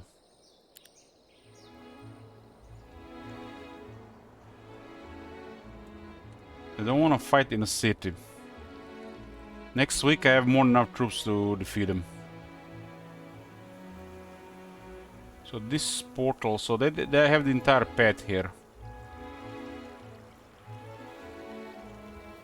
That's the final boss.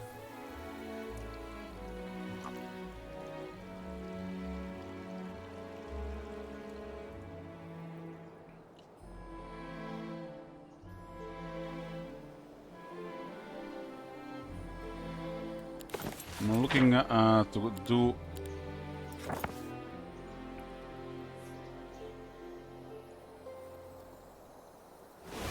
blue.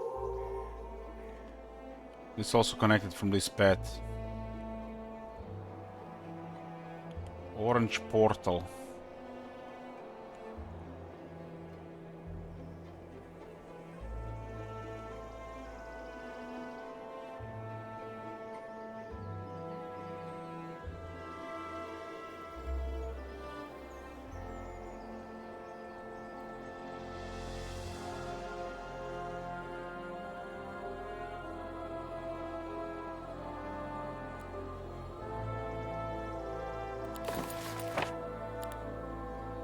Orange portal.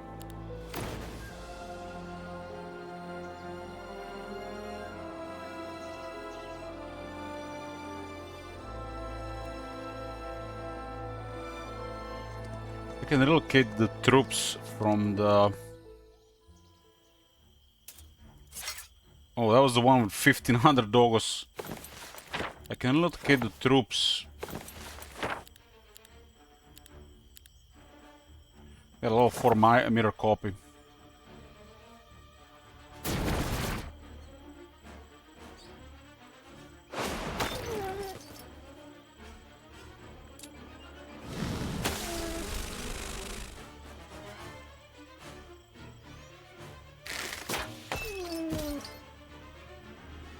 His phones are at 8 to 9 damage.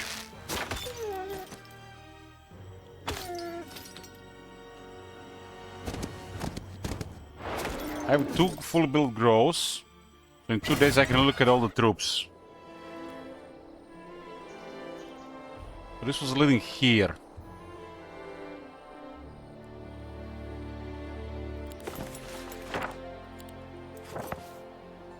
So where did this path lead to? Probably another portal.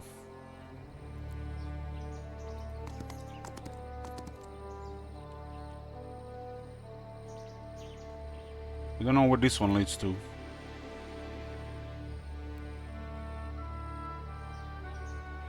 The top one was leading to the blue.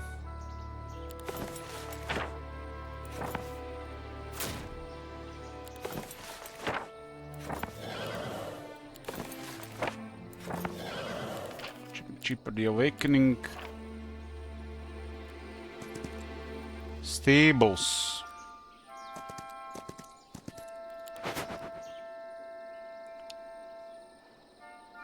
This might be just another end.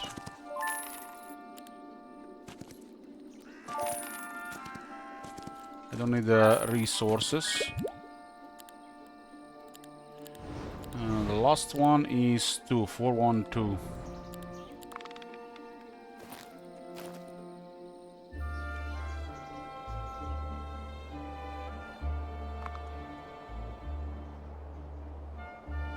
I think that's the main blue here.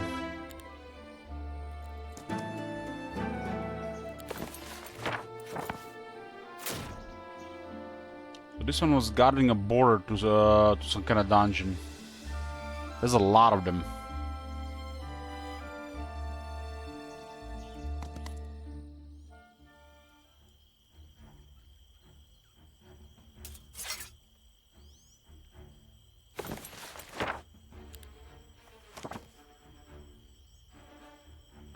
Four rounds of Doria's died.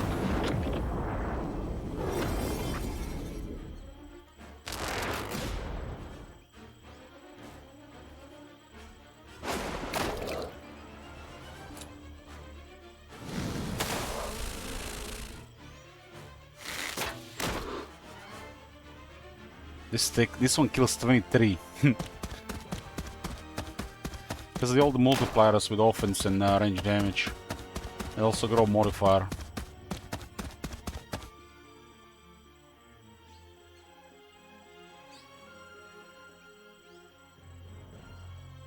Hopefully it's just one shot the entire stack.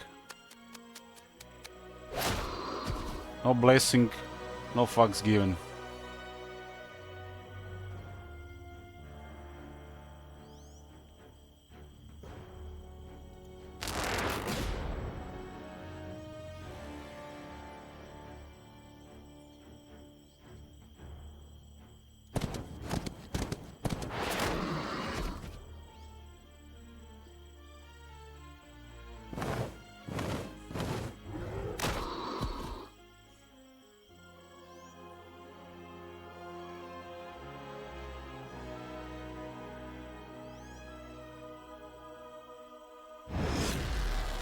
It's the tier 5 law makes all the difference.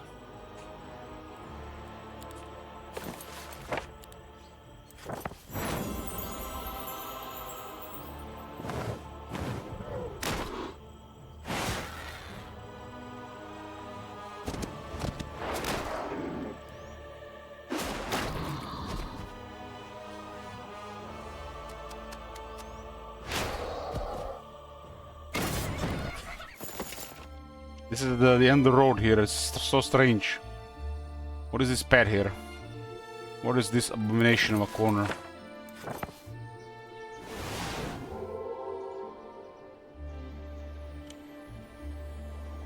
Very strange, right?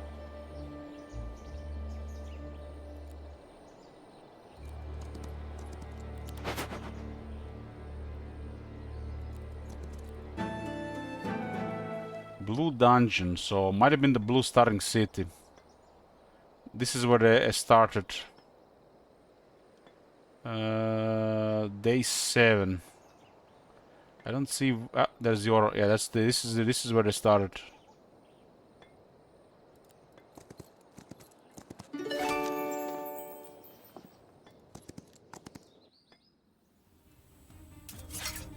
End game now. Still final boss out there. But I got the troops now.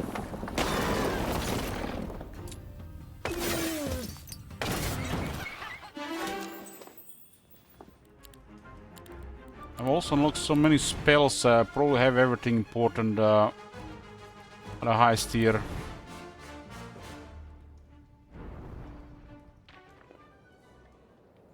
If Babushka doesn't lower radiant armor, I can get radiant armor level 4.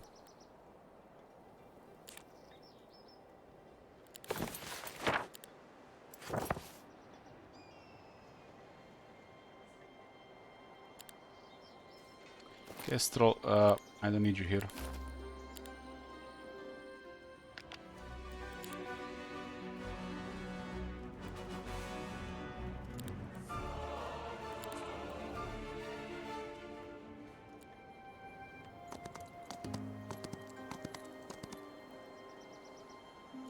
So this is basically leads to both blue expansions. This is where the blue started.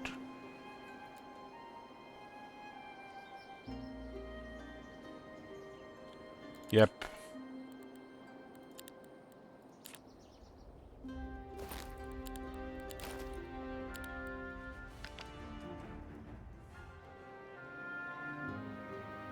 One side has heroes.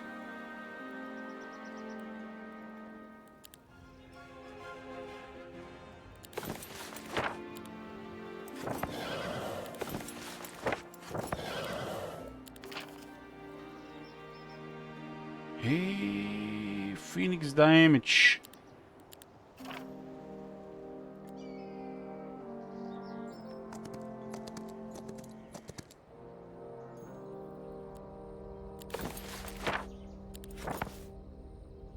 Stable started at the beginning of the day, huh?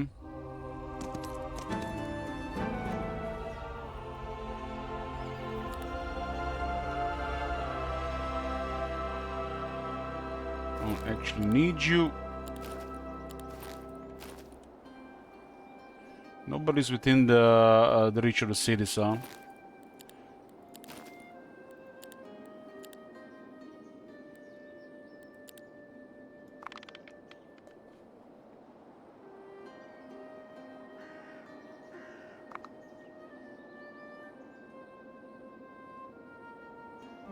green is just traveling around.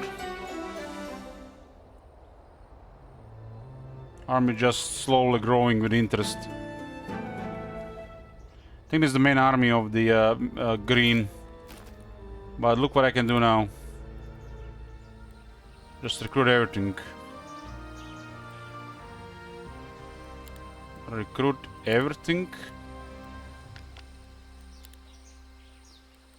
And then get me... her is good.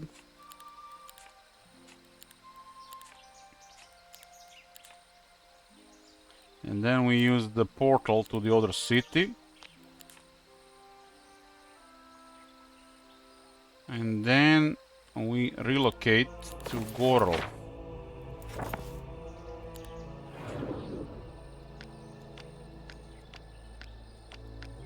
And this army should be able to handle anything now.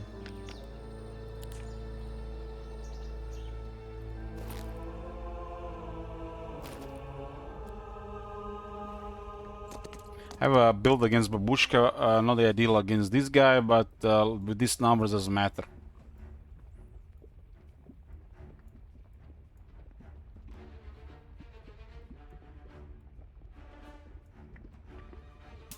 The artifact setup is also pretty crazy.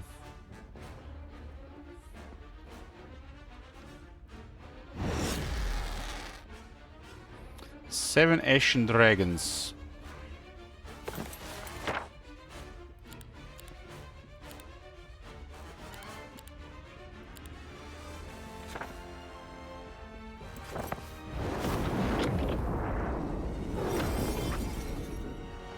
Seven what? Asian dead dragons.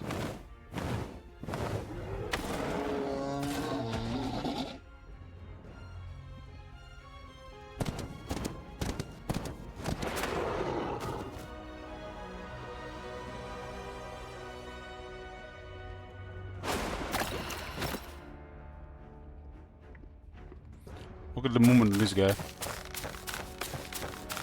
I have never seen anything like it.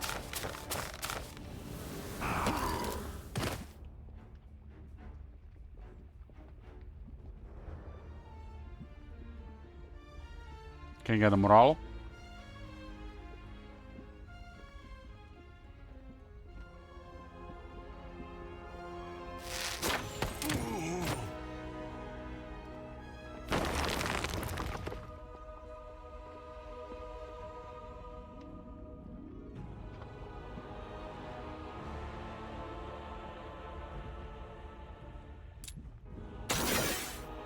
Why am I feeling there's gonna be an Armageddon being casted here?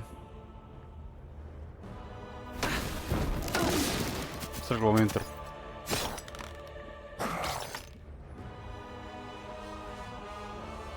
Those are a lot of dead phones, and they are actually mega damage in my army.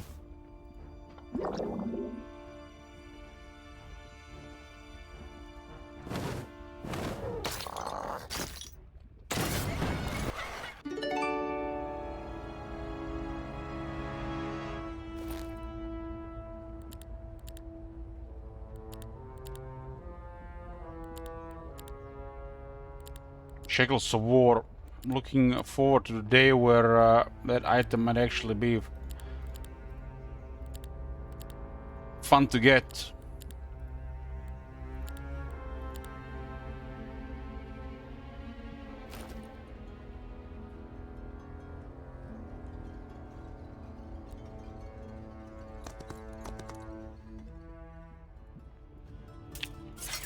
It's old school item. Old school item which was nice to have and nice not to fight against if shit hit the fan.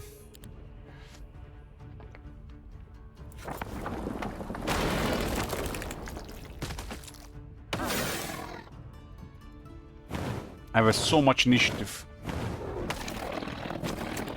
Melchelo, -2 to enemy, -3 to enemy, +2 for me.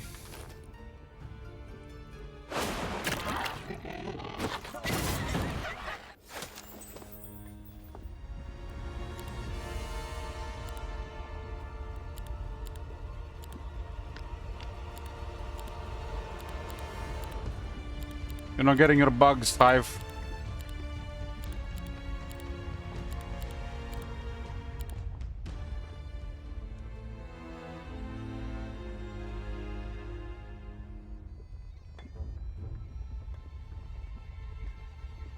Your portal links to the Green City. The Green City is currently dawdling around.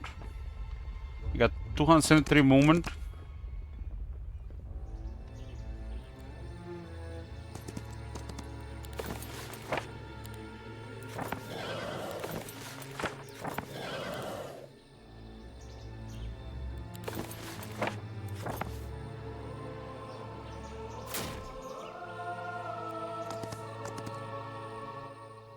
I think Green has only one city right now.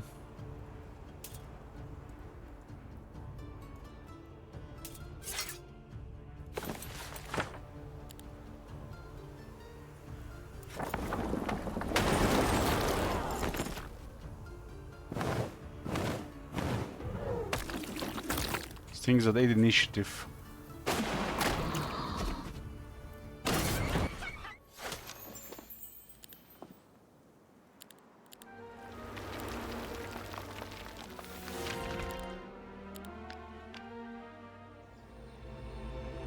Time to finish this. I don't know what this leads to.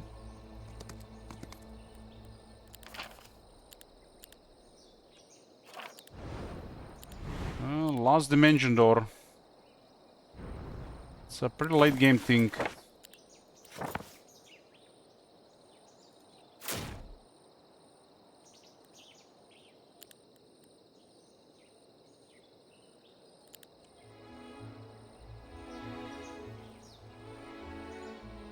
Ishilish. Don't think she wants to fight.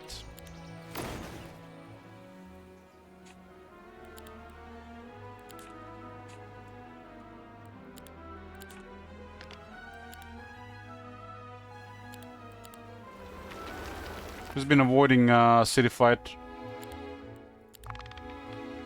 There's the final boss.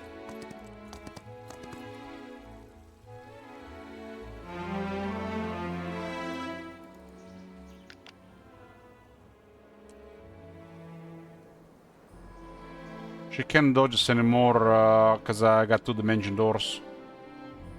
It's not my terrain for the damage modifier, so...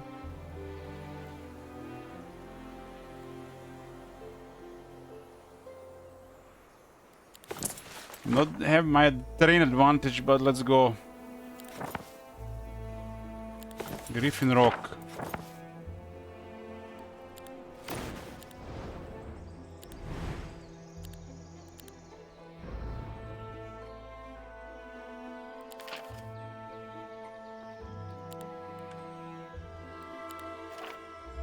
In Grove we would have had more damage taken, dealt and less taken.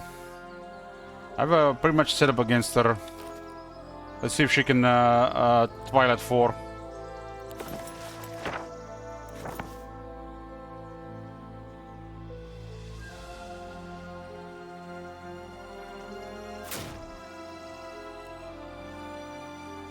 She's been generating army just by moving. Okay, final boss.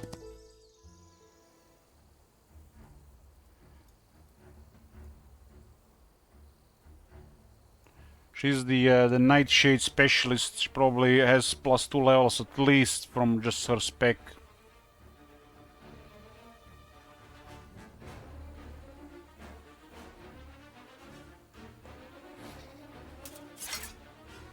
"102 Avatars of War." She hasn't had a necropolis in a while.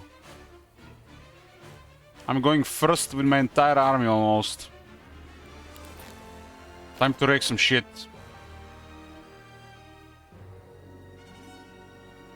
Yeah, the opening is gonna give me everything I need. She needs to cast spells to get advantage.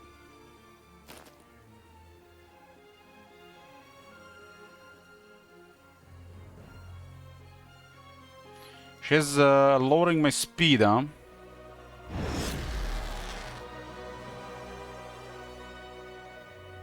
Yeah, like I said, the recruitment from this week just doubled my army.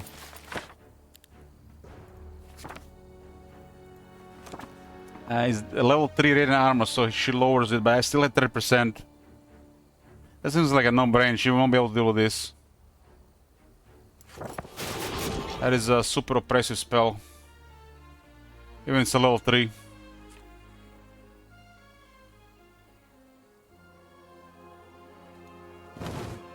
Doubled my army. So if I was dealing with this, it would have been half this with even lower stats.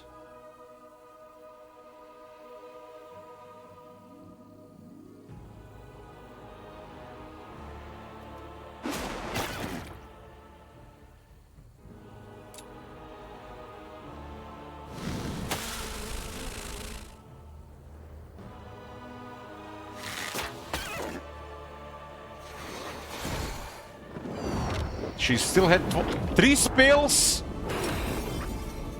You can see 3 spells. Good thing I doubled my army. Man, if she attacked me that day in the castle when she just passed through, I would have lost. She had 3 spells. Since then, I have recruited, increased my army by about almost half. She casted 3 spells.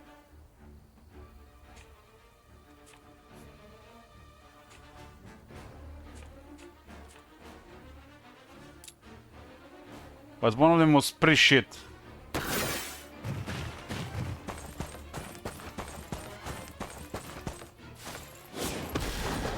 No offense. Radiant armor is holding.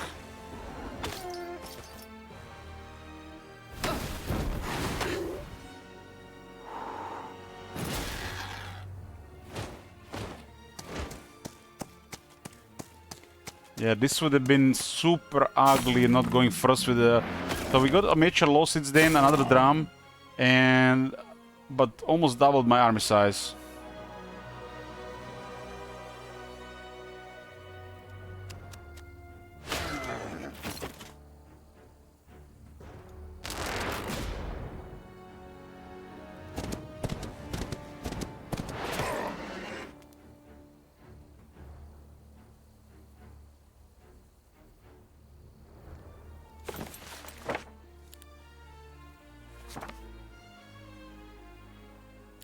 Race don't really matter, this army is so powerful, the rest of the guys can't do anything.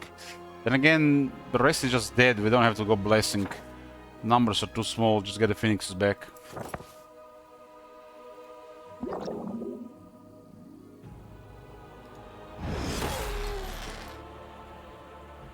The supernova make the undead burn, they burn.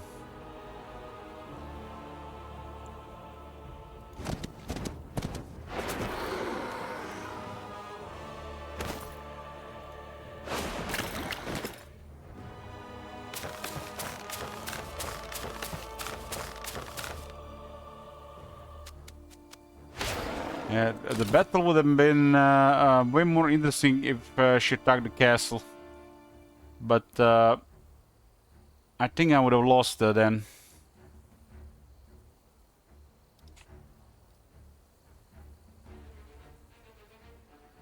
Twilight was only 1 turn.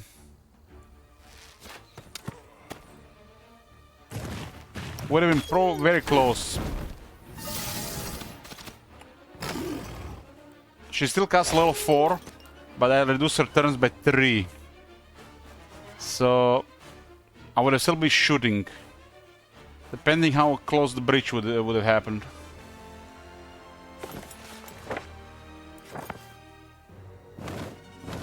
This was pretty one-sided when I got the extra numbers.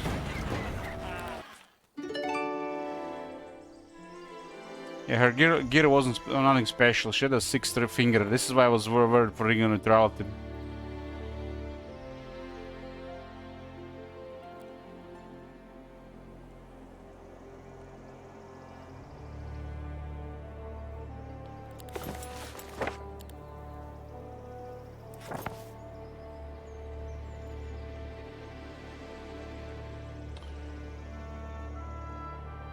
Green is finished.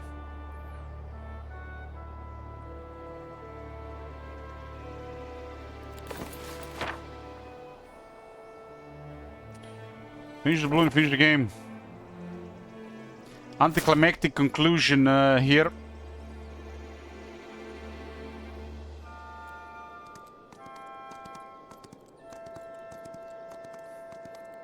This skill also really strong.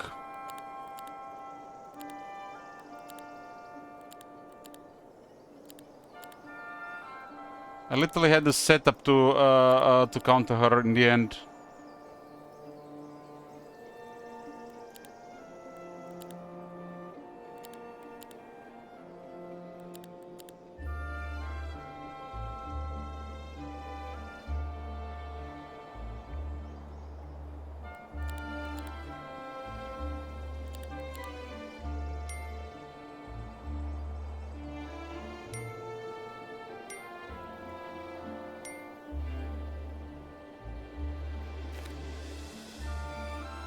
Back to luck and morale.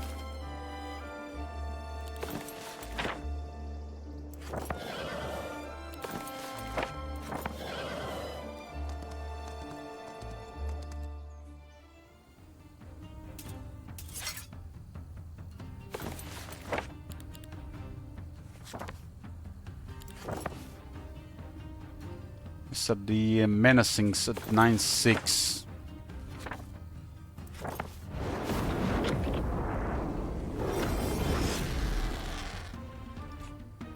Niche to 12 speed Phoenix.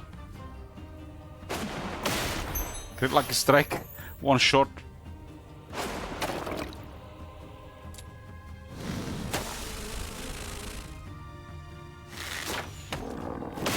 Still the most powerful stack, the phones and the hoplets.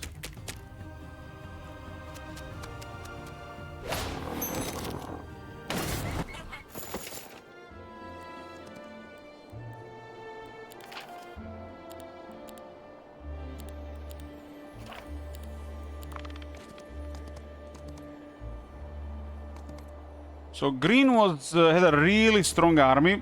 I think this is due to new difficulty. While the orange and the blue were grinding each other and ended up being no chance for me. While I even was fleeing away from the green for a couple of weeks.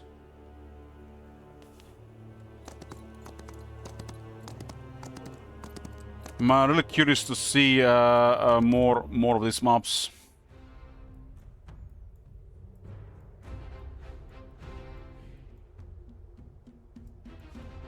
And what they do on unfair now, because it feels like the hard AI now is getting a little bit of a taste of unfair cheats. I think it's good, but it's gonna depend on the map. Well, you might want to lower it from apocalyptic to impossible to be more interesting.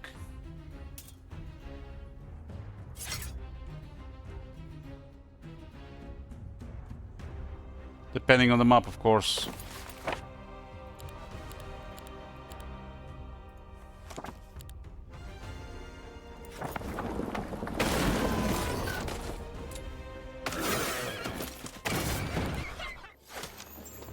But it was a dead end.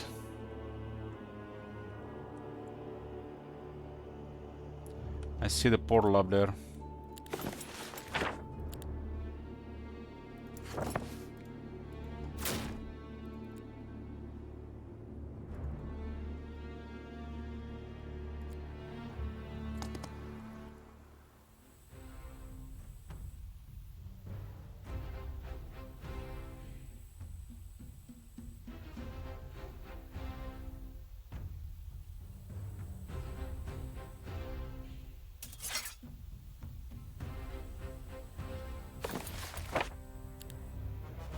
This guy ended up being with pretty good magic.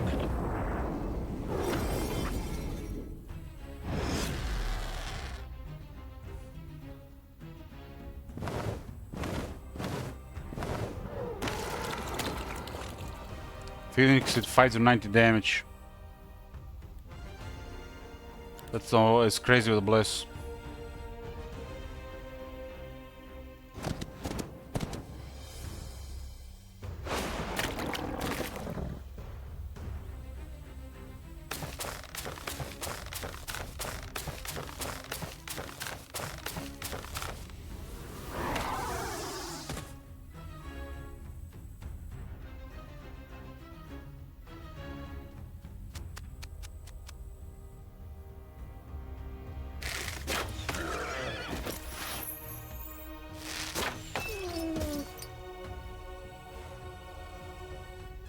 Maybe the rock gets there. Come on, rock.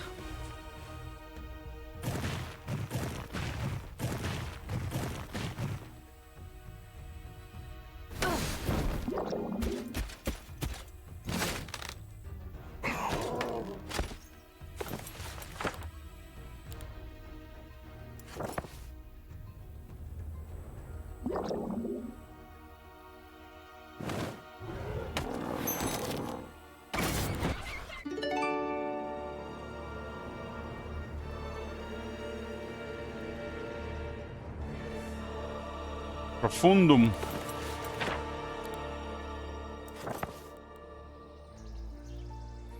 Yeah, once we get the gold mob spells sorted, they just can't compete with it because they don't use them.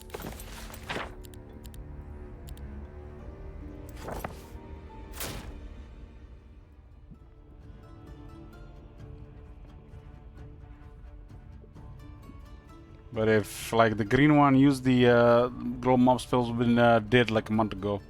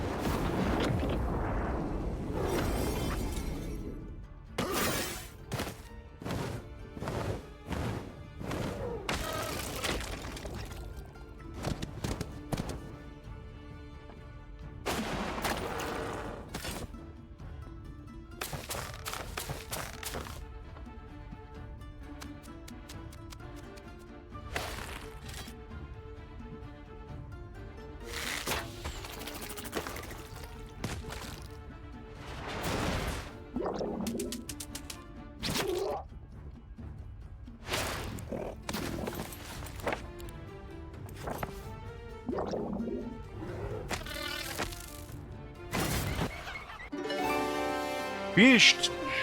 Finished. So in conclusion, like them coming is the same as before, but they seem to have some taste of the from the unfair difficulty. The green was having a mega army, and they were generating units in the army by not even fighting. It might be a special thing for the Necro on just difficulty, because the Necromancy. It could be a special thing also for Schism, because, you know, there's the Schism. She's just been moving around and gotten like over 30 Dread Knights. No dwellings, no nothing. So it went like from 99 to like 130 something Dread Knights.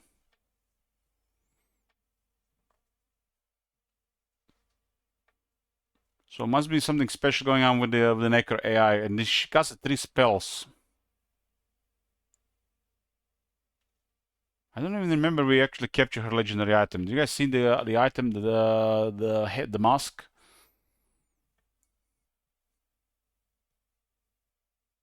Let me just check this one more time.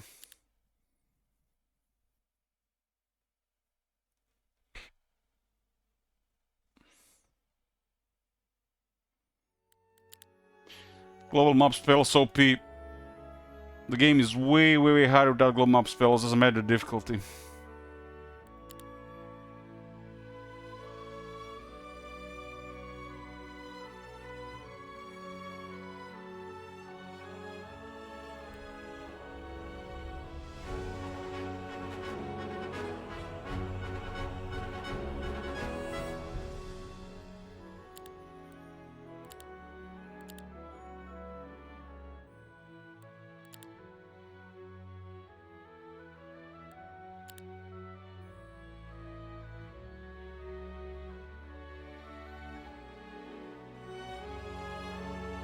It's funny how this mob is better fair and square than fair and square.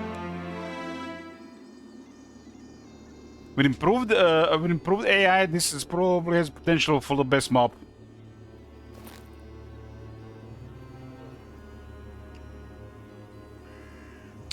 So guys, how the hell does she cast 3 spells? You guys saw that. I didn't... Might have been this Eternal Servitude. That was Eternal Servitude. No? Well, maybe. No, it was Eternal Servitude. No, it can be 3 spells. But she had 3 charges. Well, this was interesting. First look with the changed AI. So they're definitely cheating more, which is a good thing. We'll see how this affects the games and what we're gonna do with the house rules. I'm also very curious in another attempt on this map, maybe with a different faction, grow kind of OP. And the next talk to Jibus, of course. I've also been thinking about doing the nuclear again. I know I'm insane. But I've been thinking about doing nuclear again. I think back on it, I have fond memories of doing a lot of smaller battles. I have clearly forgotten all the whack-a-mole. And this boys is gonna be it for tonight. Thanks for watching. See you next time, Veg.